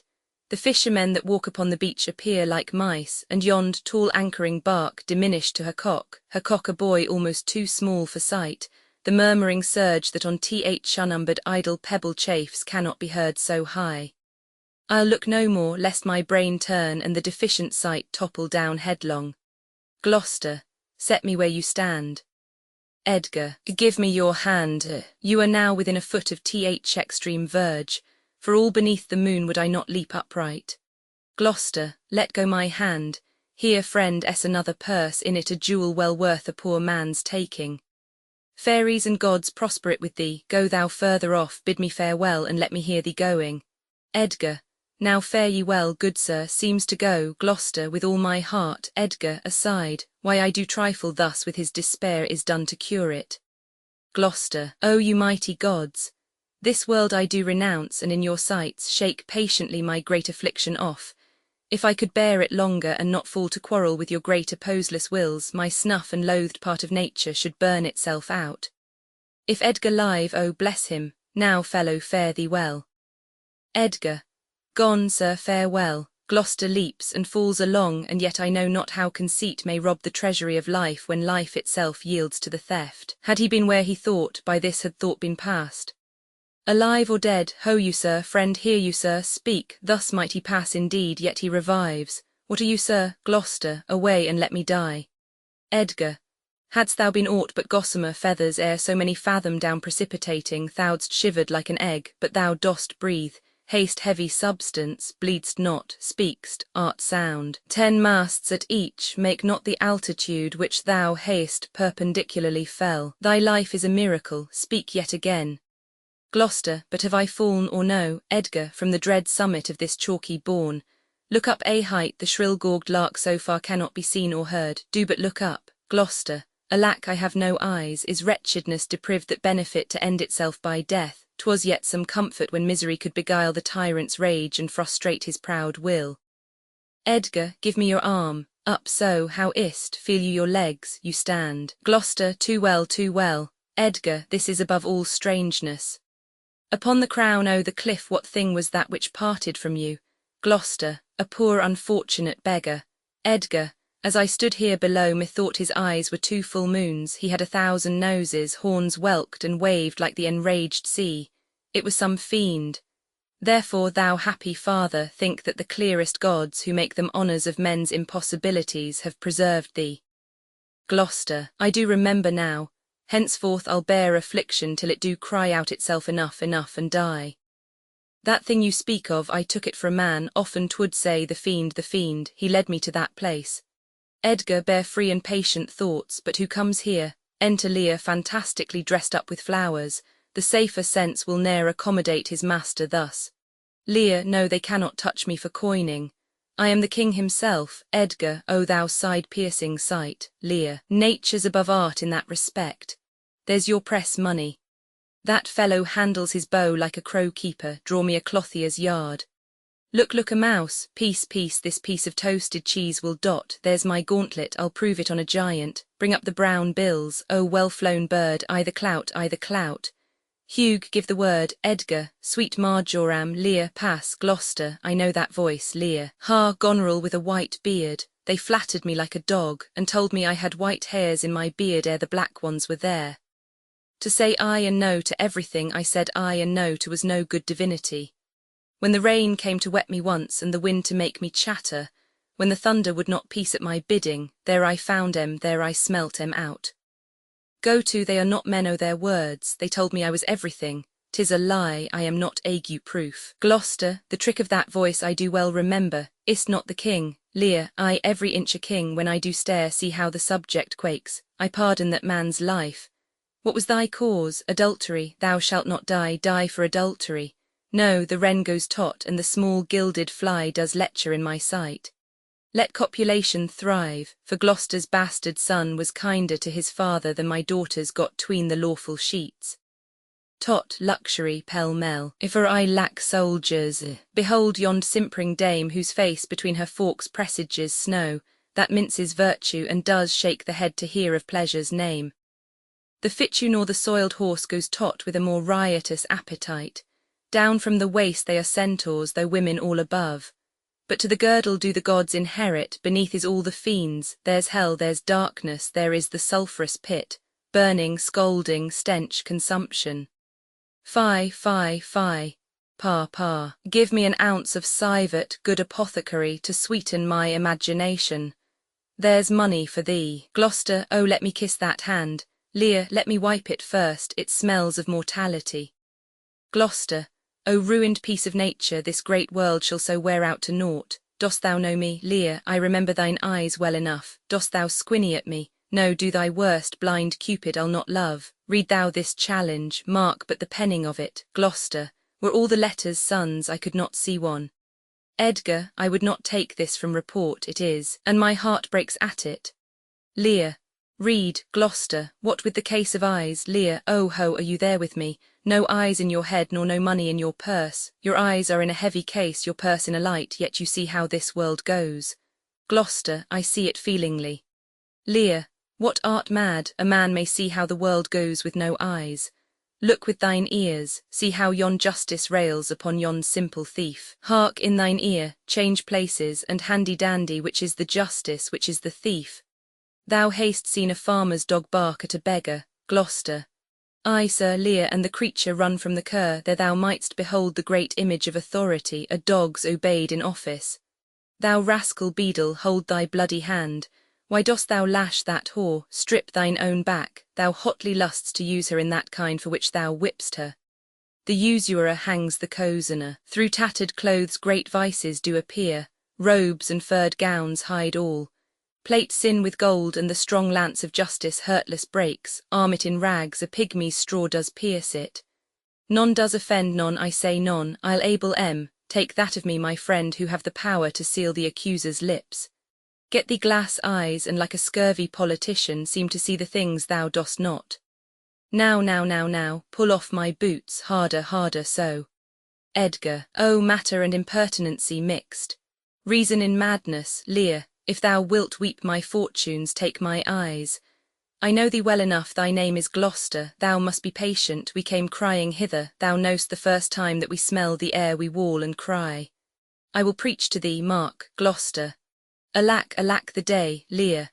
When we are born, we cry that we are come to this great stage of fools. This a good block, it were a delicate stratagem to shoe a troop of horse with felt. I'll put in proof, and when I have stolen upon these son-in-laws, then kill, kill, kill, kill, kill, kill. Enter a gentleman with attendants. Gentleman, oh, here he is, lay hand upon him. Sir, your most dear daughter, Lear, no rescue, what a prisoner, I am even the natural fool of fortune. Use me well, you shall have ransom. Let me have surgeons, I am cut to the brains. Gentleman, you shall have anything. Lear, no seconds, all myself. Why, this would make a man of salt, to use his eyes for garden water-pots, aye, and for laying autumn's dust. Gentleman, good sir. Lear, I will die bravely, like a smug bridegroom. What, I will be jovial. Come, come, I am a king, my masters, know you that. Gentlemen, you are a royal one, and we obey you. Lear, then there's life in't. Come, and you get it, you shall get it by running. Sa, sa, sa, sa, exit running. Attendants follow. Gentlemen, a sight most pitiful in the meanest wretch, past speaking of in a king. Thou hast one daughter who redeems nature from the general curse, which twain have brought her to. Edgar, hail, gentle sir. Gentleman, sir, speed you, what's your will? Edgar, do you hear aught, sir, of a battle toward? Gentleman, most sure and vulgar. Every one hears that which can distinguish sound. Edgar, but by your favour, how near's the other army? Gentleman, near and on speedy foot, the main disgrace stands on the hourly thought. Edgar, I thank you, sir, that's all. Gentleman, though that the Queen on special cause is here, her army is moved on. Edgar, I thank you, sir, exit gentleman. Gloucester, you ever gentle gods, take my breath from me, let not my worser spirit tempt me again to die before you please. Edgar, well pray you father. Gloucester, now good sir, what are you? Edgar, a most poor man made tame to fortune's blows, who by the art of known and feeling sorrows am pregnant to good pity. Give me your hand, I'll lead you to some biding. Gloucester, hearty thanks, the bounty and the benison of heaven to boot and boot. Enter Oswald. Oswald, a proclaimed prize, most happy, that eyeless head of thine was first frammed flesh to raise my fortunes. Thou old unhappy traitor, briefly thyself remember, the sword is out that must destroy thee. Gloucester, now let thy friendly hand put strength enough tot. Edgar interposes, Oswald, wherefore, bold peasant, darst thou support a published traitor? Hence, lest that infection of his fortune take like hold on thee. Let go his arm. Edgar, chill not let go, sir, without further occasion. Oswald, let go, slave, or thou deest. Edgar, good gentleman, go your gate, and let poor Volk pass. And chud har been zwaggered out of my life, 'twould not har been so long as 'tis by a fortnight. Nay, come not near old man, keep out, chiv or ye, or eyes try whether your costard or my ballow be the harder, chill be plain with you. Oswald, out dunghill. Edgar, chill pick your teeth, sir. Come, no matter for your foins, they fight, and Edgar knocks him down. Oswald, slave, thou hast slain me. Villain, take my purse. If ever thou wilt thrive, bury my body, and give the letters which thou find'st about me to Edmund, Earl of Gloucester. Seek him out upon the British party. O untimely death, dies, Edgar, I know thee well, a serviceable villain, as duteous to the vices of thy mistress as badness would desire. Gloucester, what is he dead? Edgar, sit you down, father, rest you. Let's see these pockets, the letters that he speaks of may be my friends. He's dead. I am only sorry he had no other deathsman. Let us see, leave gentle wax and manners, blame us not. To know our enemies' minds, we rip their hearts, their papers is more lawful. Reads, let our reciprocal vows be remembered. You have many opportunities to cut him off, if you will want not, time and place will be fruitfully offered. There is nothing done if he return the conqueror, then am I the prisoner, and his bed my jail. From the loathed warmth whereof deliver me, and supply the place for your labour. Your wife, so I would say, affectionate servant, Goneril. O indistinguished space of woman's will, a plot upon her virtuous husband's life, and the exchange my brother. Here in the sands the I'll rake up, the post unsanctified of murderous lechers, and in the mature time with this ungracious paper strike the sight of the death-practised duke. For him 'tis well, that of thy death and business I can tell. Exit Edgar, dragging out the body. Gloucester, The king is mad, how stiff is my vile sense that I stand up and have ingenious feeling of my huge sorrows. Better I would distract, so should my thoughts be severed from my griefs, and woes by wrong imaginations lose the knowledge of themselves. A drum afar off. Edgar, give me your hand, far off methinks I hear the beaten drum. Come, father, I'll bestow you with a friend. Exeunt. Scene Roman 7. A tent in the French camp, Lear on a bed, asleep, soft music playing, physician, gentlemen, and others attending. Enter Cordelia and Kent. Cordelia, O thou good Kent, how shall I live and work to match thy goodness? My life will be too short, and every measure fail me. Kent, to be acknowledged, madam, is o'erpaid. All my reports go with the modest truth, nor more nor clipped, but so. Cordelia, be better suited. These weeds are memories of those worser hours, I prithee put them off. Kent, pardon, dear madam, yet to be known shortens my made intent. My boon I make it that you know me not till time and I think meet. Cordelia, then bet so, my good lord, to the physician. How does the king? Physician, madam, sleep still. Cordelia, O you kind gods, cure this great breach in his abused nature. The untunned and jarring senses, O wind up of this child-changed father. Physician, so please your majesty that we may wake the king, he hath slept long. Cordelia, be governed by your knowledge, and proceed I the sway of your own will. Is he arrayed? Physician, aye, madam, in the heaviness of sleep we put fresh garments on him. Be by, good madam, when we do awake him, I doubt not of his temperance. Cordelia, very well. Physician, please you draw near. Louder the music there. Cordelia, O my dear father, restoration hang thy medicine on my lips, and let this kiss repair those violent harms that my two sisters have in thy reverence made. Kent, kind and dear princess. Cordelia, had you not been their father, these white flakes did challenge pity of them. Was this a face to be opposed against the warring winds, to stand against the deep dread-bolted thunder, in the most terrible and nimble stroke of quick cross lightning, to watch poor Perdue, with this thin helm, mine enemy's dog, though he had bit me, should have stood that night against my fire, and wast thou fain, poor father, to hovel thee with swine and rogues forlorn in short and musty straw? Alack, alack, 'tis wonder that thy life and wits at once had not concluded all. He wakes, speak to him. Physician, madam, do you 'tis fittest. Cordelia, how does my royal lord, how fares your majesty? Lear, you do me wrong to take me out o' the grave. Thou art a soul in bliss, but I am bound upon a wheel of fire that mine own tears do scald like molten lead. Cordelia, sir, do you know me? Lear, you are a spirit, I know. When did you die, Cordelia? Still, still, far wide. Physician, he's scarce awake, let him alone a while. Lear, where have I been? Where am I, fair daylight? I am mightily abuzzed. I should e'en die with pity to see another thus. I know not what to say. I will not swear these are my hands. Let's see, I feel this pin prick. Would I were assured of my condition, Cordelia. Oh, look upon me, sir, and hold your hands in benediction o'er me. No, sir, you must not kneel. Lear, pray do not mock me. I am a very foolish, fond old man, fourscore and upward, not an hour more nor less, and to deal plainly, I fear I am not in my perfect mind. Methinks I should know you and know this man, yet I am doubtful, for I am mainly ignorant what place this is, and all the skill I have remembers not these garments, nor I know not where I did lodge last night. Do not laugh at me, for as I am a man, I think this lady to be my child Cordelia. Cordelia, and so I am. I am.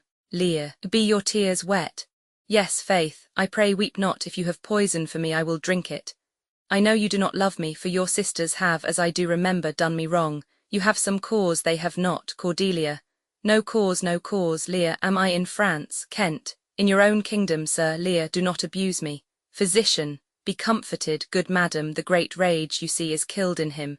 And yet it is danger to make him even all the time he has lost. Desire him to go in, trouble him no more till further settling. Cordelia, wilt please your highness walk? Lear, you must bear with me, pray you now, forget and forgive, I am old and foolish. Exeunt Lear, Cordelia, physician and attendants. Gentleman, holds it true, sir, that the Duke of Cornwall was so slain? Kent, most certain, sir. Gentleman, who is conductor of his people? Kent, as 'tis said, the bastard son of Gloucester. Gentlemen, they say Edgar his banished son is with the Earl of Kent in Germany. Kent, report is changeable. 'Tis time to look about, the powers of the kingdom approach apace. Gentlemen, the arbitrament is like to be bloody. Fare you well, sir, exit, Kent. My point and period will be throughly wrought, or well or ill as this day's battles fought. Exit, Act V Scene I. The camp of the British forces near Dover enter, with drum and colours Edmund, Regan, officers, soldiers and others. Edmund, know of the Duke if his last purpose hold, or whether since he is advised by aught to change the course, he's full of alteration and self-reproving bring his constant pleasure.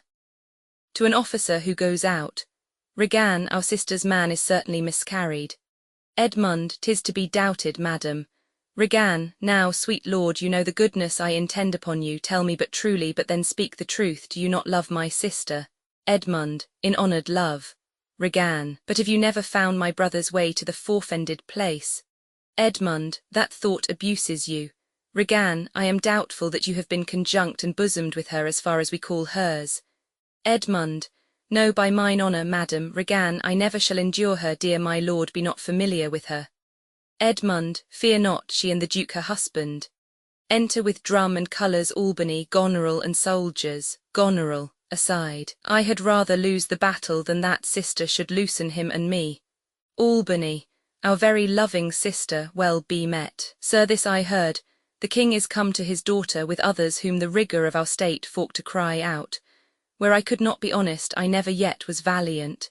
For this business it toucheth us as France invades our land, not bolds the king with others whom I fear most just and heavy causes make oppose. Edmund, sir, you speak nobly. Regan, why is this reasoned? Goneril, combine together gainst the enemy, for these domestic and particular broils are not the question here. Of Albany, let's then determine with the ancient of war on our proceeding. Edmund, I shall attend you presently at your tent. Regan, sister, you'll go with us. Goneril, no, Regan, 'tis most convenient, pray you go with us. Goneril, aside, oh ho, I know the riddle, I will go. Exeunt Edmund, Regan, Goneril, officers, soldiers, and attendants. As they are going out, enter Edgar disguised. Edgar, if e'er your grace had speech with man so poor, hear me one word. Albany, I'll overtake you, speak. Edgar, before you fight the battle, ope this letter. If you have victory, let the trumpet sound for him that brought it. Wretched though I seem, I can produce a champion that will prove what is avouched there. If you miscarry, your business of the world hath so an end, and machination ceases. Fortune love you. Albany, stay till I have read the letter. Edgar, I was forbid it. When time shall serve, let but the herald cry, and I'll appear again. Albany, why, fare thee well, I will o'erlook thy paper. Exit Edgar. Enter Edmund. Edmund, the enemies in view, draw up your powers. Here is the guess of their true strength and forces by diligent discovery, but your haste is now urged on you. Albany, we will greet the time.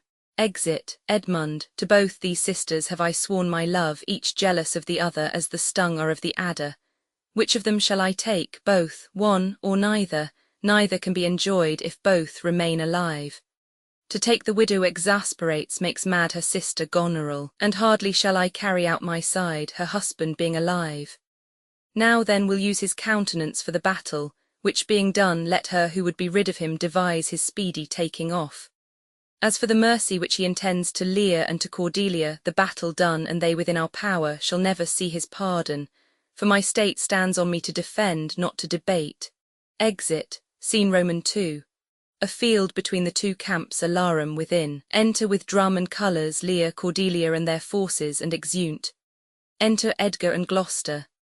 Edgar, here, father, take the shadow of this tree for your good host. Pray that the right may thrive. If ever I return to you again, I'll bring you comfort. Gloucester. Grace go with you, sir. Exit Edgar. Alarum and retreat within. Enter Edgar. Edgar. Away, old man, give me thy hand, away. King Lear hath lost, he and his daughter ta'en. Give me thy hand, come on. Gloucester. No further, sir, a man may rot even here. Edgar, what in ill thoughts again? Men must endure their going hence, even as their coming hither. Ripeness is all, come on.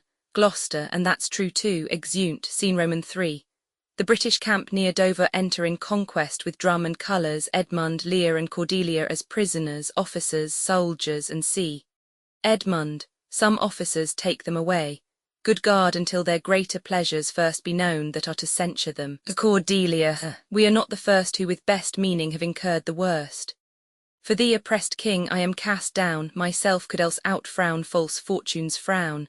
Shall we not see these daughters and these sisters? Lear, no, no, no, no.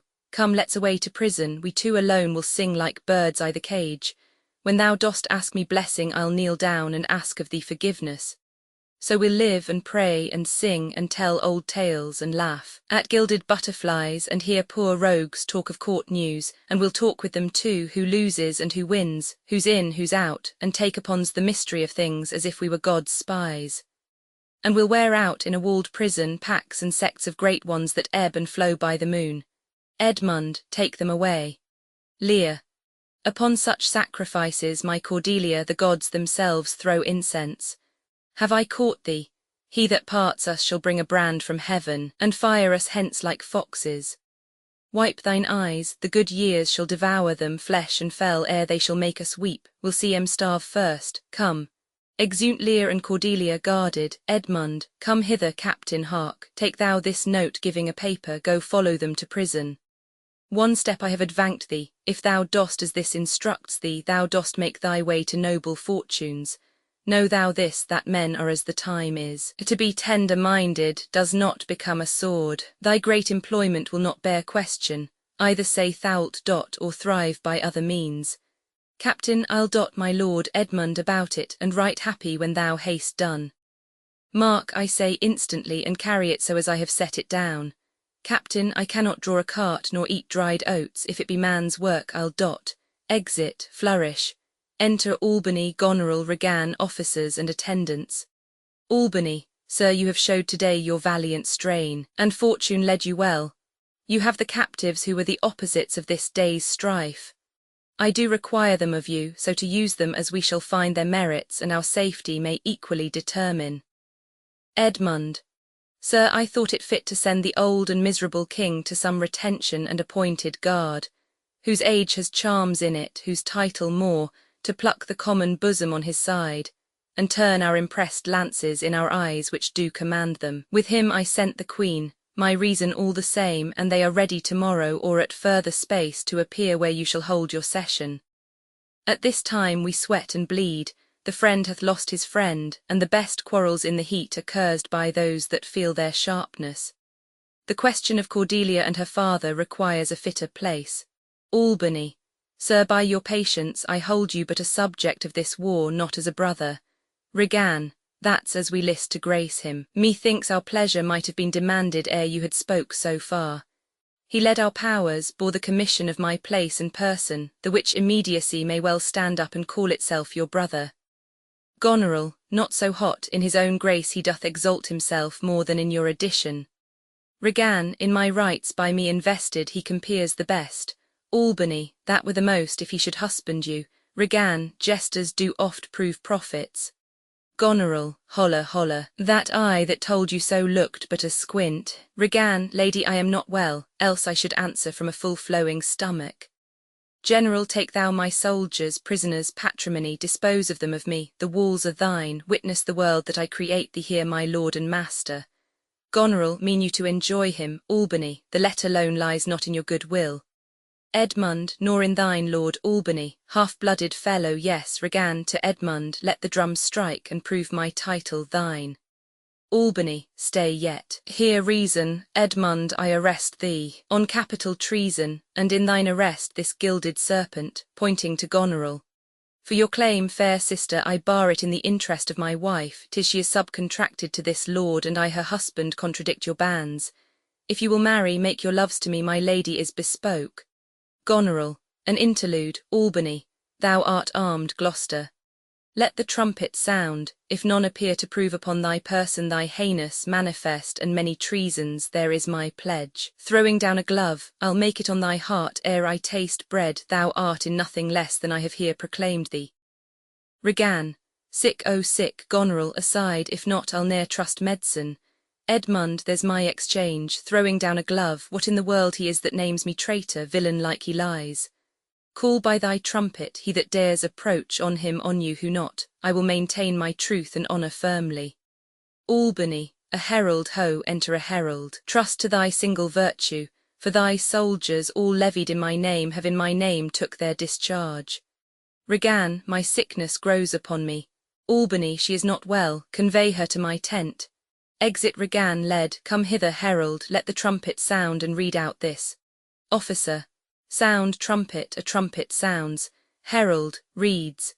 If any man of quality or degree within the lists of the army will maintain upon Edmund, supposed Earl of Gloucester, that he is a manifold traitor, let him appear by the third sound of the trumpet. He is bold in his defence. Edmund, sound, first trumpet, herald, again, second trumpet, herald, again, third trumpet, trumpet answers within. Enter Edgar armed, preceded by a trumpet. Albany, ask him his purposes, why he appears upon this call o' the trumpet. Herald, what are you, your name, your quality, and why you answer this present summons? Edgar, no, my name is lost. By treason's tooth bare gnawn and canker bit, yet am I noble as the adversary I come to cope. Albany, which is that adversary?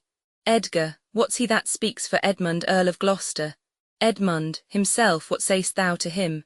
Edgar, draw thy sword, that if my speech offend a noble heart, thy arm may do thee justice. Here is mine.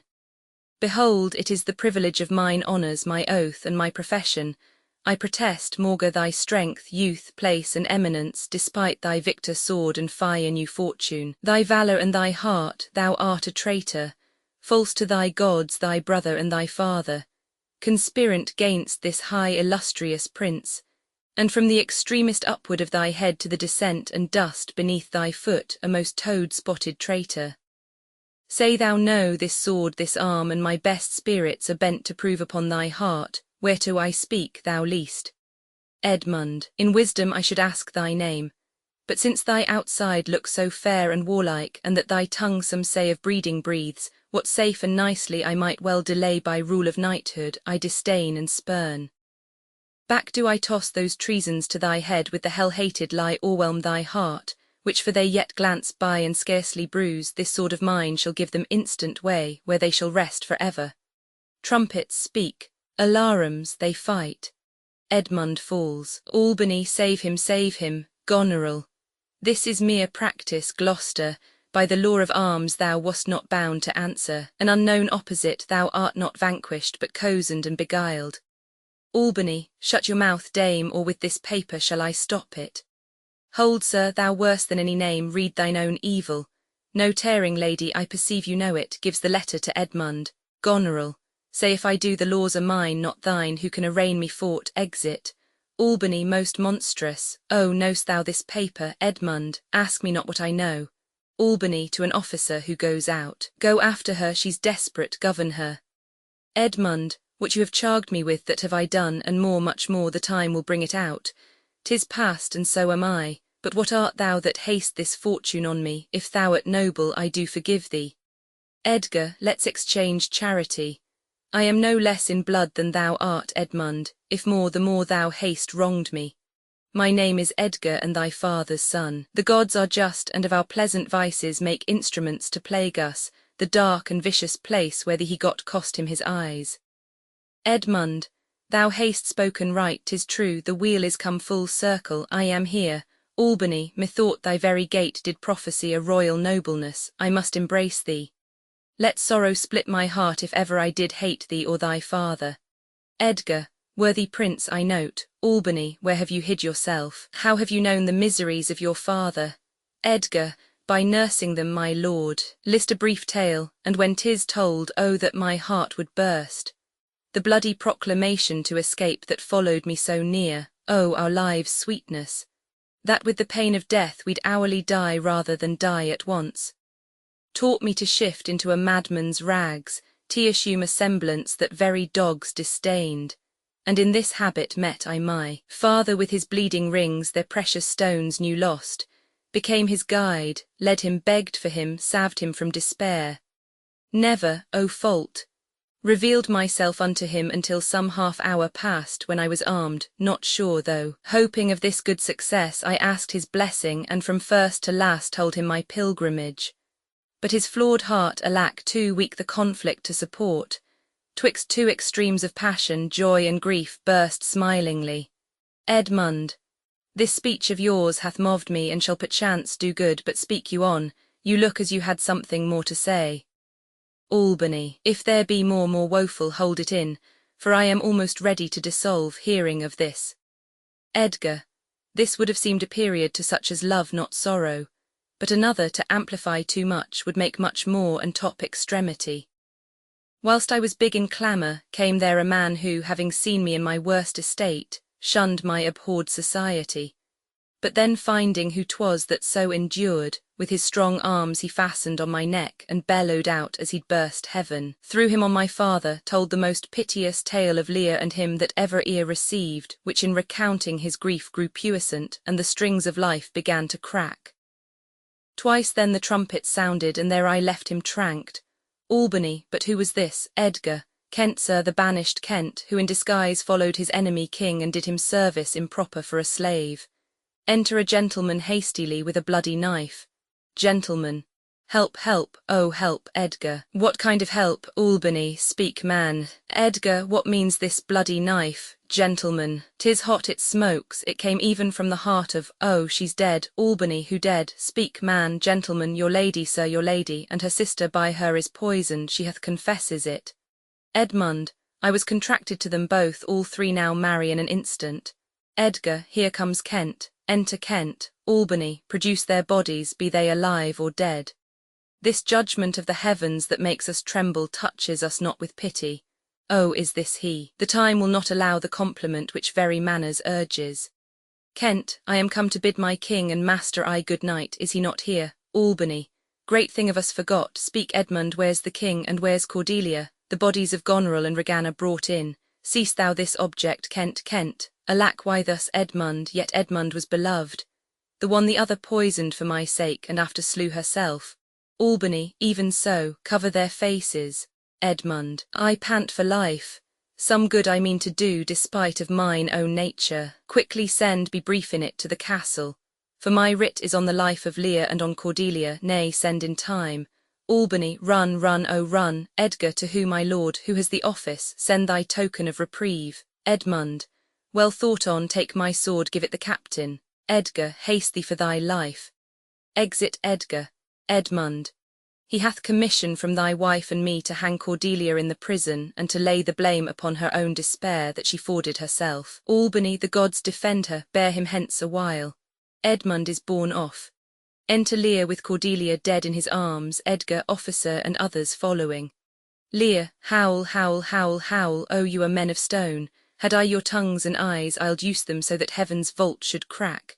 She's gone for ever, I know when one is dead, and when one lives, she's dead as earth. Lend me a looking glass, if that her breath will mist or stain the stone, why then she lives. Kent, is this the promised end, Edgar, or image of that horror? Albany, fall and cease, Lear, this feather stirs, she lives, if it be so it is a chance which does redeem all sorrows that ever I have felt. Kent, O my good master, kneeling, Lear, prithee away. Edgar, 'tis noble Kent your friend. Lear, a plague upon you murderers, traitors all, I might have salved her, now she's gone for ever. Cordelia, Cordelia, stay a little. Ha, what is't thou say'st? Her voice was ever soft, gentle, and low, an excellent thing in woman. I killed the slave that was a hanging thee. Officer, 'tis true my lords he did. Lear, did I not, fellow? I have seen the day, with my good biting falchion I would have made them skip. I am old now, and these same crosses spoil me. Who are you? Mine eyes are not o' the best, I'll tell you straight. Kent, if fortune brag of two she loved and hated, one of them we behold. Lear, this is a dull sight, are you not Kent? Kent, the same, your servant Kent. Where is your servant Caius? Lear, he's a good fellow, I can tell you that, he'll strike, and quickly too. He's dead and rotten. Kent, no, my good lord, I am the very man. Lear, I'll see that straight. Kent, that from your first of difference and decay have followed your sad steps. Lear, you are welcome hither. Kent, nor no man else, all's cheerless, dark, and deadly. Your eldest daughters have fordone themselves, and desperately are dead. Lear, aye, so I think. Albany, he knows not what he says, and vain is it that we present us to him. Edgar, very bootless, enter an officer. Officer, Edmund is dead, my lord. Albany, that's but a trifle here. You lords and noble friends know our intent. What comfort to this great decay may come shall be applied. For us we will resign during the life of this old majesty to him our absolute power, to Edgar and Kent you to your rights, with boot and such addition as your honours have more than merited. All friends shall taste the wages of their virtue, and all foes the cup of their deservings. Oh, see, Lear, and my poor fool is hanged. No, no life, why should a dog, a horse, a rat have life, and thou no breath at all? Thou'lt come no more, never, pray you undo this button. Thank you, sir, do you see this? Look on her lips, look there, he dies. Edgar, he faints, my lord, Kent. Break heart, I prithee break, Edgar. Look up, my lord, Kent. Vex not his ghost, oh let him pass, he hates him that would upon the rack of this rough world stretch him out longer. Edgar, he is gone indeed, Kent, the wonder is he hath endured so long he but usurped his life.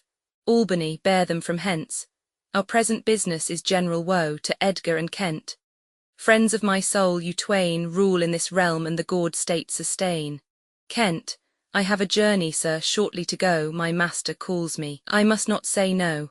Edgar, the weight of this sad time we must obey, speak what we feel, not what we ought to say.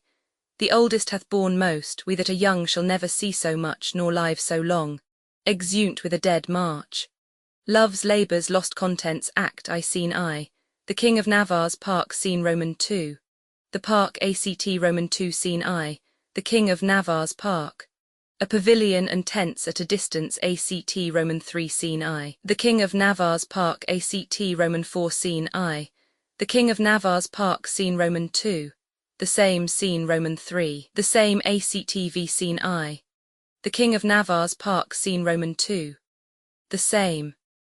Before the princess's pavilion, dramatis personae King of Navarre, also known as Ferdinand Baron, Lord attending on the King Longueville, Lord attending on the King Dumaine, Lord attending on the King the Princess of France Rosaline, Lady attending on the Princess Maria, Lady attending on the Princess Catharine, Lady attending on the Princess Boyet, Lord attending on the Princess Don Adriano de Armado, a fantastical Spaniard moth, page to Amado Jaquinetta, a country wench co-starred, a clown Dull, a constable Holophans, a schoolmaster Sir Nathaniel, a curator Forester Marcadet, a messenger from France lords, blackamoors, officers and others, attendants on the King and Princess. Scene, Navarre act I. Scene I. The King of Navarre's park enter Ferdinand, King of Navarre, Biron, Longueville and Dumaine. King, let fame that all hunt after in their lives, live registered upon our brazen tombs, and then grace us in the disgrace of death.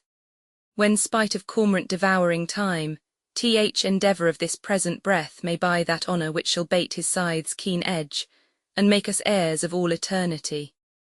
Therefore, brave conquerors, for so you are that war against your own affections and the huge army of the world's desires, our late edict shall strongly stand in force. Navarre shall be the wonder of the world, our court shall be a little academy, still and contemplative in living art. You three, Biron, Dumaine and Longueville, have sworn for 3 years' term to live with me, my fellow scholars, and to keep those statutes that are recorded in this schedule here. Your oaths are passed, and now subscribe your names, that his own hand may strike his honour down that violates the smallest branch herein. If you are armed to do as sworn to do, subscribe to your deep oaths, and keep it too. Longueville, I am resolved, 'tis but a 3 years' fast, the mind shall banquet though the body pine. Fat paunches have lean pâtés, and dainty bits make rich the ribs, but bankrupt quite the wits. He signs, Dumaine, my loving lord Dumaine is mortified.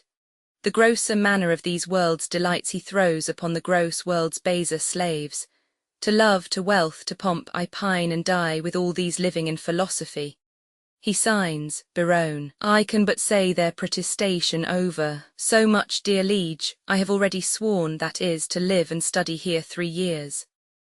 But there are other strict observances, as not to see a woman in that term which I hope well is not enrolled there, and 1 day in a week to touch no food, and but 1 meal on every day beside, the which I hope is not enrolled there. And then to sleep but 3 hours in the night, and not be seen to wink of all the day, when I was wont to think no harm all night, and make a dark night too of half the day, which I hope well is not enrolled there. Oh, these are barren tasks, too hard to keep, not to see ladies, study, fast, not sleep. King, your oath is past to pass away from these. Biron, let me say no, my liege, and if you please, I only swore to study with your grace and stay here in your court for 3 years' space. Longueville, you swore to that, Biron, and to the rest. Biron. By yea and nay, sir, then I swore in jest. Oh, what is the end of study, let me know. King, why that to know which else we should not know. Biron. Things hid and barred you mean from common sense. King. Aye, that is study's god-like recompense. Biron. Come on then, I will swear to study so, to know the thing I am forbid to know, as thus to study where I well may dine when I to feast expressly am forbid, or study where to meet some mistress fine when mistresses from common sense are hid, or having sworn too hard a keeping oath study to break it, and not break my troth. If study's gain be thus and this be so, study knows that which yet it doth not know. Swear me to this and I will ne'er say no. King, these be the stops that hinder study quite and train our intellects to vain delight. Biron.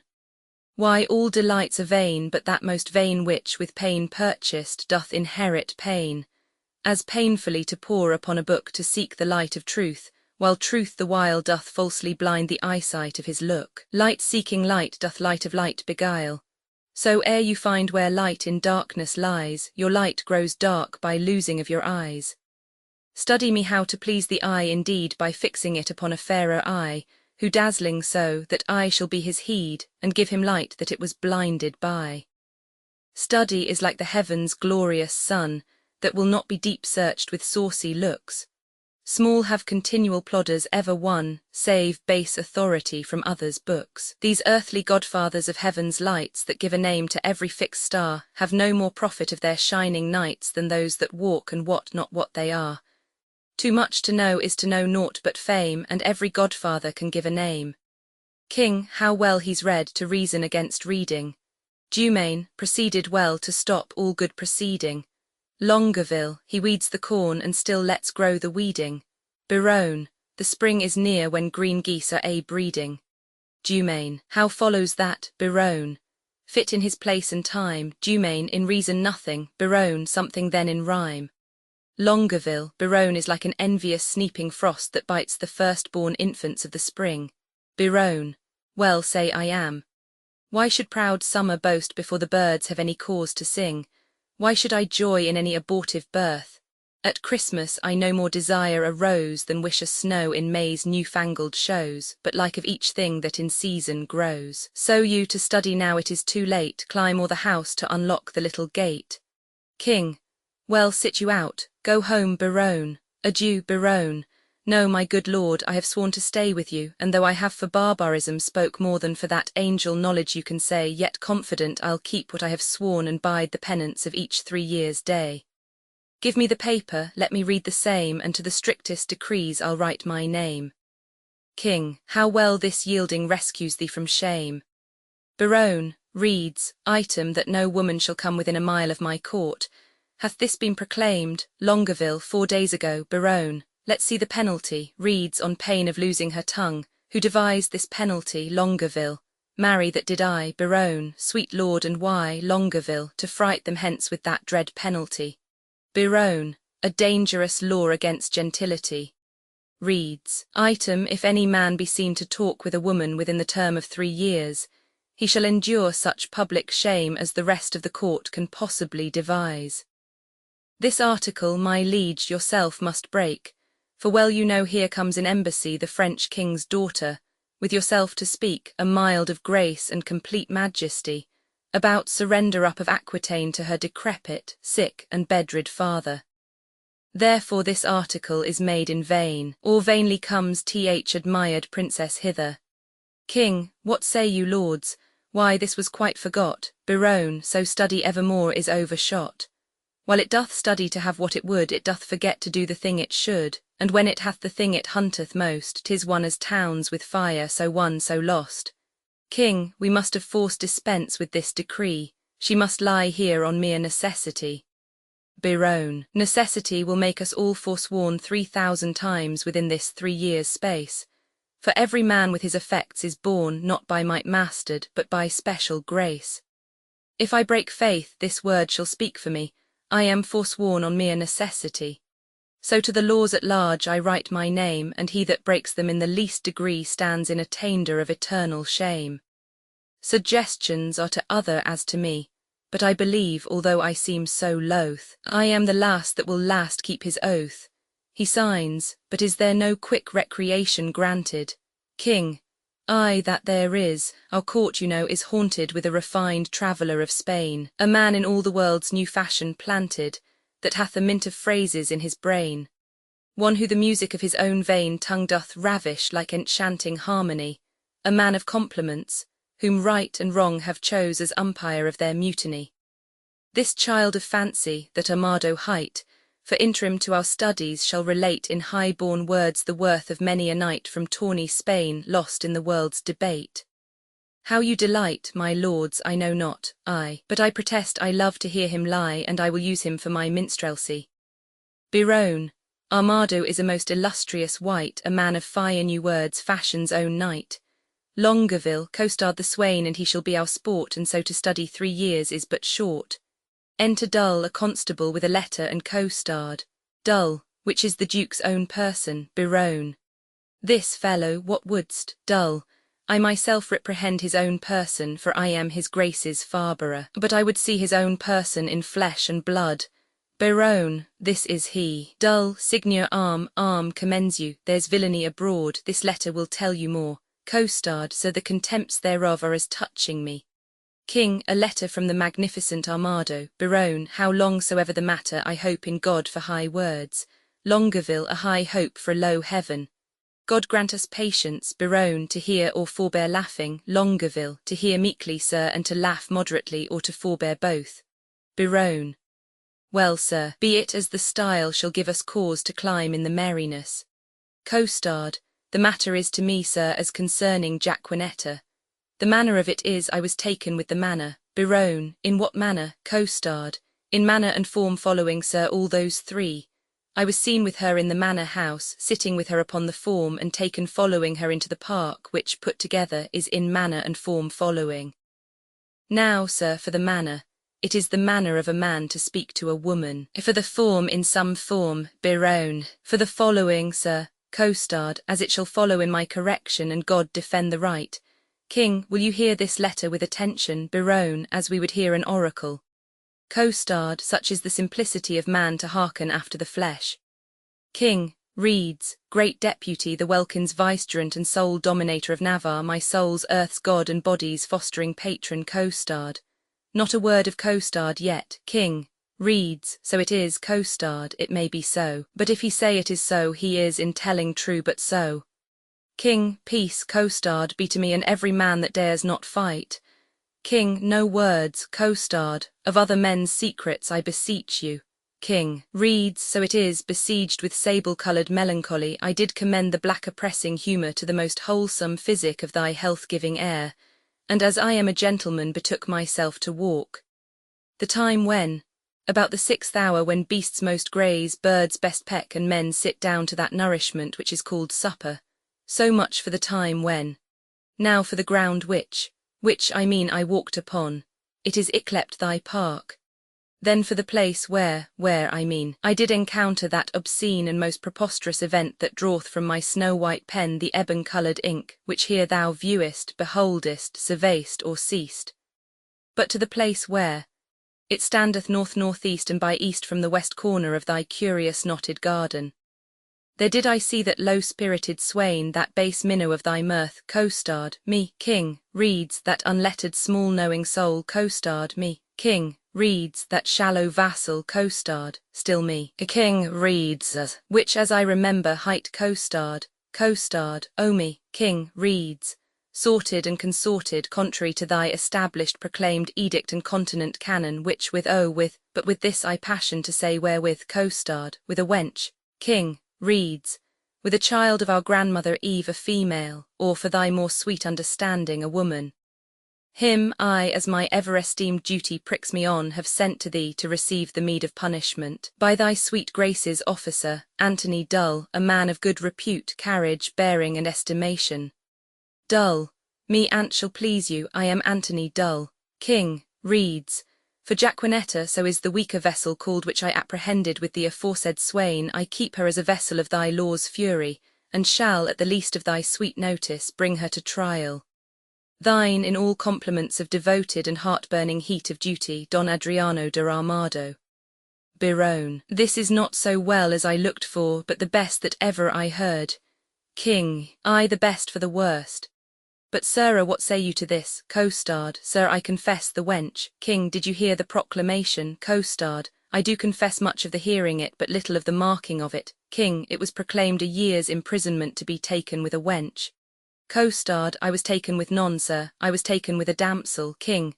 Well, it was proclaimed damsel. Costard. This was no damsel neither, sir. She was a virgin. King. It is so varied too, for it was proclaimed virgin. Costard. If it were, I deny her virginity. I was taken with a maid. King. This maid will not serve your turn, sir. Costard. This maid will serve my turn, sir. King. Sir, I will pronounce your sentence. You shall fast a week with bran and water.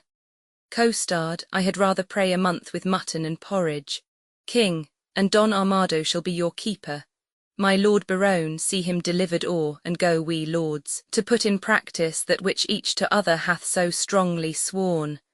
Exeunt King, Longueville and Dumaine. Biron, I'll lay my head to any good man's hat these oaths and laws will prove an idle scorn. Sirrah, come on.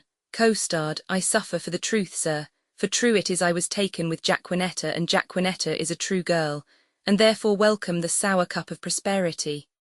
Affliction may one day smile again, until then sit thee down, sorrow. Exeunt, scene Roman 2. The park enter Armado and Moth, his page. Armado, boy, what sign is it when a man of great spirit grows melancholy? Moth, a great sign, sir, that he will look sad. Armado, why, sadness is one and the selfsame thing, dear imp. Moth, no, no, O Lord, sir, no. Armado, how canst thou part sadness and melancholy, my tender juvenal? Moth, by a familiar demonstration of the working my tough signia. Armado, why tough signia, why tough signia? Moth, why tender juvenal, why tender juvenal? Armado, I spoke it, tender juvenal, as a congruent epitheton appertaining to thy young days, which we may nominate tender. Moth, and I tough signia as an appurtenant title to your old time, which we may name tough. Armado, pretty and apt. Moth, how mean you, sir? I pretty in my saying apt, or I apt in my saying pretty? Armado, thou pretty because little. Moth, little pretty because little, wherefore apt? Armado, and therefore apt because quick.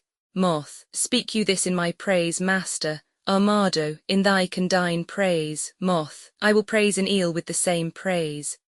Armado, what that an eel is ingenious? Moth, that an eel is quick. Armado, I do say thou art quick in answers, thou heat'st my blood. Moth, I am answered, sir. Armado, I love not to be crossed. Moth, aside, he speaks the mere contrary, crosses love not him. Armado, I have promised to study 3 years with the Duke. Moth, you may do it in an hour, sir. Armado, impossible. Moth, how many is one thrice told? Armado, I am ill at reckoning, it fitteth the spirit of a tapster. Moth, you are a gentleman and a gamester, sir. Armado, I confess both, they are both the varnish of a complete man. Moth, then I am sure you know how much the gross sum of ducasse amounts to. Armado, it doth amount to 1 more than 2. Moth, which the base vulgar do call 3. Armado, true. Moth, why, sir, is this such a piece of study? Now here's 3 studied ere ye'll thrice wink, and how easy it is to put years to the word 3, and study 3 years in 2 words, the dancing horse will tell you. Armado, a most fine figure. Moth, aside, to prove you a cipher. Armado, I will hereupon confess I am in love, and as it is base for a soldier to love, so am I in love with a base wench. If drawing my sword against the humour of affection would deliver me from the reprobate thought of it, I would take desire prisoner, and ransom him to any French courtier for a new devised curtsy. I think scorn to sigh, methinks I should outswear Cupid.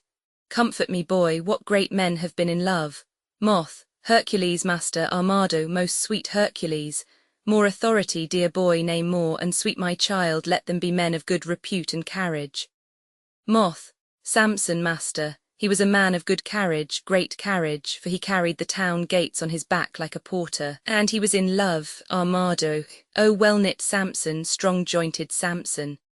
I do excel thee in my rapier as much as thou didst me in carrying gates. I am in love too. Who was Samson's love, my dear moth? Moth, a woman, master Armado. Of what complexion? Moth, of all the four, or the three, or the two, or one of the four? Armado, tell me precisely of what complexion. Moth, of the sea-water green, sir. Armado, is that one of the four complexions? Moth, as I have read, sir, and the best of them too. Armado, green indeed is the colour of lovers. But to have a love of that colour, methinks Samson had small reason for it. He surely affected her for her wit. Moth, it was so, sir, for she had a green wit. Armado, my love is most immaculate white and red. Moth, most maculate thoughts, master, are masked under such colours. Armado, define, well-educated infant. Moth, my father's wit and my mother's tongue assist me. Armado, sweet invocation of a child most pretty and pathetical. Moth, if she be made of white and red, her faults will ne'er be known, for blushing cheeks by faults are bred, and fears by pale white shown. Then if she fear or be to blame, by this you shall not know, for still her cheeks possess the same which native she doth owe. A dangerous rhyme, master, against the reason of white and red. Armado, is there not a ballad, boy, of the king and the beggar? Moth, the world was very guilty of such a ballad some 3 ages since, but I think now 'tis not to be found, or if it were, it would neither serve for the writing nor the tune. Armado, I will have that subject newly writ o'er, that I may example my digression by some mighty precedent. Boy, I do love that country girl that I took in the park with the rational hind co-starred. She deserves well. Moth, aside, to be whipped, and yet a better love than my master. Armado, sing, boy, my spirit grows heavy in love. Moth, and that's great marvel, loving a light wench. Armado, I say sing. Moth, forbear till this company be past. Enter co-starred the clown, Dull the constable, and Jaquenetta a wench. Dull, sir, the duke's pleasure is that you keep co-starred safe, and you must suffer him to take no delight nor no penance, but he must fast 3 days a week. For this damsel I must keep her at the park.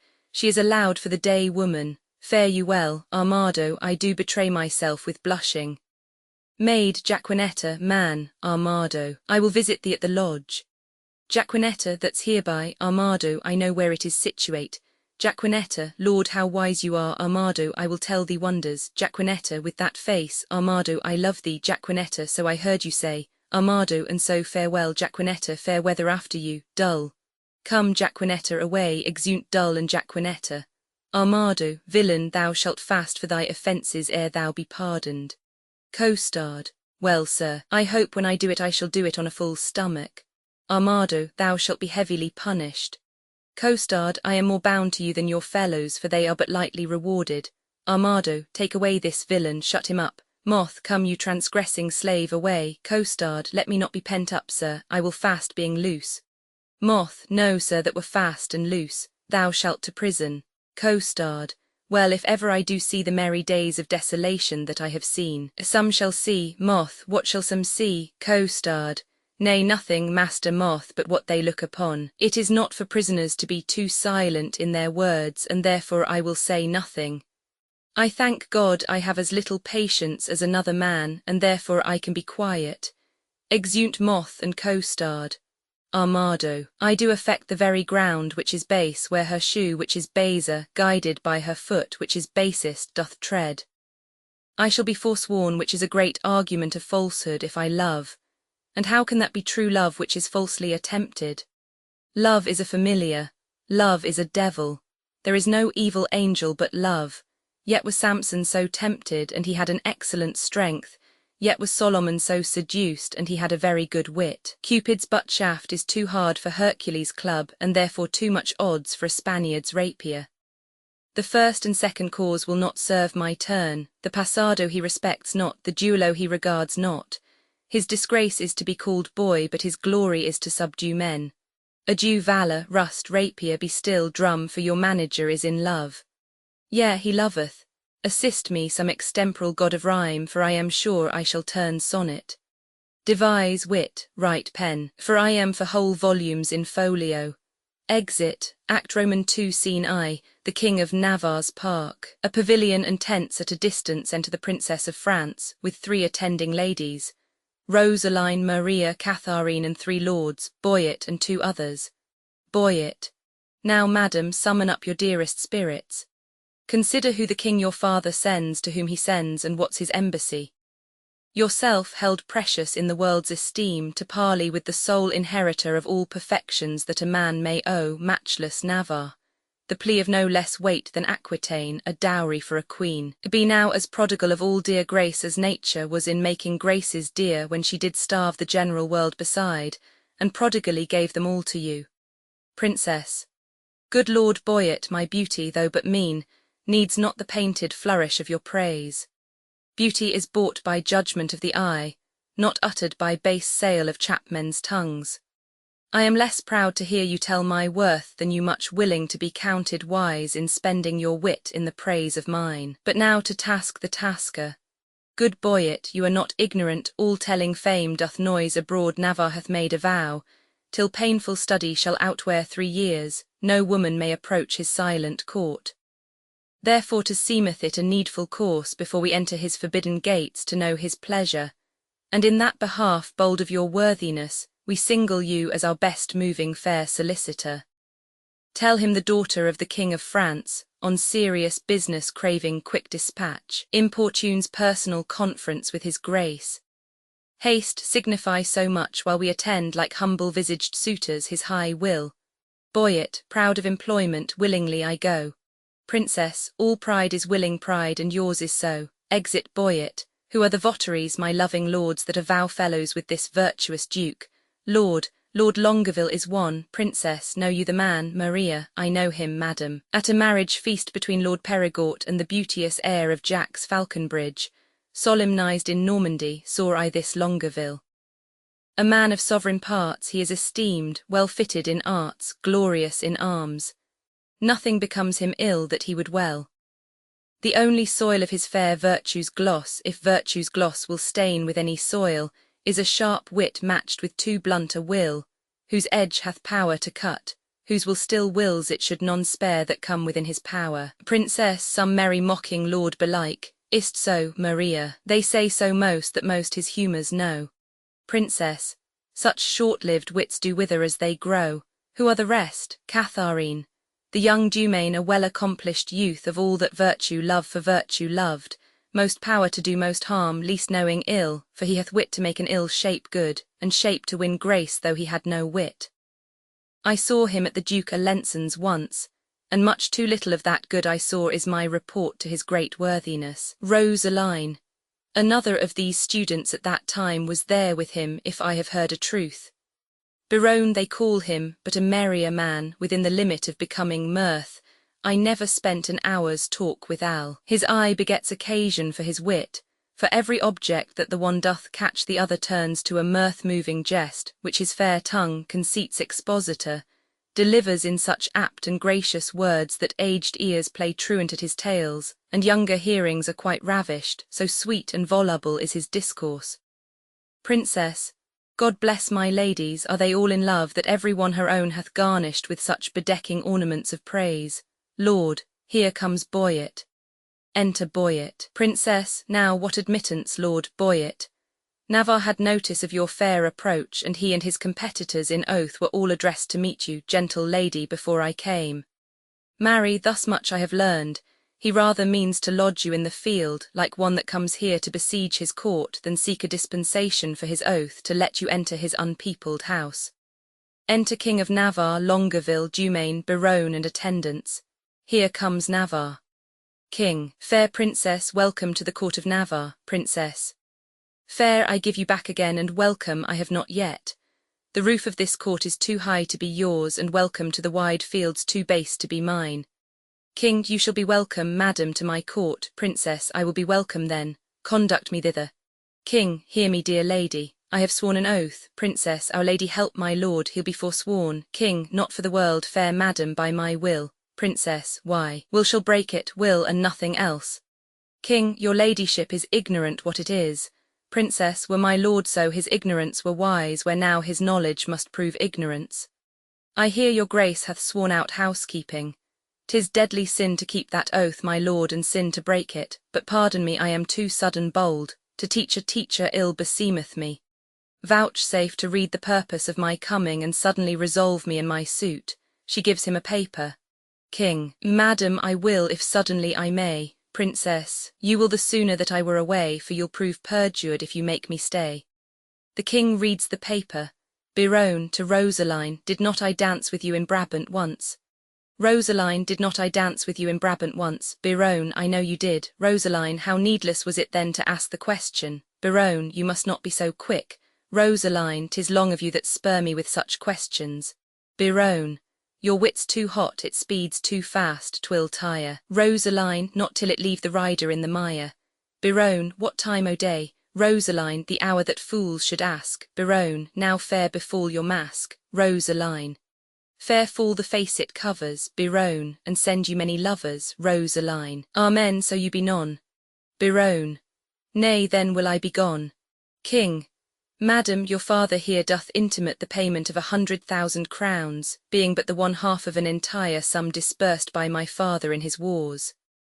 But say that he or we as neither have received that sum, yet there remains unpaid 100,000 more, in surety of the which one part of Aquitaine is bound to us, although not valued to the money's worth. If then the king your father will restore but that one half which is unsatisfied, we will give up our right in Aquitaine, and hold fair friendship with his majesty. But that, it seems, he little purposed. For here he doth demand to have repaid 100,000 crowns, and not demands on payment of 100,000 crowns, to have his title live in Aquitaine, which we much rather had depart withal, and have the money by our father lent than Aquitaine, so gelded as it is. Dear princess, were not his request so far from reason's yielding, your fair self should make a yielding gainst some reason in my breast, and go well satisfied to France again. Princess, you do the king my father too much wrong, and wrong the reputation of your name in so unseeming to confess receipt of that which hath so faithfully been paid. King, I do protest I never heard of it, and if you prove it I'll repay it back or yield up Aquitaine. Princess, we arrest your word. Boyet, you can produce acquittances for such a sum from special officers of Charles his father. King, satisfy me so. Boyet, so please your grace the packet is not come where that and other specialties are bound. Tomorrow you shall have a sight of them. King, it shall suffice me, at which interview all liberal reason I will yield unto. Meantime receive such welcome at my hand as honour without breach of honour may make tender of to thy true worthiness. You may not come, fair princess, in my gates, but here without you shall be so received as you shall deem yourself lodged in my heart, though so denied fair harbour in my house. Your own good thoughts excuse me, and farewell. Tomorrow shall we visit you again. Princess, sweet health and fair desires consort your grace. King, thy own wish I thee in every place. Exeunt the king, Longueville and Dumaine. Biron, lady, I will commend you to mine own heart. Rosaline, pray you do my commendations, I would be glad to see it. Biron, I would you heard it groan. Rosaline, is the fool sick? Biron, sick at the heart. Rosaline, alack, let it blood. Biron, would that do it good? Rosaline, my physic says I. Biron, will you pricked with your eye? Rosaline, non point with my knife. Biron, now God save thy life. Rosaline, and yours from long living. Biron, I cannot stay thanksgiving. He exits. Enter Dumaine. Dumaine, sir, I pray you a word. What lady is that same? Boyet, the heir of Alençon, Catharine her name. Dumaine, a gallant lady. Monsieur, fare you well. He exits. Enter Longueville. Longueville, I beseech you a word. What is she in the white? Boyet, a woman sometimes, and you saw her in the light. Longueville, perchance light in the light. I desire her name. Boyet, she hath but one for herself, to desire that were a shame. Longueville, pray you, sir, whose daughter? Boyet, her mother's, I have heard. Longueville, God's blessing on your beard. Boyet, good sir, be not offended. She is an heir of Falconbridge. Longueville, nay, my choler is ended. She is a most sweet lady. Boyet, not unlike, sir, that may be. Exit Longueville. Enter Biron. Biron, what's her name in the cap? Boyet, Rosaline, by good hap. Biron, is she wedded or no? Boyet, to her will, sir, or so. Biron, you are welcome, sir. Adieu. Boyet, farewell to me, sir, and welcome to you. Exit Biron. Maria. That last is Biron, the merry madcap lord. Not a word with him but a jest. Boyet, and every jest but a word. Princess, it was well done of you to take him at his word. Boyet, I was as willing to grapple as he was to board. Catharine, two hot sheeps marry, Boyet, and wherefore not ships, no sheep, sweet lamb, unless we feed on your lips. Catharine, you sheep and I pasture, shall that finish the jest, Boyet, so you grant pasture for me, he tries to kiss her. Catharine, not so, gentle beast, my lips are no common, though several they be. Boyet, belonging to whom? Catharine, to my fortunes and me, princess, good wits will be jangling, but gentles agree. This civil war of wits were much better used on Navarre and his bookmen, for here 'tis abused. Boyet, if my observation, which very seldom lies, by the heart's still rhetoric disclosed with eyes, deceive me not now, Navarre is infected. Princess, with what? Boyet, with that which we lovers entitle affected. Princess, your reason, Boyet. Why, all his behaviours did make their retire to the court of his eye, peeping thorough desire. His heart like an agate with your print impressed, proud with his form, in his eye pride expressed. His tongue, all impatient to speak and not see, did stumble with haste in his eyesight to be. All senses to that sense did make their repair, to feel only looking on fairest of fair. Methought all his senses were locked in his eye, as jewels in crystal for some prince to buy, who, tendering their own worth from where they were glassed, did point you to buy them, along as you passed. His face's own margent did quote such amazes, that all eyes saw his eyes enchanted with gazes. I'll give you Aquitaine and all that is his, and you give him for my sake but one loving kiss. Princess, come to our pavilion, Boyet is disposed, Boyet, but to speak that in words which his eye hath disclosed. I only have made a mouth of his eye by adding a tongue which I know will not lie. Rosaline, thou art an old love-monger and speakest skilfully. Maria, he is Cupid's grandfather and learns news of him. Rosaline, then was Venus like her mother, for her father is but grim. Boyet, do you hear my mad wenches? Maria, no, Boyet, what then do you see? Rosaline, I our way to be gone. Boyet, you are too hard for me. Exeunt, Act Roman 3 Scene I. The King of Navarre's park enter Armado the braggart and Moth his boy. Armado, warble child, make passionate my sense of hearing. Moth, singing concollinal. Armado, sweet air, go, tenderness of years, take this key, give enlargement to the swain, bring him festinately hither. I must employ him in a letter to my love. Moth, master, will you win your love with a French brawl? Armado, how meanest thou, brawling in French? Moth, no, my complete master. But to jig off a tune at the tongue's end, canary to it with your feet, humour it with turning up your eyelids, sigh a note and sing a note, sometime through the throat, as if you swallowed love with singing love, sometime through the nose, as if you snuffed up love by smelling love.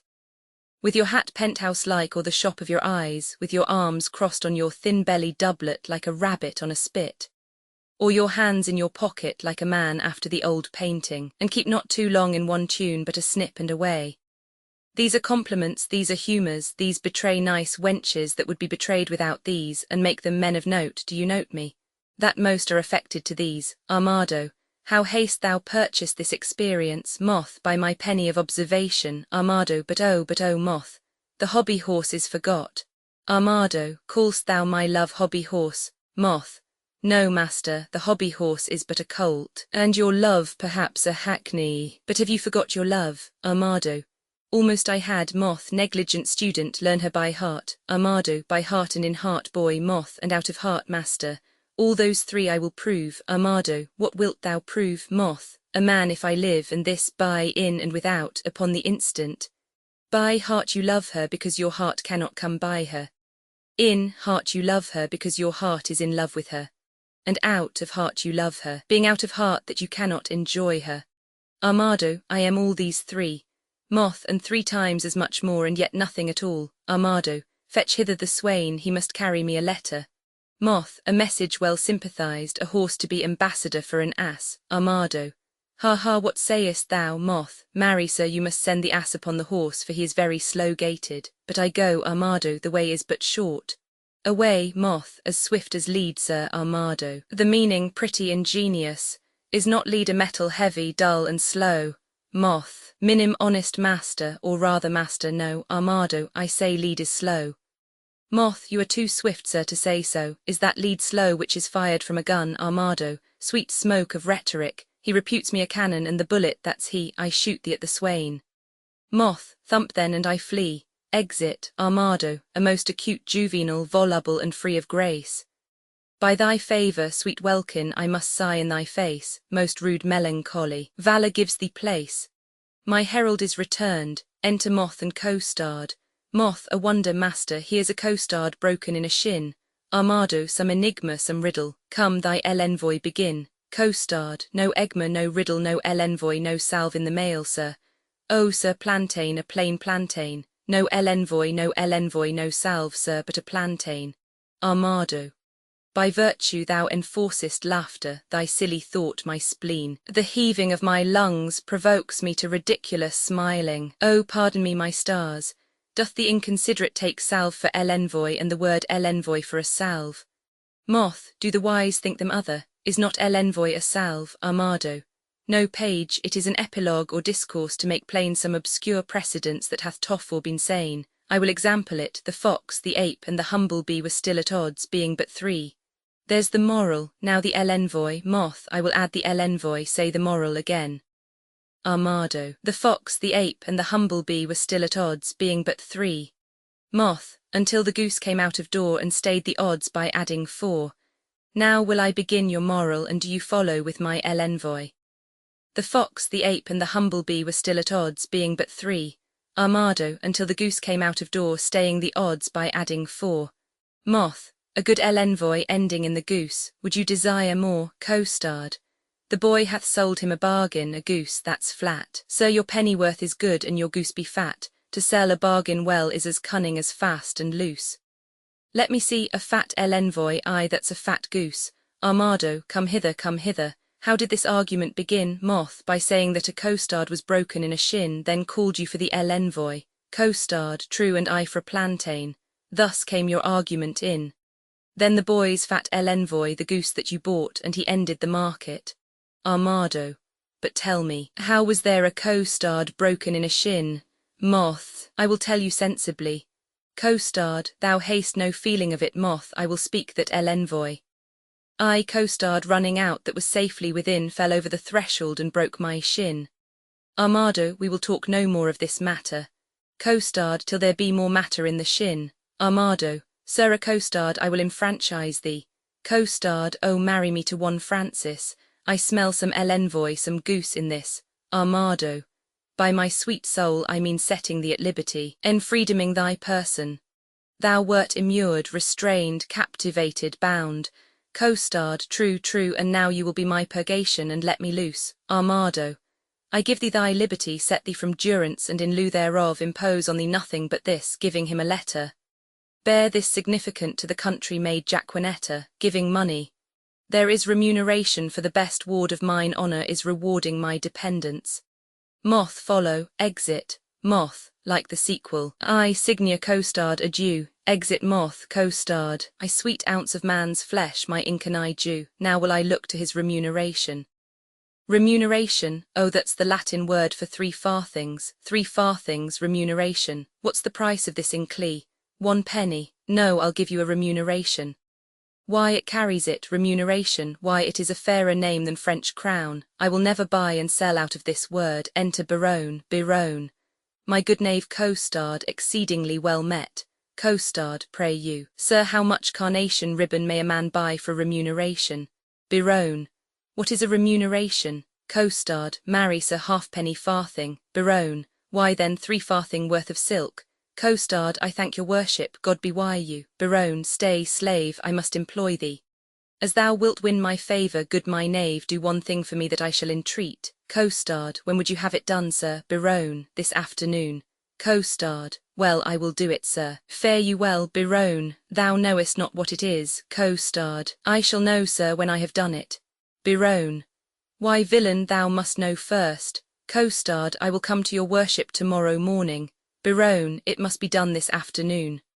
Hark, slave, it is but this. The princess comes to hunt here in the park, and in her train there is a gentle lady. When tongues speak sweetly, then they name her name, and Rosaline they call her. Ask for her, and I, forsooth, in love. I that have been love's whip, a very beadle to a humorous sigh, a critic, nay, a night-watch constable, a domineering pedant, or the boy than whom no mortal so magnificent.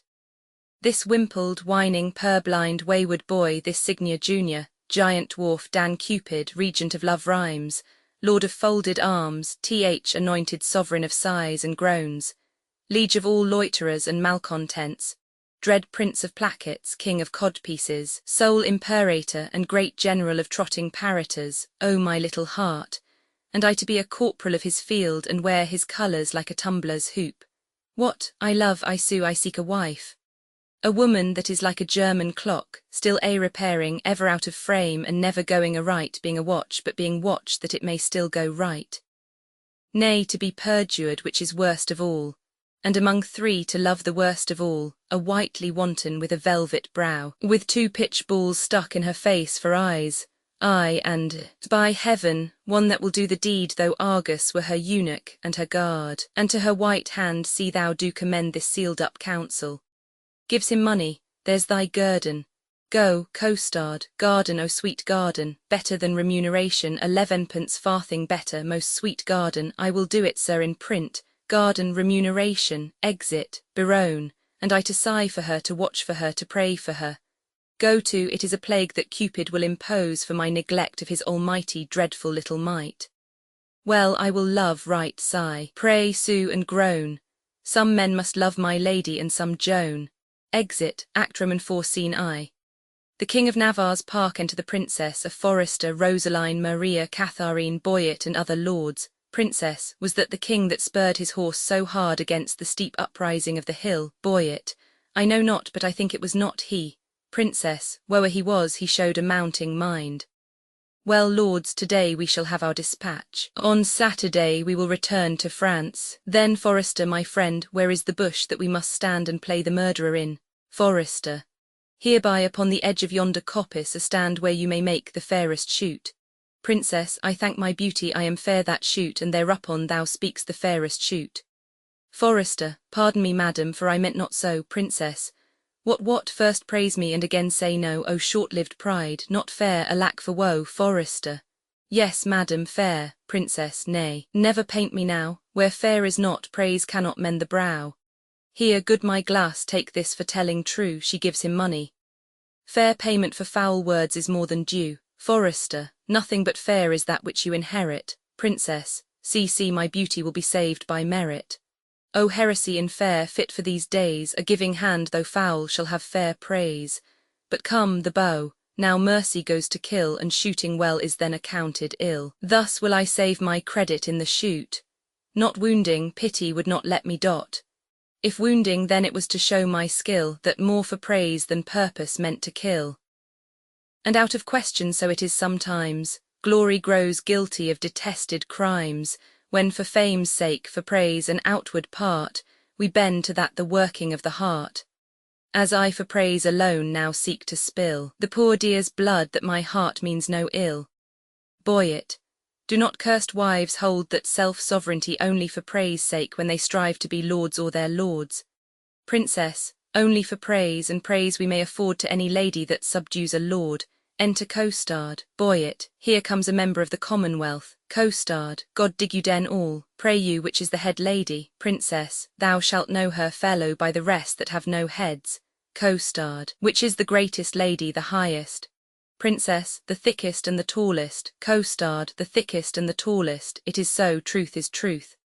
An your waist, mistress, were as slender as my wit, one o' these maids' girdles for your waist should be fit. Are not you the chief woman, you are the thickest here. Princess, what's your will, sir, what's your will? Costard, I have a letter from Monsieur Berone to one Lady Rosaline. Princess, oh, thy letter, he's a good friend of mine. Stand aside, good bearer. Boyet, you can carve. Break up this capon. Boyet, I am bound to serve. This letter is mistook, it importeth none here. It is writ to Jaquenetta. Princess, we will read it, I swear. Break the neck of the wax, and every one give ear. Boyet, reads, by heaven that thou art fair is most infallible, true that thou art beauteous, truth itself that thou art lovely. More fairer than fair, beautiful than beauteous, truer than truth itself, have commiseration on thy heroical vassal. The magnanimous and most illustrate King Cophetua set eye upon the pernicious and indubitate beggar Xenolophan, and he it was that might rightly say, Veni, vidi, vici, which to anathenize in the vulgar, O base and obscure vulgar. Videlicet he came see and overcame. He came 1 see 2 overcame 3. Who came? The king. Why did he come to see? Why did he see to overcome? To whom came he? To the beggar. What saw he? The beggar. Who overcame he? The beggar. The conclusion is victory. On whose side? The king's. The captive is enriched. On whose side? The beggar's. The catastrophe is a nuptial. On whose side? The king's. No, on both, in one, or one in both. I am the king, for so stands the comparison. Thou the beggar, for so witnesseth thy lowliness. Shall I command thy love? I may. Shall I enforce thy love? I could. Shall I entreat thy love? I will. What shalt thou exchange for rags, robes, for titles, titles, for thyself, me? Thus expecting thy reply, I profane my lips on thy foot, my eyes on thy picture, and my heart on thy every part. Thine in the dearest design of industry, Don Adriano de Armado. Thus dost thou hear the Nemean lion roar gainst thee, thou lamb that standest as his prey. Submissive fall his princely feet before, and he from forage will incline to play. But if thou strive, poor soul, what art thou then? Food for his rage, repasture for his den. Princess, what plume of feathers is he that indited this letter? What vane, what weathercock? Or did you ever hear better, Boyet? I am much deceived, but I remember the style. Princess, else your memory is bad, going or it Iruhile, Boyet. This Armado is a Spaniard that keeps here in court a Fantasime, a Monaco, and one that makes sport to the prince and his bookmates. Princess, thou fellow a word, who gave thee this letter, costard? I told you, my lord. Princess, to whom shouldst thou give it, costard? From my lord to my lady. Princess, from which lord to which lady? Costard, from my lord Baron, a good master of mine, to a lady of France that he called Rosaline. Princess, thou hast mistaken his letter. Come, lords, away. Here, sweet, put up this, 'twill be thine another day. Exeunt all but Boyet, Rosaline, Maria, and costard. Boyet, who is the shooter? Who is the shooter? Rosaline, shall I teach you to know? Boyet, I, my continent of beauty. Rosaline, why, she that bears the bow. Finely put off, Boyet, my lady goes to kill horns, but if thou marry, hang me by the neck if horns that year miscarry. Finely put on, Rosaline. Well then, I am the shooter, Boyet, and who is your dear? Rosaline, if we choose by the horns, yourself come not near. Finely put on indeed, Maria, you still wrangle with her, Boyet, and she strikes at the brow, Boyet, but she herself is hit lower. Have I hit her now, Rosaline? Shall I come upon thee with an old saying, that was a man when King Pepin of France was a little boy, as touching the hit it, Boyet, so I may answer thee with one as old, that was a woman when Queen Guinevere of Britain was a little wench, as touching the hit it. Rosaline, thou canst not hit it, hit it, hit it, thou canst not hit it, my good man. Boyet, and I cannot, and I cannot, another can. Exeunt Rosaline. Costard, by my troth most pleasant, how both did fit it, Maria. A mark marvellous well shot, for they both did hit it, Boyet, a mark. Oh, mark, but that mark, a mark, says my lady, let the mark have a prick in't to meet at if it may be. Maria, wide o' the bow hand, I faith your hand is out. Costard, indeed, a must shoot nearer, or he'll ne'er hit the clout. Boyet, and if my hand be out, then belike your hand is in. Costard, then will she get the upshoot by cleaving the pin. Maria, come, come, you talk greasily, your lips grow foul. Costard, she's too hard for you at pricks, sir. Challenge her to bowl. Boyet, I fear too much rubbing. Good night, my good owl. Exeunt Boyet and Maria. Costard, by my soul, a swain, a most simple clown. Lord, Lord, how the ladies and I have put him down. O my troth, most sweet jests, most incanine vulgar wit, when it comes so smoothly off, so obscenely as it were so fit. Armado o' the one side, O a most dainty man, to see him walk before a lady and to bear her fan. To see him kiss his hand, and how most sweetly he will swear. And his page o' t'other side, that handful of wit. Ah, heavens, it is a most pathetical knit. Shout within. Sola, sola, exit, scene Roman 2. The same enter dull Holofernes the pedant and Nathaniel, Nathaniel, very reverend sport truly and done in the testimony of a good conscience. Holofernes, the deer was, as you know, sanguis in blood, ripe as the pom-water, who now hangeth like a jewel in the ear of Calo, the sky, the welkin, the heaven, and anon falleth like a crab on the face of terror, the soil, the land, the earth. Nathaniel, truly, Master Holofernes, the epithets are sweetly varied, like a scholar at the least. But, sir, I assure ye it was a buck of the first head. Holophans, Sir Nathaniel Horde Credo, dull, 'twas not a old grey doe, 'twas a pricket, Holophans, most barbarous intimation, yet a kind of insinuation as it were in via in way of explication.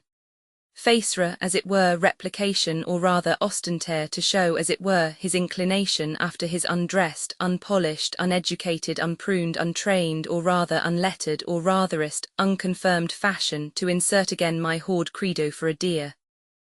Dull. I said the deer was not a old grey doe, 'twas a pricket. Holophans, twice sod simplicity bis coctus. Oh, thou monster ignorance, how deformed dost thou look, Nathaniel. Sir, he hath never fed of the dainties that are bred of a book. He hath not eat paper as it were, he hath not drunk ink.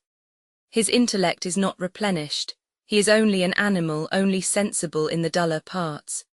And such barren plants are set before us that we thankful should be, which we of taste and feeling are, for those parts that do fructify in us more than he. For as it would ill become me to be vain, indiscreet, or a fool, so were there a patch set on learning to see him in a school.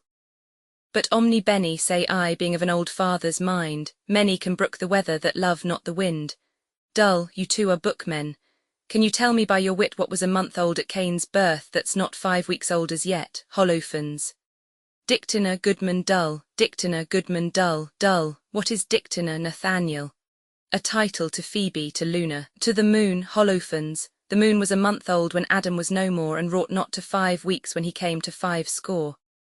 Th illusion holds in the exchange, dull, 'tis true indeed, the collusion holds in the exchange, Holophans, God comfort thy capacity, I say th illusion holds in the exchange, dull, and I say the pollution holds in the exchange, for the moon is never but a month old, and I say beside that 'twas a pricket that the princess killed. A Holophans, Sir Nathaniel, will you hear an extemporal epitaph on the death of the deer?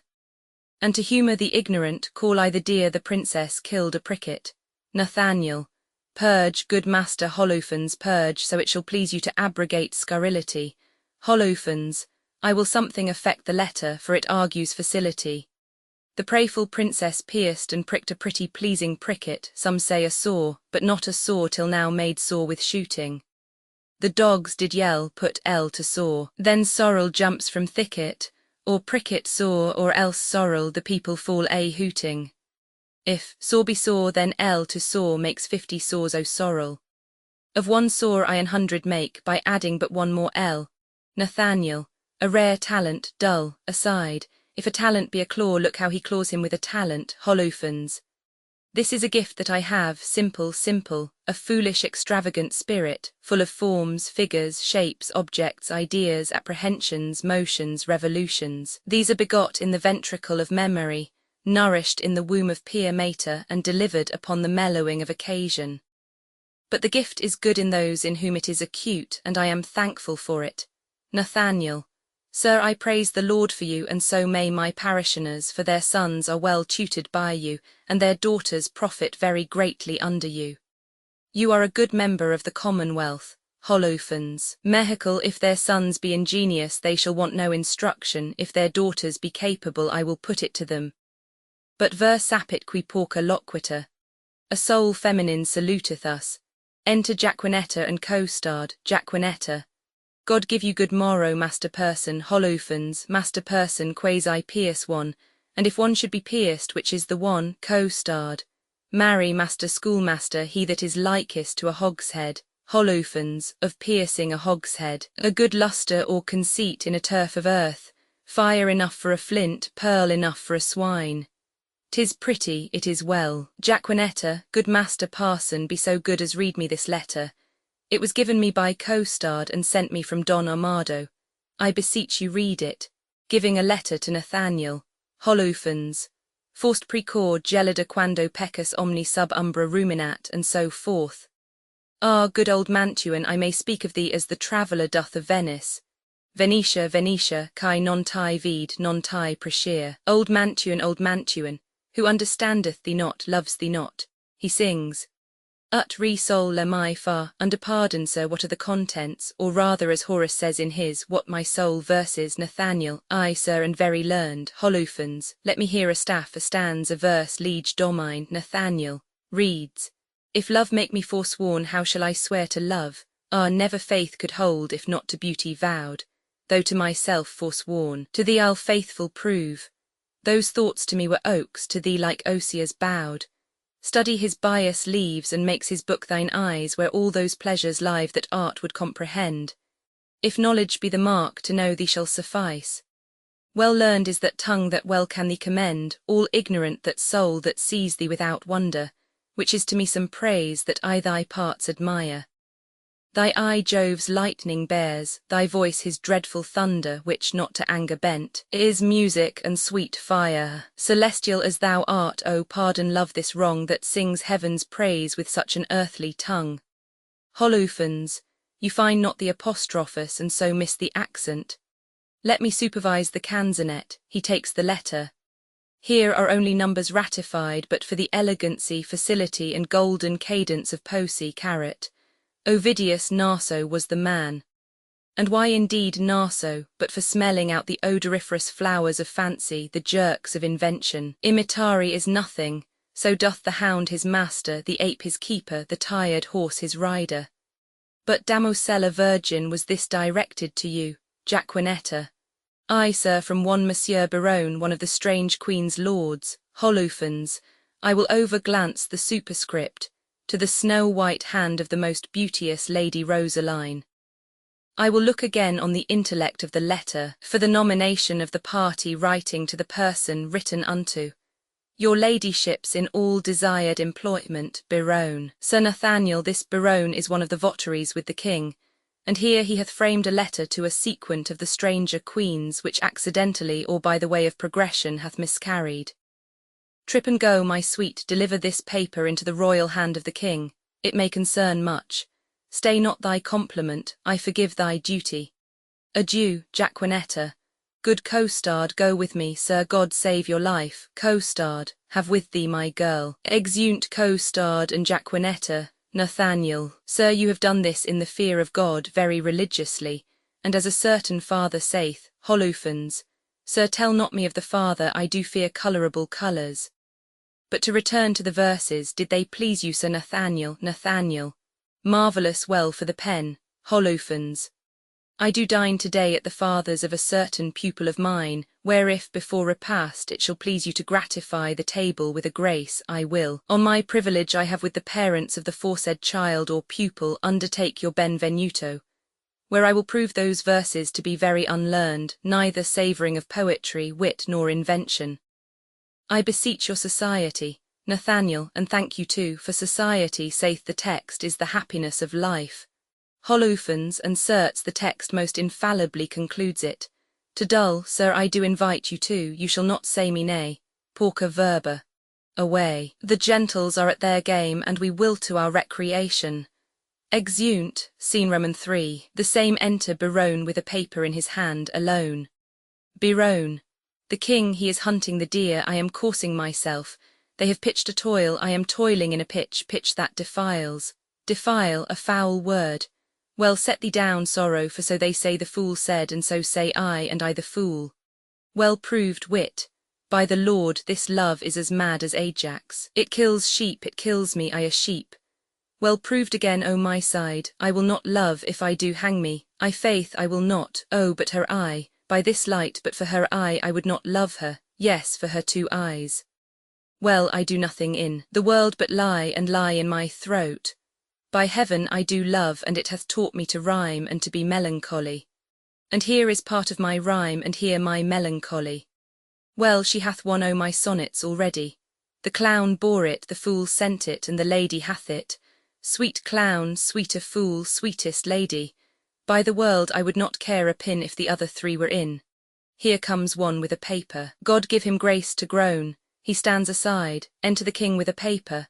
King, eye me, Baron. Aside, shot by heaven. Proceed, sweet Cupid, thou hast thumped him with thy bird bolt under the left pap.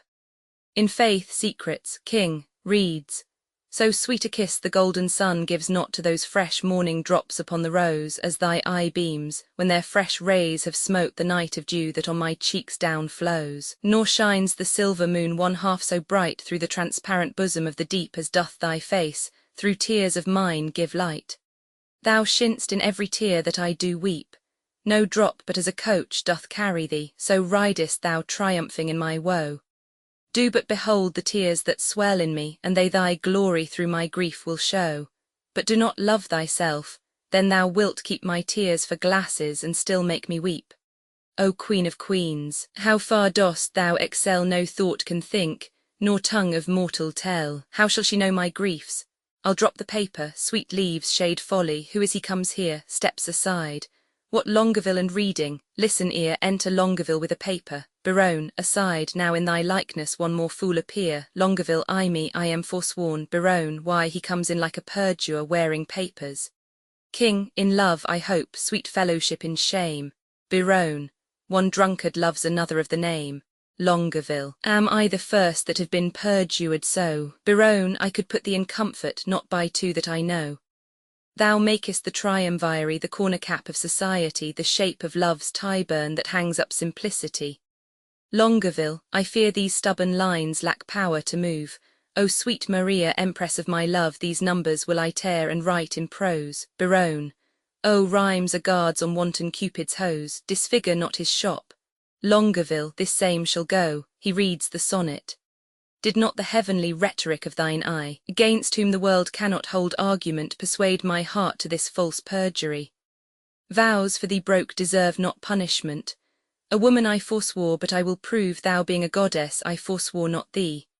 My vow was earthly, thou a heavenly love, thy grace being gained cures all disgrace in me. Vows are but breath, and breath a vapour is. Then thou, fair sun, which on my earth dost shine, exhalst this vapour vow, in thee it is. If broken then it is no fault of mine, if by me broke, what fool is not so wise to lose an oath to win a paradise? Biron, this is the liver vein which makes flesh a deity, a green goose a goddess, pure, pure idolatry. God amend us, God amend, we are much out O.T.H. way. Longueville, by whom shall I send this? Company, stay, he steps aside, enter Dumain with a paper. Biron, all hid, an old infant play. Like a demigod here sit I in the sky, and wretched fools secrets heedfully awry. More sacks to the mill, O heavens, I have my wish. Dumain transformed, 4 woodcocks in a dish. Dumain, O most divine Kate. Biron, O most profane coxcomb. Dumain, by heaven the wonder in a mortal eye. Biron, by earth she is but corporal, there you lie. Dumain, her amber hairs for fowl hath amber quoted. Biron, an amber-coloured raven was well noted. Dumain, as upright as the cedar. Biron, stoop I say, her shoulder is with child. Dumain, as fair as day. Biron, I as some days, but then no sun must shine. Dumain, oh that I had my wish. Longueville, and I had mine. King, and I mine too, good lord. Biron, amen, so I had mine. Is not that a good word? Dumain, I would forget her, but a fever she reigns in my blood, and will remembered be. Biron, a fever in your blood. Why then incision would let her out in saucers. Sweet misprision. Dumain, once more I'll read the ode that I have writ. Biron, once more I'll mark how love can vary wit. Dumain reads his sonnet, on a day, alack the day. Love, whose month is ever May, spied a blossom passing fair playing in the wanton air. Through the velvet leaves the wind, all unseen can passage find, that the lover, sick to death, wished himself the heaven's breath. Ere, quoth he, thy cheeks may blow, ere would I might triumph so. But alack, my hand is sworn ne'er to pluck thee from thy thorn. Vow alack for youth unmeet, a youth so apt to pluck a sweet. Do not call it sin in me that I am forsworn for thee. Thou for whom Jove would swear Juno but an Ethiop were, and deny himself for Jove, turning mortal for thy love. This will I send, and something else more plain, that shall express my true love's fasting pain. Oh, would the king, Biron and Longueville were lovers too. Ill, to example ill, would from my forehead wipe a perjured note, for none offend where all alike do dote. Longueville comes forward. Dumain, thy love is far from charity, that in love's grief desirest society. You may look pale, but I should blush, I know, to be o'erheard and taken napping so. King comes forward, come sir, you blush, as his your case is such. You chide at him, offending twice as much. You do not love Maria. Longueville did never sonnet for her sake compile, nor never lay his wreathed arms athwart his loving bosom to keep down his heart. I have been closely shrouded in this bush, and marked you both, and for you both did blush. I heard your guilty rhymes, observed your fashion, saw sighs reek from you, noted well your passion. Ay me, says one. O Jove, the other cries. One her hairs were gold, crystal the other's eyes. To Longueville, you would for paradise break faith and troth to Dumain. And Jove for your love would infringe an oath. What will Biron say when that he shall hear faith infringed which such zeal did swear? How will he scorn, how will he spend his wit? How will he triumph, leap and laugh at it? For all the wealth that ever I did see, I would not have him know so much by me. Biron comes forward. Now step I forth to whip hypocrisy. Ah, good my liege, I pray thee pardon me. Good heart, what grace haste thou thus to reprove these worms for loving that art most in love? Your eyes do make no coaches, in your tears there is no certain princess that appears. You'll not be perjured, 'tis a hateful thing, tush, none but minstrels like of sonneting. But are you not ashamed? Nay, are you not, all three of you, to be thus much o'ershot? You found his mote, the king your mote did see. But I a beam do find in each of three. Oh, what a scene of foolery have I seen, of sighs, of groans, of sorrow, and of teen. Oh me, with what strict patience have I sat to see a king transformed to a gnat, to see great Hercules whipping a gig, and profound Solomon to tune a jig, and Nestor play at pushpin with the boys, and critic Timon laugh at idle toys. Where lies thy grief, O tell me, good Dumain, and gentle Longueville, where lies thy pain? And where my lieges, all about the breast, a caudle ho, king, too bitter is thy jest, are we betrayed thus to thy overview, Biron? Not you to me, but I betrayed by you, I that am honest, I that hold it sin to break the vow I am engaged in. I am betrayed by keeping company with men like you, men of inconstancy. When shall you see me write a thing in rhyme, or groan for Joan, or spend a minute's time in pruning me? When shall you hear that I will praise a hand, a foot, a face, an eye, a gait, a state, a brow, a breast, a waist, a leg, a limb, king, soft, whither away so fast, a true man or a thief that gallops so? Biron, I post from love, good lover, let me go. Enter Jaquenetta with a letter and co-starred. Jaquenetta, God bless the king. King, what present haste thou there? Co-starred, some certain treason. King, what makes treason here? Co-starred, nay, it makes nothing, sir. King, if it mar nothing neither, the treason and you go in peace away together. Jaquenetta, I beseech your grace, let this letter be read. Our person misdoubts it, 'twas treason, he said. King, Biron, read it over. Biron reads the letter. Where hadst thou it, Jaquenetta, of co-starred? King, where hadst thou it, co-starred? Of done a dramadio, Biron tears the letter. King, how now, what is in you, why dost thou tear it, Biron? A toy, my liege, a toy, your grace needs not fear it. Longueville, it did move him to passion, and therefore let's hear it. Dumain, picking up the pieces, it is Biron's writing, and here is his name. Biron, to co-starred. Ah, you whoreson loggerhead, you were born to do me shame.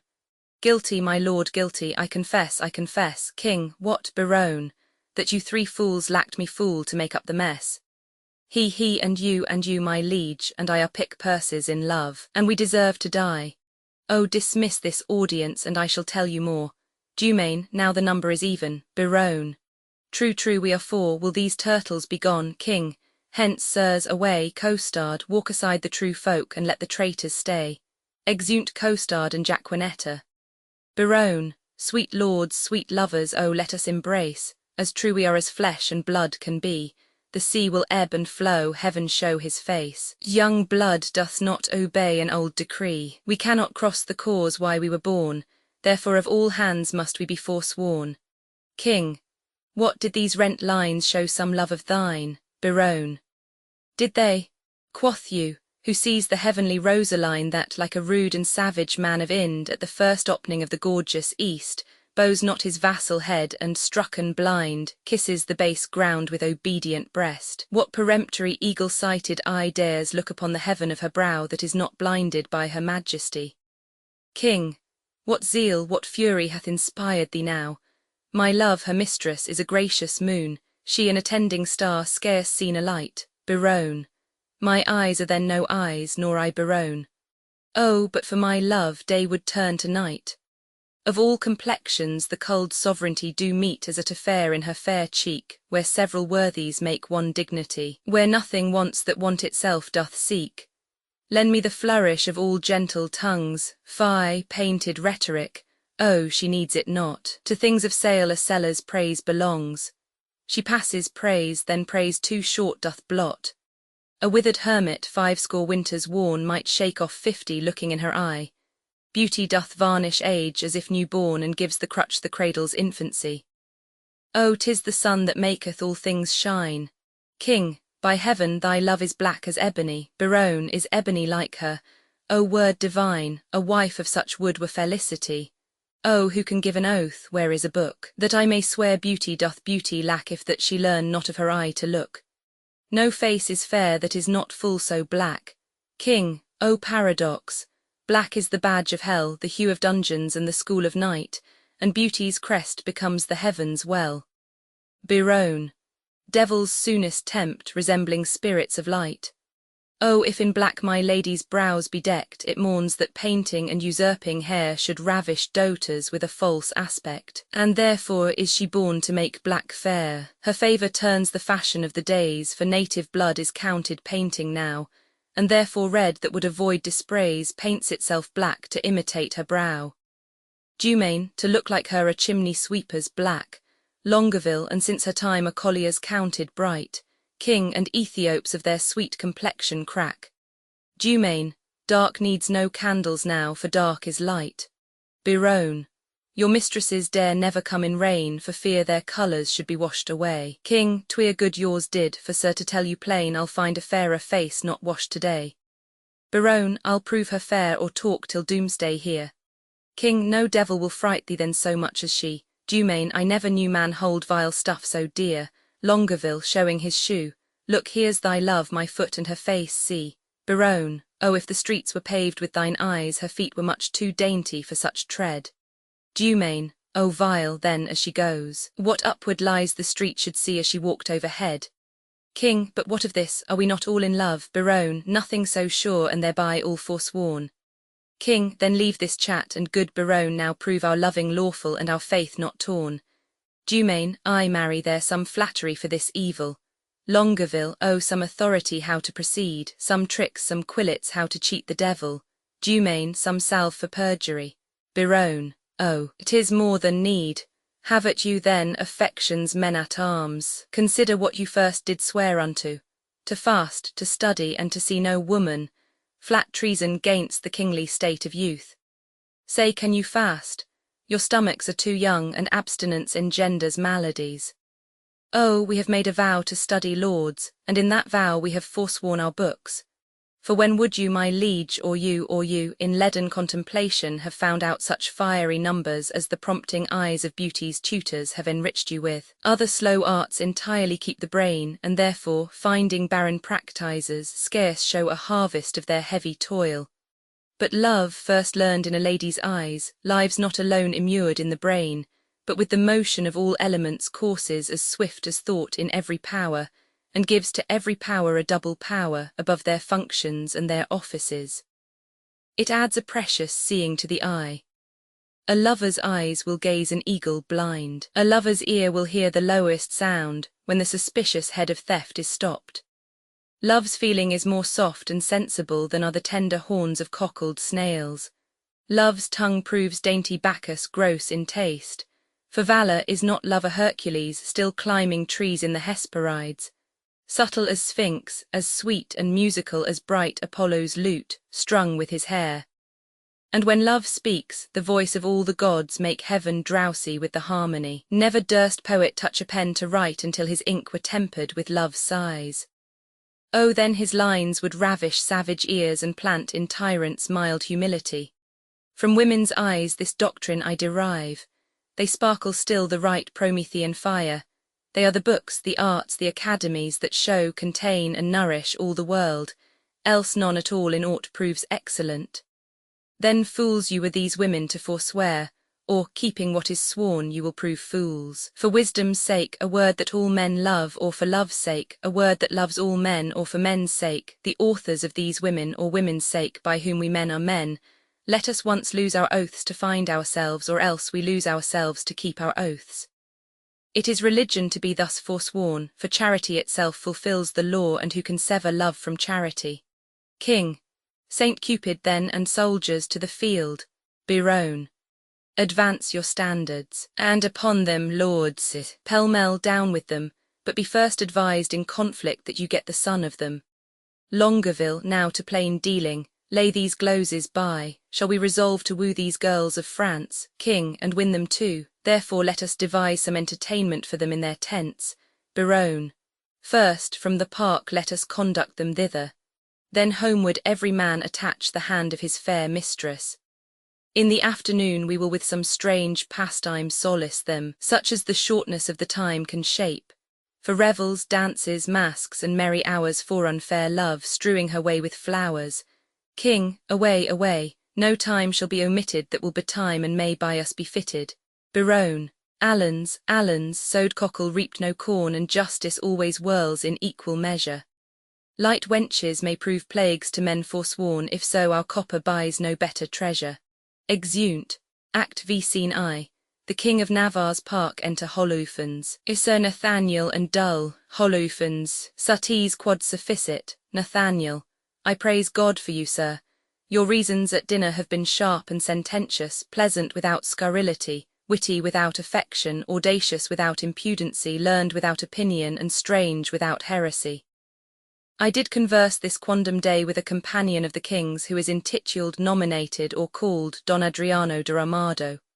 Holofernes, novi hominem tanquam te. His humour is lofty, his discourse peremptory, his tongue filed, his eye ambitious, his gait majestical, and his general behaviour vain, ridiculous, and thrasonical. He is too picked, too spruce, too affected, too odd, as it were, too peregrinate, as I may call it, Nathaniel, a most singular and choice epithet. Draws out his table book, Holofernes. He draweth out the thread of his verbosity finer than the staple of his argument. I abhor such fanatical phantasimes, such insociable and point-devised companions, such rackers of orthography as to speak doubt, sign B, when he should say doubt, debt, when he should pronounce debt, D-E-B-T, not D-E-T. He cleepeth a calf corf, half horf, neighbour vocature neber, nay abbreviated ni. This is abominable, which he would call abominable. It insinuateth me of insani.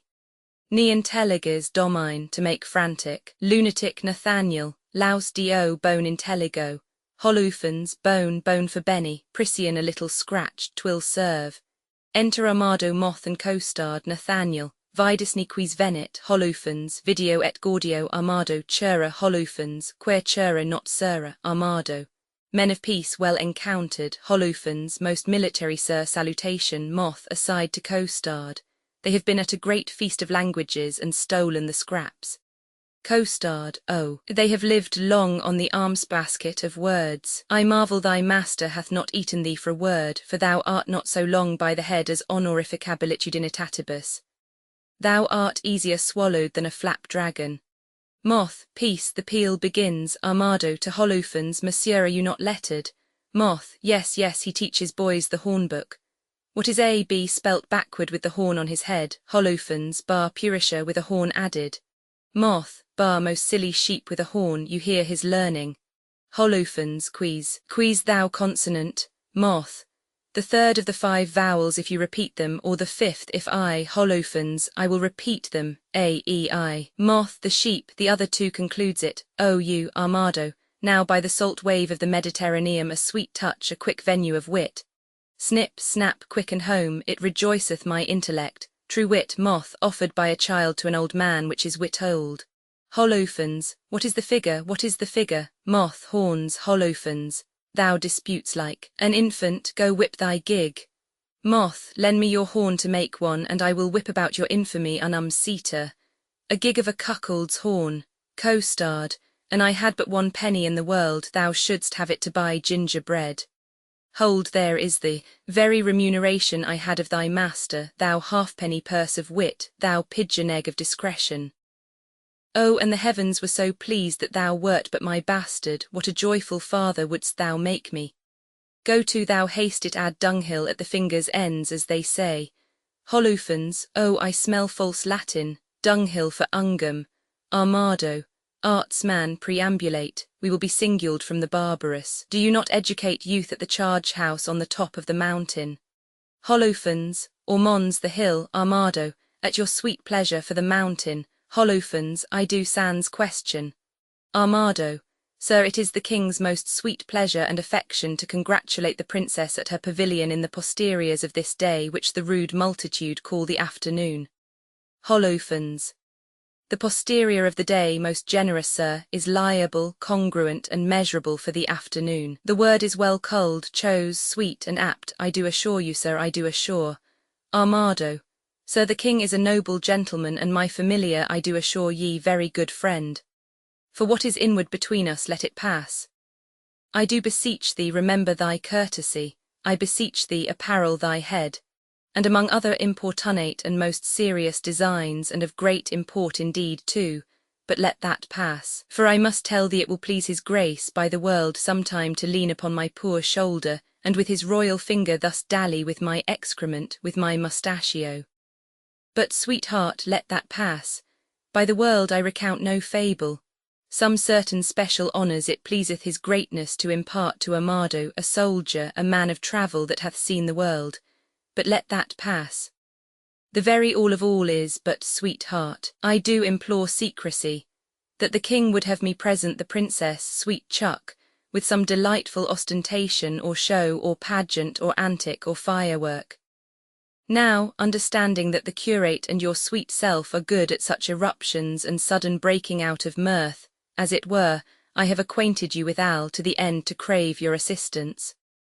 Holophons, sir, you shall present before her the 9 worthies. Sir Nathaniel, as concerning some entertainment of time, some show in the posterior of this day to be rendered by our assistants, the king's command and this most gallant, illustrate and learned gentleman before the princess, I say none so fit as to present the 9 worthies. Nathaniel, where will you find men worthy enough to present them? Holophons, Joshua, yourself, myself, and this gallant gentleman Judas Maccabeus. This swain, because of his great limb or joint, shall pass Pompey the Great, the page Hercules, Armado, pardon, sir, error, he is not quantity enough for that worthy's thumb, he is not so big as the end of his club. Holophons, shall I have audience? He shall present Hercules in minority. His enter and exit shall be strangling a snake, and I will have an apology for that purpose. Moth, an excellent device, so if any of the audience hiss you may cry, well done, Hercules, now thou crushest the snake. That is the way to make an offence gracious, though few have the grace to do it. Armado, for the rest of the worthies, Holophons, I will play 3 myself. Moth, thrice worthy gentleman, Armado. Shall I tell you a thing? Holophons, we attend. Armado, we will have, if this fadge not an antic. I beseech you follow. Holophons, via Goodman Dull, thou hast spoken no word all this while. Dull, nor understood none neither, sir. Holophons, Allens, we will employ thee. Dull, I'll make one in a dance or so, or I will play on the tabor to the worthies and let them dance the hay. Holophons, most dull, honest dull, to our sport away, exeunt, scene Roman 2. The same. Before the princess's pavilion enter the princess, Rosaline, Catharine and Maria. Princess, sweethearts, we shall be rich ere we depart if fairings come thus plentifully in. A lady walled about with diamonds, look you what I have from the loving king. Rosaline, madam, came nothing else along with that? Princess. Nothing but this. Yes, as much love in rhyme as would be crammed up in a sheet of paper writ o' both sides the leaf, margent and all, that he was fain to seal on Cupid's name. Rosaline, that was the way to make his godhead wax, for he hath been 5,000 years a boy. Catharine, ay, and a shrewd unhappy gallows too. Rosaline, you'll ne'er be friends with him, he killed your sister. Catharine, he made her melancholy, sad and heavy, and so she died. Had she been light like you, of such a merry, nimble, stirring spirit, she might ha' been a grandam ere she died. And so may you, for a light heart lives long. Rosaline, what's your dark meaning, mouse, of this light word? Catharine, a light condition in a beauty dark. Rosaline, we need more light to find your meaning out. Catharine, you'll mar the light by taking it in snuff, therefore I'll darkly end the argument. Rosaline, look what you do it still ith dark. Katharine, so do not you, for you are a light wench. Rosaline, indeed I weigh not you, and therefore light. Katharine, you weigh me not, oh, that's you care not for me. Rosaline, great reason, for past cure is still past care. Princess, well bandied both, a set of wit well played. But Rosaline, you have a favour too, who sent it, and what is it? Rosaline, I would you knew. And if my face were but as fair as yours, my favour were as great, be witness this. Nay, I have verses too, I thank Barone, the numbers true, and were the numbering too, I were the fairest goddess on the ground. I am compared to 20,000 fairs. Oh, he hath drawn my picture in his letter. Princess, anything like. Rosaline, much in the letters, nothing in the praise. Princess, beauteous as ink, a good conclusion. Katharine, fair as a text be in a copybook. Rosaline, where pencils, how, let me not die your debtor, my red dominical, my golden letter. Oh, that your face were not so full of O's. Princess, a pox of that jest, and beshrew all shrews. But Katharine, what was sent to you from fair Dumaine? Katharine. Madam, this glove. Princess, did he not send you twain? Katharine. Yes, madam, and moreover, some 1,000 verses of a faithful lover. A huge translation of hypocrisy, vilely compiled, profound simplicity. Maria. This and these pearls to me sent Longueville. The letter is too long by half a mile. Princess, I think no less. Dost thou not wish in heart the chain were longer and the letter short? Maria. Ay, or I would these hands might never part. Princess, we are wise girls to mock our lovers so. Rosaline, they are worse fools to purchase mocking so. That same Barone I'll torture ere I go. Oh, that I knew he were but in by week. How I would make him fawn and beg and seek and wait the season and observe the times, and spend his prodigal wits in bootless rhymes, and shape his service wholly to my hests, and make him proud to make me proud that jests. So pair-taunt-like would I o'ersway his state, that he should be my fool and I his fate. Princess. None are so surely caught when they are catched, as wit turned fool. Folly in wisdom hatched hath wisdom's warrant and the help of school, and wit's own grace to grace a learned fool. Rosaline, the blood of youth burns not with such excess as gravity's revolt to wantonness. Maria, folly in fools bears not so strong a note as foolery in the wise when wit doth dote, since all the power thereof it doth apply to prove by wit worth in simplicity. Enter Boyet. Princess, here comes Boyet, and mirth is in his face. Boyet. Oh, I am stabbed with laughter. Where's her grace? Princess, thy news, Boyet. Boyet, prepare, madam, prepare. Arm, wenches, arm, encounters mounted are against your peace. Love doth approach disguised, armed in arguments, you'll be surprised. Muster your wits, stand in your own defence, or hide your heads like cowards and fly hence. Princess. Saint Denis to Saint Cupid. What are they that charge their breath against us? Say, scout, say, Boyet. Under the cool shade of a sycamore I thought to close mine eyes some half an hour, when, lo, to interrupt my purposed rest, toward that shade I might behold address the king and his companions. Warily I stole into a neighbour thicket by, and overheard what you shall overhear, that by and by disguised they will be here. Their herald is a pretty knavish page that well by heart hath conned his embassage. Action and accent did they teach him there. Thus must thou speak, and thus thy body bear. And ever and anon they made a doubt presence majestical would put him out. For quoth the king, an angel shalt thou see, yet fear not thou, but speak audaciously. The boy replied, an angel is not evil, I should have feared her had she been a devil. With that all laughed and clapped him on the shoulder, making the bold wag by their praises bolder. One rubbed his elbow thus and fleered, and swore a better speech was never spoke before. Another with his finger and his thumb cried, Via, we will do tea, come what will come. The third he capered and cried, all goes well. The fourth turned on the toe, and down he fell. With that they all did tumble on the ground, with such a zealous laughter so profound, that in this spleen ridiculous appears to check their folly, passion's solemn tears. Princess. But what, come they to visit us? Boyet. They do, and are apparelled thus like Muscovites or Russians, as I guess. Their purpose is to parley, court, and dance, and every one his love feet will advance, unto his several mistress, which they'll know by favours several which they did bestow. Princess, and will they so? The gallants shall be tasked, For ladies we will every one be masked, and not a man of them shall have the grace, despite of suit, to see a lady's face. Hold, Rosaline, this favour thou shalt wear, and then the king will court thee for his dear. Hold, take thou this, my sweet, and give me thine, so shall Biron take me for Rosaline. And change you favours too, so shall your loves woo contrary, deceived by these removes. Rosaline, come on then, where the favours most in sight. Katharine, but in this changing what is your intent? Princess, the effect of my intent is to cross theirs. They do it but in mocking merriment, and mock for mock is only my intent. Their several counsels they unbosom shall to loves mistook, and so be mocked withal upon the next occasion that we meet, with visages displayed to talk and greet. Rosaline, but shall we dance if they desire us tot? Princess, no, to the death we will not move a foot, nor to their pen speech render we no grace, but while 'tis spoke each turn away her face. Boyet, why that contempt will kill the speaker's heart, and quite divorce his memory from his part. Princess, therefore I do it, and I make no doubt the rest will ne'er come in if he be out. There's no such sport as sport by sport o'erthrown, to make theirs ours and ours none but our own. So shall we stay mocking intended game, and they well mocked depart away with shame. Sound trumpet within, Boyet, the trumpet sounds, be masked, the maskers come, the ladies mask. Enter blackamoors with music, Moth with a speech the king, Biron, Longueville and Dumain disguised. Moth, all hail the richest beauties on the earth, Boyet, beauties no richer than rich taffeta. Moth, a holy parcel of the fairest dames the ladies turn their backs to him, that ever turned their backs to mortal views, Biron, their eyes, villain, their eyes.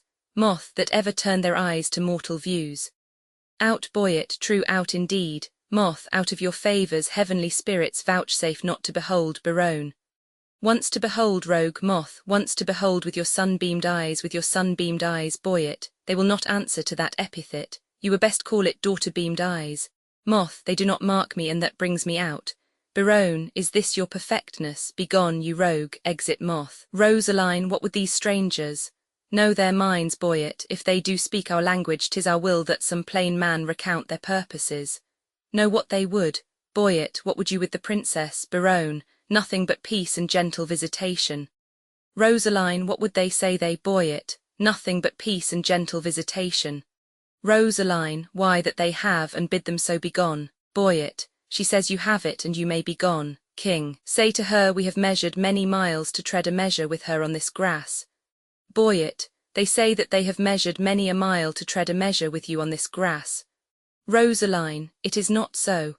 Ask them how many inches is in 1 mile, if they have measured many the measure then of one is easily told. Boyet, if to come hither you have measured miles and many miles, the princess bids you tell how many inches doth fill up 1 mile. Biron, tell her we measure them by weary steps. Boyet, she hears herself. Rosaline, how many weary steps of many weary miles you have o'ergone are numbered in the travel of 1 mile. Biron, we number nothing that we spend for you, our duty is so rich, so infinite, that we may do it still without account. Vouchsafe to show the sunshine of your face, that we like savages may worship it. Rosaline, my face is but a moon, and clouded too. King, blessed are clouds, to do as such clouds do. Vouchsafe, bright moon, and these thy stars, to shine those clouds removed upon our watery eyne. Rosaline, O vain petitioner, beg a greater matter, thou now requests but moonshine in the water. King, then in our measure do but vouchsafe one change, thou bidst me beg, this begging is not strange. Rosaline, play music then, nay you must do it soon, music plays, not yet, no dance, thus change I like the moon. King, will you not dance, how come you thus estranged? Rosaline, you took the moon at full, but now she's changed. King, yet still she is the moon and I the man, the music plays, vouchsafe some motion to it. Rosaline, our ears vouchsafe it, King, but your legs should do it. Rosaline, since you are strangers and come here by chance, will not be nice, take hands, we will not dance. King, why take we hands then? Rosaline, only to part friends. Curtsy, sweethearts, and so the measure ends. King, more measure of this measure, be not nice. Rosaline, we can afford no more at such a price. King, price you yourselves, what buys your company? Rosaline, your absence only. King, that can never be. Rosaline, then cannot we be bought, and so adieu twice to your visor and half once to you. King, if you deny to dance, let's hold more chat. Rosaline in private then, King, I am best pleased with that, they converse apart, Biron, white-handed mistress, one sweet word with thee. Princess, honey, and milk and sugar, there is 3, Biron, nay then 2 trays, and if you grow so nice, metheglin, wort and malmsey. Well run dice, there's 6 sweets. Princess, 7th sweet adieu, since you can cog, I'll play no more with you. Biron, 1 word in secret, princess, let it not be sweet, Biron. Thou griev'st my gall, princess, gall, bitter, Biron, therefore meet, they converse apart. Dumaine, will you vouchsafe with me to change a word, Maria? Name it, Dumaine, fair lady Maria, say you so, fair lord, take that for your fair lady. Dumaine, please it you as much in private, and I'll bid adieu, they converse apart. Catharine, what, was your visor made without a tongue? Longueville, I know the reason, lady, why you ask. Catharine, oh, for your reason, quickly sir, I long, Longueville, you have a double tongue within your mask, and would afford my speechless visor half. Catharine, veal, quoth the Dutchman, is not veal a calf, Longueville? A calf, fair lady, Catharine. No, a fair lord calf, Longueville, let's part the word. Catharine, no, I'll not be your half, take all and wean it, it may prove an ox. Longueville, look how you butt yourself in these sharp mocks, will you give horns, chaste lady, do not so. Catharine, then die a calf before your horns do grow. Longueville, 1 word in private with you ere I die. Catharine, bleat softly then, the butcher hears you cry, they converse apart. Boyet, the tongues of mocking wenches are as keen as is the razor's edge invisible, cutting a smaller hair than may be seen, above the sense of sense, so sensible seemeth their conference. Their conceits have wings fleeter than arrows, bullets, wind, thought, swifter things. Rosaline, not 1 word more, my maids, break off, Biron, by heaven, all dry beaten with pure scoff. King, farewell, mad wenches, you have simple wits. Exeunt king, lords and blackamoors, princess, 20 adieus, my frozen Muscovites. Are these the breed of wits so wondered at? Boyet, tapers they are with your sweet breaths puffed out. Rosaline, well-liking wits they have, gross, fat, princess, oh poverty in wit, kingly poor flout, will they not think you hang themselves tonight, or ever but in visors show their faces? This pert Biron was out of countenance quite. Rosaline, they were all in lamentable cases. The king was weeping ripe for a good word. Princess, Biron did swear himself out of all suit. Maria, Dumaine was at my service and his sword. Non point, quoth I, my servant straight was mute. Catharine, Lord Longueville said I came o'er his heart, and trow you what he called me, princess, quam perhaps. Catharine, yes, in good faith, princess, go, sickness as thou art. Rosaline, well, better wits have worn plain statute caps, but will you hear, the king is my love sworn, princess, and quick Biron hath plighted faith to me. Catharine, and Longueville was for my service born. Maria, Dumaine is mine as sure as bark on tree. Boyet, madam and pretty mistresses, give ear. Immediately they will again be here in their own shapes, for it can never be they will digest this harsh indignity. Princess, will they return, Boyet? They will, God knows, and leap for joy, though they are lame with blows. Therefore change favours, and when they repair, blow like sweet roses in this summer air. Princess, how blow, speak to be understood. Boyet, fair ladies masked are roses in their bud.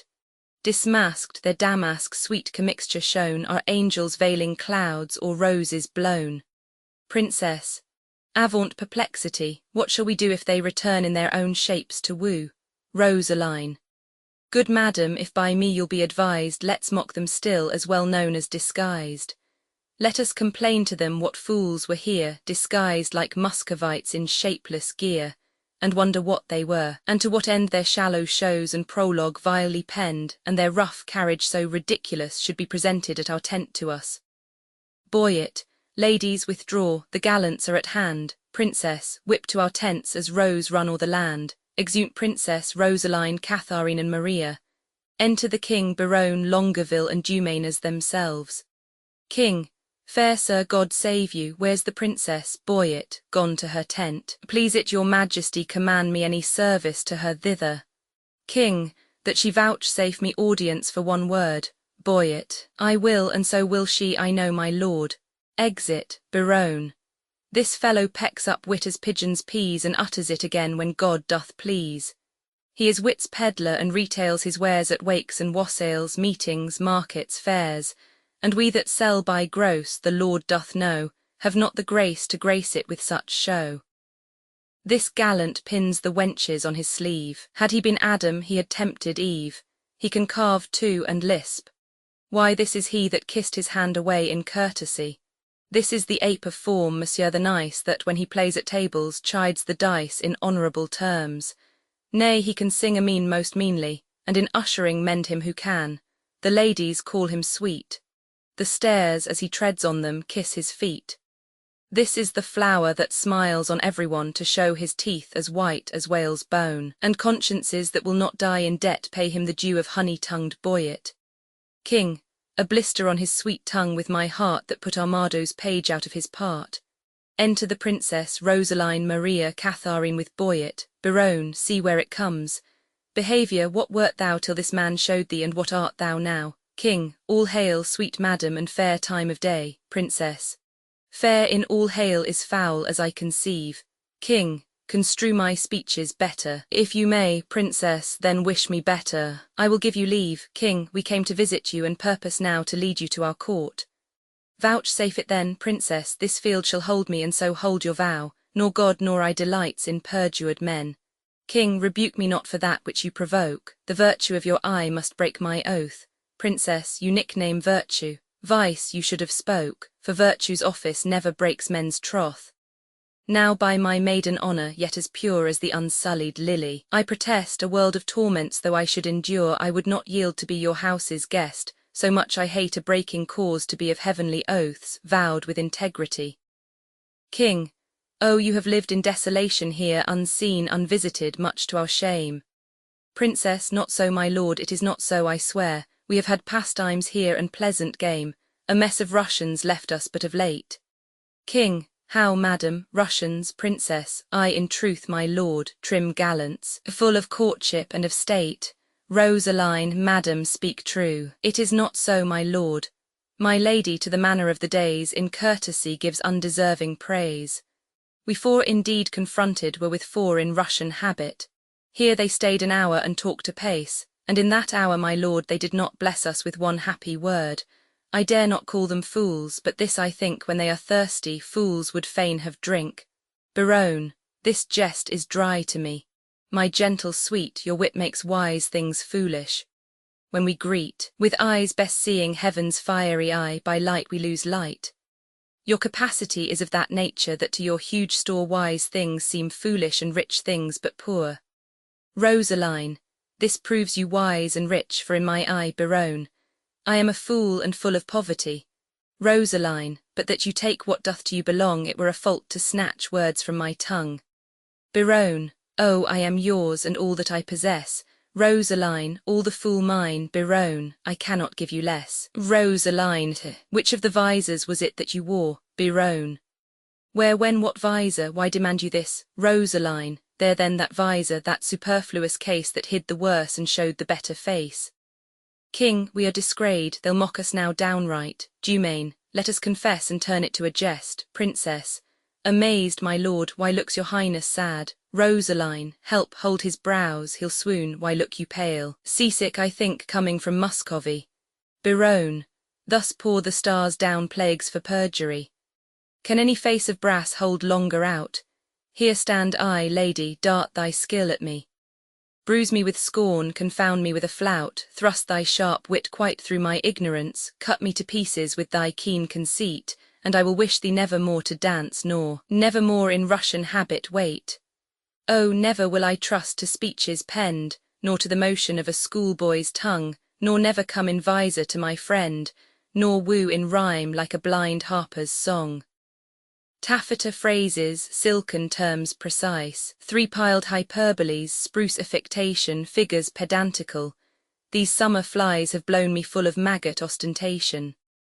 I do forswear them, and I here protest by this white glove, how white the hand God knows. Henceforth my wooing mind shall be expressed in russet yeas and honest kersey nose. And to begin, Wench, so God help me, law my love to thee is sound, sans crack or flaw. Rosaline, sans, I pray you. Biron, yet I have a trick of the old rage. Bear with me, I am sick, I'll leave it by degrees. Soft, let us see, right Lord have mercy on us on those three. They are infected, in their hearts it lies, they have the plague and caught it of your eyes. These lords are visited, you are not free for the lords. Tokens on you do I see. Princess, no, they are free that gave these tokens to us. Biron, our states are forfeit, seek not to undo us. Rosaline, it is not so. For how can this be true that you stand forfeit being those that sue? Biron, peace, for I will not have to do with you. Rosaline, nor shall not if I do as I intend. Biron, speak for yourselves, my wit is at an end. King, teach us, sweet madam, for our rude transgression some fair excuse. Princess, the fairest is confession, were not you here but even now disguised. King, madam, I was, princess, and were you well advised? King, I was, fair madam. Princess, when you then were here, what did you whisper in your lady's ear? King, that more than all the world I did respect her. Princess, when she shall challenge this, you will reject her. King, upon mine honour no. Princess, peace, forbear, your oath once broke, you force not to forswear. King, despise me when I break this oath of mine. Princess, I will, and therefore keep it. Rosaline, what did the Russian whisper in your ear? Rosaline. Madam, he swore that he did hold me dear as precious eyesight, and did value me above this world, adding thereto, moreover, that he would wed me, or else die my lover. Princess, God give thee joy of him, the noble lord most honourably doth uphold his word. King, what mean you, madam? By my life, my troth, I never swore this lady such an oath. Rosaline, by heaven you did, and to confirm it plain you gave me this, but take it, sir, again. King, my faith and this the princess I did give, I knew her by this jewel on her sleeve. Princess, pardon me, sir, this jewel did she wear, and Lord Biron, I thank him, is my dear. What will you have me, or your pearl again? Biron, neither of either, I remit both twain. I see the trick on't. Here was a consent, knowing aforehand of our merriment, to dash it like a Christmas comedy. Some carry tale, some please man, some slight zany, some mumble news, some trenchantite, some dick, that smiles his cheek in years, and knows the trick to make my lady laugh when she's disposed, told our intents before, which once disclosed, the ladies did change favours, and then we, following the signs, wooed but the sign of she. Now, to our perjury to add more terror, we are again forsworn in will and error. Much upon this 'tis, to buoy it, and might not you forestall our sport to make us thus untrue? Do not you know my lady's foot by Th. Squeer, and laugh upon the apple of her eye, and stand between her back, sir, and the fire, holding a trencher, jesting merrily, you put our page out. Go, you are allowed, die when you will, a smock shall be your shroud. You leer upon me, do you? There's an eye wounds like a leaden sword, buoy it. Full merrily hath this brave manage, this career been run. Biron, lo, he is tilting straight, peace, I have done, enter co-starred. Welcome, pure wit, thou part'st a fair fray. Co-starred, O Lord, sir, they would know whether the three worthies shall come in or no. Biron, what, are there but three? Co-starred, no, sir, but it is vara fine, for every one person's three. Biron, and 3 times thrice is 9. Co-starred, not so, sir, under correction, sir, I hope it is not so. You cannot beg us, sir, I can assure you, sir, we know what we know. I hope, sir, 3 times thrice, sir, Biron, is not 9, co-starred, under correction, sir, we know whereuntil it doth amount. Biron, by Jove, I always took 3 threes for 9. Co-starred, O Lord, sir, it were pity you should get your living by reckoning, sir. Biron, how much is it? Co-starred, O Lord, sir, the parties themselves, the actors, sir, will show whereuntil it doth amount. For mine own part I am, as they say, but to perfect one man in one poor man, Pompey the Great, sir. Biron, art thou one of the worthies? Co-starred, it pleased them to think me worthy of Pompey the Great. For mine own part I know not the degree of the worthy, but I am to stand for him. Biron, go bid them prepare. Co-starred, we will turn it finely off, sir, we will take some care. Exit co-starred, King, Biron, they will shame us, let them not approach. Biron, we are shame-proof, my lord, and 'tis some policy to have one show worse than the king's and his company. King, I say they shall not come. Princess, Nay, my good lord, let me oral you now. That sport best pleases that doth least know how, where zeal strives to content, and the contents die in the zeal of that which it presents. Their form confounded makes most form in mirth, when great things labouring perish in their birth. Berowne, a right description of our sport, my lord. Enter Armado the braggart, Armado. Anointed, I implore so much expense of thy royal sweet breath as will utter a brace of words. Armado and king talk apart. Princess, doth this man serve God? Berowne, why ask you, princess? He speaks not like a man of God his making. Armado, that is all one, my fair sweet honey monarch, for I protest the schoolmaster is exceeding fantastical, too vain, too vain. But we will put it, as they say, to Fortuna de la Guerra. I wish you the peace of mind, most royal couplement. Exit. King, here is like to be a good presence of worthies. He presents Hector of Troy, the swain Pompey the Great, the parish curate Alexander, Armado's page, Hercules the pedant, Judas Maccabeus, and if these 4 worthies in their first show thrive, these 4 will change habits and present the other 5. Berowne, there is 5 in the first show. King, you are deceived, 'tis not so. Berowne, the pedant, the braggart, the hedge priest, the fool, and the boy. A bait throw at novum, and the whole world again cannot pick out 5 such, take each one in his vein. King, the ship is under sail, and here she comes amain. Enter co-starred as Pompey. Co-starred, I Pompey am Berowne. You lie. You are not he. Co-starred, I Pompey am Boyet, with leopard's head on knee. Berowne, well said, old mocker, I must needs be friends with thee. Co-starred, I Pompey am Pompey surnamed the Big, Dumain, the Great. Co-starred, it is great, sir. Pompey surnamed the Great, that oft in field with targe and shield did make my foe to sweat. And travelling along this coast, I here am come by chance, and lay my arms before the legs of this sweet lass of France. If your ladyship would say, thanks, Pompey, I had done, princess. Great thanks, great Pompey. Co-starred, 'tis not so much worth, but I hope I was perfect. I made a little fault in great. Berowne, my hat to a halfpenny, Pompey proves the best worthy. Enter Nathaniel, the curate for Alexander. Nathaniel. When in the world I lived, I was the world's commander. By east, west, north, and south I spread my conquering might. My scutcheon plain declares that I am Alisander. Boyet, your nose says no, you are not, for it stands to right. Berowne, your nose smells no in this most tender-smelling night. Princess, the conqueror is dismayed. Proceed, good Alexander. Nathaniel.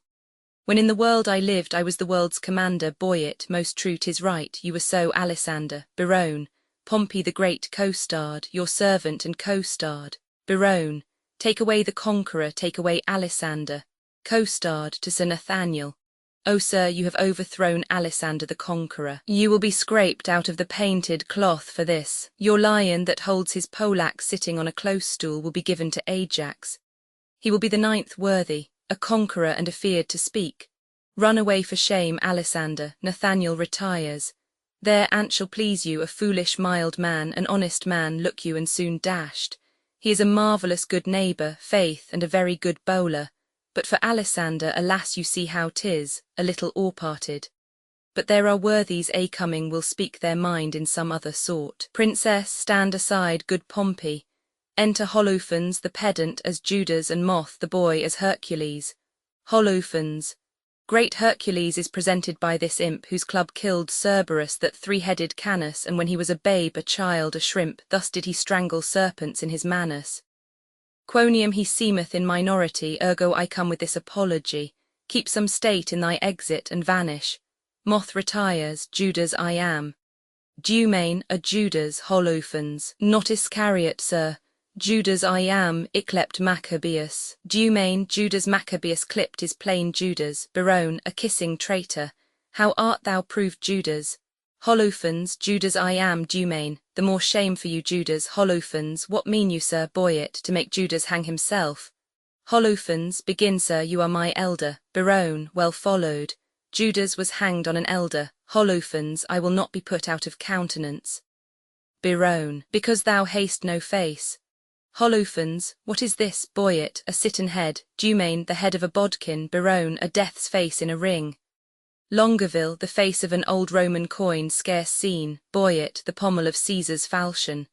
Dumain, the carved bone face on a flask. Berowne, St. George's half-cheek in a brooch. Dumain, aye, and in a brooch of lead, Biron, aye, and worn in the cap of a tooth-drawer, and now forward, for we have put thee in countenance. Holophons, you have put me out of countenance, Biron. False, we have given thee faces, Holophons, but you have outfaced them all, Biron, and thou wert a lion, we would do so. Boyet, therefore as he is an ass let him go, and so adieu sweet Jude. Nay, why dost thou stay, Dumain, for the latter end of his name, Biron, for the ass to the Jude, give it him. Judas away, Holophons, this is not generous, not gentle, not humble, Boyet, a light for Monsieur Judas. It grows dark, he may stumble. Exit Holophons, princess. Alas, poor Maccabeus, how hath he been baited? Enter Armado the braggart as Hector. Biron, hide thy head, Achilles. Here comes Hector in arms. Dumain, though my mocks come home by me, I will now be merry. King, Hector was but a Trojan in respect of this. Boyet, but is this Hector, Dumain? I think Hector was not so clean-timbered. Longueville, his leg is too big for Hector's. Dumain, more calf certain, Boyet, no, he is best endued in the small. Biron, this cannot be Hector. Dumain, he's a god or a painter, for he makes faces.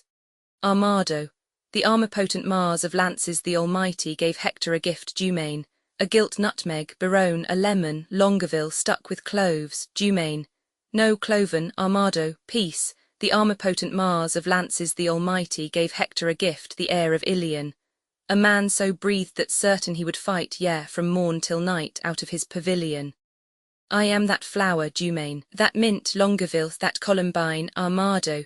Sweet Lord Longueville, rein thy tongue, Longueville. I must rather give it the rein, for it runs against Hector. Dumain, I and Hector's a greyhound, Armado. The sweet war man is dead and rotten.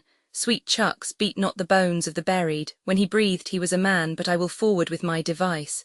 To the princess, sweet royalty, bestow on me the sense of hearing. Princess, speak, brave Hector, we are much delighted. Armado, I do adore thy sweet grace's slipper. Boyet loves her by the foot. Dumain, he may not by the yard. Armado, this Hector far surmounted Hannibal. The party is gone, co-starred. Fellow Hector, she is gone, she is 2 months on her way. Armado, what meanest thou, co-starred? Faith, unless you play the honest Trojan, the poor wench is cast away. She's quick, the child brags in her belly already. 'Tis yours, Armado. Dost thou infamonize me among potentates, thou shalt die. Co-starred, then shall Hector be whipped for Jaquenetta that is quick by him, and hanged for Pompey that is dead by him. Dumain, most rare Pompey, Boyet, renowned Pompey, Biron, greater than great, great, great, great Pompey, Pompey the huge, Dumain, Hector trembles, Biron, Pompey is moved. More eights, stir them on, Dumain, Hector will challenge him. Biron, aye, if he have no more man's blood in his belly than will sup a flea. Armado, by the North Pole I do challenge thee. Co-starred, I will not fight with a pole like a northern man. I'll slash, I'll do it by the sword. I bet pray you let me borrow my arms again. Dumain, room for the incensed worthies. Co-starred, I'll do it in my shirt. Dumain, most resolute Pompey. Moth, master, let me take you a buttonhole lower. Do you not see Pompey is uncasing for the combat? What mean you? You will lose your reputation. Armado, gentlemen and soldiers, pardon me, I will not combat in my shirt. Dumain, you may not deny it. Pompey hath made the challenge. Armado, sweet bloods, I both may and will. Biron, what reason have you for tea, Armado? The naked truth of it is I have no shirt, I go woolward for penance. Boyet, true, and it was enjoined him in Rome for want of linen, since when I'll be sworn he wore none but a dishclout of Jaquenettas, and that he wears next his heart for a favour. Enter a messenger. Monsieur Marcadet, God save you, madam, princess. Welcome, Marcadet, but that thou interruptest our merriment. Marcadet, I am sorry, madam, for the news I bring is heavy in my tongue. The king your father, princess, dead for my life, Marcadet, even so, my tale is told. Biron, worthies away, the scene begins to cloud. Armado, for mine own part I breathe free breath. I have seen the day of wrong through the little hole of discretion, and I will right myself like a soldier. Exeunt worthies. King, how fares your majesty? Princess, Boyet, prepare, I will away tonight. King, madam, not so, I do beseech you stay. Princess, prepare, I say, I thank you, gracious lords, for all your fair endeavours, and entreat, out of a new sad soul, that you vouchsafe in your rich wisdom to excuse or hide the liberal opposition of our spirits, if over boldly we have borne ourselves in the converse of breath. Your gentleness was guilty of it. Farewell, worthy lord. A heavy heart bears not a nimble tongue. Excuse me so, coming too short of thanks for my great suit so easily obtained. King. The extreme parts of time extremely forms all causes to the purpose of his speed, and often at his very loose decides that which long process could not arbitrate. And though the morning brow of progeny forbid the smiling courtesy of love the holy suit which fain it would convince, yet, since love's argument was first on foot, let not the cloud of sorrow jostle it from what it purposed, since to wail friends lost is not by much so wholesome profitable as to rejoice at friends but newly found. Princess, I understand you not, my griefs are double, Biron. Honest plain words best pierce the ear of grief, and by these badges understand the king. For your fair sakes have we neglected time, played foul play with our oaths. Your beauty, ladies, hath much deformed us, fashioning our humours even to the opposed end of our intents. And what in us hath seemed ridiculous, as love is full of unbefitting strains, all wanton as a child, skipping and vain, formed by the eye and therefore like the eye, full of strange shapes, of habits and of forms, varying in subjects as the eye doth roll to every varied object in his glance, which party-coated presents of loose love put on by us, if in your heavenly eyes have misbecomed our oaths and gravities, those heavenly eyes that look into these faults suggested us to make. Therefore, ladies, our love being yours, the error that love makes is likewise yours. We to ourselves prove false by being once false for ever to be true to those that make us both, fair ladies, you. And even that falsehood in itself a sin thus purifies itself and turns to grace.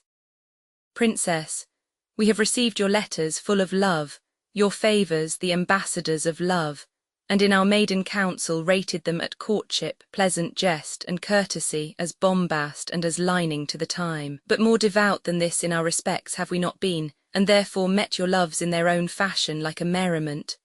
Dumaine, our letters, madam, showed much more than jest. Longueville, so did our looks. Rosaline, we did not quote them so.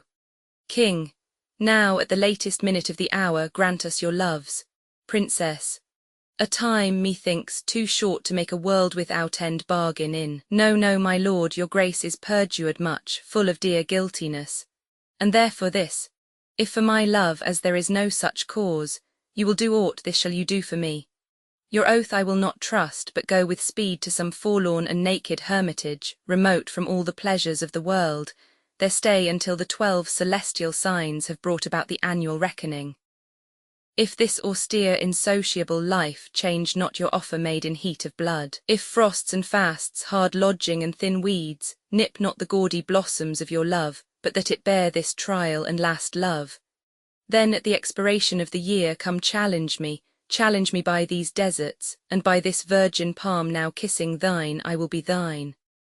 And till that instance, shut my woeful self up in a mournful house, raining the tears of lamentation for the remembrance of my father's death. If this thou do deny, let our hands part, neither entitled in the other's heart. King, if this or more than this I would deny to flatter up these powers of mine with rest, the sudden hand of death close up mine eye. Hence, hermit, then, my heart is in thy breast, they converse apart, Dumaine. And what to me my love, but what to me, a wife, Catharine, a beard, fair health, and honesty, with threefold love I wish you all these three. Dumaine, oh, shall I say, I thank you, gentle wife, Catharine, no so my lord, a 12 month and a day I'll mark no words that smooth-faced wooers say. Come when the king doth to my lady come, then if I have much love I'll give you some. Dumaine, I'll serve thee true and faithfully till then. Catharine, yet swear not, lest ye be forsworn again. They converse apart, Longueville, what says Maria, Maria? At the 12 month's end I'll change my black gown for a faithful friend.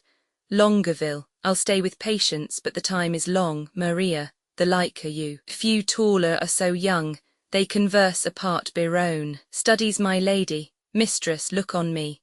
Behold the window of my heart, mine eye, what humble suit attends thy answer there? impose some service on me for thy love. Rosaline. Oft have I heard of you, my lord Biron, before I saw you, and the world's large tongue proclaims you for a man replete with mocks, full of comparisons and wounding flouts, which you on all estates will execute that lie within the mercy of your wit. To weed this wormwood from your fruitful brain, and therewithal to win me, if you please, without the which I am not to be won, you shall this 12-a-month term from day to day visit the speechless sick, and still converse with groaning wretches. And your task shall be with all the fierce endeavour of your wit to enforce the pained impotent to smile. Biron, to move wild laughter in the throat of death, it cannot be, it is impossible. Mirth cannot move a soul in agony. Rosaline. Why, that's the way to choke a gibing spirit, whose influence is begot of that loose grace which shallow laughing hearers give to fools. A jest's prosperity lies in the ear of him that hears it, never in the tongue of him that makes it. Then if sickly ears, deft with the clamours of their own dear groans, will hear your idle scorns, continue then, and I will have you and that fault withal. But if they will not, throw away that spirit, and I shall find you empty of that fault, right joyful of your reformation. Biron. A 12-a-month. Well, befall what will befall, I'll jest a 12-a-month in an hospital. Princess. To the king. Ay, sweet my lord, and so I take my leave. King. No, madam, we will bring you on your way. Biron. Our wooing doth not end like an old play. Jack hath not Jill, these ladies' courtesy might well have made our sport a comedy. King. Come, sir, it wants a 12-a-month and a day, and then 'twill end. Biron. That's too long for a play. Enter Armado the braggart. Armado. Sweet majesty, vouchsafe me, princess, was not that Hector, Dumain, the worthy knight of Troy? Armado, I will kiss thy royal finger and take leave. I am a votary, I have vowed to Jaquenetta to hold the plough for her sweet love 3 year.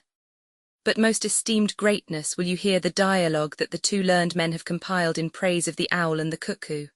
It should have followed in the end of our show. King, call them forth quickly, we will do so. Armado, holla, approach, enter all. This side is Hemes, winter, this ver the spring, the one maintained by the owl, th other by the cuckoo. Ver begin the song spring, when daisies pied and violets blue and lady smocks all silver white and cuckoo buds of yellow hue do paint the meadows with delight. The cuckoo then on every tree mocks married men. For thus sings he, cuckoo, cuckoo, cuckoo. Oh, word of fear unpleasing to a married ear. When shepherds pipe on oaten straws, and merry larks are ploughmen's clocks, when turtles tread and rooks and daws, and maidens bleach their summer smocks, the cuckoo then on every tree mocks married men. For thus sings he, cuckoo, cuckoo, cuckoo. Oh, word of fear unpleasing to a married ear. Winter. When icicles hang by the wall, and Dick the shepherd blows his nail, and Tom bears logs into the hall, and milk comes frozen home in pail, when blood is nipped and ways be foul, then nightly sings the staring owl. Too-wit, too-woo. A merry note, while greasy Joan doth keel the pot, when all aloud the wind doth blow, and coughing drowns the parson's saw, and birds sit brooding in the snow, and Marian's nose looks red and raw, when roasted crabs hiss in the bowl, then nightly sings the staring owl. Too-wit, too-woo. A merry note, while greasy Joan doth keel the pot. Armado. The words of Mercury are harsh after the songs of Apollo. You that way, we this way, exeunt. The tragedy of Macbeth contents act I scene I. An open place, scene Roman 2. A camp near Foras, scene Roman 3. A heath, scene Roman 4. Foras, a room in the palace, scene V. Inverness. A room in Macbeth's castle, scene VI. The same, before the castle, scene Roman 7. The same, a lobby in the castle. Act Roman 2, scene I. Inverness, court within the castle, scene Roman 2. The same, scene Roman 3. The same, scene Roman 4. The same, without the castle, act Roman 3, scene I. Foras, a room in the palace, scene Roman 2. The same. Another room in the palace, scene Roman 3. The same, a park or lawn with a gate leading to the palace. Scene Roman 4. The same, a room of state in the palace, scene V. The heath, scene VI. Foras, a room in the palace. Act Roman 4, scene I. A dark cave, in the middle a cauldron boiling, scene Roman 2. Fife, a room in Macduff's castle, scene Roman 3. England, before the king's palace, act V, scene I. Dunsinane, a room in the castle, scene Roman 2. The country near Dunsinane, scene Roman 3. Dunsinane, a room in the castle, scene Roman 4. Country near Dunsinane, a wood in view. Scene v Dunsinane within the castle, scene vi, the same, a plain before the castle, scene Roman 7. The same, another part of the plain, scene Roman 8. Same, another part of the field, dramatis personae Duncan, King of Scotland. Malcolm his son, Donalbain his son, Macbeth general in the king's army. Banquo general in the king's army. Macduff nobleman of Scotland, Lennox nobleman of Scotland, Ross nobleman of Scotland, Menteith nobleman of Scotland, Angus nobleman of Scotland, Caithness nobleman of Scotland, Fleance son to Banquo. Siward Earl of Northumberland, general of the English forces. Young Siward, his son, Satan, an officer attending on Macbeth. Boy son to Macduff, an English doctor, a Scottish doctor, a soldier, a porter, an old man. Lady Macbeth, Lady Macduff, gentlewoman attending on Lady Macbeth. Hecate and 3 witches. Lords, gentlemen, officers, soldiers, murderers, attendants and messengers. The ghost of Banquo and several other apparitions. Scene, in the end of the 4th act in England, through the rest of the play in Scotland, and chiefly at Macbeth's castle. Act I scene I, an open place, thunder and lightning. Enter 3 witches, first witch. When shall we 3 meet again, in thunder, lightning, or in rain? Second witch. When the hurly-burly's done, when the battle's lost and won. Third witch. That will be ere the set of sun. First witch. Where the place? Second witch. Upon the heath. Third witch. There to meet with Macbeth. First witch. I come Graymalkin. Second witch. Paddock calls. Third witch. Anon, all, fair is foul and foul is fair, hover through the fog and filthy air. Exeunt. Scene Roman 2. A camp near Forres. Alarum within. Enter King Duncan, Malcolm, Donalbain, Lennox with attendants meeting a bleeding captain. Duncan, what bloody man is that? He can report as seemeth by his plight of the revolt the newest state. Malcolm, this is the sergeant who, like a good and hardy soldier, fought gainst my captivity. Hail, brave friend, say to the king the knowledge of the broil as thou didst leave it. Soldier, doubtful it stood, as 2 spent swimmers that do cling together and choke their art. The merciless Macdonald, worthy to be a rebel, for to that the multiplying villainies of nature do swarm upon him, from the western isles of kerns and gallow-glasses is supplied. And fortune on his damned quarrel smiling showed like a rebel's whore. But all's too weak, for brave Macbeth, well he deserves that name, disdaining fortune with his brandished steel which smocked with bloody execution like valour's minion, carved out his passage till he fact the slave, which ne'er shook hands nor bade farewell to him till he unseamed him from the nave to the chops and fixed his head upon our battlements. Duncan, O valiant cousin, worthy gentleman, soldier, as whence the sun gins his reflection shipwracking storms and direful thunders break, so from that spring whence comfort seemed to come discomfort swells. Mark, King of Scotland, mark, no sooner justice had with valour armed compelled these skipping kerns to trust their heels, but the Norwegian lord, surveying vantage with furbished arms and new supplies of men, began a fresh assault. Duncan, dismayed not this our captains, Macbeth and Banquo, soldier? Yes, as sparrows eagles or the hare the lion. If I say sooth I must report they were as cannons overcharged with double cracks, so they doubly redoubled strokes upon the foe. Except they meant to bathe in reeking wounds or memorize another Golgotha, I cannot tell, but I am faint, my gashes cry for help. Duncan, so well thy words become thee as thy wounds, they smack of honour both. Go, get him surgeons. Exit captain attended, enter Ross and Angus, who comes here, Malcolm, the worthy thane of Ross, Lennox, what a haste looks through his eyes, so should he look that seems to speak things strange.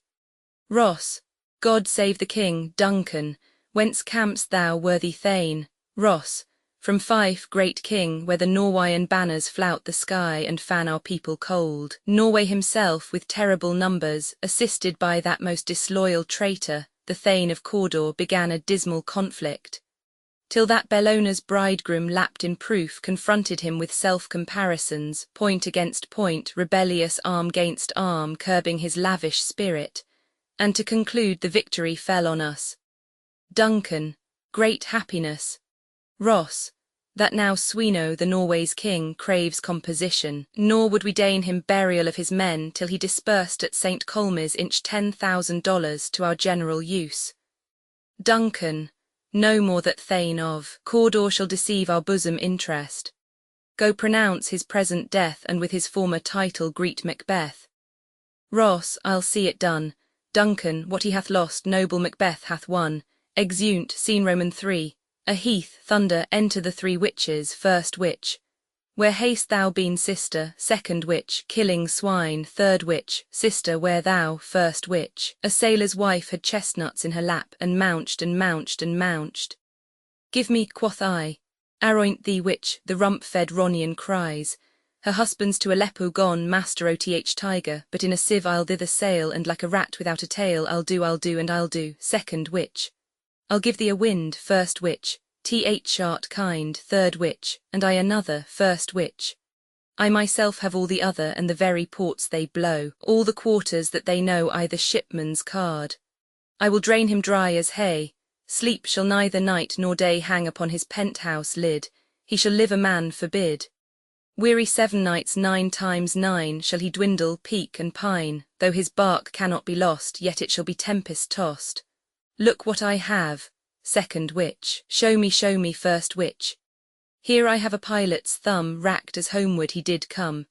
Drum within. Third witch. A drum, Macbeth doth come. All, the weird sisters, hand in hand, posters of the sea and land, thus do go about, thrice to thine, and thrice to mine, and thrice again to make up 9. Peace, the charms wound up, enter Macbeth and Banquo. Macbeth, so foul and fair a day I have not seen. Banquo, how far is't called to forers? What are these so withered and so wild in their attire, that look not like the inhabitants oth earth, and yet are on't? Live you, or are you aught that man may question? You seem to understand me by each at once, her choppy finger laying upon her skinny lips. You should be women, and yet your beards forbid me to interpret that you are so.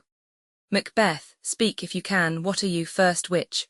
All hail Macbeth, hail to thee, Thane of Glamis. Second witch. All hail. Macbeth, hail to thee, Thane of Cawdor. Third witch. All hail Macbeth, that shalt be king hereafter. Banquo. Good sir, why do you start and seem to fear things that do sound so fair? Ith name of truth, are ye fantastical, or that indeed which outwardly ye show? My noble partner you greet with present grace and great prediction of noble having and of royal hope, that he seems rapt withal. To me you speak not. If you can look into the seeds of time and say which grain will grow and which will not, speak then to me who neither beg nor fear your favours nor your hate. First witch, hail. Second witch, hail. Third witch, hail. First witch, lesser than Macbeth and greater. Second witch, not so happy yet much happier. Third witch, thou shalt get kings though thou be none, so all hail Macbeth and Banquo. First witch. Banquo and Macbeth, all hail. Macbeth, stay, you imperfect speakers, tell me more. By Sinel's death I know I am Thane of Glamis, but how of Cawdor? The Thane of Cawdor lives a prosperous gentleman, and to be king stands not within the prospect of belief no more than to be Cawdor. Say from whence you owe this strange intelligence, or why upon this blasted heath you stop our way with such prophetic greeting. Speak, I charge you, witches vanish. Banquo, the earth hath bubbles as the water has, and these are of them. Whither are they vanished? Macbeth, into the air, and what seemed corporal melted as breath into the wind. Would they had stayed, Banquo, were such things here as we do speak about, or have we eaten on the insane route that takes the reason prisoner? Macbeth, your children shall be kings. Banquo, you shall be king. Macbeth, and Thane of Cawdor too, went it not so? Banquo, to the self-same tune and words, who's here? Enter Ross and Angus. Ross, the king hath happily received, Macbeth, the news of thy success, and when he reads thy personal venture in the rebels' fight, his wonders and his praises do contend which should be thine or his. Silent with that, in viewing all the rest oth self-same day, he finds thee in the stout Norwayan ranks, nothing afeard of what thyself didst make, strange images of death. As thick as tale came post with post, and every one did bear thy praises in his kingdom's great defence, and poured them down before him. Angus, we are sent to give thee from our royal master thanks, only to herald thee into his sight, not pay thee. Ross, and for an earnest of a greater honour, he bade me from him call thee Thane of Cawdor. In which addition hail, most worthy Thane, for it is thine. Banquo, what can the devil speak true? Macbeth, the Thane of Cawdor lives, why do you dress me in borrowed robes? Angus, who was the Thane lives yet, but under heavy judgment bears that life which he deserves to lose. Whether he was combined with those of Norway, or did line the rebel with hidden help and vantage, or that with both he laboured in his country's wrack, I know not, but treason's capital confessed and proved have overthrown him. Macbeth, aside, Glamis and Thane of Cawdor the greatest is behind, to Ross and Angus, thanks for your pains, to Banquo, do you not hope your children shall be kings, when those that gave the Thane of Cawdor to me promised no less to them? Banquo, that trusted home might yet enkindle you unto the crown, besides the Thane of Cawdor. But 'tis strange, and oftentimes to win us to our harm the instruments of darkness tell us truths, win us with honest trifles to betrays in deepest consequence. Cousins, a word I pray you. Macbeth, aside, two truths are told as happy prologues to the swelling act of the imperial theme. I thank you, gentlemen. Aside, this supernatural soliciting cannot be ill, cannot be good. If ill, why hath it given me earnest of success, commencing in a truth? I am Thane of Cawdor. If good, why do I yield to that suggestion whose horrid image doth unfix my hair, and make my seated heart knock at my ribs against the use of nature? Present fears are less than horrible imaginings. My thought, whose murder yet is but fantastical, shakes so my single state of man that function is smothered in surmise, and nothing is but what is not. Banquo, look how our partners rapt. Macbeth, aside, if chance will have me king, why, chance may crown me without my stir. Banquo, new honours come upon him like our strange garments, cleave not to their mould but with the aid of use. Macbeth, aside, come what come may, time and the hour runs through the roughest day. Banquo, worthy Macbeth, we stay upon your leisure. Macbeth, give me your favour, my dull brain was wrought with things forgotten. Kind gentlemen, your pains are registered where every day I turn the leaf to read them. Let us toward the king. Think upon what hath chanked, and at more time, the interim having weighed it, let us speak our free hearts each to other. Banquo, very gladly. Macbeth, till then enough. Come, friends, exeunt, scene Roman 4, Forers, a room in the palace, flourish. Enter Duncan, Malcolm, Donalbain, Lennox, and attendants.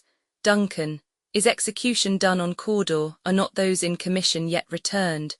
Malcolm, my liege, they are not yet come back, but I have spoke with one that saw him die, who did report that very frankly he confessed his treasons, implored your highness pardon, and set forth a deep repentance. Nothing in his life became him like the leaving it.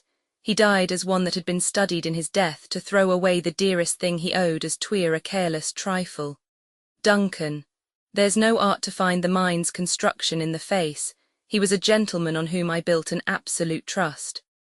Enter Macbeth. Banquo, Ross and Angus, O worthiest cousin, the sin of my ingratitude even now was heavy on me. Thou art so far before, that swiftest wing of recompense is slow to overtake thee.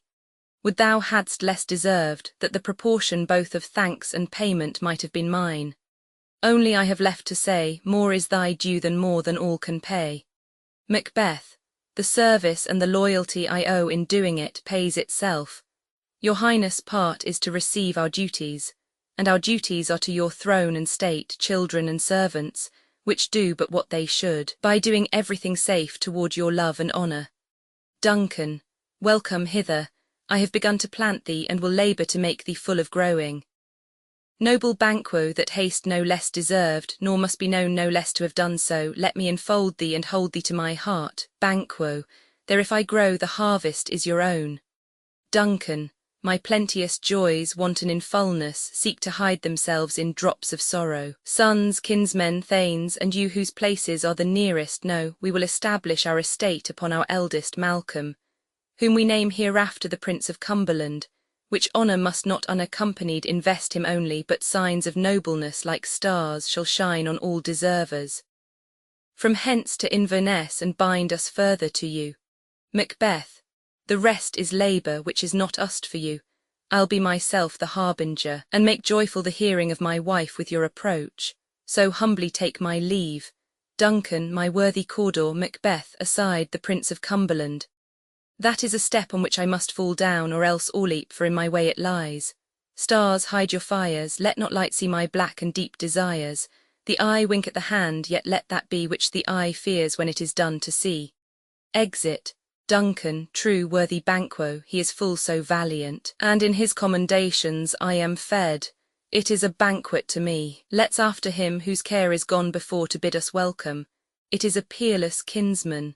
Flourish, exeunt, scene V. Inverness, a room in Macbeth's castle. Enter Lady Macbeth reading a letter. Lady Macbeth. They met me in the day of success, and I have learned by the perfect'st report they have more in them than mortal knowledge. When I burned in desire to question them further, they made themselves air into which they vanished. Whiles I stood wrapped in the wonder of it, came missives from the king, who all hailed me Thane of Cawdor, by which title before these weird sisters saluted me, and referred me to the coming on of time with Hail, King that shalt be. This have I thought good to deliver thee, my dearest partner of greatness, that thou mightst not lose the dews of rejoicing by being ignorant of what greatness is promised thee. Lay it to thy heart and farewell. Glamis thou art and Cawdor, and shalt be what thou art promised. Yet do I fear thy nature, it is too full o'th milk of human kindness to catch the nearest way. Thou wouldst be great, art not without ambition, but without the illness should attend it. What thou wouldst highly, that wouldst thou holily, wouldst not play false, and yet wouldst wrongly win. Thou'dst have great Glamis, that which cries, thus thou must do if thou have it, and that which rather thou dost fear to do than wishest should be undone. Hie thee hither, that I may pour my spirits in thine ear, and chastise with the valour of my tongue all that impedes thee from the golden round, which fate and metaphysical aid doth seem to have thee crowned withal. Enter a messenger. What is your tidings, messenger? The king comes here tonight. Lady Macbeth, thou'rt mad to say it, is not thy master with him? Who, were it so, would have informed for preparation. Messenger, so please you, it is true, our Thane is coming. One of my fellows had the speed of him, who, almost dead for breath, had scarcely more than would make up his message. Lady Macbeth, give him tending, he brings great news. Exit messenger. The raven himself is hoarse, that croaks the fatal entrance of Duncan under my battlements. Come, you spirits that tend on mortal thoughts, unsex me here, and fill me from the crown to the toe, top full of diest cruelty. Make thick my blood, stop up access and passage to remorse, that no compunctious visitings of nature shake my fell purpose, nor keep peace between effect and it. Come to my woman's breasts, and take my milk for gall, your murdering ministers, wherever in your sightless substances you wait on nature's mischief. Come, thick night, and pall thee in the dunnest smoke of hell, that my keen knife see not the wound it makes, nor heaven peep through the blanket of the dark to cry, hold, hold. Enter Macbeth, great Glamis, worthy Cawdor, greater than both by the all-hail hereafter. Thy letters have transported me beyond this ignorant present, and I feel now the future in the instant. Macbeth, my dearest love, Duncan comes here tonight. Lady Macbeth, and when goes hence, Macbeth, tomorrow as he purposes. Lady Macbeth, oh, never shall sun that morrow see. Your face, my Thane, is as a book where men may read strange matters. To beguile the time, look like the time, bear welcome in your eye, your hand, your tongue, look like the innocent flower, but be the serpent undirt. He that's coming must be provided for, and you shall put this night's great business into my dispatch, which shall to all our nights and days to come give solely sovereign sway and masterdom. Macbeth, we will speak further. Lady Macbeth, only look up clear, to alter favour ever is to fear. Leave all the rest to me. Exeunt. Scene VI, the same, before the castle. Hautboys, servants of Macbeth attending. Enter Duncan, Malcolm, Donalbain, Banquo, Lennox, Macduff, Ross, Angus, and attendants. Duncan, this castle hath a pleasant seat. The air nimbly and sweetly recommends itself unto our gentle senses. Banquo, this guest of summer, the temple-haunting martlet, does approve by his loved mansionry, that the heaven's breath smells wooingly here. No jutty, frieze, buttress, nor coign of vantage, but this bird hath made his pendant bed and procreant cradle. Where they most breed and haunt, I have observed the air is delicate. Enter Lady Macbeth. Duncan, see our honoured hostess. The love that follows us sometime is our trouble, which still we thank as love. Herein I teach you how you shall bid God ild us for your pains, and thank us for your trouble. Lady Macbeth. All our service in every point twice done and then done double were poor and single business to contend against those honours deep and broad wherewith your majesty loads our house. For those of old, and the late dignities heaped up to them, we rest your hermits. Duncan. Where's the Thane of Cawdor?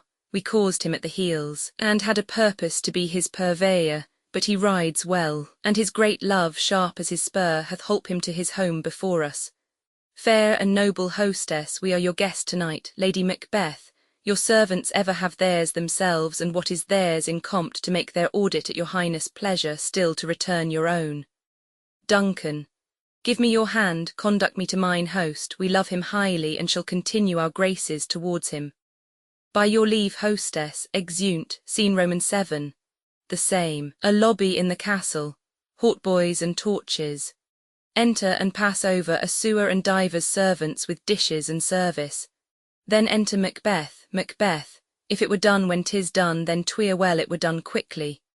If assassination could trammel up the consequence and catch with his Circe's success, that but this blow might be the be-all and the end-all. Here, but here, upon this bank and shoal of time, we jump the life to come. But in these cases we still have judgment here, that we but teach bloody instructions, which being taught, return to plague inventor. This even-handed justice commends ingredients of our poisoned chalice to our own lips. He's here in double trust. First, as I am his kinsman and his subject, strong both against the deed. Then, as his host, who should against his murderer shut the door, not bear the knife myself. Besides, this Duncan hath borne his faculties so meek, hath been so clear in his great office, that his virtues will plead like angels, trumpet-tongued, against the deep damnation of his taking off. And pity like a naked new-born babe, striding the blast, or heaven's cherubin, horsed upon the sightless couriers of the air, shall blow the horrid deed in every eye, that tears shall drown the wind.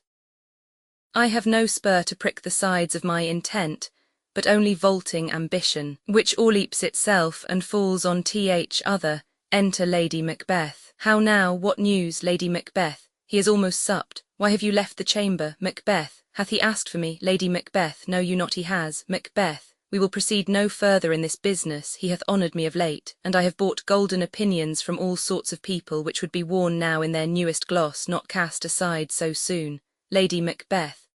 Was the hope drunk wherein you dressed yourself? Hath it slept since, and wakes it now, to look so green and pale at what it did so freely? From this time such I account thy love. Art thou afeard to be the same in thine own act and valour as thou art in desire?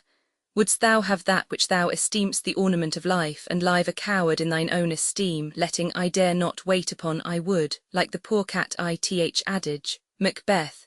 Prithee, peace. I dare do all that may become a man, who dares do more is none.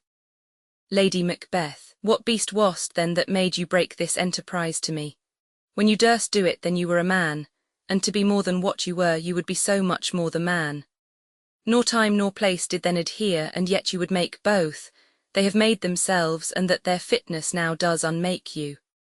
I have given suck, and know how tender 'tis to love the babe that milks me. I would, while it was smiling in my face, have plucked my nipple from his boneless gums and dashed the brains out, had I so sworn as you have done to this. Macbeth. If we should fail, Lady Macbeth, we fail, but screw your courage to the sticking place, and will not fail.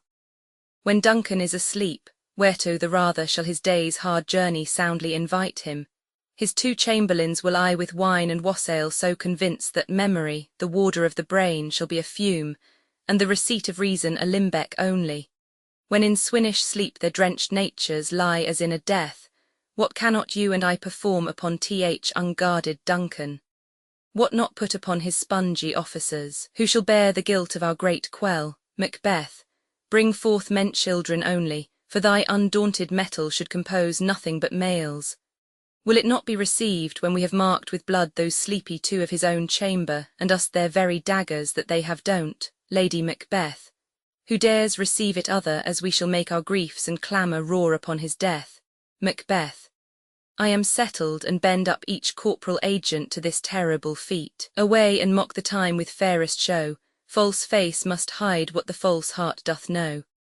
Exeunt. Actrum and 2 Scene I, Inverness, court within the castle, enter Banquo and Fleance with a torch before him. Banquo, how goes the night, boy? Fleance, the moon is down, I have not heard the clock. Banquo, and she goes down at 12. Fleance, I taked 'tis later, sir. Banquo, hold, take my sword. There's husbandry in heaven, their candles are all out, take thee that too. A heavy summons lies like lead upon me, and yet I would not sleep. Merciful powers, restrain in me the cursed thoughts that nature gives way to in repose. Enter Macbeth and a servant with a torch. Give me my sword. Who's there? Macbeth, a friend. Banquo, what, sir, not yet at rest? The king's abed, he hath been in unusual pleasure, and sent forth great largesse to your offices. This diamond he greets your wife withal by the name of most kind hostess, and shut up in measureless content. Macbeth, being unprepared, owl became the servant to defect, which else should free have wrought. Banquo, all's well. I dreamt last night of the 3 weird sisters, to you they have showed some truth. Macbeth, I think not of them, yet when we can entreat an hour to serve, we would spend it in some words upon that business, if you would grant the time. Banquo, at your kindest leisure. Macbeth, if you shall cleave to my consent, when 'tis it shall make honour for you. Banquo, so I lose none in seeking to augment it, but still keep my bosom franchised, and allegiance clear I shall be counselled. Macbeth, good repose the while. Banquo, thanks, sir, the like to you. Exeunt Banquo and Fleance. Macbeth, go bid thy mistress, when my drink is ready, she strike upon the bell, get thee to bed. Exit servant. Is this a dagger which I see before me, the handle toward my hand? Come, let me clutch thee. I have thee not, and yet I see thee still. Art thou not, fatal vision, sensible to feeling as to sight? Or art thou but a dagger of the mind, a false creation, proceeding from the heat-oppressed brain? I see thee yet in form as palpable as this which now I draw. Thou marshalst me the way that I was going, and such an instrument I was to use. Mine eyes are made the fools o' the other senses, or else worth all the rest. I see thee still, and on thy blade and dudgeon gouts of blood, which was not so before. There's no such thing. It is the bloody business which informs thus to mine eyes. Now all the one half-world nature seems dead, and wicked dreams abuse the curtained sleep. Witchcraft celebrates pale Hecate's offerings, and withered murder, alarmed by his sentinel, the wolf whose howls his watch, thus with his stealthy pace, with Tarquin's ravishing strides, towards his design moves like a ghost. Thou sure and firm-set earth, hear not my steps, which way they walk, for fear thy very stones prate of my whereabout, and take the present horror from the time which now suits with it. Whiles I threat he lives, words to the heat of deeds too cold breath gives. A bell rings, I go, and it is done. The bell invites me. Hear it not, Duncan, for it is a knell that summons thee to heaven or to hell. Exit. Scene Roman 2, the same. Enter Lady Macbeth. Lady Macbeth. That which hath made them drunk hath made me bold. What has quenched them hath given me fire. Hark, peace, it was the owl that shrieked, the fatal bellman which gives the sternst good night. He is about it. The doors are open, and the surfeited grooms do mock their charge with snores. I have drugged their possets, that death and nature do contend about them, whether they live or die. Macbeth. Within, who's there? What ho, Lady Macbeth? Alack, I am afraid they have a whacked, and 'tis not done. Th attempt, and not the deed confounds us. Hark, I laid their daggers ready. He could not miss Had he not resembled my father as he slept, I had don't. My husband, enter Macbeth. Macbeth, I have done the deed. Didst thou not hear a noise, Lady Macbeth? I heard the owl scream and the crickets cry. Did not you speak? Macbeth, when? Lady Macbeth. Now, Macbeth, as I descended. Lady Macbeth, I, Macbeth, hark, who lies ith second chamber? Lady Macbeth, Donalbain. Macbeth, this is a sorry sight. Looking on his hands, Lady Macbeth. A foolish thought to say a sorry sight. Macbeth, there's one did laugh in sleep, and one cried, murder, that they did wake each other. I stood and heard them, but they did say their prayers and addressed them again to sleep. Lady Macbeth, there are two lodged together. Macbeth, one cried, God bless us, and Amen, the other, as they had seen me with these hangman's hands. Listening their fear, I could not say Amen when they did say, God bless us. Lady Macbeth, consider it not so deeply. Macbeth, but wherefore could not I pronounce Amen? I had most need of blessing, and Amen stuck in my throat. Lady Macbeth, these deeds must not be thought after these ways, so it will make us mad. Macbeth, methought I heard a voice cry, sleep no more. Macbeth does murder sleep, the innocent sleep. Sleep that knits up the ravelled sleeve of care, the death of each day's life, sore labour's bath, balm of hurt minds, great nature's second course, chief nourisher in life's feast. Lady Macbeth, what do you mean, Macbeth's? Still it cried, sleep no more, to all the house. Glamis hath murdered sleep, and therefore Cawdor shall sleep no more. Macbeth shall sleep no more. Lady Macbeth, who was it that thus cried? Why, worthy Thane, you do unbend your noble strength to think so brain-sickly of things. Go get some water and wash this filthy witness from your hand. Why did you bring these daggers from the place? They must lie there, go carry them and smear the sleepy grooms with blood. Macbeth, I'll go no more, I am afraid to think what I have done, look on't again I dare not. Lady Macbeth, infirm of purpose, give me the daggers, the sleeping and the dead are but as pictures. 'Tis the eye of childhood that fears a painted devil. If he do bleed, I'll gild the faces of the grooms withal, for it must seem their guilt. Exit, knocking within. Macbeth, whence is that knocking? How is't with me when every noise appalls me? What hands are here? Ha, they pluck out mine eyes. Will all great Neptune's ocean wash this blood clean from my hand? No, this my hand will rather the multitudinous seas incarnadine, making the green one red. Enter Lady Macbeth. Lady Macbeth, my hands are of your colour, but I shame to wear a heart so white. Knocking within, I hear knocking at the south entry. Retire we to our chamber. A little water clears us of this deed, how easy is it then, your constancy hath left you unattended. Knocking within, hark, more knocking. Get on your nightgown, lest occasion call us and show us to be watchers. Be not lost so poorly in your thoughts.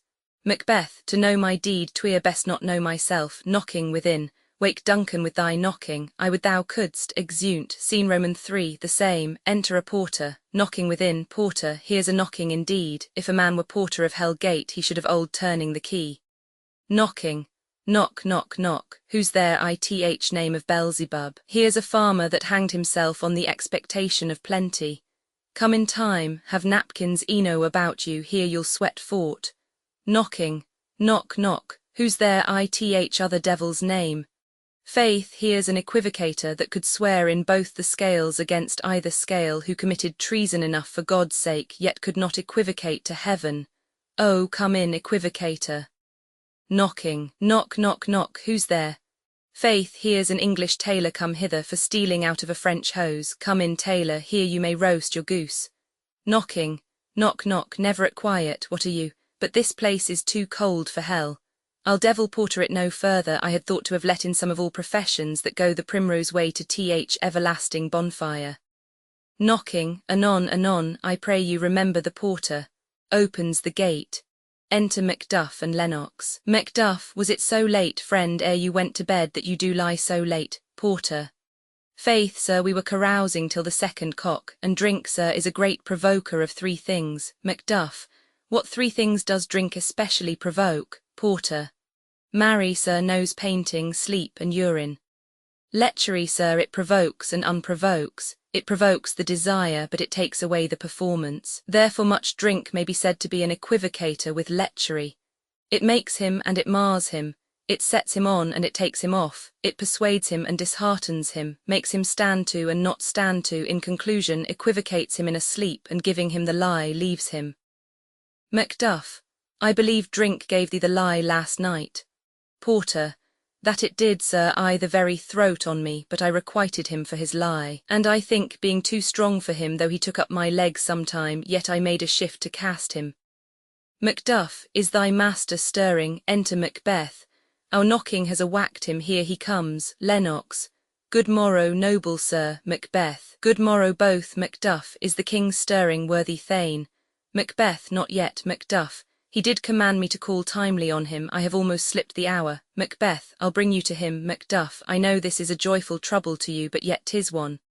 Macbeth, the labour we delight in physic's pain, this is the door. Macduff, I'll make so bold to call, for 'tis my limited service.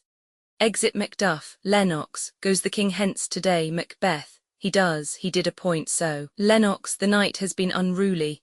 Where we lay our chimneys were blown down, and as they say, lamentings heard ith air, strange screams of death, and prophesying with accents terrible of dire combustion and confuzzed events, new hatched to the woeful time. The obscure bird clamoured the livelong night. Some say the earth was feverous and did shake. Macbeth, 'twas a rough night. Lennox, my young remembrance cannot parallel a fellow to it. Enter Macduff, Macduff. O horror, horror, horror, tongue nor heart cannot conceive nor name thee. Macbeth, Lennox, what's the matter, Macduff? Confusion now hath made his masterpiece, most sacrilegious murder hath broke ope the Lord's anointed temple and stole thence the life o.th building. Macbeth, what is't you say, the life, Lennox, mean you his majesty, Macduff? Approach the chamber and destroy your sight with a new Gorgon. Do not bid me speak.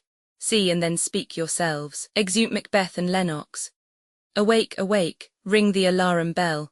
Murder and treason, Banquo and Donalbain, Malcolm, awake, shake off this downy sleep, death's counterfeit, and look on death itself. Up, up, and see the great doom's image. Malcolm, Banquo, as from your graves rise up and walk like sprites to countenance this horror. Alarum bell rings. Enter Lady Macbeth, Lady Macbeth. What's the business that such a hideous trumpet calls to parley the sleepers of the house? Speak, speak, Macduff. O gentle lady, 'tis not for you to hear what I can speak. The repetition in a woman's ear would murder as it fell. Enter Banquo, O Banquo, Banquo, our royal masters murdered, Lady Macbeth. Woe, alas, what in our house, Banquo, too cruel anywhere. Dear Duff, I prithee, contradict thyself and say it is not so.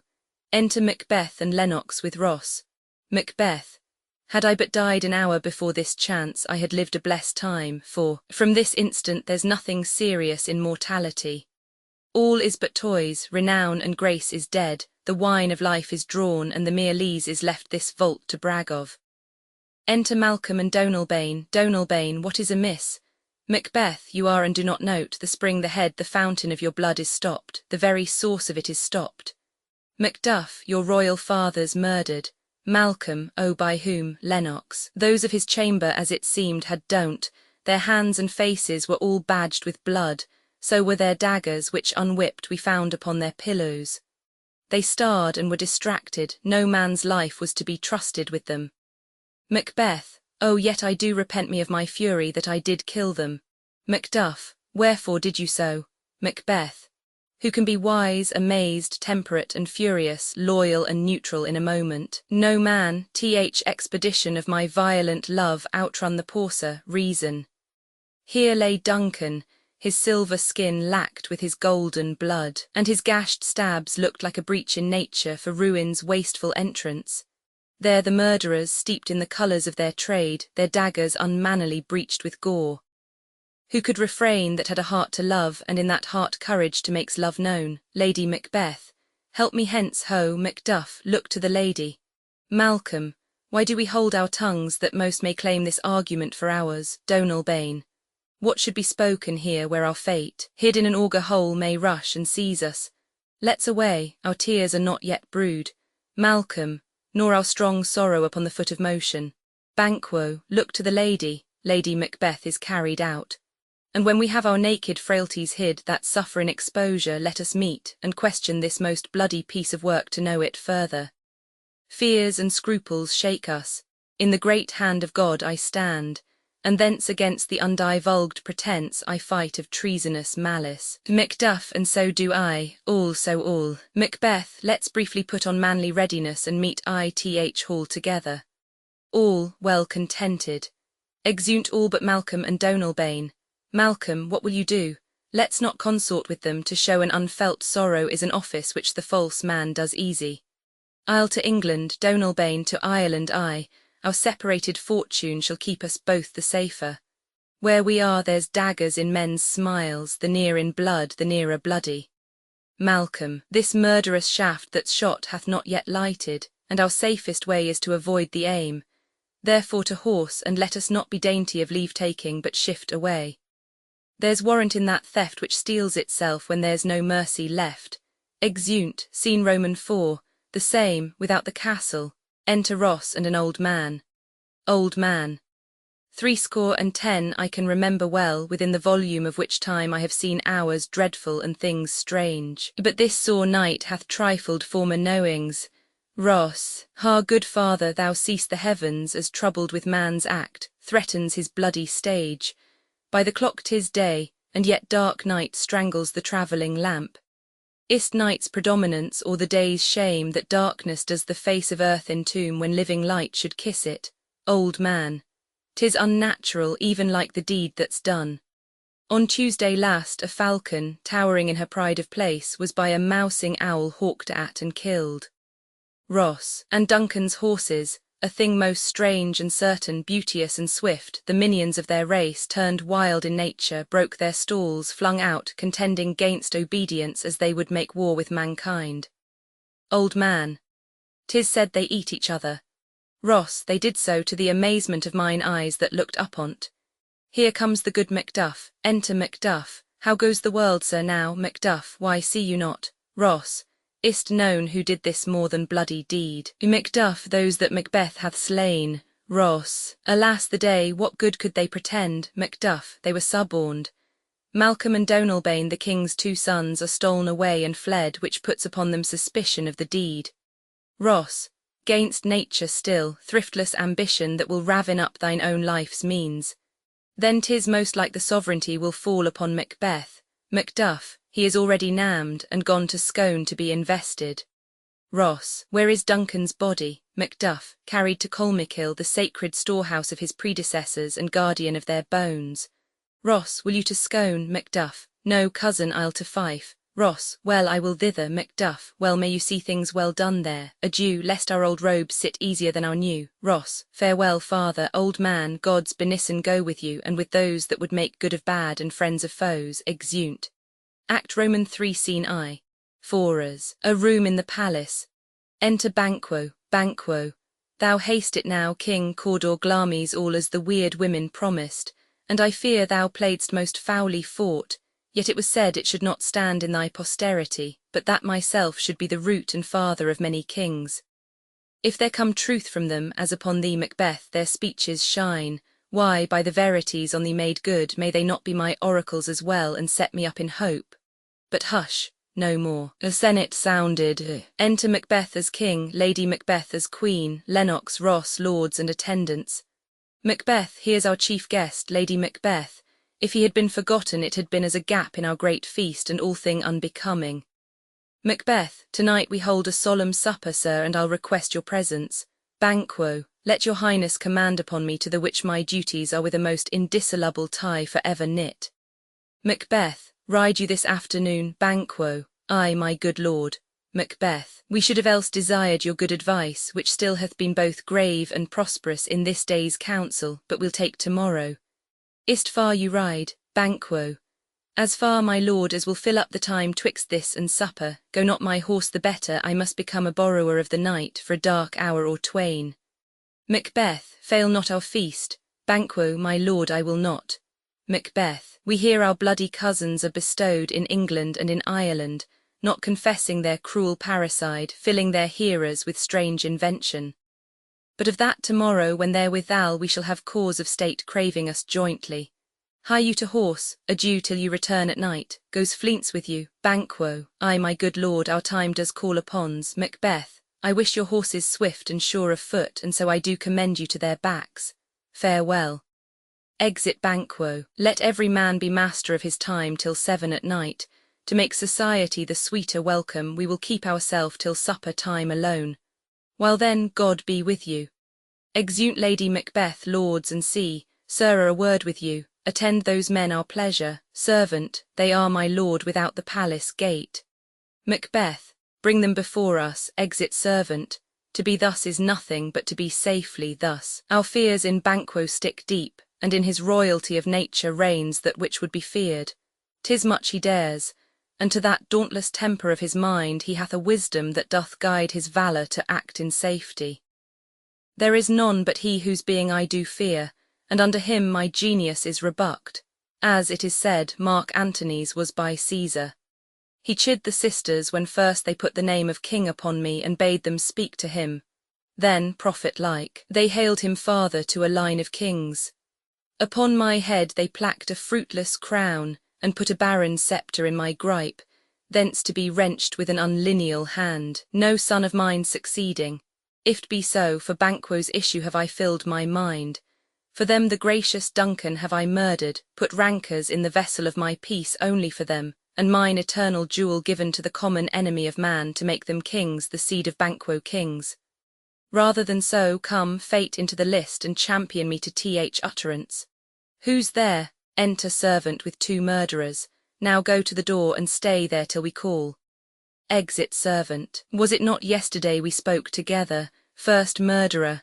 It was, so please your highness. Macbeth. Well then, now have you considered of my speeches? Know that it was he in the times past which held you so under fortune, which you thought had been our innocent self. This I made good to you in our last conference, passed in probation with you how you were borne in hand, how crossed the instruments who wrought with them, and all things else that might to half a soul and to a notion crased say, thus did Banquo. First murderer, you made it known to us. Macbeth, I did so, and went further, which is now our point of second meeting. Do you find your patience so predominant in your nature that you can let this go? Are you so gospelled to pray for this good man and for his issue, whose heavy hand hath bowed you to the grave and beggared yours forever? First murderer. We are men, my liege. Macbeth. Aye, in the catalogue ye go for men. As hounds and greyhounds, mongrels, spaniels, curs, shows, water-rugs, and demi-wolves are clept all by the name of dogs. The valued file distinguishes the swift, the slow, the subtle, the housekeeper, the hunter, every one according to the gift which bounteous nature hath in him closed, whereby he does receive particular addition from the bill that writes them all alike, and so of men. Now, if you have a station in the file, not ith worst rank of manhood sate, and I will put that business in your bosoms whose execution takes your enemy off, grapples you to the heart and love of us, who wear our health but sickly in his life, which in his death were perfect. Second murderer. I am one, my liege, whom the vile blows and buffets of the world hath so incensed that I am reckless what I do to spite the world. First murderer. And I another, so weary with disasters, tugged with fortune, that I would set my life on any chance to mend it or be rid on't. Macbeth. Both of you know Banquo was your enemy, both murderers, true my lord, Macbeth. So is he mine, and in such bloody distance that every minute of his being thrusts against my nearest of life. And though I could with barefact power sweep him from my sight and bid my will avouch it, yet I must not, for certain friends that are both his and mine, whose loves I may not drop, but wail his fall who I myself struck down, and thence it is that I to your assistance do make love, masking the business from the common eye for sundry weighty reasons. Second murderer. We shall, my lord, perform what you command us. First murderer, though our lives, Macbeth, your spirits shine through you. Within this hour at most, I will advise you where to plant yourselves, acquaint you with the perfect spy oth time, the moment on't. Fort must be done tonight, and something from the palace. Always thought that I require a clearness. And with him, to leave no rubs nor botches in the work. Fleant's his son that keeps him company, whose absence is no less material to me than is his father's, must embrace the fate of that dark hour. Resolve yourselves apart, I'll come to you anon. Both murderers, we are resolved, my lord, Macbeth, I'll call upon you straight, abide within. Exeunt murderers, it is concluded. Banquo, thy soul's flight, if it find heaven, must find it out tonight. Exit, scene Roman 2, the same. Another room in the palace. Enter Lady Macbeth and a servant. Lady Macbeth. Is Banquo gone from court? Servant. Aye, madam, but returns again tonight. Lady Macbeth. Say to the king I would attend his leisure for a few words. Servant. Madam, I will. Exit Lady Macbeth. Naught's had all spent where our desire is got without content. 'Tis safer to be that which we destroy than by destruction dwell in doubtful joy. Enter Macbeth. How now, my lord, why do you keep alone, of sorriest fancies your companions making, using those thoughts which should indeed have died with them they think on? Things without all remedy should be without regard, what's done is done. Macbeth, we have scorched the snake, not killed it. She'll close and be herself, whilst our poor Malice remains in danger of her former tooth. But let the frame of things disjoint, both the world suffer, ere we will eat our meal in fear, and sleep in the affliction of these terrible dreams that shake us nightly. Better be with the dead, whom we to gain our peace have sent to peace, than on the torture of the mind to lie in restless ecstasy. Duncan is in his grave, after life's fitful fever he sleeps well, treason has done his worst, nor steel nor poison, malice domestic, foreign levy, nothing can touch him further. Lady Macbeth. Come on, gently my lord, sleek o'er your rugged looks. Be bright and jovial among your guests tonight. Macbeth, so shall I love, and so I pray be you. Let your remembrance apply to Banquo, present him eminence both with eye and tongue, unsafe the while that we must lave our honours in these flattering streams and make our faces vizards to our hearts, disguising what they are. Lady Macbeth, you must leave this. Macbeth, oh, full of scorpions is my mind, dear wife. Thou know'st that Banquo and his fleet's lives, Lady Macbeth, but in them nature's copies not etern. Macbeth, there's comfort yet, they are assailable, then be thou jocund. Ere the bat hath flown his cloistered flight, ere to black Hecate's summons the shard-born beetle with his drowsy hums hath rung night's yawning peal, there shall be done a deed of dreadful note. Lady Macbeth, what's to be done, Macbeth? Be innocent of the knowledge, dearest Chuck, till thou applaud the deed. Come, sealing night, scarf up the tender eye of pitiful day, and with thy bloody and invisible hand cancel and tear to pieces that great bond which keeps me pale. Light thickens, and the crow makes wing to rookie wood. Good things of day begin to droop and drowse, whiles night's black agents to their praise do rouse. Thou marvelst at my words, but hold thee still, things bad begun make strong themselves by ill. So, Piarithy, go with me. Exeunt. Scene Roman 3. The same, a park or lawn with a gate leading to the palace. Enter 3 murderers, first murderer, but who did bid thee join with us, third murderer.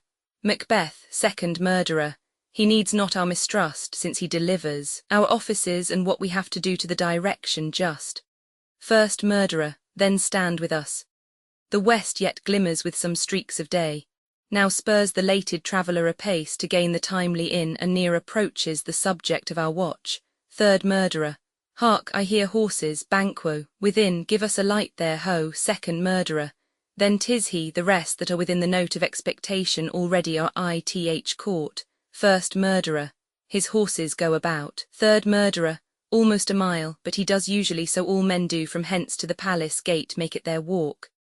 Enter Banquo and Fleance with a torch. Second murderer.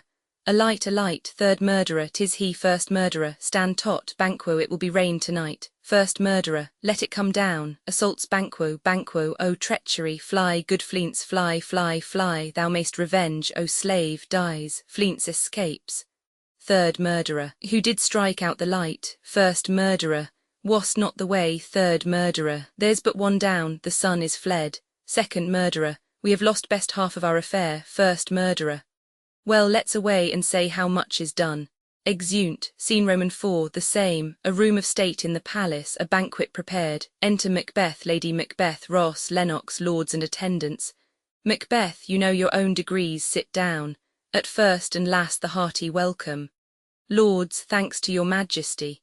Macbeth, ourself will mingle with society, and play the humble host. Our hostess keeps her state, but in best time we will require her welcome. Lady Macbeth, pronounce it for me, sir, to all our friends, for my heart speaks they are welcome. Enter first murderer to the door. Macbeth, see they encounter thee with their heart's thanks. Both sides are even, here I'll sit midst, be large in mirth, anon we'll drink a measure the table round, there's blood upon thy face. Murderer, 'tis Banquo's then. Macbeth, 'tis better thee without than he within. Is he dispatched? Murderer, my lord his throat is cut, that I did for him. Macbeth, thou art the best cut throats, yet he's good that did the like for Fleance, if thou didst it thou art the nonpareil. Murderer, most royal sir, Fleance is scapt. Macbeth, then comes my fit again, I had else been perfect, whole as the marble, founded as the rock, as broad and general as the casing air, but now I am cabined, cribbed, confined, bound into saucy doubts and fears. But Banquo's safe, murderer, I, my good lord. Safe in a ditch he bides, with 20 trenched gashes on his head, the least a death to nature. Macbeth, thanks for that, There the grown serpent lies, the worm that's fled hath nature that in time will venom breed, no teeth for present. Get thee gone, tomorrow we'll hear ourselves again. Exit murderer, Lady Macbeth, my royal lord, you do not give the cheer. The feast is sold that is not often vouched, while 'tis making, 'tis given with welcome. To feed were best at home, from thence the source to meat is ceremony, meeting were bare without it. The ghost of Banquo rises and sits in Macbeth's place. Macbeth, sweet remembrancer, now good digestion wait on appetite and health on both. Lennox, mate please your highness sit. Macbeth, here had we now our country's honour roofed, were the gracked person of our Banquo present, who may I rather challenge for unkindness than pity for mischance. Ross, his absence, sir, lays blame upon his promise. Please et your highness to grace us with your royal company. Macbeth, the table's full. Lennox, here is a place reserved, sir. Macbeth, where? Lennox, here, my good lord. What is't that moves your highness? Macbeth, which of you have done this? Lords, what, my good lord? Macbeth, thou canst not say I did it, never shake thy gory locks at me. Ross, gentlemen, rise, his highness is not well. Lady Macbeth, sit, worthy friends. My lord is often thus, and hath been from his youth. Pray you keep seat, the fit is momentary, upon a thought he will again be well. If much you note him, you shall offend him and extend his passion. Feed and regard him not. Are you a man, Macbeth? Ay, and a bold one that dare look on that which might appall the devil. Lady Macbeth, O proper stuff. This is the very painting of your fear. This is the air-drawn dagger which you said led you to Duncan. Oh, these flaws and starts, impostors to true fear, would well become a woman's story at a winter's fire, authorist by her grandam. Shame itself, why do you make such faces? When all's done you look but on a stool. Macbeth, Piarithie, see there, behold, look, lo, how say you? Why, what care I, if thou canst nod, speak too. If charnel houses and our graves must send those that we bury back, our monuments shall be the moors of kites. Ghost disappears. Lady Macbeth, what quite unmanned in folly? Macbeth, if I stand here I saw him. Lady Macbeth, fie for shame. Macbeth, blood hath been shed ere now olden time, ere humane statute purged the gentle wheel. Ay, and since too, murders have been performed too terrible for the ear. The time has been that when the brains were out, the man would die and there an end. But now they rise again with 20 mortal murders on their crowns and push us from our stools. This is more strange than such a murder is. Lady Macbeth, I worthy lord, your noble friends do lack you. Macbeth, I do forget. Do not muse at me, my most worthy friends. I have a strange infirmity which is nothing to those that know me. Come, love and health to all, then I'll sit down. Give me some wine, fill full. I drink to the general joy whole table, and to our dear friend Banquo whom we miss, would he were here. Ghost rises again. To all and him we thirst, and all to all. Lords, our duties. And the pledge, Macbeth, avaunt, and quit my sight, let the earth hide thee. Thy bones are marrowless, thy blood is cold, thou haste no speculation in those eyes which thou dost glare with. Lady Macbeth, think of this, good peers, but as a thing of custom, 'tis no other, only it spoils the pleasure of the time. Macbeth, what man dare I dare? Approach thou like the rugged Russian bear, the armed rhinoceros, or Hircan tiger. Take any shape but that, and my firm nerves shall never tremble, or be alive again, and dare me to the desert with thy sword. If trembling I inhabit, then protest me the baby of a girl. Hence, horrible shadow, unreal mockery, hence, ghost disappears. Why so, being gone, I am a man again. Pray you sit still, Lady Macbeth, you have displaced the mirth, broke the good meeting with most admired disorder. Macbeth, can such things be and overcome us like a summer's cloud, without our special wonder? You make me strange even to the disposition that I owe, when now I think you can behold such sights, and keep the natural ruby of your cheeks, when mine are blanched with fear. Ross, what sights, my lord? Lady Macbeth, I pray you speak not, he grows worse and worse, question enraged him. At once, good night, stand not upon the order of your going, but go at once. Lennox, good night, and better health attend his majesty. Lady Macbeth, a kind good night to all. Exeunt all lords and attendants. Macbeth, it will have blood, they say, blood will have blood. Stones have been known to move, and trees to speak. augurs and understood relations have by maggot pies and chows and rooks brought forth the secret'st man of blood. What is the night, Lady Macbeth, almost at odds with morning which is which? Macbeth, how say'st thou that Macduff denies his person at our great bidding, Lady Macbeth? Did you send to him, sir? Macbeth, I hear it by the way, but I will send. There's not a one of them but in his house I keep a servant feed. I will tomorrow, and betimes I will to the weird sisters. More shall they speak, for now I am bent to know by the worst means the worst. For mine own good all causes shall give way. I am in blood stepped in so far that, should I wade no more, returning were as tedious as go o'er. Strange things I have in head that will to hand, which must be acted ere they may be scanned. Lady Macbeth, you lack the season of all natures, sleep, Macbeth, come will to sleep. My strange and self-abuse is the initiate fear that wants hard use. We are yet but young indeed. Exeunt, scene V, the heath, thunder, enter the three witches meeting Hecate, first witch. Why, how now, Hecate, you look angrily, Hecate, have I not reason, beldams as you are, saucy and overbold? How did you dare to trade and traffic with Macbeth in riddles and affairs of death? And I, the mistress of your charms, the close contriver of all harms, was never called to bear my part or show the glory of our art. And which is worse, all you have done hath been but for a wayward son, spiteful and wrathful, who, as others do, loves for his own ends, not for you. But make amends now, get you gone, and at the pit of Acron meet me ith morning, thither he will come to know his destiny. Your vessels and your spells provide, your charms and everything beside. I am for air, this night I'll spend unto a dismal and a fatal end. Great business must be wrought ere noon. Upon the corner of the moon there hangs a vaporous drop profound. I'll catch it ere it come to ground, and that distilled by magic sleights shall raise such artificial sprites, as by the strength of their illusion shall draw him on to his confusion. He shall spurn fate, scorn death, and bear his hopes both wisdom, grace, and fear. And you all know security is mortal's chiefest enemy. Music and song within, come away and see. Hark, I am called, my little spirit. See sits in a foggy cloud and stays for me. Exit, first witch. Come, let's make haste, she'll soon be back again.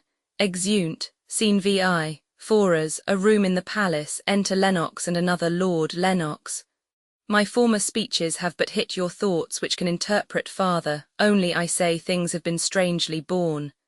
The gracious Duncan was pitied of Macbeth, marry he was dead, and the right valiant Banquo walked too late, whom you may say if't please you Fleance killed for Fleance fled. Men must not walk too late. Who cannot want the thought how monstrous it was for Malcolm and for Donalbain to kill their gracious father, damned fact, how it did grieve Macbeth. Did he not straight in pious rage the two delinquents tear that were the slaves of drink and thralls of sleep? Was not that nobly done? Aye, and wisely too, for 'twould have angered any heart alive to hear the men den it. So that I say he has borne all things well, and I do think that had he Duncan's sons under his key, as an't please heaven he shall not, they should find what tweer to kill a father, so should Fleance. But peace, for from broad words and cause he failed his presence at the tyrant's feast, I hear Macduff lives in disgrace. Sir, can you tell where he bestows himself?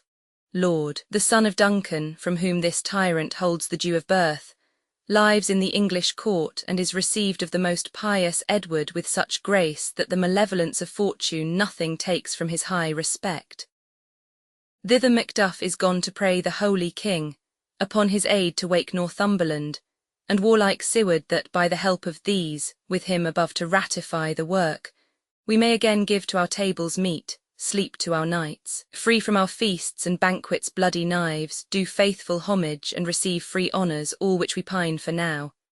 And this report hath so exasperate the king that he prepares for some attempt of war.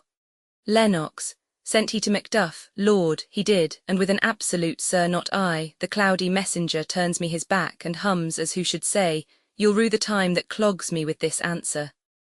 Lennox, and that well might advise him to a caution. Hold what distance his wisdom can provide. Some holy angel fly to the court of England and unfold his message ere he come, that a swift blessing may soon return to this our suffering country under a hand accursed. Lord, I'll send my prayers with him. Exeunt, Act Roman 4 Scene I, a dark cave, in the middle a cauldron boiling, thunder, enter the three witches, first witch. Thrice the brinded cat hath mewed, second witch, thrice and once the hedge-pig wind, third witch. Harpier cries, 'tis time, 'tis time, first witch. Round about the cauldron go, in the poisoned entrails throw. Toad that under cold stone days and nights has 31 sweltered venom sleeping got, boil thou first ith charmed pot. All, double, double, toil and trouble. Fire, burn, and cauldron bubble, second witch. Fillet of a fenny snake in the cauldron boil and bake. Eye of newt and toe of frog, wool of bat and tongue of dog, adder's fork and blindworm's sting, lizard's leg and howlet's wing for a charm of powerful trouble like a hell broth boil and bubble. All, double, double, toil and trouble. Fire, burn, and cauldron bubble, third witch. Scale of dragon, tooth of wolf, witch's mummy, moor and gulf of the ravined salt sea shark, root of hemlock digged ith dark, liver of blaspheming Jew, gall of goat, and slips of yew slivered in the moon's eclipse, nose of Turk and Tartar's lips, finger of birth-strangled babe ditch delivered by a drab, make the gruel thick and slab. Add thereto a tiger's shoren, for th ingredients of our cauldron. All, double, double, toil and trouble, fire, burn, and cauldron bubble, second witch, cool it with a baboon's blood, then the charm is firm and good. Enter Hecate, Hecate, oh well done, I commend your pains, and everyone shall share ith gains. And now about the cauldron sing, like elves and fairies in a ring, enchanting all that you put in. Music and a song, black spirits, and see exit Hecate, second witch. By the pricking of my thumbs something wicked this way comes. Open, locks, whoever knocks. Enter Macbeth, Macbeth, how now, you secret, black, and midnight hags, what is't you do, all, a deed without a name? Macbeth, I conjure you by that which you profess. How ere you come to know it, answer me.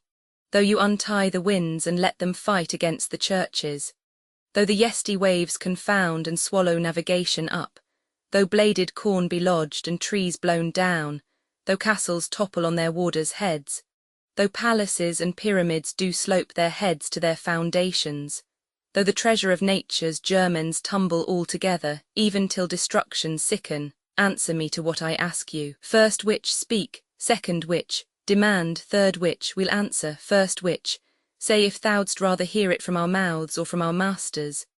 Macbeth, call let me see first witch, pour in so's blood that hath eaten her 9 farrow, grease that's sweaten from the murderer's gibbet throw into the flame. All, come high or low, thyself an office deftly show, thunder, an apparition of an armed head rises. Macbeth, tell me thou unknown power, first witch. He knows thy thought, hear his speech, but say thou naught. Apparition, Macbeth, Macbeth, Macbeth, beware Macduff, beware the Thane of Fife. Dismiss me. Enough descends, Macbeth, whate'er thou art for thy good caution thanks, thou hast harped my fear aright. But one word more, first witch, he will not be commanded, here's another more potent than the first. Thunder, an apparition of a bloody child rises. Apparition, Macbeth, Macbeth, Macbeth, Macbeth, had I 3 ears I'd hear thee. Apparition, be bloody, bold, and resolute. Laugh to scorn the power of man, for none of woman born shall harm Macbeth. Descends, Macbeth. Then live, Macduff, what need I fear of thee? But yet I'll make assurance double sure, and take a bond of fate. Thou shalt not live, that I may tell pale-hearted fear it lies, and sleep in spite of thunder. Thunder, an apparition of a child crowned with a tree in his hand rises. What is this that rises like the issue of a king, and wears upon his baby brow the round and top of sovereignty? All, listen but speak not tot, apparition. Be lion-mettled proud, and take no care who chafes, who frets, or where conspirers are. Macbeth shall never vanquished be until great Burnham wood to high Dunsinane hill shall come against him. Descends, Macbeth, that will never be, who can impress the forest, bid the tree unfix his earth-bound root. Sweet bodements, good rebellious head, rise never till the wood of Burnham rise, and our high-placked Macbeth shall live the lease of nature, pay his breath to time and mortal custom. Yet my heart throbs to know one thing. Tell me if your art can tell so much, shall Banquo's issue ever reign in this kingdom? All, seek to know no more. Macbeth, I will be satisfied, deny me this, and an eternal curse fall on you. Let me know, why sinks that cauldron, and what noise is this? Hautboys, first witch, show, second witch, show, third witch, show all, show his eyes and grieve his heart, come like shadows so depart. A show of 8 kings appear and pass over in order, the last with a glass in his hand, Banquo following. Macbeth, thou art too like the spirit of Banquo. Down, thy crown does sear mine eyeballs, and thy hair, thou other gold-bound brow, is like the first, a third is like the former. Filthy hags, why do you show me this? A fourth, start eyes, what will the line stretch out to th crack of doom? Another yet, a seventh, I'll see no more, and yet the 8th appears, who bears a glass which shows me many more, and some I see that twofold balls and treble sceptres carry. Horrible sight, now I see 'tis true, for the blood-bolted Banquo smiles upon me and points at them for his. What is this so? Averst witchy. Aye, sir, all this is so. But why stands Macbeth thus amazedly? Come, sisters, cheer we up his sprites and show the best of our delights. I'll charm the air to give a sound while you perform your antic round, that this great king may kindly say our duties did his welcome pay. Music, the witches dance and vanish. Macbeth, where are they gone? Let this pernicious hour stand I accursed in the calendar. Come in without there. Enter Lennox, Lennox, what's your grace's will? Macbeth, saw you the weird sisters? Lennox, no, my lord. Macbeth, came they not by you? Lennox, no, indeed, my lord. Macbeth, infected be the air whereon they ride, and damned all those that trust them. I did hear the galloping of horse who wast came by. Lennox, 'tis 2 or 3, my lord, that bring you word Macduff is fled to England.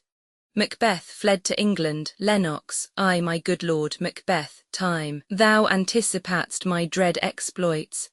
The flighty purpose never is aughtook unless the deed go with it. From this moment the very firstlings of my heart shall be the firstlings of my hand.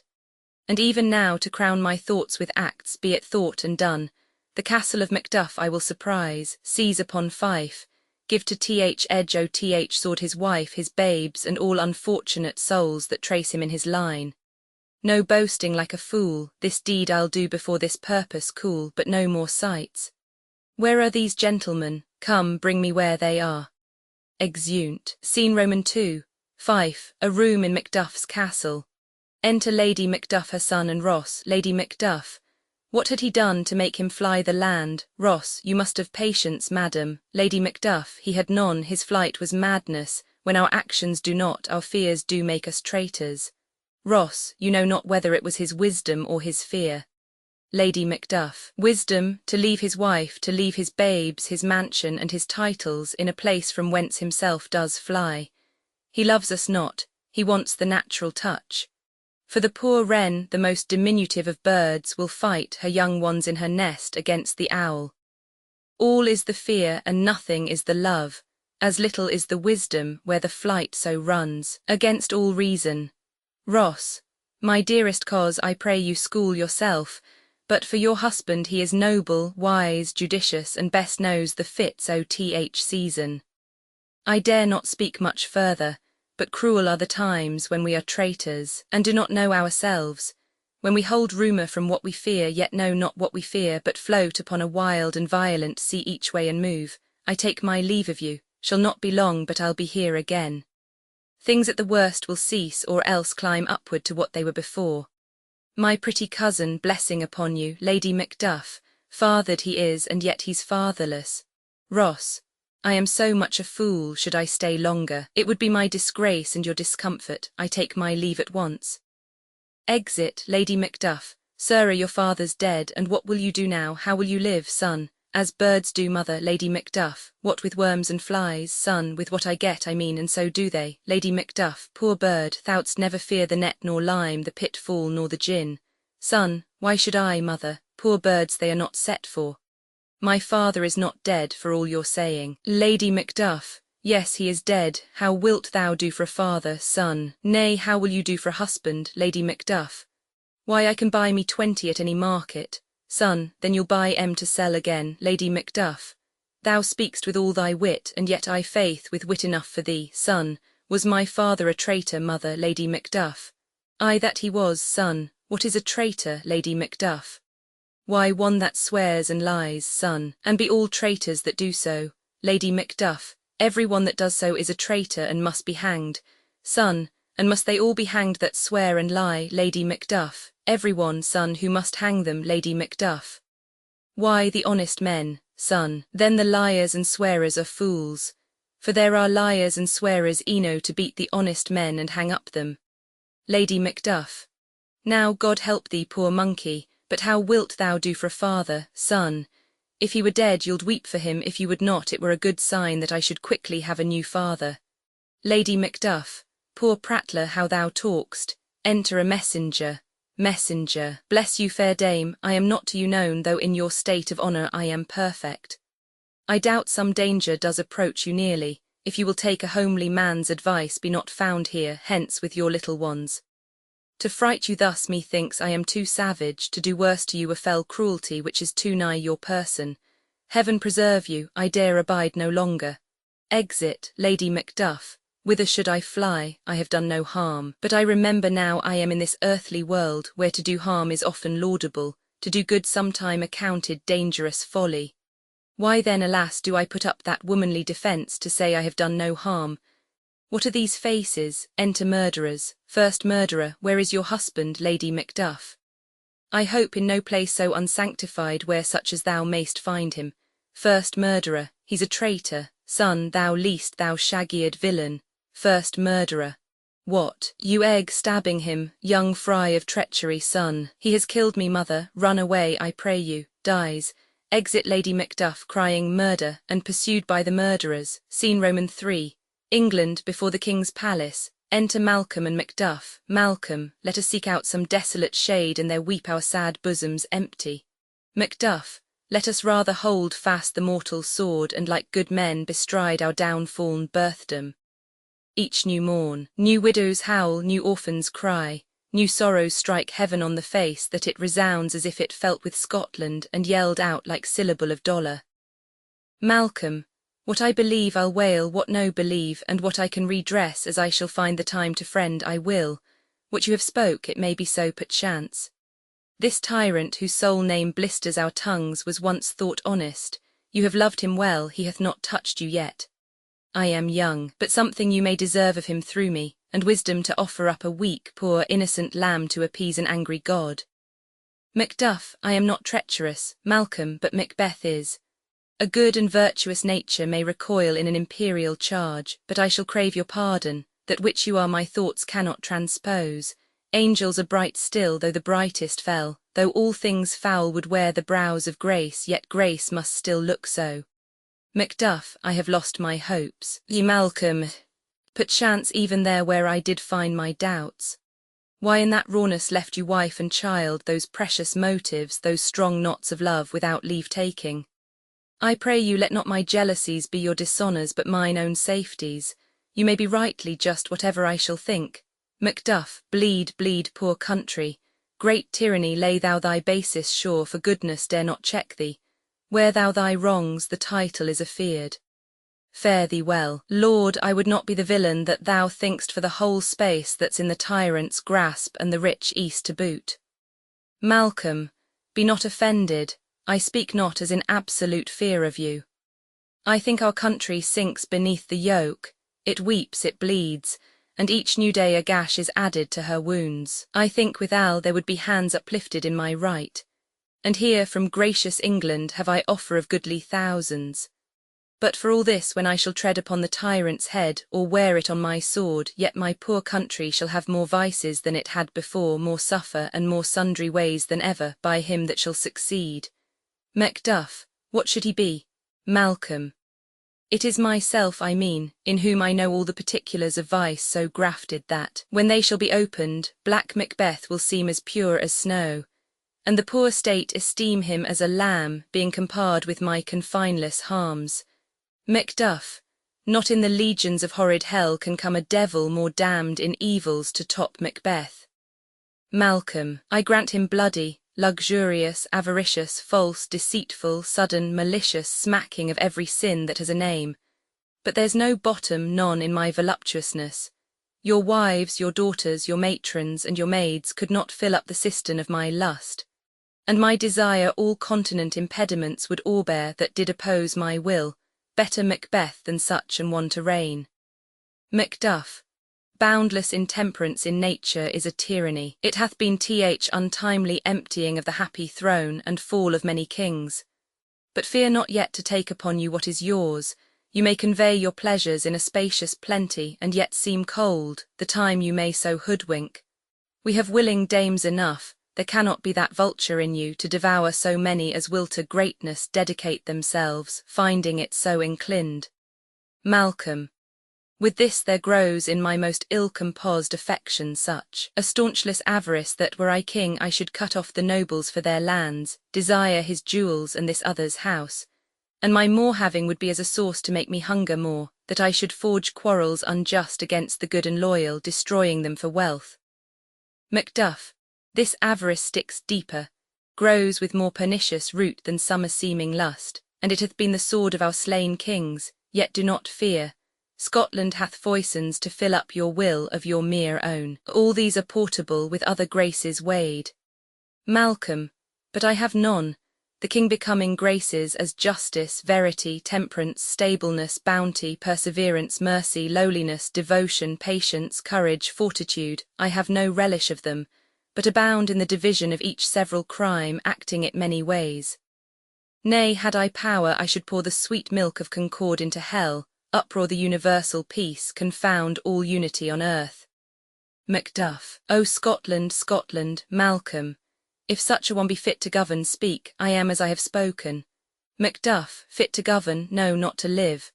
O nation miserable, with an untitled tyrant bloody sceptred, when shalt thou see thy wholesome days again, since that the truest issue of thy throne by his own interdiction stands accused, and does blaspheme his breed? Thy royal father was a most sainted king. The queen that bore thee, oftener upon her knees than on her feet, died every day she lived. Fare thee well. These evils thou repeat'st upon thyself have banished me from Scotland. O my breast, thy hope ends here. Malcolm. Macduff, this noble passion, child of integrity, hath from my soul wiped the black scruples, reconciled my thoughts to thy good truth and honour. Devilish Macbeth by many of these trains hath sought to win me into his power, and modest wisdom plucks me from over-credulous haste, but God above deal between thee and me. For even now I put myself to thy direction, and unspeak mine own detraction. Here abjure the taints and blames I laid upon myself, for strangers to my nature. I am yet unknown to woman, never was forsworn, scarcely have coveted what was mine own, at no time broke my faith, would not betray the devil to his fellow, and delight no less in truth than life. My first false speaking was this upon myself. What I am truly is thine and my poor country's to command, whither indeed before thy here approach old Seward with 10,000 warlike men already at a point was setting forth. Now we'll together, and the chance of goodness be like our warranted quarrel. Why are you silent, Macduff? Such welcome and unwelcome things at once 'tis hard to reconcile. Enter a doctor. Malcolm's well more anon. Comes the king forth, I pray you. Doctor. Ay, sir, there are a crew of wretched souls that stay his cure. Their malady convinces the great essay of art, but at his touch such sanctity hath heaven given his hand they presently amend. Malcolm. I thank you, doctor. Exit doctor. Macduff. What's the disease he means? Malcolm. 'Tis called the evil, a most miraculous work in this good king, which often since my here remain in England I have seen him do. How he solicits heaven, himself best knows, but strangely visited people, all swoln and ulcerous, pitiful to the eye, the mere despair of surgery he cures. Hanging a golden stamp about their necks, put on with holy prayers, and 'tis spoken, to the succeeding royalty he leaves the healing benediction. With this strange virtue he hath a heavenly gift of prophecy, and sundry blessings hang about his throne that speak him full of grace. Enter Ross. Macduff, see who comes here. Malcolm, my countryman, but yet I know him not. Macduff, my ever-gentle cousin, welcome hither. Malcolm, I know him now. Good God, betimes remove the means that makes us strangers. Ross. Sir. Amen. Macduff, stands Scotland where it did. Ross. Alas, poor country, almost afraid to know itself. It cannot be called our mother, but our grave, where nothing but who knows nothing is once seen to smile, where sighs and groans and shrieks that rent the air are made not marked, where violent sorrow seems a modern ecstasy.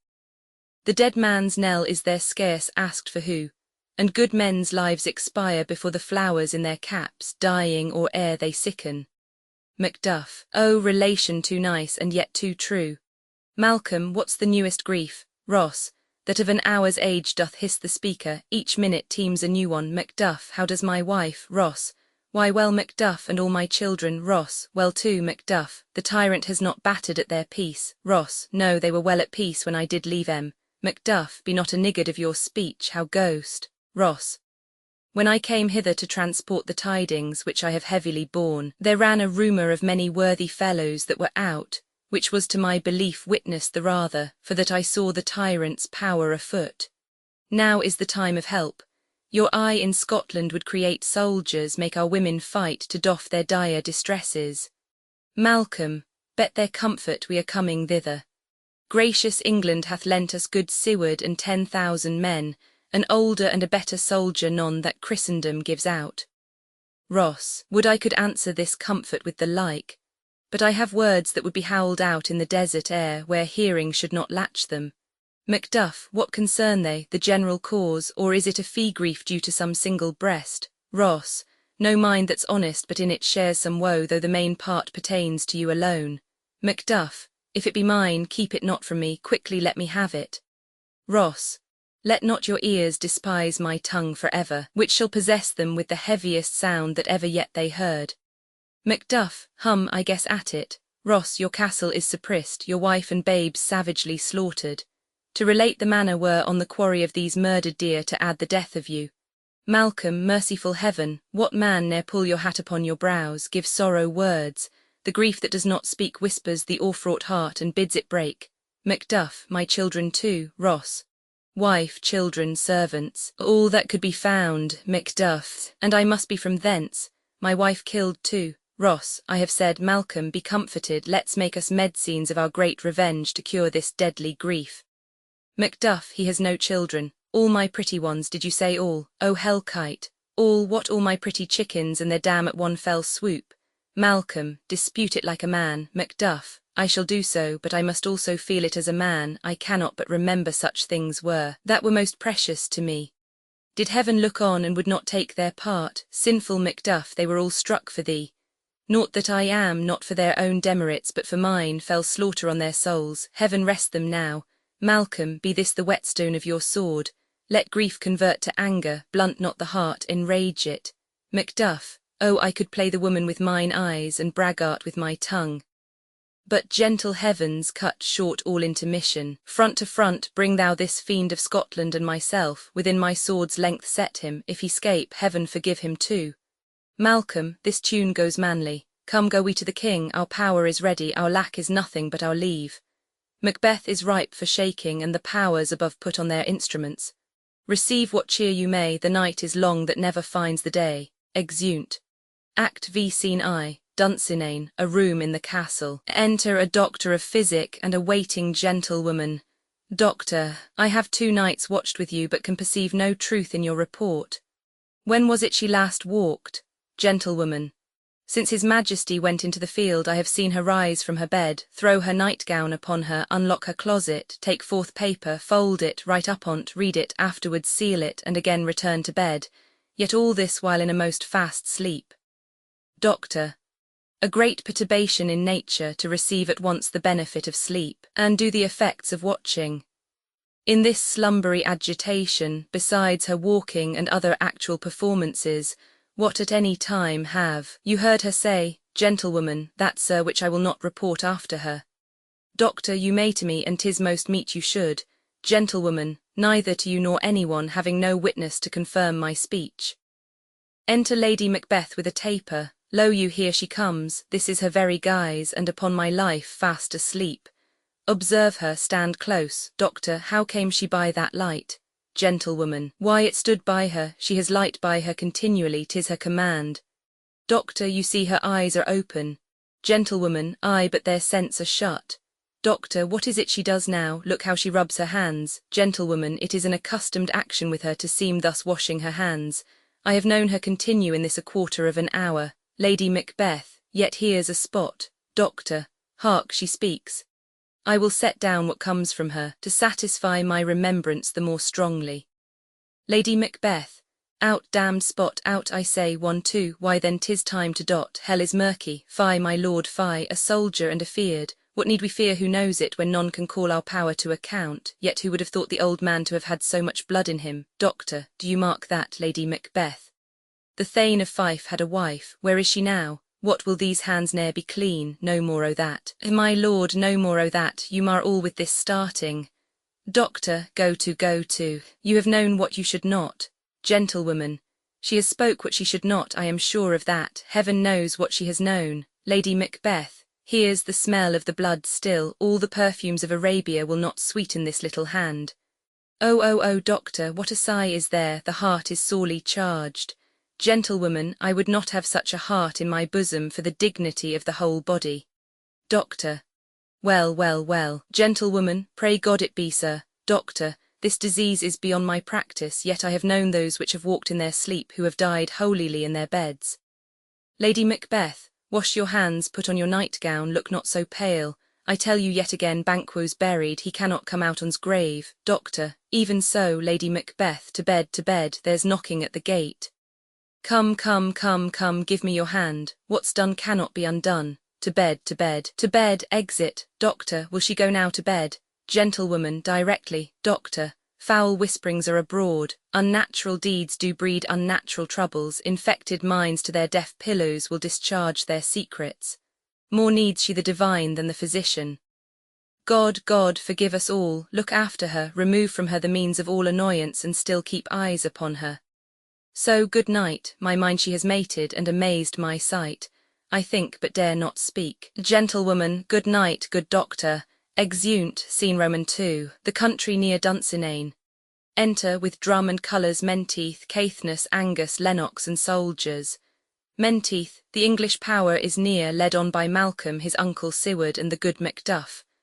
Revenges burn in them, for their dear causes would to the bleeding and the grim alarm excite the mortified man. Angus, near Burnham Wood shall we well meet them, that way are they coming. Caithness, who knows if Donalbain be with his brother, Lennox? For certain, sir, he is not. I have a file of all the gentry, there is Seward's son and many unrough youths that even now protest their first of manhood. Menteith, what does the tyrant, Caithness? Great Dunsinane he strongly fortifies. Some say he's mad, others that lesser hate him do call it valiant fury, but for certain he cannot buckle his distempered cause within the belt of rule.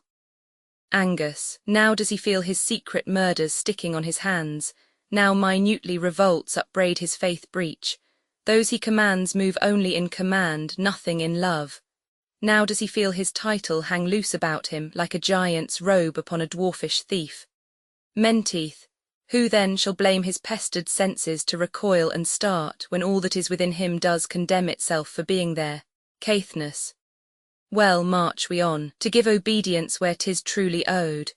Meet we the medscene of the sickly weal, and with him pour we in our country's purge each drop of us.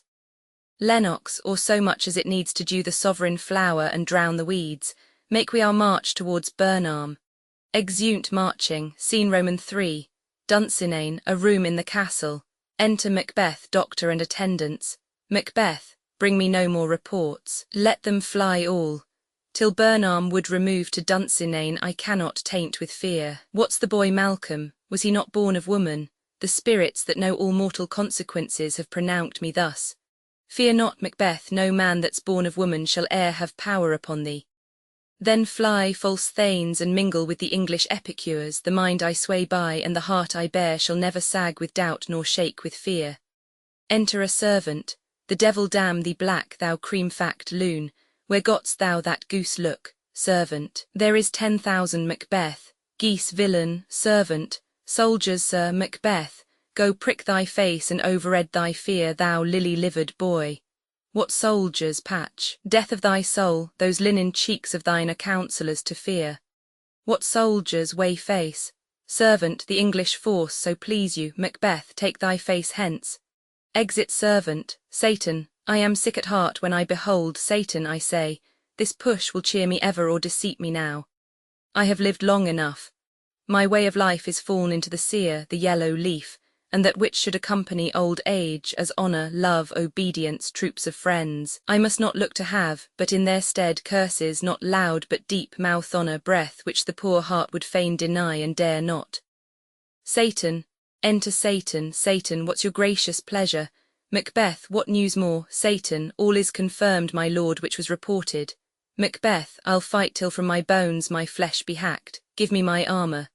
Satan, 'tis not needed yet. Macbeth, I'll put it on, send out more horses, scur the country round, hang those that talk of fear, give me mine armour. How does your patient, doctor? Doctor, not so sick, my lord, as she is troubled with thick-coming fancies that keep her from her rest.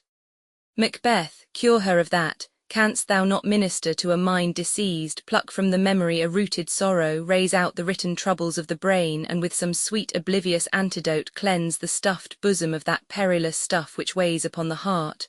Doctor, therein the patient must minister to himself.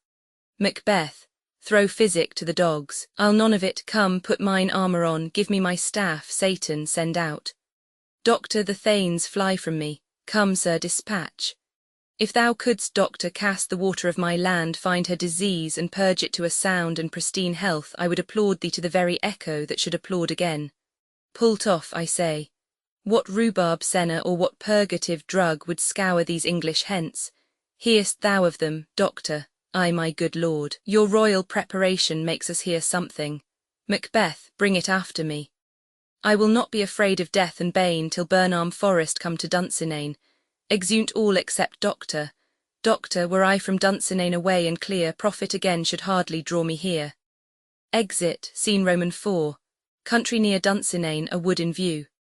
Enter with drum and colours Malcolm, old Seward and his son, Macduff, Menteith, Caithness, Angus, Lennox, Ross, and soldiers marching. Malcolm, cousins, I hope the days are near at hand that Chambers will be safe. Menteith, we doubt it nothing. Seward, what wood is this before us? Menteith, the wood of Burnham. Malcolm, let every soldier hew him down a bough and bay it before him. Thereby shall we shadow the numbers of our host and make discovery err in report of us. Soldiers, it shall be done. Seward, we learn no other but the confident tyrant keeps still in Dunsinane, and will endure our setting down befort. Malcolm, 'tis his main hope. For where there is advantage to be given, both more and less have given him the revolt, and none serve with him but constrained things whose hearts are absent too. Macduff, let our just censures attend the true event, and put we on industrious soldiership. Seward, the time approaches that will with due decision make us know what we shall say we have, and what we owe. Thoughts speculative their unsure hopes relate, but certain issue strokes must arbitrate, towards which advance the war. Exeunt marching, scene v. Dunsinane within the castle. Enter with drum and colours Macbeth, Satan, and soldiers. Macbeth, hang out our banners on the outward walls, the cry is still, they come. Our castle's strength will laugh a siege to scorn, here let them lie till famine and the ague eat them up. Were they not forked with those that should be ours, we might have met them dareful, beard to beard, and beat them backward home. A cry of women within. What is that noise, Satan? It is the cry of women, my good lord. Exit, Macbeth. I have almost forgot the taste of fears. The time has been my senses would have cooled to hear a night shriek, and my fell of hair would at a dismal treatise rouse and stir as life were in't.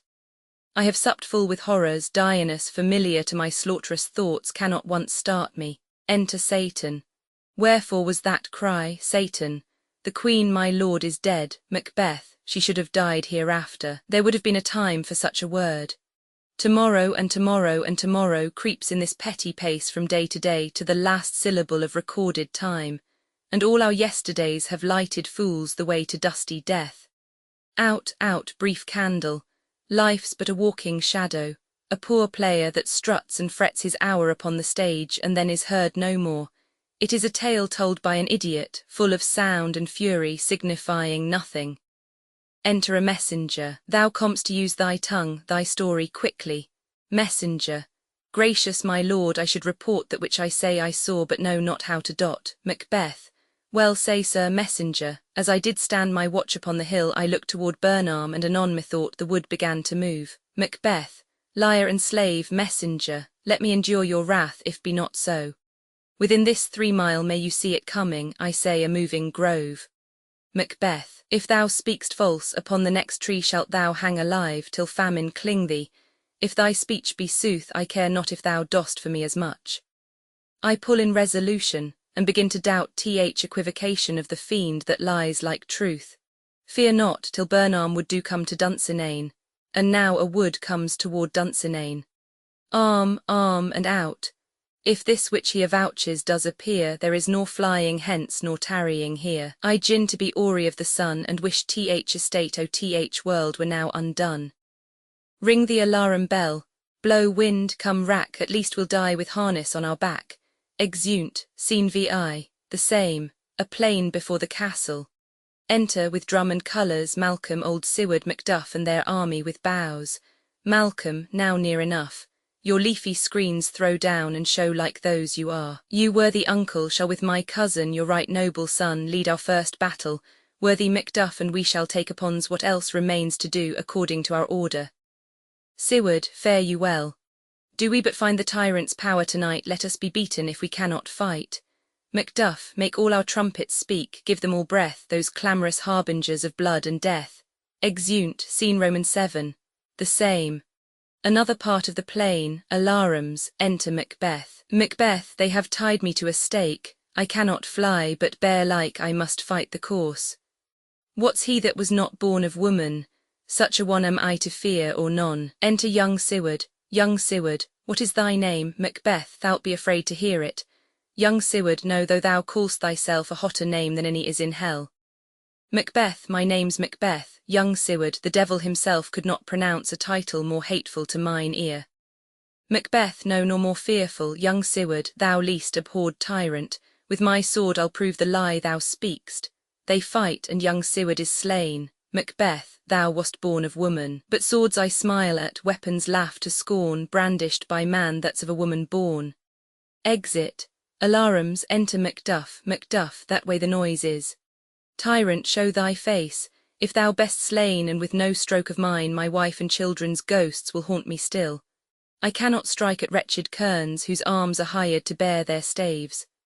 Either thou, Macbeth, or else my sword with an unbattered edge I sheathe again undeeded. There thou shouldst be, by this great clatter. One of greatest note seems bruited. Let me find him fortune, and more I beg not. Exit, alarums, enter Malcolm and old Seward.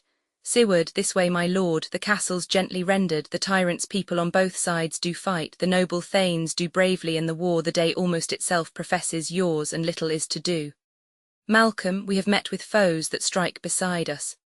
Seward, enter, sir, the castle. Exeunt, alarums, scene Roman 8, the same, another part of the field.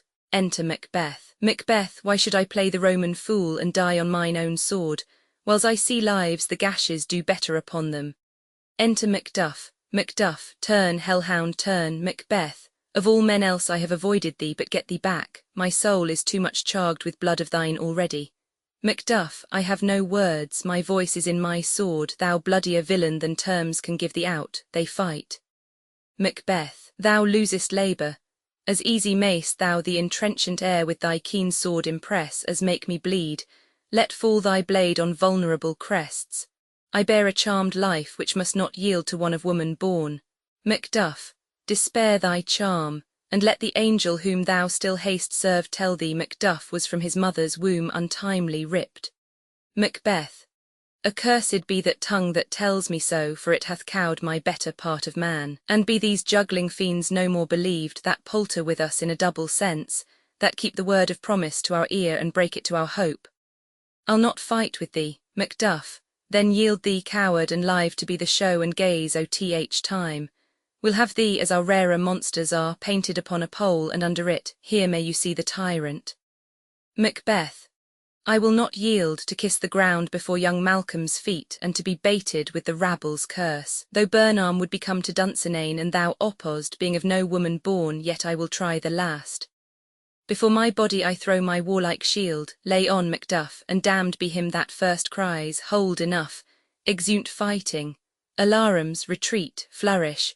Enter with drum and colours Malcolm, old Seward, Ross, thanes and soldiers. Malcolm, I would the friends we miss were safe arrived. Seward, some must go off, and yet by these I see, so great a day as this is cheaply bought. Malcolm, Macduff is missing, and your noble son. Ross, your son, my lord, has paid a soldier's debt. He only lived but till he was a man, the which no sooner had his prowess confirmed in the unshrinking station where he fought, but like a man he died. Seward, then he is dead. Ross, aye, and brought off the field, your cause of sorrow must not be measured by his worth, for then it hath no end. Seward, had he his hurts before? Ross, aye, on the front. Seward, why then God's soldier be he. Had I as many sons as I have hairs, I would not wish them to a fairer death, and so his knell is knolled. Malcolm, he's worth more sorrow, and that I'll spend for him. Seward, he's worth no more, they say he parted well and paid his score, and so God be with him. Here comes newer comfort, enter Macduff with Macbeth's head. Macduff, hail king, for so thou art. Behold where stands usurper's cursed head, the time is free. I see thee compassed with thy kingdom's pearl, that speak my salutation in their minds, whose voices I desire aloud with mine. Hail, King of Scotland! All, hail, King of Scotland! Flourish, Malcolm! We shall not spend a large expense of time before we reckon with your several loves, and make us even with you. My thanes and kinsmen henceforth be earls, the first that ever Scotland in such an honour named. What's more to do which would be planted newly with the time, as calling home our exiled friends abroad that fled the snares of watchful tyranny, producing forth the cruel ministers of this dead butcher and his fiend-like queen, who, as 'tis thought, by self and violent hands took off her life. This, and what needful else that calls upon us by the grace of grace, we will perform in measure, time, and place. So thanks to all at once, and to each one whom we invite to see us crowned at Scone. Flourish. Exeunt. Measure for measure contents act I scene I. An apartment in the Duke's palace scene Roman 2. A street scene Roman 3. A monastery scene Roman 4. A nunnery act Roman 2 scene I. A hall in Angelo's house scene Roman 2. Another room in the same scene Roman 3. A room in a prison scene Roman 4. A room in Angelo's house act Roman 3 scene I. A room in the prison scene Roman 2. The street before the prisons act Roman 4 scene I. A room in Mariana's house scene Roman 2. A room in the prison scene Roman 3. Another room in the same scene Roman 4. A room in Angelo's house scene V. Fields without the town scene VI. Street near the city gate act V scene I. A public place near the city gate dramatis personae Vincentio. Duke of Vienna Escalus, an ancient lord provost elbow. A simple constable a Porson, an executioner a Justice Varius, a gentleman servant to the Duke Angelo, deputy to the Duke Mariana, betrothed to Angelo Bly, singer servant, to Angelo messenger from Angelo Isabella, sister to Claudio Francisca, a nun Claudio, a young gentleman Juliet, betrothed to Claudio Lucio, a fantastic two-gentleman Friar Thomas Friar Peter Mistress Overdone, a bored Pompey servant to Mistress Overdone Froth, a foolish gentleman Barnardine, a dissolute prisoner lords, officers, servants, citizens and attendants scene. Vienna act I scene I. An apartment in the Duke's palace. Enter Duke Escalus, lords and attendants. Duke, Escalus, my lord, Duke. Of government the properties to unfold would seem in me affect speech and discourse. Since I am put to know that your own science exceeds in that, the lists of all advice, my strength can give you, then no more remains but that to your sufficiency as your worth is able, and let them work. The nature of our people, our cities' institutions, and the terms for common justice, you're as pregnant in as art and practice hath enriched any that we remember. There is our commission from which we would not have you warp. Call hither, I say, bid come before us Angelo, exit an attendant. What figure of us think you he will bear? For you must know we have with special soul elected him our absence to supply, lent him our terror, dressed him with our love, and given his deputation all the organs of our own power. What think you of it, Escalus? If any in Vienna be of worth to undergo such ample grace and honour, it is Lord Angelo. Enter Angelo. Duke, look where he comes, Angelo. Always obedient to your grace's will, I come to know your pleasure. Duke, Angelo, there is a kind of character in thy life, that to th observer doth thy history fully unfold. Thyself and thy belongings are not thine own so proper as to waste thyself upon thy virtues, they on thee. Heaven doth with us as we with torches do, not light them for themselves. For if our virtues did not go forth of us, 'twere all alike as if we had them not. Spirits are not finely touched but to fine issues, nor nature never lends the smallest scruple of her excellence, but like a thrifty goddess, she determines herself the glory of a creditor, both thanks and use. But I do bend my speech to one that can my part in him advertise. Hold therefore, Angelo, in our remove be thou at full ourself. Mortality and mercy in Vienna live in thy tongue and heart. Old Aeschylus, though first in question, is thy secondary. Take thy commission, Angelo. Now, good my lord, let there be some more test made of my metal before so noble and so great a figure be stamped upon it. Duke, no more evasion. We have with a leavened and prepared choice proceeded to you, therefore take your honours. Our haste from hence is of so quick condition that it prefers itself and leaves unquestioned matters of needful value. We shall write to you, as time and our concernings shall importune, how it goes with us, and do look to know what doth befall you here. So fare you well. To th hopeful execution do I leave you of your commissions, Angelo.